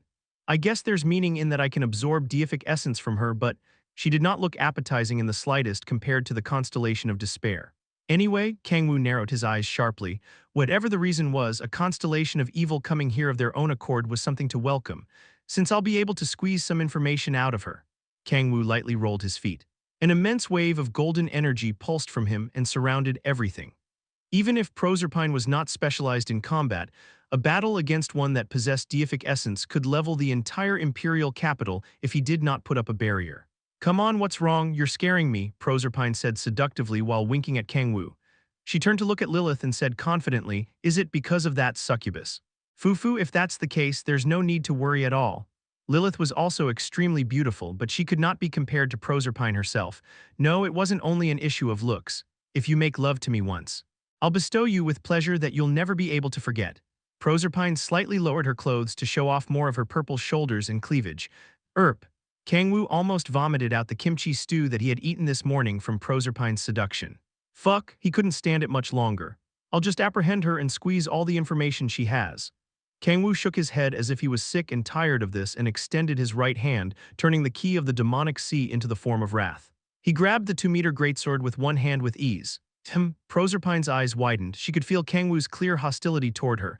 You're quite shy. Proserpine looked at Kang-woo as if he was cute while smiling widely. Shy my ass, Kang-woo responded. He leaped toward Proserpine and swung the key of the demonic sea down at her head. Proserpine's head split into two. Kang-woo frowned and clicked his tongue. A clone, huh? There was no way he would be able to kill a god that possessed deific essence with one strike, nor would Chapter 390, I will show you the truth. Teaser. Chapter 390, I will show you the truth. What the hell just happened? Cha Yeonju muttered.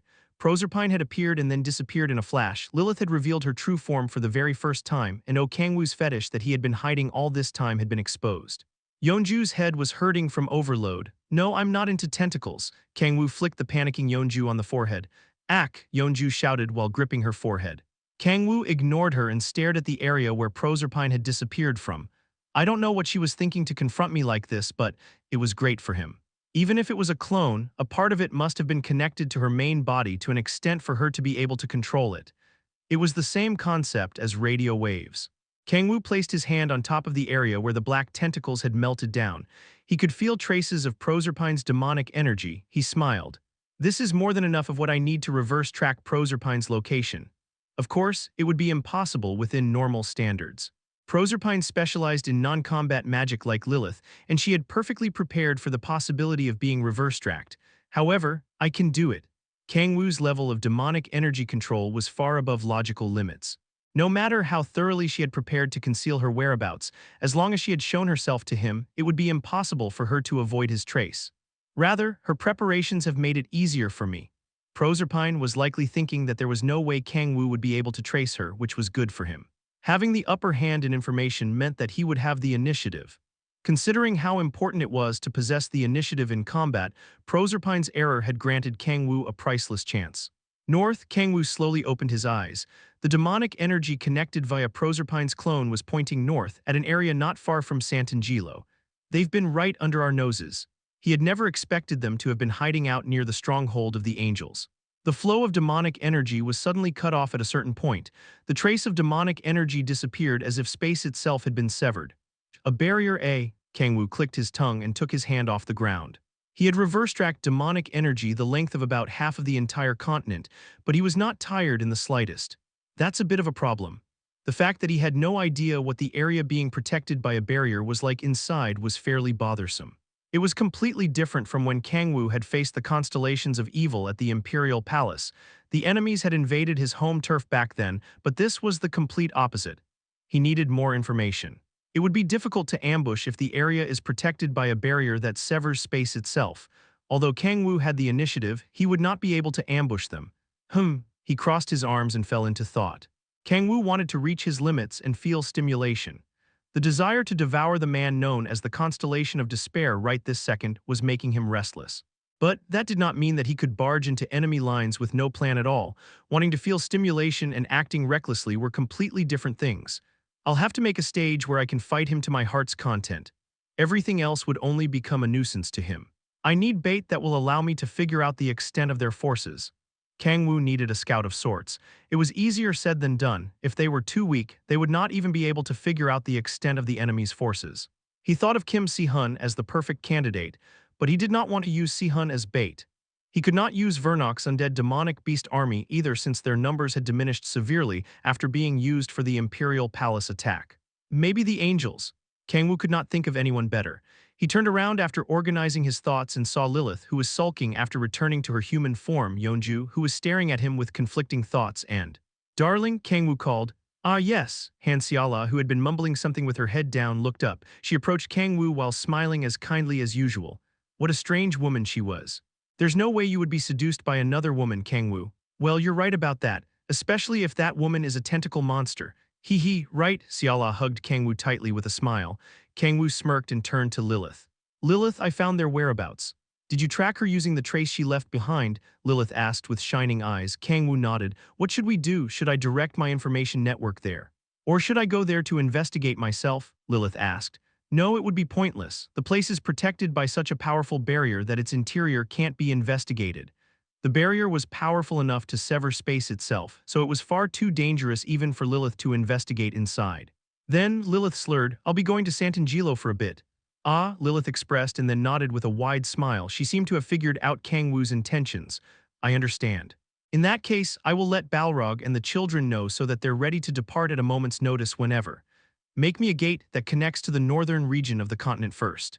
"That's where they are, I understand." Lilith nodded. Kang-woo separated from Xiala, who was hugging him. "I'll be back in a bit, darling." Xiala expressed anxiety for a short moment but then nodded. She grabbed Kang-woo's hand with a worried expression and continued, "Okay, Kang-woo. In exchange, please promise me that you won't face the constellations by yourself this time." Kang-woo nodded with a light smile. He had never planned to act alone from the beginning. After all, I doubt there would be only constellations in that barrier. The constellations of evil had summoned ancient demonic beasts to attack Sant'Angelo. It was foolish to think that they did not have an army. Kang-woo needed comrades who would be able to get rid of the nuisances so that he would have his alone time with the Constellation of Despair. "I promise." Kang-woo nodded and turned around. Boom, he jumped into the air and shot towards Sant'Angelo with an explosive sound. Heya, Si-hun panted heavily. His body felt heavy as if he was being weighed down by massive boulders. He caught his breath and lifted his head. Huff, huff. Balrog was also panting heavily while drenched in sweat. The two of them had been training aggressively since dawn, so they were borderline exhausted. "Let's stop here for today," Si-hun suggested. "No, not yet." Balrog shook his head and stepped forward. He lost his balance and swayed to the side. Seeing that, Si-hun slowly shook his head. Letter 1D557, letter 1D69B, letter 1D6AT, letter 1D6AT, letter 1D430, letter 1D5F2, letter 1D554, letter 1D428, letter 1D55E. "We can't do any more." "You know that?" Balrog remained silent. He collapsed to the ground and slowly caught his breath. It looked like he was trying to train some more after taking a short break. Balor, Si-hun was about to call Balrog to say something, but stopped himself and turned away from him. "I wonder if Hyung-nim is back." He had heard that Kang-woo had gone to a remote mountain to train how to use divinity. Si-hun wiped off his sweat with a towel and gulped down some water. "Kea." There was nothing more refreshing than a cold glass of water after training all day from dawn. However, that refreshing feeling only lasted for a moment. Si-hun's expression turned grim again. He looked down at his hands. "I wonder when I'll be able to catch up to Hyung-nim." No, that was not the problem. Si-hun at least wanted to be able to reach even a fraction of Kang-woo's strength. Hyung, Si-hun thought of Kang-woo. A sense of vanity as if he was trying to take hold of the shining sun swept over him. No, Si-hun shook his head. He shouldn't be having such weak thoughts. I should be thinking of how I can lessen his burdens even a little. The weight on Kang-woo's shoulders had likely gotten even heavier after becoming the god of splendor. Considering that fact, getting sad just because it was getting harder to catch up to him was ridiculous. After all he's done for me, Kang-woo had saved him. Si-hun, who had been saved from a hellish cycle akin to a swamp he could never escape from, had received so much from Kang-woo that he couldn't dare to name them all. And Si-hun smiled as he recalled what Kang-woo had said to him a while ago. Thanks for staying as my little brother. Those words lit up his world, which had been shrouded in darkness formed by his horrendous trauma. Kang-woo might not have meant anything much by it, but it had been nothing short of a saving grace to Si-hun. I guess I'll go see Hyung. Si-hun smiled faintly. He wanted to see Kang-woo after recalling those words just then. You must be Tian Tae-hwang's vessel. Si-hun suddenly heard a voice. He summoned the holy sword and quickly turned around. Who? Si-hun slurred. He was a middle-aged man who had a diagonal slash scar across his expressionless face. The man disappeared as he slashed the air with his sword shining dark blue. Kurg, Si-hun was blown back. Tai Wuji caught up to him in a flash and swung his sword. Heavenly Dragon Rampage. Tai Wuji had no intention of taking his time.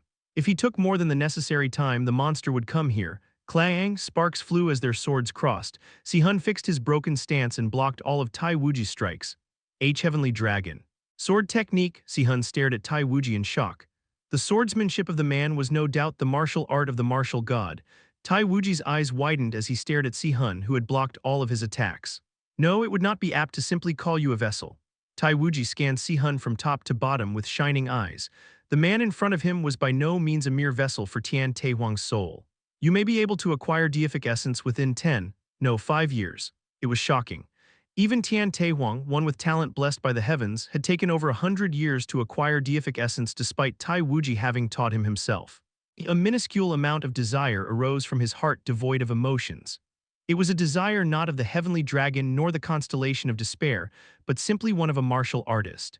If I raise him right, the human might be able to reach heights that not even Tai Wuji could dare to reach. Tai Wuji cut off such thoughts. He was no longer the heavenly dragon. He was the constellation of despair that had risen from the dead via the power of demon god Bali. Striking a blow on the monster's mind by using Kim Si-hun was of greater priority. I was planning on taking his head, but Tai Wuji narrowed his eyes. He had sensed a very minuscule anomaly within Si-hun's chi when they had crossed swords. He has demonic energy. Tai Wuji could feel the demonic energy that he felt when he faced the monster. Could it be? Tai Wuji's eyes sank. Si-hun gripped his sword anxiously while Tai Wuji was deep in thought. Shit. They had not even crossed swords for 1 second, but Si-hun was sure of it. I can't win. The opponent was far too monstrous for him to handle. I have to call Hyung. There was no one but Kang-woo who would be able to face the man in front of him. Si-hun reached for the communication device in his pocket. I see, Tai Wuji remarked. You weren't just a vessel but that monster's puppet. Si-hun could not understand what the middle-aged man was talking about.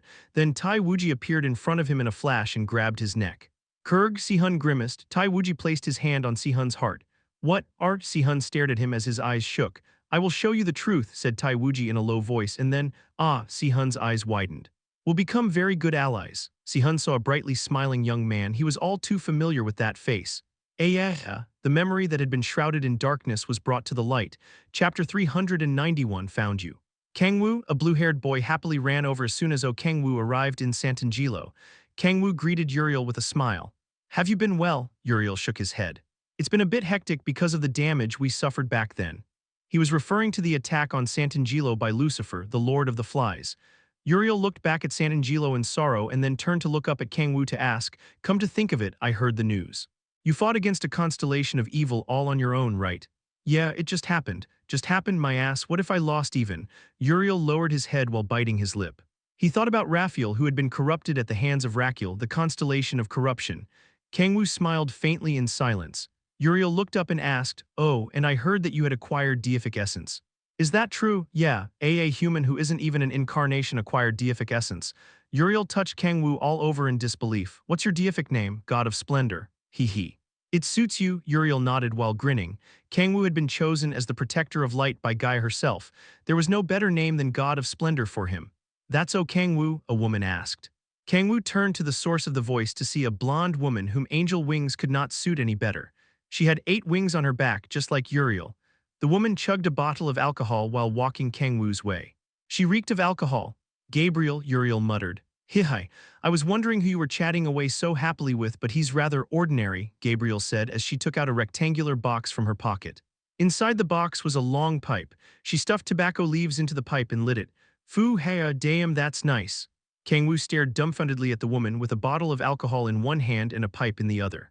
That's supposed to be an angel. I mean, I couldn't care less if she wants to drink and smoke, but you should at least keep up appearances. Kang-woo couldn't help but chuckle. It felt weird to see a woman with looks far surpassing Han Xiala leisurely enjoying alcohol and tobacco. Well, she's at least better than Raphael and Michael.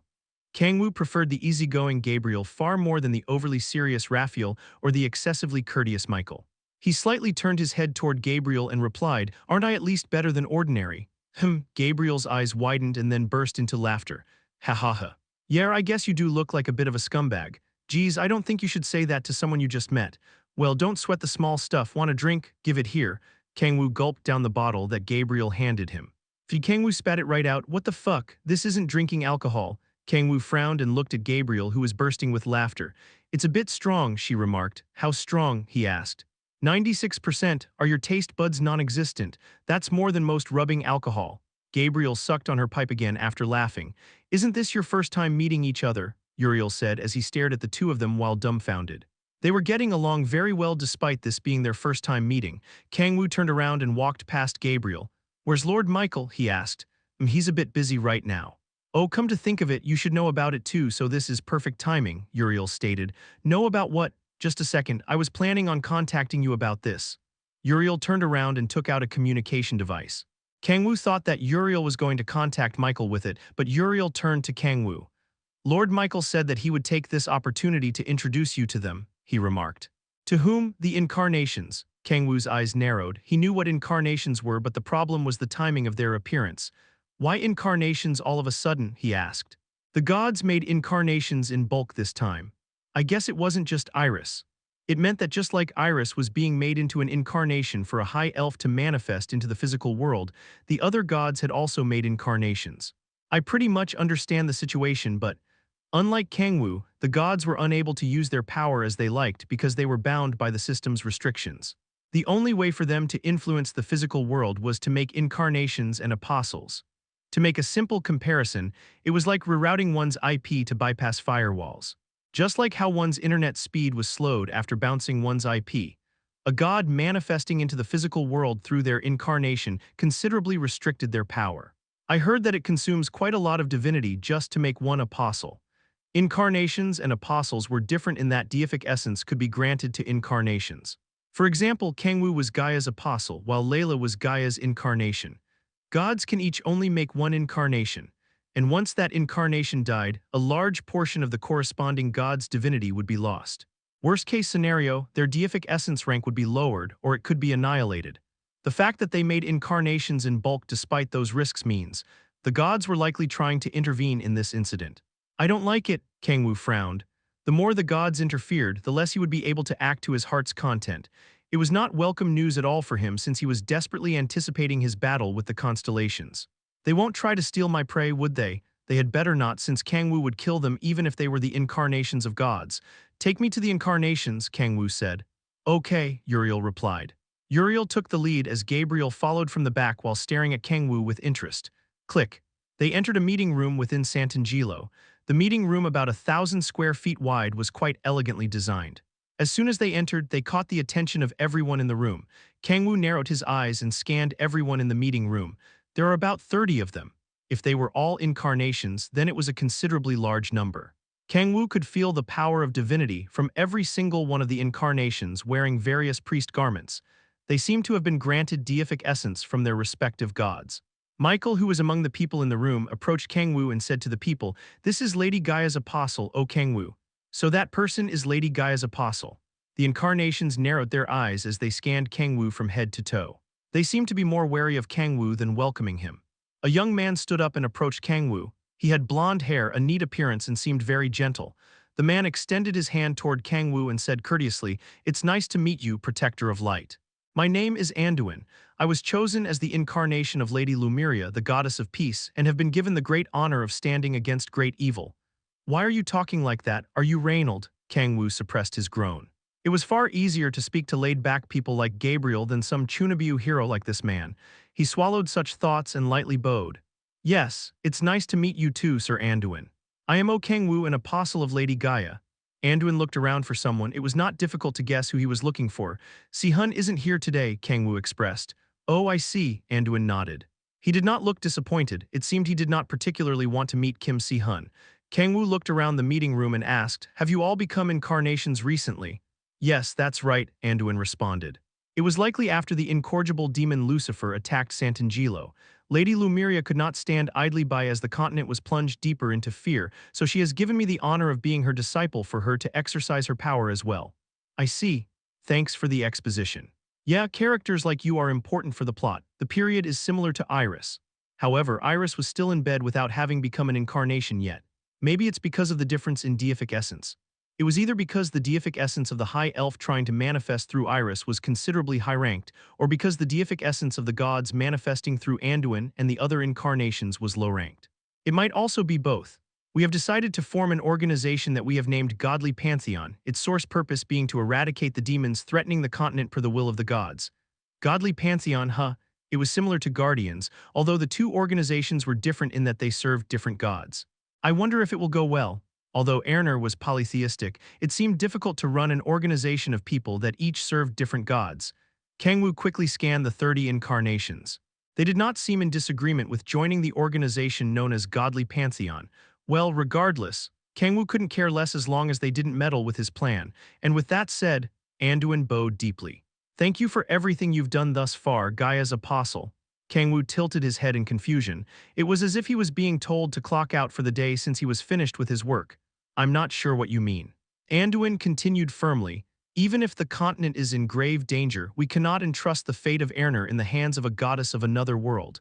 We will fight with our strength from here on out. We would like to ask you and Sir Kim Si-hun to step back.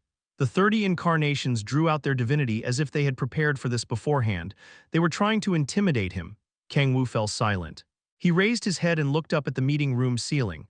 The corners of his mouth rose unconsciously. I found my scout. Chapter 392, There's no need to lie.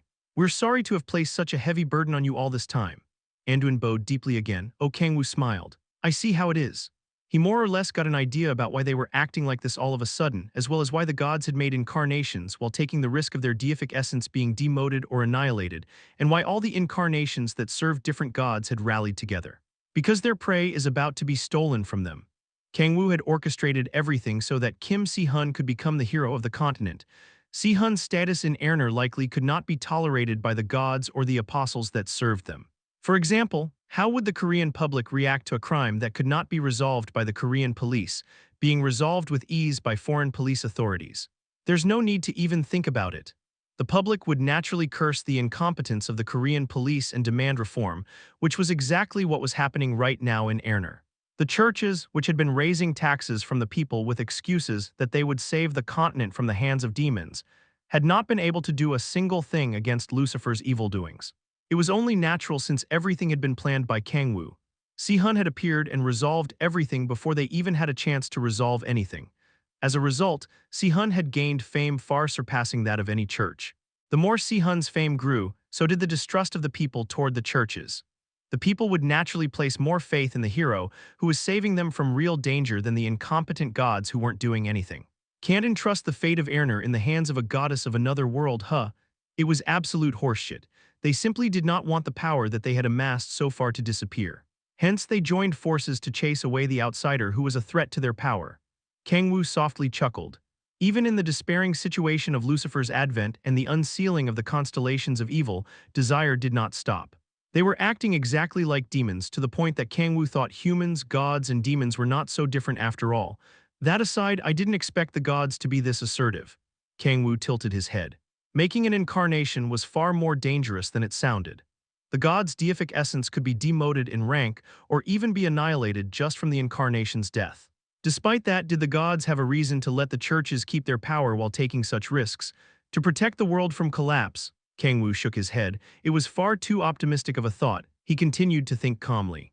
Why were the gods so afraid of the collapse in the first place? Is deific essence related to faith? Kang-woo had thought of deific essence simply as a great power given by the Titans. After all, most gods had been born with deific essence given to them by the Titans. It was not something gained through religious faith. Even Kang-woo had acquired deific essence without anyone worshipping him religiously. I'm not sure. Even if he was the god of splendor, he did not have any apostles or a religious organization worshipping him. He had simply been given the right to control the unorthodox power known as divinity. In any case, what was important was that the gods were backing the godly pantheon to the point that they had taken risks to make incarnations, and that they were also trying to exclude Kang-woo and Si-hun. This is. Kang-woo smiled as his eyes gleamed like that of a starved beast. Very good. He had been searching for the perfect scout. Although they were not quite up to par since they could use divinity because they were incarnations, they still qualified as scouts. What the hell are you talking about? Uriel glared at Anduin. You're going to do as you like when we should all be joining forces, sparks crackled from Uriel's soaring hair. He slowly walked toward Anduin while exuding a ferocious aura. Uriel, Michael extended his hand to stop Uriel. Calm down, but. Uriel bit his lip in frustration and stared daggers at Anduin. Michael pulled Uriel back by the shoulder and then looked at Anduin and the other incarnations with sunken eyes. Is that truly what the godly pantheon believes? He asked. Yes, it is. Anduin nodded without hesitation. Michael slightly frowned and then glanced toward Kang-woo, who was also staring at Anduin in perplexity. Heya, Kang-woo sighed. He nodded as if it couldn't be helped. I guess we have no choice if that is the will of the gods. I can't deny that we are outsiders. We hope you don't take this personally. The decision has been made for both you and Sir Kim Si-hun's sakes. We have made you too. Carry far too heavy of a burden on your shoulders. I see. Kang-woo nodded and continued with a smile. I am relieved to see that so many incarnations have gathered. With this, I think we can entrust our mission to you all. Ha ha ha. I appreciate your understanding. Anduin extended his hand toward Kang-woo with a smile. Kang-woo shook Anduin's hand and smiled brightly. Oh right, Kang-woo remarked. Come to think of it. I happen to obtain information about where the forces of evil are hiding. Pardon? Is that true? Anduin and Michael asked with their eyes widened. Michael, who had been searching fervently for the forces of evil after Lucifer stole the demon god's legacy kept in Sant'Angelo, was especially shocked. Kang-woo nodded. I was able to figure out their location while fighting the constellations of evil not long ago. Wah, are the forces of evil unaware of this? Anduin asked with shining eyes. If their enemy was unaware that they possessed this information, they would be able to ambush the enemy while they had their guard down. Ambushes brought about enormous strategic benefits to the point that they made it possible to emerge victorious over enemies 3 times as large in number. Anduin, who had experience fighting demons as a member of a church, was well aware of this. Kang-woo nodded. He continued calmly, yes, they are unaware, however it is enemy lines, you should not approach it hastily. Michael gulped. Kang-woo is right, we should dispatch a survey team to figure out the extent of their forces. There is a possibility that the forces of evil would prepare for an ambush at that rate, Anduin replied as if he were hearing nonsense. Michael fell into thought for a moment and then shook his head. Even so, ambushing the enemy without knowing the extent of their strength is far too reckless. Anduin's expression stiffened, but only for a moment. He returned to his usual gentle expression and nodded. I understand, we will postpone the ambush. Anduin stepped back and walked closer to Kang-woo. In that case, could you tell us where the forces of evil are located, protector of light? Kang-woo remained silent. He could feel the desire in Anduin's eyes. Kang-woo smiled. Yes, of course. Of course I will, after all, only then will I be able to use you. Kang-woo smiled faintly. There was no question of what decision Anduin would make once Kang-woo told him where the constellations were. I didn't lie, okay? Kang-woo had told the god-honest truth.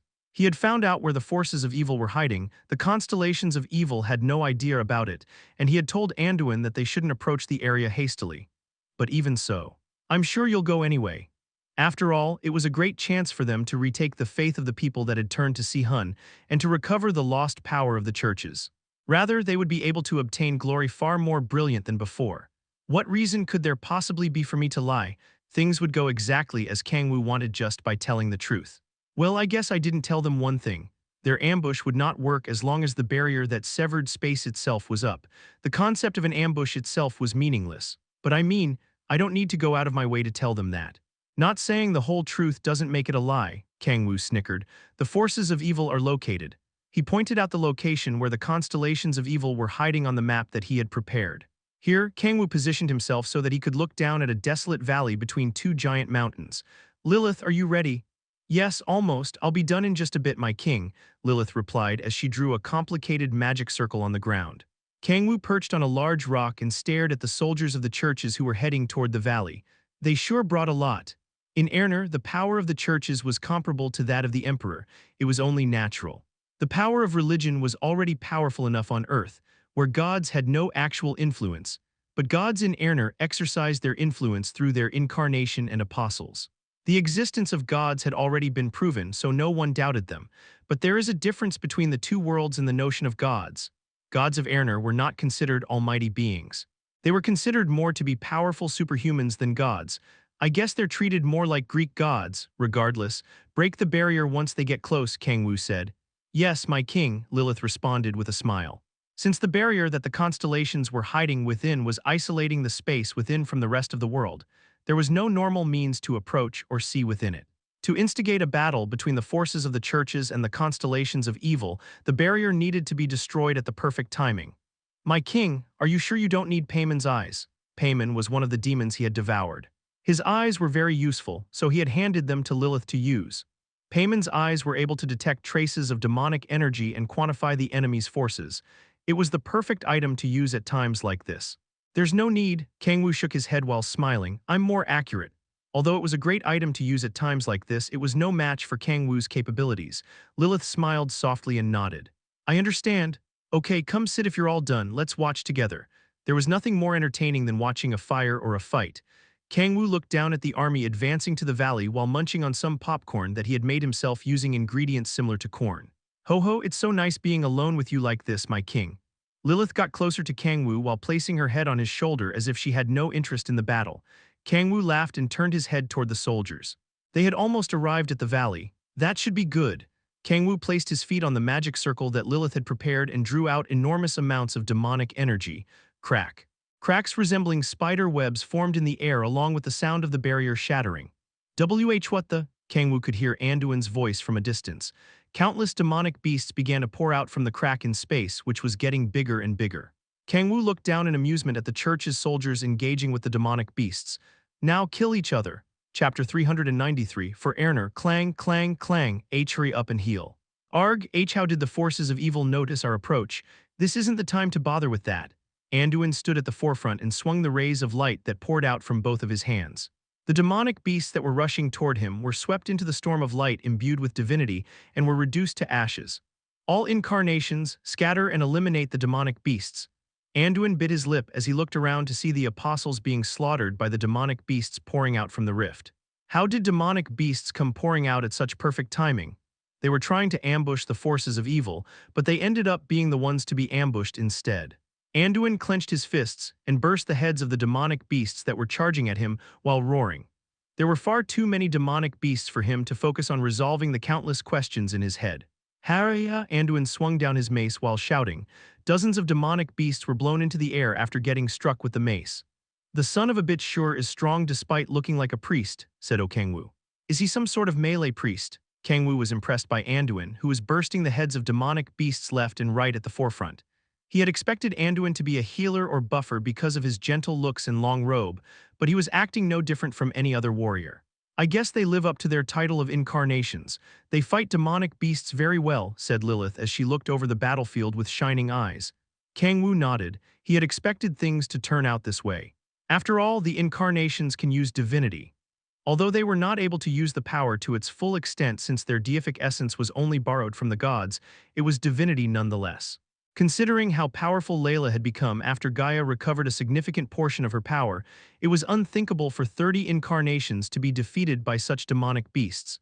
Fights sure are fun to watch, Kang-woo said leisurely. Crunch, he looked down at the battlefield excitedly while munching on a fistful of popcorn. Ah, you shouldn't be doing that, Kang-woo mumbled in frustration as he watched over Anduin and the other incarnations. What the hell is that son of a bitch doing? One of the incarnations had advanced too deep into enemy lines and had gotten isolated from the rest. An enormous number of demonic beasts swarmed the incarnation like hundreds of Japanese honeybees attacking a giant hornet. Demonic beasts invaded the formation of the church's army through the vacancy of the incarnation. Another incarnation tried to fill that vacancy, but they ended up getting isolated from the group as well. The demonic beasts that had fallen back due to Anduin's attacks began to attack ferociously again. Sheesh. I could do better than that. Kang-woo was backseating while clicking his tongue as he stared at the fumbling incarnations that weren't even able to properly use such a broken power like divinity. He looked exactly like a middle-aged man watching a soccer game from his couch and berating the players. Lilith lightly giggled while covering her mouth. Will you participate? No. It's a hassle. Kang-woo scanned the demonic beasts uninterestedly. They certainly were powerful enough to be able to inhabit the ninth hell, but they were no longer appetizing enough for Kang-woo, who had acquired deific essence. Rather, I would get even more hungry if I eat those small fry. Those demonic beasts were like konjac jelly with almost no caloric value. Eating such things when his hunger and desire were at their peak would only sour his mood. That aside, Kang-woo looked down at the battle with sunken eyes. How did they summon that many demonic beasts? It wasn't just their numbers. Every one of them was on the strong side, even among the demonic beasts of the ninth hell. There were easily over 10,000 of them, possibly even 100,000. Such a large number of demonic beasts was hard to see even in the ninth hell. Did they mass-breed demonic beasts or something? Kang-woo tilted his head in wonder. It was possible since demonic beasts had high reproductive potential unlike demons, but they wouldn't have been easy to control. Kang-woo narrowed his eyes as he stared at the demonic beasts. To mass-breed demonic beasts, they would have to be gathered into one area like fish in a tank and prompted to breed. Not even Kang-woo would be able to perfectly control demonic beasts, monsters with only killing and madness in their minds. Maybe one of the constellations is specialized in controlling demonic beasts. It would have been highly difficult to procure this many demonic beasts if that were not the case. An enormous amount of energy spread from Kang-woo's feet to the ground around him. Authority of the beholder. The entire valley was drawn within his head as if he had gained a third eye on his forehead. He could vividly see the church's army fighting the demonic beasts and hear Anduin's bellows. Kang-woo was not interested in the soldiers. He focused his senses past the crack in the barrier that had formed in the air. He could feel the demonic beasts that were crouching within the barrier. There are ancient demonic beasts as well. Kang-woo had seen the ancient demonic beasts when Santangelo had been attacked. He could see them commanding the hundreds of thousands of unintelligent demonic beasts. It seems I made the right choice not to charge in blind. The forces of the constellations of evil were much larger than Kang-woo had expected. Although numbers were of no consequence to him considering how powerful he had become, it would certainly be an annoyance. It would be like having a bunch of flies flying around him. The nuisance will have to be cleaned up. As for who would be cleaning them up, the soldiers of the churches would honorably sacrifice themselves for the task. If any remained, Balrog and his other comrades would finish them off. Once the flies are disposed of, only the constellations will remain. Kang-woo smiled widely. Boom, boom, his heart beat strongly. He could imagine the constellation of despair, who was likely watching over the battlefield from across the crack in the barrier. He suppressed the impulse to storm in through the crack right this second. His hunger and thirst were so powerful that they were on the verge of overpowering him. He gulped to quell his overflowing desire. But aren't the incarnations being pushed back way too easily? Lilith asked. I'll say, the constellations haven't even come out yet. This won't do. Kang-woo clicked his tongue as he looked down at the soldiers being pushed back. He had more or less figured out the extent of the constellation's forces, but the soldiers needed to do more for him. They needed to reduce the demonic beast army's numbers as much as possible. I guess their deific essences are low in rank. The difference between them and Layla was far too large that it was laughable to even call them incarnations. At least pull your weight as incarnations, Kang-woo muttered as he frowned in disappointment. Even if they were incarnations of lower gods, he couldn't believe that they were being pushed back by mere demonic beasts when they were able to use the broken power known as divinity. I can certainly tell that it hasn't been very long since they've been chosen as incarnations, Lilith mentioned. There's that too, but the fact that they can't work together is the bigger issue.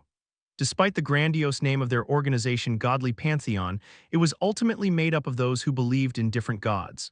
The incarnations continued to be isolated from the group after not following Anduin's orders, and the apostles were not able to prepare countermeasures for the demonic beast's attacks because they were all fighting as if it were a free-for-all.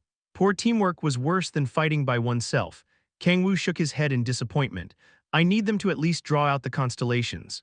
The key to this plan was for him to confirm how many more constellations there were besides the constellation of despair and Proserpine. However, the incarnations were falling apart so easily that Kang-woo was worried that the battle would be over before the constellations even showed up. Shall we intervene? Lilith asked. I'm not sure. Kang-woo looked down at the battlefield while deep in thought. At this rate, the constellations would not come out unless he were to take action. Boom! Just then, a massive explosion rang out.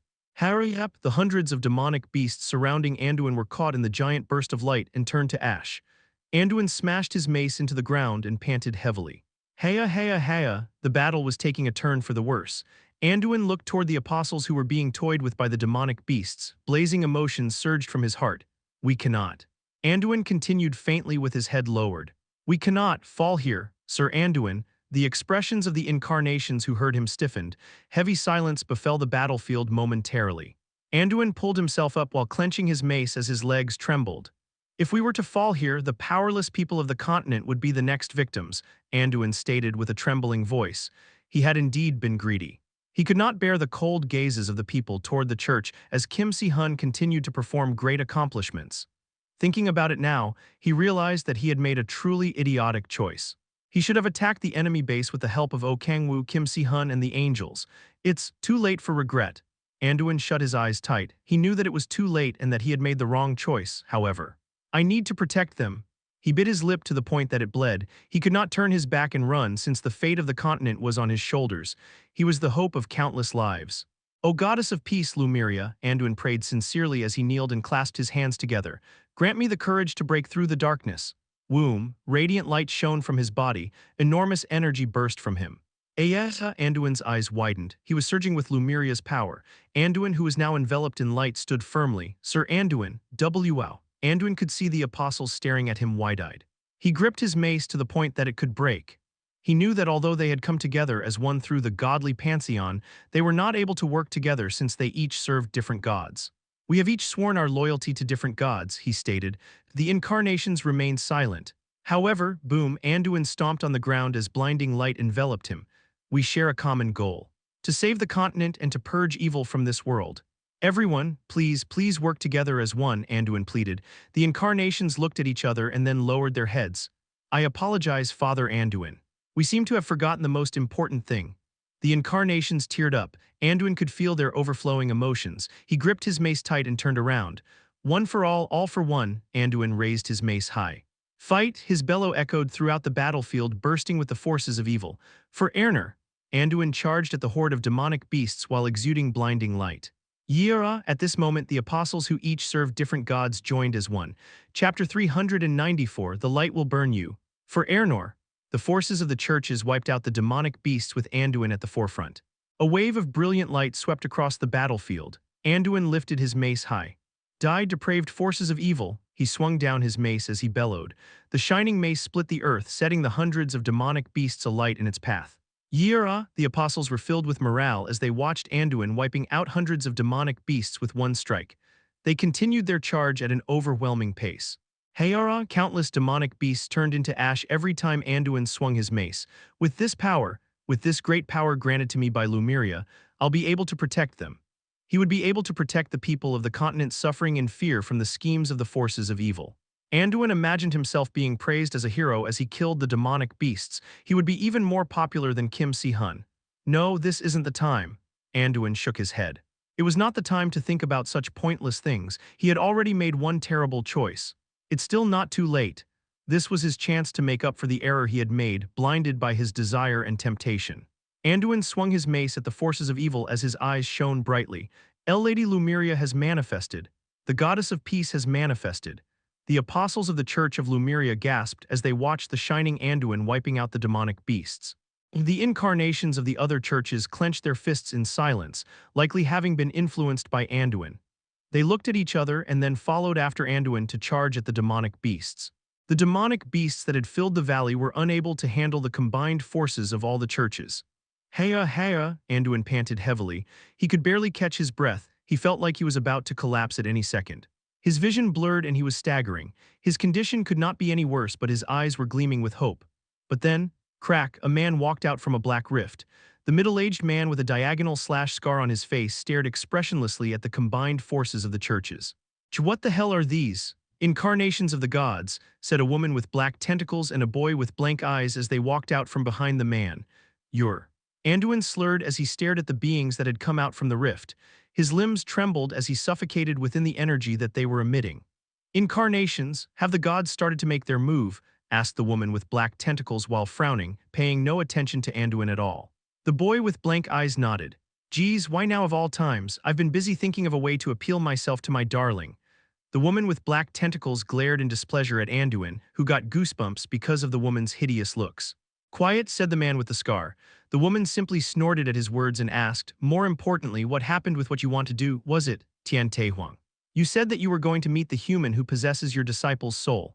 I told you to be quiet, Proserpine. Tai Wuji glared at Proserpine, and Proserpine shrugged and averted her eyes from his gaze. Although she didn't know everything about him despite being fellow constellations of evil, she at least knew that she shouldn't test Tai Wuji's patience right now. Lumiria's incarnation. Tai Wuji stared at Anduin with sunken eyes. Anduin flinched. He retched while grabbing his chest, having a hard time breathing. He trembled without being able to do anything in the face of unfathomable evil, seeing that Tai Wuji said expressionlessly, pathetic.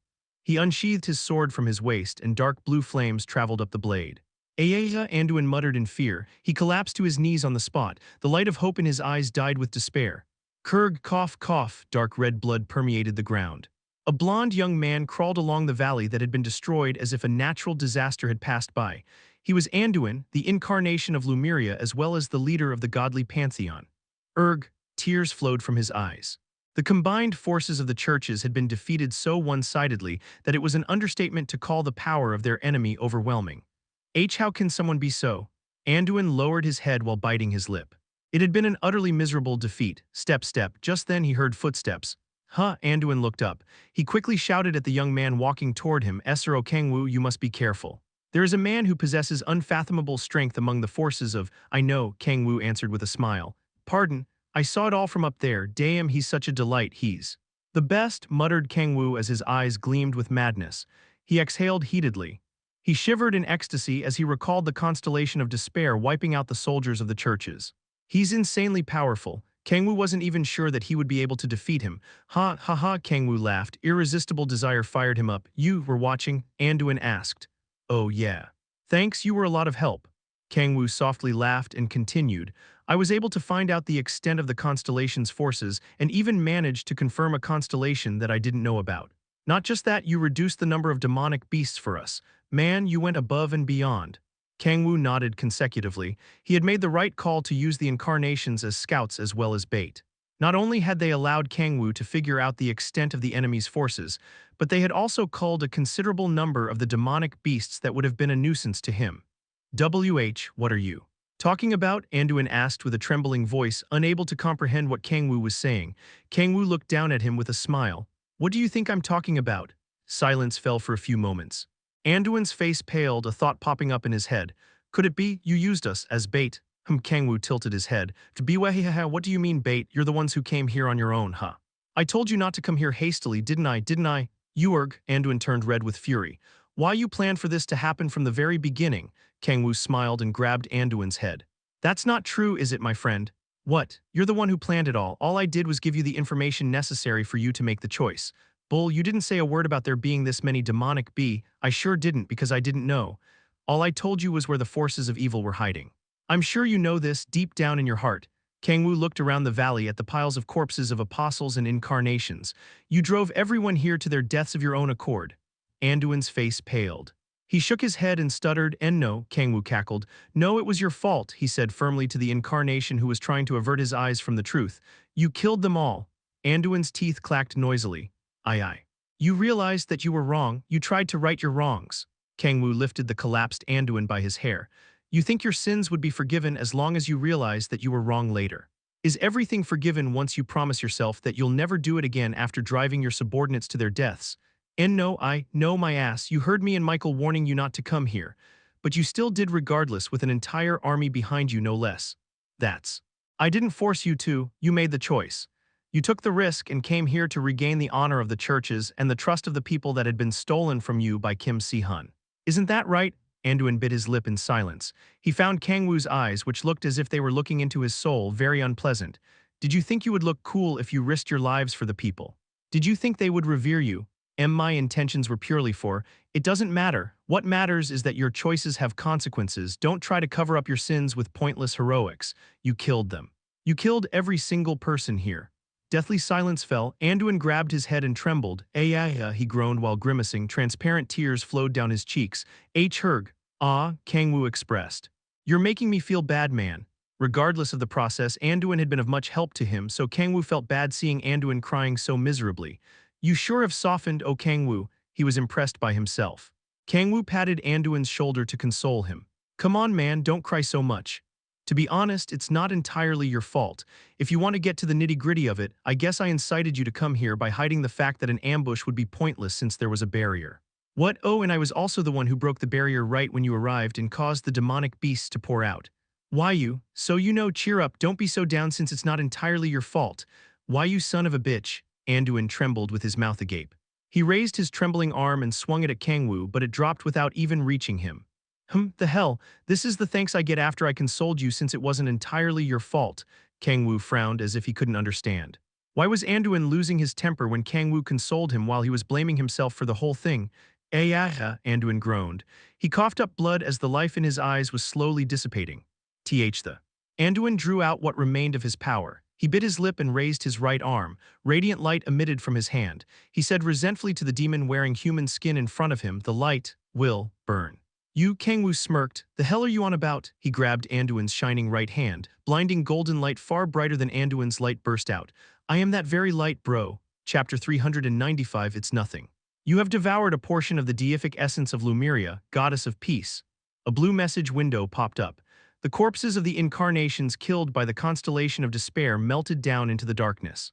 The deific essences of 30 individuals were pushed into the demonic sea, activating the trait deific essence usurpation. Deific essence has been promoted from lower intermediate rank to intermediate rank. I guess they were lower gods like I had expected. Oh, Kang-woo frowned as he read the message window. He had absorbed 30 deific essences, but his rank had only risen to intermediate rank. Not only that, but his level cap did not rise either. I mean, I'm not surprised. The deific essences that incarnations possessed were not the whole deific essences of the gods. Kang-woo should be satisfied with just his deific essence rank rising. Intermediate, huh? He wondered how high the constellation of despair's deific essence rank was. I'm sure it's at least high rank or above. He might even possess top-rank deific essence like Gaia. Heya, Kang-woo sighed as his desire squirmed, just a little longer. He had confirmed the enemy's numbers and their forces had been reduced significantly as well. He was a little worried about Proserpine and the boy with blank eyes, but he was sure that Kim Si-hun, Balrog, Han Seala, and Layla would be able to take them on. They did not even have to win. Holding on until my battle with him ends is more than enough. They should be more than capable of doing that. Kang-woo looked around the devastated battlefield and then turned around. Lilith, he called. Yes, my king, gather the others. Will you be attacking right away, after I contact Michael? Would the angels take action right away? I'm sure they would if I tell them that the forces of evil might retreat if we don't strike now. It was more than possible that the constellations of evil would change the location of their hideout after being discovered. Since their barrier had been broken, there was no need for them to hide in this valley. We have to strike right away. It would be a problem for Kang-woo as well if they were to run. They needed to attack the constellations as soon as possible. I understand, I will have them gather in your room. Lilith bowed deeply and went into the black rift connected directly to Arnon's imperial palace. Kang-woo followed behind her and ended up in a familiar VIP room, the room that he was using in the palace. Let's see, Kang-woo checked the power of his promoted deific essence while Lilith was gathering the party members. Since divinity was able to mix with any form of energy, it did not take long to check. I wonder if I'd be able to face him without opening the doors if I have divinity. Kang-woo narrowed his eyes and thought about the constellation of despair. The man had massacred the incarnations with such power that even the word overwhelming was an understatement. Kang-woo got chills as he thought about the man's sword blazing with dark blue flames. I would probably, Kang-woo looked up at the ceiling, lose. It was not even a question. It was not even a matter of the difference in their deific essence ranks. Even if Kang-woo possessed top-rank deific essence, he would not be able to defeat the constellation of despair. He was just that powerful. Martial arts sure is amazing. Kang-woo had reached extraordinary levels of demonic energy control, but the same could be said for the constellation of despair's stage of martial arts. There was no way for Kang-woo to face him without opening the doors. No, even if I open the doors, I won't be able to beat him. Kang-woo would not lose since he couldn't die, but he would not be able to win either. Ha, Kang-woo laughed unconsciously. He placed his hand on his crazily beating heart. Within it was a black sea that was struggling to break out into the world at any moment, an unbeatable enemy. How wonderful is that? Kang-woo smiled as excruciating hunger set him ablaze. It felt as if a lavish feast that he was not allowed to eat was in front of his eyes. What should I do? All sorts of thoughts stormed in his head as he suppressed the desire to rampage to his heart's content. How can I win? Kang-woo thought of countless measures, but they were cut down all too easily by the dark blue sword, which only fired up Kang-woo even more. He continued his thoughts while being set ablaze by his hunger and the dark blue flames. Maybe, Kang-woo looked down at his chest. Maybe, someone knocked on the door. Kang-woo ceased his thoughts and turned his head. His comrades who had been contacted by Lilith entered his room. It feels like it's been a while for some reason. He looked at his party members one by one. He had been busy beyond belief after Proserpine infiltrated the Imperial Palace as well as the appearance of the godly pantheon. Darling doesn't look too good either. Possibly because they hadn't talked for the past few days, Siala's expression was dark and her face was a little emaciated. She was staring at Kang-woo with shaking eyes. As Kang-woo was about to talk to her, "Prepare to attack, what are you talking about all of a sudden?" Cha Yeonju's voice echoed throughout the room. The other comrades behind her likely felt the same way, they were just not saying it. Kang-woo lowered his head in silence. He slammed his hands on the table and pretended to be suppressing his rage. "The godly pantheon acted on their own," he said. "What?" Yeonju asked. "By godly pantheon, do you mean the gathering of the incarnations that you talked about before?" Layla asked. "Yes, that's right." Kang-woo nodded while putting on a distressed expression and clenching his fists. "Back when we met in Sant'Angelo, Lord Michael and I agreed with them that we should attack them after making ample preparations, but the godly pantheon ignored that." Meaning, yes. The soldiers of the churches attacked the base of the forces of evil. A heavy silence fell. Layla trembled subtly and shut her eyes tight as if she didn't want to imagine it. She asked, "The soldiers, they were wiped out," said Kang-woo. It was like a bolt from the blue. The joy that they had felt when they had heard the news about incarnations becoming their allies had been utterly shattered. What? Those fucking trolls. Why did they charge into enemy lines all by themselves? Yeonju asked. "I don't know." Kang-woo shook his head in confusion. "They surely said during the meeting a few days ago that they would wait until we were ready." They felt as if they had been betrayed. No, since the churches had acted on their own after they had agreed to stand by, it was a clear betrayal. Yeonju frowned as if she couldn't believe what she was hearing. Then, "What should we do now?" Siala asked seriously, understanding the gravity of the situation. "We have no choice but to attack before they run away," Kang-woo stated. Layla nodded. "You're right, there's no other chance than now. We have to attack as quickly as possible before the enemies fully recover from the church's attack." "Yes," Kang-woo agreed. He liked that he could always get through to Layla. Layla stood up and took a deep breath in. She drew out her power and stated, "Let's go right away, Kang-woo." Although it was only a portion, the power of the top-ranked goddess Gaia was nothing to scoff at. Suffocatingly powerful energy surged from Layla. Kang-woo. "Since we're going to enemy lines, will that woman from before be there as well?" asked Siala as she narrowed her eyes. "Probably," Kang-woo answered. Chilling bloodlust filled Siala's eyes momentarily. She asked while touching her lips, "May I fight her on my own?" "Not on your own." Kang-woo shook his head firmly. Siala was also able to use divinity because she had accepted Seraph's soul, but her abilities were specialized toward buffing and healing rather than combat. Having her fight Proserpine on her own was highly inefficient. It's also dangerous. Even if Proserpine was not specialized in combat, Kang-woo could not have Siala fight a constellation of evil by herself. "Go with Layla and the others. I'll leave Lilith in command. You don't have to win, just focus on buying time. With everyone, what about you then?" "I have someone to face," said Kang-woo calmly. Si-hun, who had been looking at Kang-woo, flinched. Kang-woo turned to Si-hun while tilting his head. "Is something wrong? You don't look good at all." "Oh," Si-hun smiled awkwardly. As Kang-woo had said, Si-hun's expression was extremely gloomy. Even if he was nervous about facing the constellations, there was no way that Si-hun would make such a face. Rather than nervous, it was more apt to say that he looked as if he was in despair. Silence continued. Si-hun bit his lip as he stared at Kang-woo. A memory popped up in his head. "We'll become very good allies." It was a familiar face and voice, but everything about it felt unfamiliar. It even felt grotesque. Si-hun's head was spinning as if he felt nauseous. "Hyung Nim," Si-hun's memories continued. This time it was of the middle-aged man with a diagonal slash scar across his face. The man said expressionlessly, "You've been deceived by that monster all this time. No, everything he has shown you thus far has been nothing but a facade to hide the abominable truth. That's impossible. Why would Hyung Nim do such a thing to me? To use you, of course. I'm sure even you realize the extraordinary talent you possess. Hyung Nim is strong, there's no way he would need to use me. I wonder about that. Are those of great wealth ever satisfied with the wealth they have? Desire is endless, especially if that man is a demon in nature. Hyung isn't a demon anymore." Ha, what a funny joke. "No one befits the word demon more than that monster." "Shut up. Will you continue to be deceived by him? Do you plan on living as his puppet forever? I told you to shut up. I will give you a chance to take your revenge." Soon that monster will come to face me. When that time comes, please don't say anything else. Stab him. Si-hun stared at Kang-woo, who was looking at him worriedly, his vision blurred.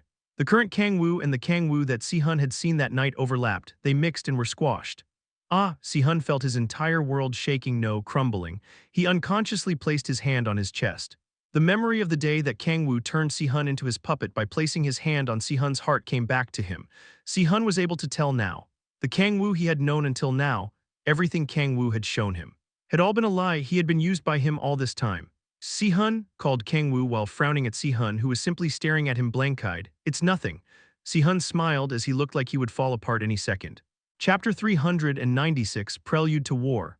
All right, let's depart as soon as I contact the angels. You guys can stand by in front of the gate, Oh, Kang-woo said as he stood up.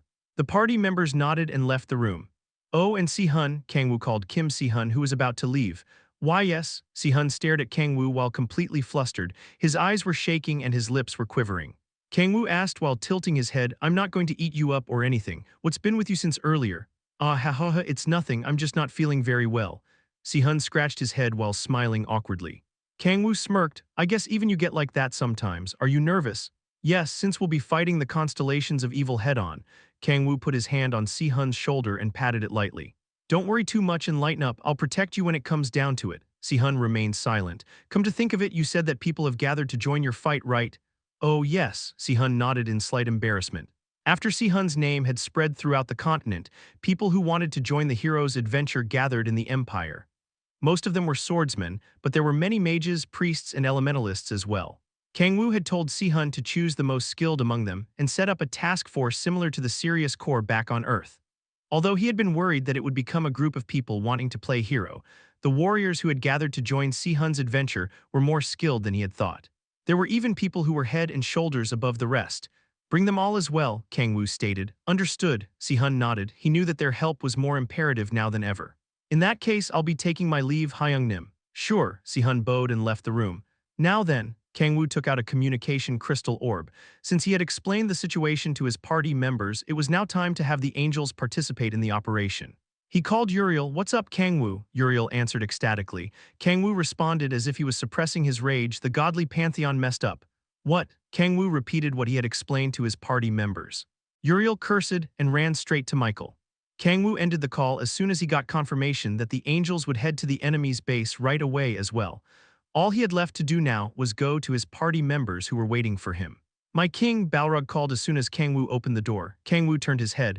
Were you waiting for me? Yes. Why, you should have just waited with the others in front of the gate. Balrog remained silent as he stared at Kang-woo with sunken eyes. He said with a low voice, Kim Si-hun is Balrog, Kang-woo interjected. Shouldn't you be waiting in front of the gate? Balrog closed his eyes. You knew. Kang-woo smirked. It's hard not to when it's that obvious. He recalled Si-hun's expression that had been on the verge of falling apart. There was no way that he wouldn't know after seeing that. Ha, Kang-woo feigned laughter. He had been prepared for this day to come since he knew that it would happen one day, the day that everything came undone. Kang-woo closed his eyes. What will you do? Balrog asked.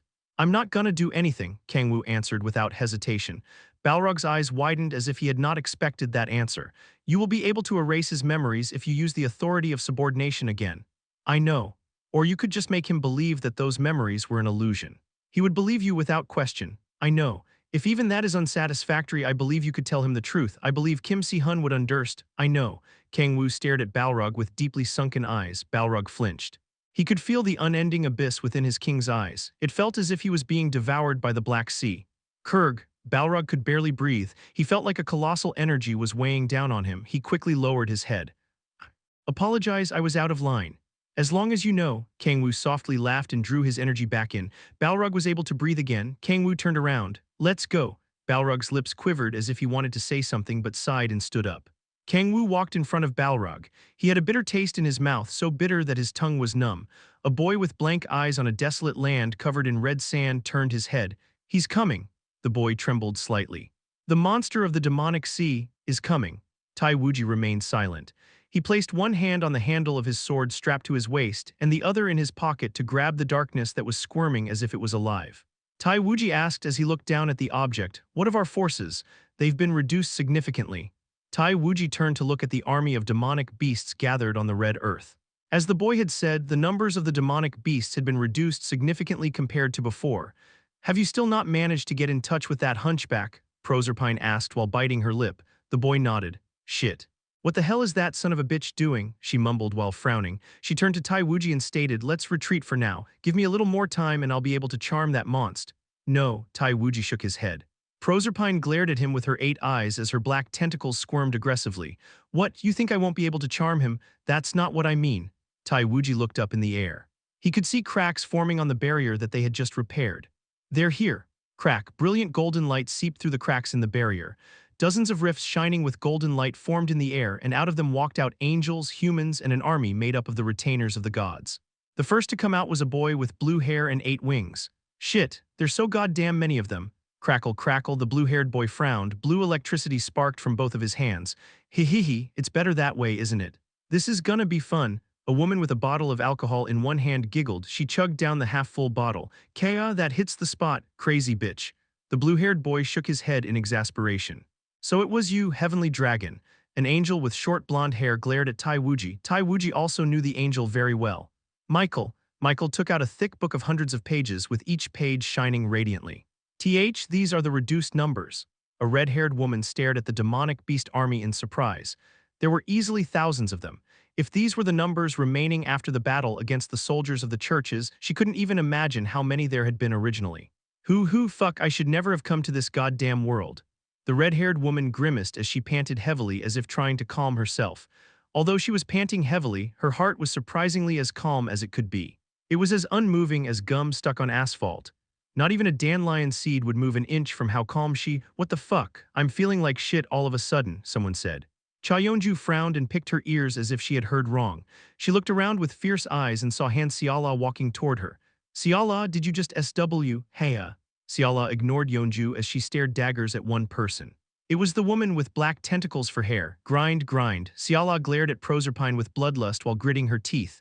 You're going to steal my Kang-woo? It was unthinkable. She could not stand for it, ever. Enormous energy weighed down on everything around her as chilling bloodlust oozed from her gaze. Ahem. Yonju quickly looked away from Xiala. She could instinctively tell that she shouldn't talk to Xiala right now. Taiwuji stared in silence at the army coming out from the golden rifts. There were so many of them that he did not know where they had all come from, but he was not focusing on anyone else but the monster wearing human skin. You've come? Taiwuji glared at the monster while gripping his sword. He subtly trembled. He had no idea whether it was because he was thrilled about the battle that was about to take place, or if it was his unconscious fear of the monster.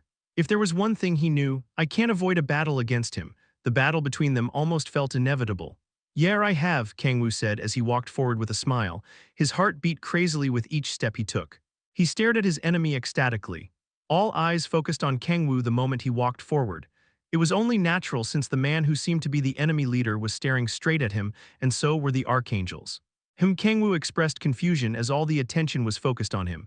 The hell, friends and foes alike were all staring at him. Is this? The atmosphere called for him to make some sort of battle cry. Fuck, I can't think of anything when I'm put on the spot like this. He had never used a battle cry when he had commanded demons in hell since they fought all on their own even without him saying anything. Shit. Kang-woo turned to Yonju. Hey, the battle cry you did last time was pretty good. Why don't you do it this time as W? Come on, don't be like that. Yonju snickered and continued, our great lord Kang-woo should be the one to sound the battle cry in times like this. Something concise yet powerful, something that will send our morale through the roof. She was getting her revenge from the time in the Manchurian plain when Kang-woo had left her in charge of an entire army and disappeared somewhere. Yonju stared at him joyfully as if telling him to have a taste of his own medicine. Shit, Kang-woo cursed lowly. He had a feeling that he wouldn't be able to avoid it. The gears in his head turned in overdrive. Oh, come to think of it. He recalled watching a movie with Echidna while lazing on the couch. He had no idea what it meant, but it was an extremely cool battle cry. Yeah, let's go with that. Kang-woo nodded and stomped his feet. Booms, the ground shook. Enormous golden light surged out from Kang-woo as if the sun had appeared atop the red earth. It was a magnificent sight to behold. Kang-woo raised a golden sword high and shouted, Avengers. He then lowered the sword and pointed it at the enemies. Assemble, chapter 397. Could you stop calling him darling? The fuck? Cha Yonju stared at Kang-woo dumbfoundedly. Crazy son of a bitch, why did you plagiarize? Kang-woo tilted his head. What's the problem? Yonju put her hand on her neck as if she was getting a headache. God, that son of a bitch will be the end of me. It probably would have been better for her to do it. however, as if to say that her worries had been unfounded. "Yeah, see, they love it," Kang-woo said. "The hell, why did that raise their morale?" Yeonju stared dumbfoundedly at the angels and humans charging at the demonic beast army in a blaze of passion. They had not reacted to the battle cry, but rather the radiant golden light. "Fuck it, I don't care anymore." Yeonju decided to pay it no mind and turned toward the countless demonic beasts charging their way while roaring. Clatter, chains with sharp thorns on them twisted and turned as if they were alive. Boom, she stomped her feet and unleashed the chains on the demonic beasts. The chains fiercely pierced the demonic beasts charging at her. Fucking cheater. Yeonju looked at Kang-woo in displeasure even while killing demonic beasts. Kang-woo walked forward while ignoring her comment. Finally, he faced the despair that he had been waiting for all this time like a lovesick girl. Tai Wuji unsheathed the blade strapped to his waist while staring at the monster with sunken eyes. Tai Wuji and Kang-woo locked eyes. "You've acquired deific essence," said Tai Wuji in a low tone. He could feel the divinity mixed into the radiant golden light that the monster was emitting. Kang-woo smiled. "Thanks to you." He didn't understand what Kang-woo meant by that. Deific essence was not something that could be acquired so easily thanks to someone else. No, Tai Wuji shook his head. The monster had eaten the constellation of fear whole. If it's that monster. It's more than possible. He could finally understand why Lucifer had been that desperate. That monster was an incomprehensible being. "I have to kill him here." If he didn't, the monster would become a hindrance to the revival of his master, demon god Bali. "Nothing will change even if you have acquired deific essence," declared Tai Wuji. Kang-woo smirked and nodded. "I know, bro." He was already aware that he was no match for Tai Wuji just because he had deific essence now. Kang-woo felt as if he was staring at an insurmountable wall as he looked at Tai Wuji. He felt breathless and he was trembling. Tai Wuji looked no different from a human in terms of outer appearance, but he was as overpowering as a giant dragon that covered the entire sky. "Yeah, this is more like it. This is exactly what I wanted to feel." Kang-woo laughed as if he couldn't be any happier. He gripped the golden sword tight and stomped on the ground. Wham! He shot toward Tai Wuji like a golden arrow splitting the earth. "O Almighty Gaia," prayed Layla while clasping her hands together. She borrowed the power of a goddess as an incarnation. A portion of Gaia's deific essence seeped into her, the massive power causing a storm around her. "Erg," Layla grimaced. The more deific essence she borrowed, the more burden was placed on her. The great power felt as if it would cause her to burst like a balloon overfilled with air. It's not enough.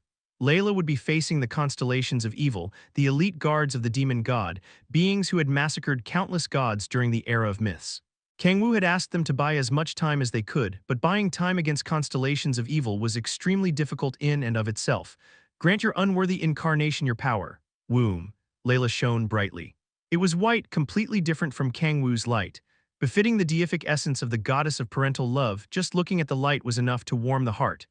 Layla slowly turned to Lilith, the one in command of the operation. "First," Lilith said calmly as she looked around the battlefield.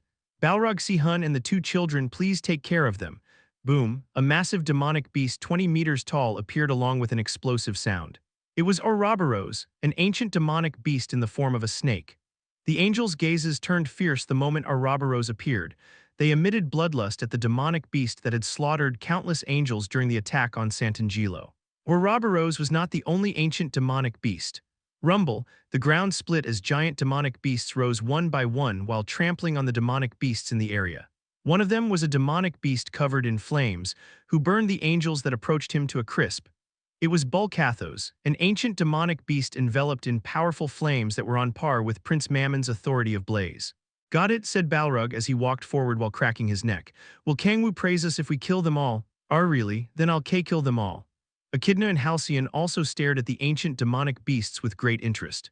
Kim Si-hun, who had been staring at Kang-woo while completely still, turned without a word.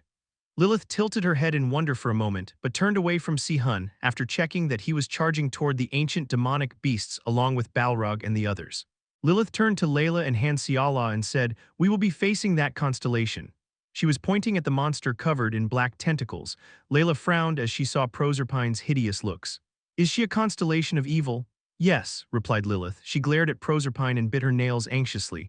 How dare a bitch with no gloss on her tentacles whatsoever? Not only that, but she only had 8 eyes. Lilith couldn't believe that Proserpine dared to proclaim herself as the goddess of succubuses. Unforgivable. Her looks probably were good enough back in the era of myths but were nothing now. "Grannies past their prime should know their place," Lilith muttered. "What did you say?" Proserpine narrowed her eyes sharply, having heard Lilith. Her tentacles squirmed fiercely. "I'm past my prime, far past, I would add." You look easily above a few dozen millennia old. Ho ho ho, Lilith giggled while covering her mouth. Since Proserpine had been active since the era of myths, she was indeed older than a few dozen millennia old. HMPH, age isn't everything in beauty, you know, Proserpine argued. My, but being young is better for sure, wouldn't you agree, Granny? You arrogant bitch. Proserpine's eyes widened in fury. She could endure anything else, but as the goddess of succubuses, she could not stand her beauty being mocked. Now, Siala, you can't lose Kang-woo to a granny like that, can you? Lilith asked. Siala nodded, her eyes filled with bloodlust. Proserpine feigned laughter in exasperation. Ha, I guess I should deal with you all before I capture my darling's heart. To make the monster hers, she needed to purge the parasites clinging to him first. Proserpine extended her tentacles while glaring at Lilith and Siala. I'm not sure what's happening, but… Layla slurred. She enveloped her hands with white light. She could at least tell that the darling Proserpine was referring to was Kang-woo, and that she was trying to take him away from Siala and Lilith. She frowned in displeasure. NTR lovers must be exterminated. Bam, Layla extended her arms forward and shot a giant ball of light at Proserpine. HMPH, Proserpine snorted as if it were nothing. Although she was not specialized in combat, she was not so weak that she would lose to a mere incarnation with borrowed deific essence. However, blessing of the celestial goddess, Siala chanted. What? Proserpine had not expected Siala to be an unexpected variable. 12 wings sprouted from Siala's back. Once she imbued her power into Layla, her half-baked deific essence gained its full form. The powers of celestial goddess Seraph and Gaia combined. Rumble, the light was bright enough to blind the eyes. An intense wave of heat set everything in the area ablaze. Kaya! Proserpine screamed as her tentacles were burned by the intense heat. She had expected Gaia's incarnation but could not have imagined a human who possessed celestial goddess Seraph's power to join the battle. How? Proserpine's mind stormed with fear and rage. There was no way that she would ever forget the cursed celestial goddess Seraph. She had spent hundreds of millennia sealed in a pitch-black space due to Seraph sealing the constellations of evil at the cost of her divinity. Kurg, Proserpine grunted and turned her head. She was about to ask Tai Wuji for assistance, but he did not seem to have the leeway to do so since he had begun his battle against the monster of the demonic sea. I have to run, Proserpine bit her lip anxiously. There was also the constellation of nightmares, but that brat was not specialized in combat either. She needed to hide somewhere until Tai Wuji disposed of the monster. She turned around without hesitation. Where do you think you're going? Layla said as she chased after Proserpine. Behind her was also Han Siala with 12 wings. Proserpine grimaced aggressively. Arg erg. Proserpine groaned as she blocked pus from spewing out of her severed tentacles.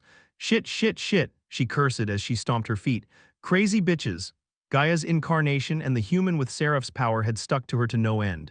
There had been chances for her to run away a few times, but Lilith had blocked those chances before Proserpine could use them. Haya, Proserpine sighed. She had no choice but to unleash the demon god's deific essence. It had been highly risky, but she had successfully managed to incapacitate Gaia's incarnation and successfully run away. Erg, Proserpine groaned and collapsed on the spot. She had escaped to the mountains quite a distance away from the valley. This place should be safe. Proserpine hugged herself as she trembled. She could barely move due to the side effects of unleashing the demon god's deific essence. I'll stay here until Tai Wuji wipes them all out. Even if she were to stay out of the battle, Tai Wuji was there.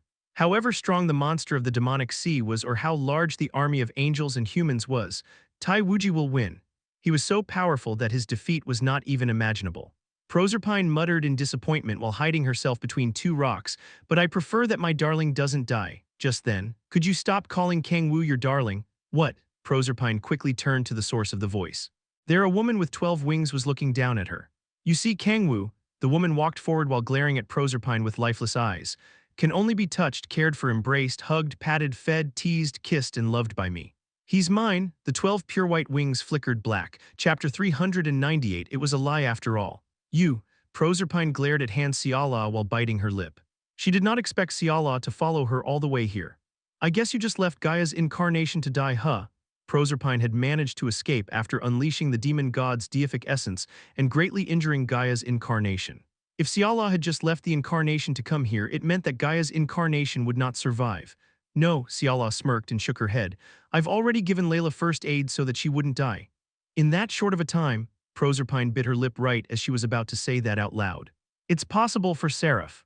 Although the human did not seem to be able to use Seraph's power to its full extent, first aid would be simple even if she were able to use a portion of it.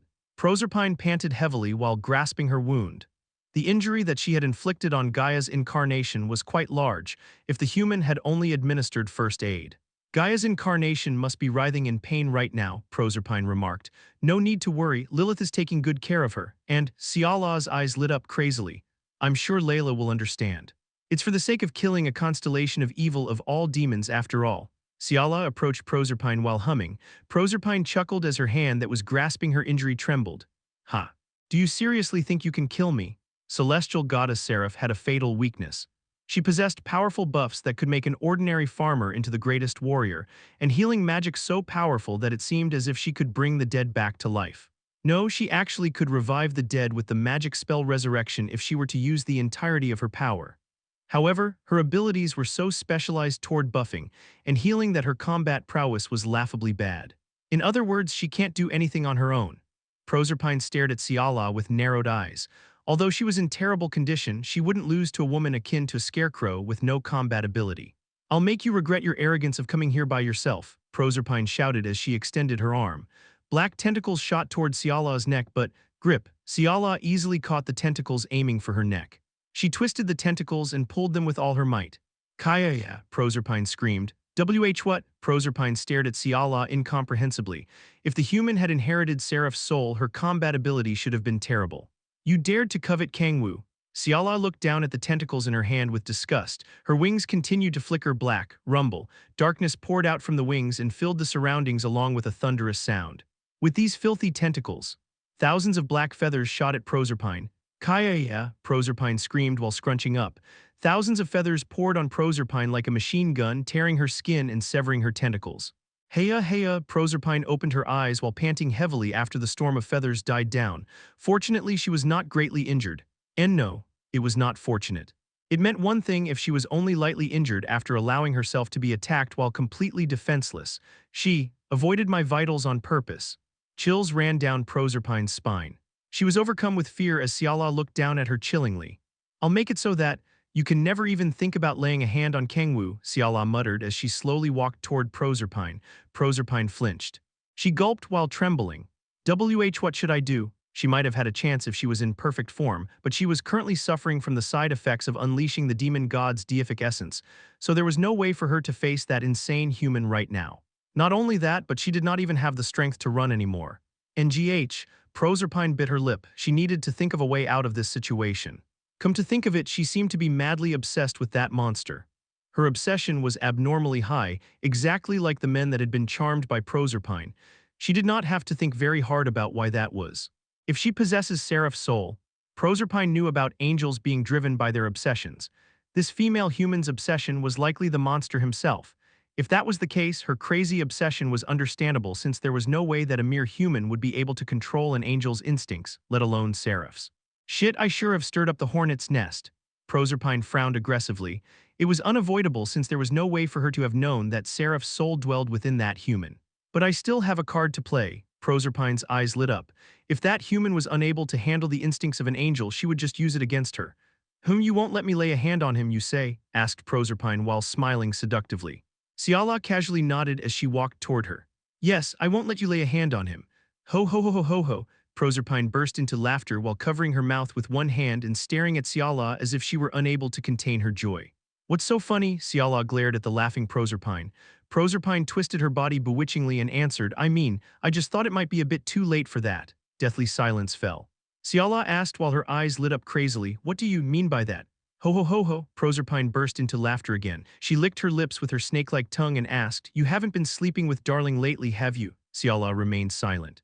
Kang-woo had been away for the past few days, so they had not been able to spend the night together. Man, what a shame. You would have been able to see his disappointed face if you did. What? Siala narrowed her eyes sharply. Kang-woo being disappointed, her heart beat strongly after hearing Proserpine's words that were implying something. What are you talking about? I wonder what I'm talking about, Proserpine giggled leisurely. Boom. Siala spread out her 12 wings and shot toward Proserpine, violently grabbing her by the hair. Kaya, I asked you what you were talking about. W8th, that hurts. Let me go and then we'll talk. Tell me now. Siala looked down at Proserpine terrifyingly. Proserpine was smiling despite screaming. It seems Darling hasn't told you. Well, I doubt he had the heart to. A few days ago, Darling came to me. Kang-woo went to see you, Proserpine replied leisurely. Yeah, I left my traces on my clone back then. She had never done such a thing, but now was not the time to sweat the small stuff. Then, Siala's expression froze. She knew that Kang-woo had headed to Sant'Angelo after following the trace left behind by Proserpine. However, what if Kang-woo went somewhere else before heading to Sant'Angelo? Don't lie, Siala said ferociously as she clenched Proserpine's hair harder. Ho ho ho, why do you think it's a lie? There's no way Kang-woo would do such a thing. Why? Aren't all men the same? Kang-woo is different. No, he's the same, Proserpine replied while shaking her head firmly. She continued craftily, his relationship status seemed to be all over the place too. I'm sure he did it with that Lilith bitch. His relationship with that red hair seemed suspicious too. Lilith is different. Lilith had spent 1,000 years with Kang-woo. She had given Siala all sorts of advice on how to advance her relationship with Kang-woo, and they had even promised together that they would stay by Kang-woo's side forever. Siala could never be jealous of Lilith of all people. After all, the one who had come between Kang-woo and Lilith had been her. She had stolen Kang-woo from Lilith, who had been devoted to Kang-woo for the last 1,000 years. The first time is always the hardest. It gets easier the more you do it, wouldn't you agree? Proserpine asked suggestively. Siala clenched her fists. Proserpine was not wrong, but there's no way Kang-woo would do such a thing. Siala's strength left her hands. Fufu, Proserpine smiled widely as she widened the distance between them. She caressed her stomach and continued, then who was it that entered me that night? Proserpine continued while giggling. Do you know what Darling said to me that night? He said that no one had ever made him feel that good. You can't blame him. I wouldn't be known as the constellation of lust if I was the same as other women. She burst out lustful energy and licked her lips seductively.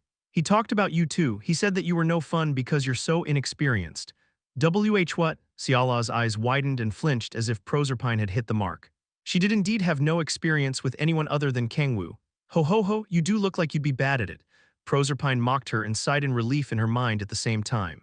I knew she'd be bad at it. She was not the constellation of lust for nothing. She could tell just from the way Siala smelled that she was inexperienced. Siala was trembling in shock. Ho ho, it seems to have worked. She could tell that her plan had succeeded. Once I hammer the nail in the coffin, that human's obsession would turn into fury, and then she'll use that fury to go tear the monster's groin apart. One would normally doubt what they had been told, but that human was not in a normal condition at all. I doubt she can even think properly. People often believed even the craziest of things if their desire reached the breaking point. It could often be seen in impulsive gamblers who did incomprehensible things. The same could be said for obsession. Once one's obsession reached its breaking point and turned into madness, one would barely have any leeway to make logical thoughts. That's enough of your lies. As Proserpine had expected, Siala shouted in madness while clenching her hair. Proserpine smiled widely. Fufu, it's been a while since I had that much fun as well. She slowly placed her hand on her stomach. Oh, and she giggled as she caressed her stomach. I think I'm pregnant. What? Did you say, Fufu, I'm pregnant? Proserpine looked down at her stomach lovingly. With my darling's precious child. Siala's eyes widened. She was shocked to the point that blood vessels had protruded all over her body. Proserpine looked down victoriously at the despaired Siala. All right now, liar, Siala said chillingly. The atmosphere completely changed. Proserpine looked at Siala perplexedly. She had a feeling that something had gone wrong. Liar, the light in Siala's eyes completely disappeared. Her eyes as dark as the abyss were staring right at Proserpine. Liar, liar, liar, liar, liar, liar, liar, liar, liar, liar, liar, liar, liar, liar, liars, liars, liars, liars, liar. Liar, liar, liar, liar, liar, liar, liar, liar, liar, liar, liar. What the? Proserpine got goosebumps. The human's mad obsession had not changed into fury, it had simply amplified into even greater madness. Calm down, it was just a prank. Proserpine instinctively tried to get away, but, crack, ack. Siala flew toward Proserpine at the speed of light and got on top of her. She moved her arms without hesitation as her wings flickering black fluttered. Crunch, crunch, crunch, kaya, Proserpine screamed horrendously. Siala tore Proserpine apart alive and, heh. Just as I thought, it was a lie after all. She looked down at the crevice she had made with her bloodied hands. She muttered, there's nobody inside. Siala giggled brightly. Chapter 399, Stab Him, Boom. Thunderous explosions rang out as Kang-woo was blown away. He violently tumbled across the ground while leaving a line on the ground along his path, then sprang back up. He raised the golden sword made with the key of the demonic sea and swung it at Taiwuji, who appeared in front of him out of nowhere. The two swords collided. Bang, another explosion rang out. Cough, Kang-woo panted heavily. His sword imbued with divinity was cleaved into two all too easily. He jumped back. Damn, I'm seriously no match for him. Kang-woo smiled widely as he healed his torn hands with the authority of regeneration. He had infused intermediate rank divinity into the key of the demonic sea, but it was not enough to endure Tai Wuji's sword. But it's at least better than before. Unlike their first confrontation when the key of the demonic sea shattered as soon as it clashed with Tai Wuji's sword, it could now handle a few blows. That's good enough. It was a meaningful change since it made it far easier for him to handle a battle against the despair in front of him. Kang-woo restored the sword to its original form while smiling. He gripped the sword shining with golden light. Tai Wuji stared at Kang-woo with sunken eyes. He remarked while tapping on his sword handle, "You've changed from back then." The man in front of him was completely different from the horrifying monster that seemed like it had been born from the demonic sea. The man looked magnificent, sublime even. "It does not suit you," Tai Wuji stated. He recalled the first time he came across the monster. He had been the furthest thing from being magnificent and sublime. He had only exuded madness so powerful that it could devour the entire world whole. "I haven't opened any doors yet," Kang-woo replied. "Doors?" Tai Wuji tilted his head, unable to understand what the monster was talking about. Kang-woo smirked. "Don't rush me, man, I'll open them soon enough." He lightly swung his sword. He was well aware that he would not be able to face Tai Wuji without opening the doors. No, he was not certain that he would be able to win even after opening the doors. He would not be able to lose since he couldn't die. It did not mean he would be able to win. Despite that, Kang-woo was not opening them yet for one simple reason. "I can't use it infinitely." Just because Kang-woo didn't die while the doors were open did not mean he was completely immortal. As he continuously died and his physical body was harmed, his mind would gradually be eaten up by the demonic sea. Even if he didn't die, just having the doors open quickly ate away at his mind. Kang-woo would open the doors after shaving Tai Wuji's endurance as much as possible. And Kang-woo smiled. Sparks ran all over his body every time he clashed swords with Tai Wuji. The chilling sensation of the fact that he could be beheaded the moment he let his guard down stimulated him. "Ha!" Kang-woo exhaled heatedly. He felt like he was going insane from the secretion of endorphins. The stimulating feeling of death being right around the corner could not be felt while the doors were open. He wanted to relish in this feeling for just a little longer. Tai Wuji frowned. He was able to read what the monster was feeling from just his eyes full of anticipation. He said emotionlessly, "You're insane." He couldn't imagine someone acting this way when they could die at any time. It's as if he's living to die. Tai Wuji gripped his sword while suppressing the displeasure surging from deep within his heart. He stared at the monster with cold eyes. "That madness of yours will end today." "Fu," Tai Wuji inhaled deeply. He gripped the sword tightly and stomped his feet. "Heavenly dragon claws." Tai Wuji swung his dark blue sword swiftly, resembling a dragon swinging down its claws. The sword was divided into 5 as it aimed for the monster's neck. It was not an illusion. Each sword slash contained enough power to split an entire mountain in half. The slashes resembling the claws of a beast aimed for Kang-woo. "Yeah, that's more like it." Kang-woo snickered as he swung his sword at the 5 condensed sword energies aiming for his neck. Sound so splitting that it could rupture one's eardrums rang out as the ground underneath the 2 of them caved in. Rumble, a giant sinkhole several hundred meters deep was formed. The demonic beasts and humans fighting in the area quickly ran away. Kang-woo and Tai Wuji casually continued their battle while stepping on thin air as if they couldn't care less that the ground had collapsed. "Hup!" Tai Wuji's eyes shone as he saw an opening. He swung down his sword and cut off Kang-woo's right arm which had been holding the golden sword. Tai Wuji smiled faintly. Just then Kang-woo grabbed his right arm with his left and threw it at Tai Wuji. Stab, Kurg! The golden sword pierced Tai Wuji's stomach. Kang-woo snickered. "It sure is nice to be able to use divinity." Back when he did not have divinity, he had to attack the same spot multiple times to be able to deal some damage due to the barrier of divinity that his enemies possessed. However, now that he was able to use divinity, he was able to get through the divinity barrier which was always up like a passive skill with ease. "What the?" Tai Wuji grimaced. He had not expected the monster to attack by throwing his arm that was holding his weapon. Such an attack could not be performed by a sane person. Tai Wuji looked down at his bleeding stomach. The injury itself was not serious. He grabbed the monster's right arm and threw it down on the ground. The monster without a right arm was staring at him leisurely. He saw the monster placing his left hand on his chest. Chills ran down Tai Wuji's back. It was the same sensation that he had felt back when he had faced the monster at the Imperial Palace. It was the fear that one would feel when staring into the abyss. "I have to stop him from doing that." Tai Wuji did not know what that motion meant, but he was sure that he would see that horrendous monster again if he didn't stop him. In that case, there was no better time to use the card that he had prepared. Tai Wuji slowly turned his head and sent a telepathic message to the young man who was staring at their battle blankly. "Now is the time." The young man flinched. "Stab him." Kim Si-hun's eyes quivered after getting the telepathic message. Rumble, the ground was being distorted. Si-hun stopped cutting down the demonic beasts in front of him and turned to where the deafening sound came from. He could see the clashing of golden light and dark blue light. Si-hun shut his eyes tightly in silence. The memories came back to him once his eyes were closed. He could see himself collapsed in a dark alleyway and a smiling young man on top of him. The man's face was familiar and unfamiliar to him at the same time. We'll become very good allies. The man's voice was imprinted in his mind along with his eyes twisted with malice. He had never seen that side of his Hyung before. You've been deceived by that monster all this time. Tai Wuji's words echoed in his mind. Si-hun had told him to shut up, but he already knew deep down that he had been used and betrayed by the Hyung that he had trusted unconditionally. No, it could not even be called a betrayal, since the way that he felt about Kang-woo was not the same as how Kang-woo felt about him.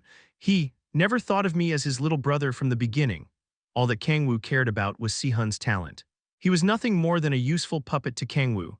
There's this one thing that I keep thinking about, Si-hun recalled his own words back when he had been sitting next to the bedridden Kang-woo, about what would have happened in my life. If I had never met you, Si-hun could not even imagine what would have happened if he had never met Kang-woo. He could see nothing but a void. I can't even imagine a life without you anymore, Hyung-nim. What would have Kang-woo felt after hearing those words? Would he have laughed at him? Would he have mocked him who was saying such a thing while having no idea that he was being controlled? It was likely. No, don't think so pessimistically.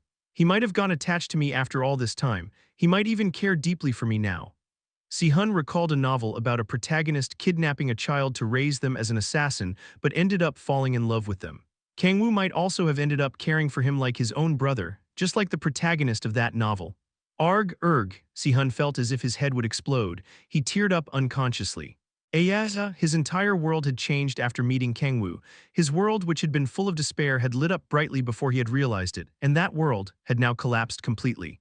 Hyung. Si-hun lowered his head while clenching his hair. The fact that the Kang-woo he had known thus far had been a lie, that his gaze, actions, words, and everything had been a lie, the pain brought about by them was unbearable. Now is the time. Si-hun heard a voice and quickly looked up to see Tai Wuji looking down at him. And no, Si-hun mumbled miserably since he knew what Tai Wuji would tell him to do. Stab him, however, Tai Wuji brought him despair nonetheless as if to trample on his hopes. Heya, Si-hun panted heavily. The sword in his hands felt hot to the touch. He could instinctively tell that there was no turning back. It was time to make his decision. Si-hun held the sword tightly and leaped into the air. He ran across the sky by making steps using formless sword.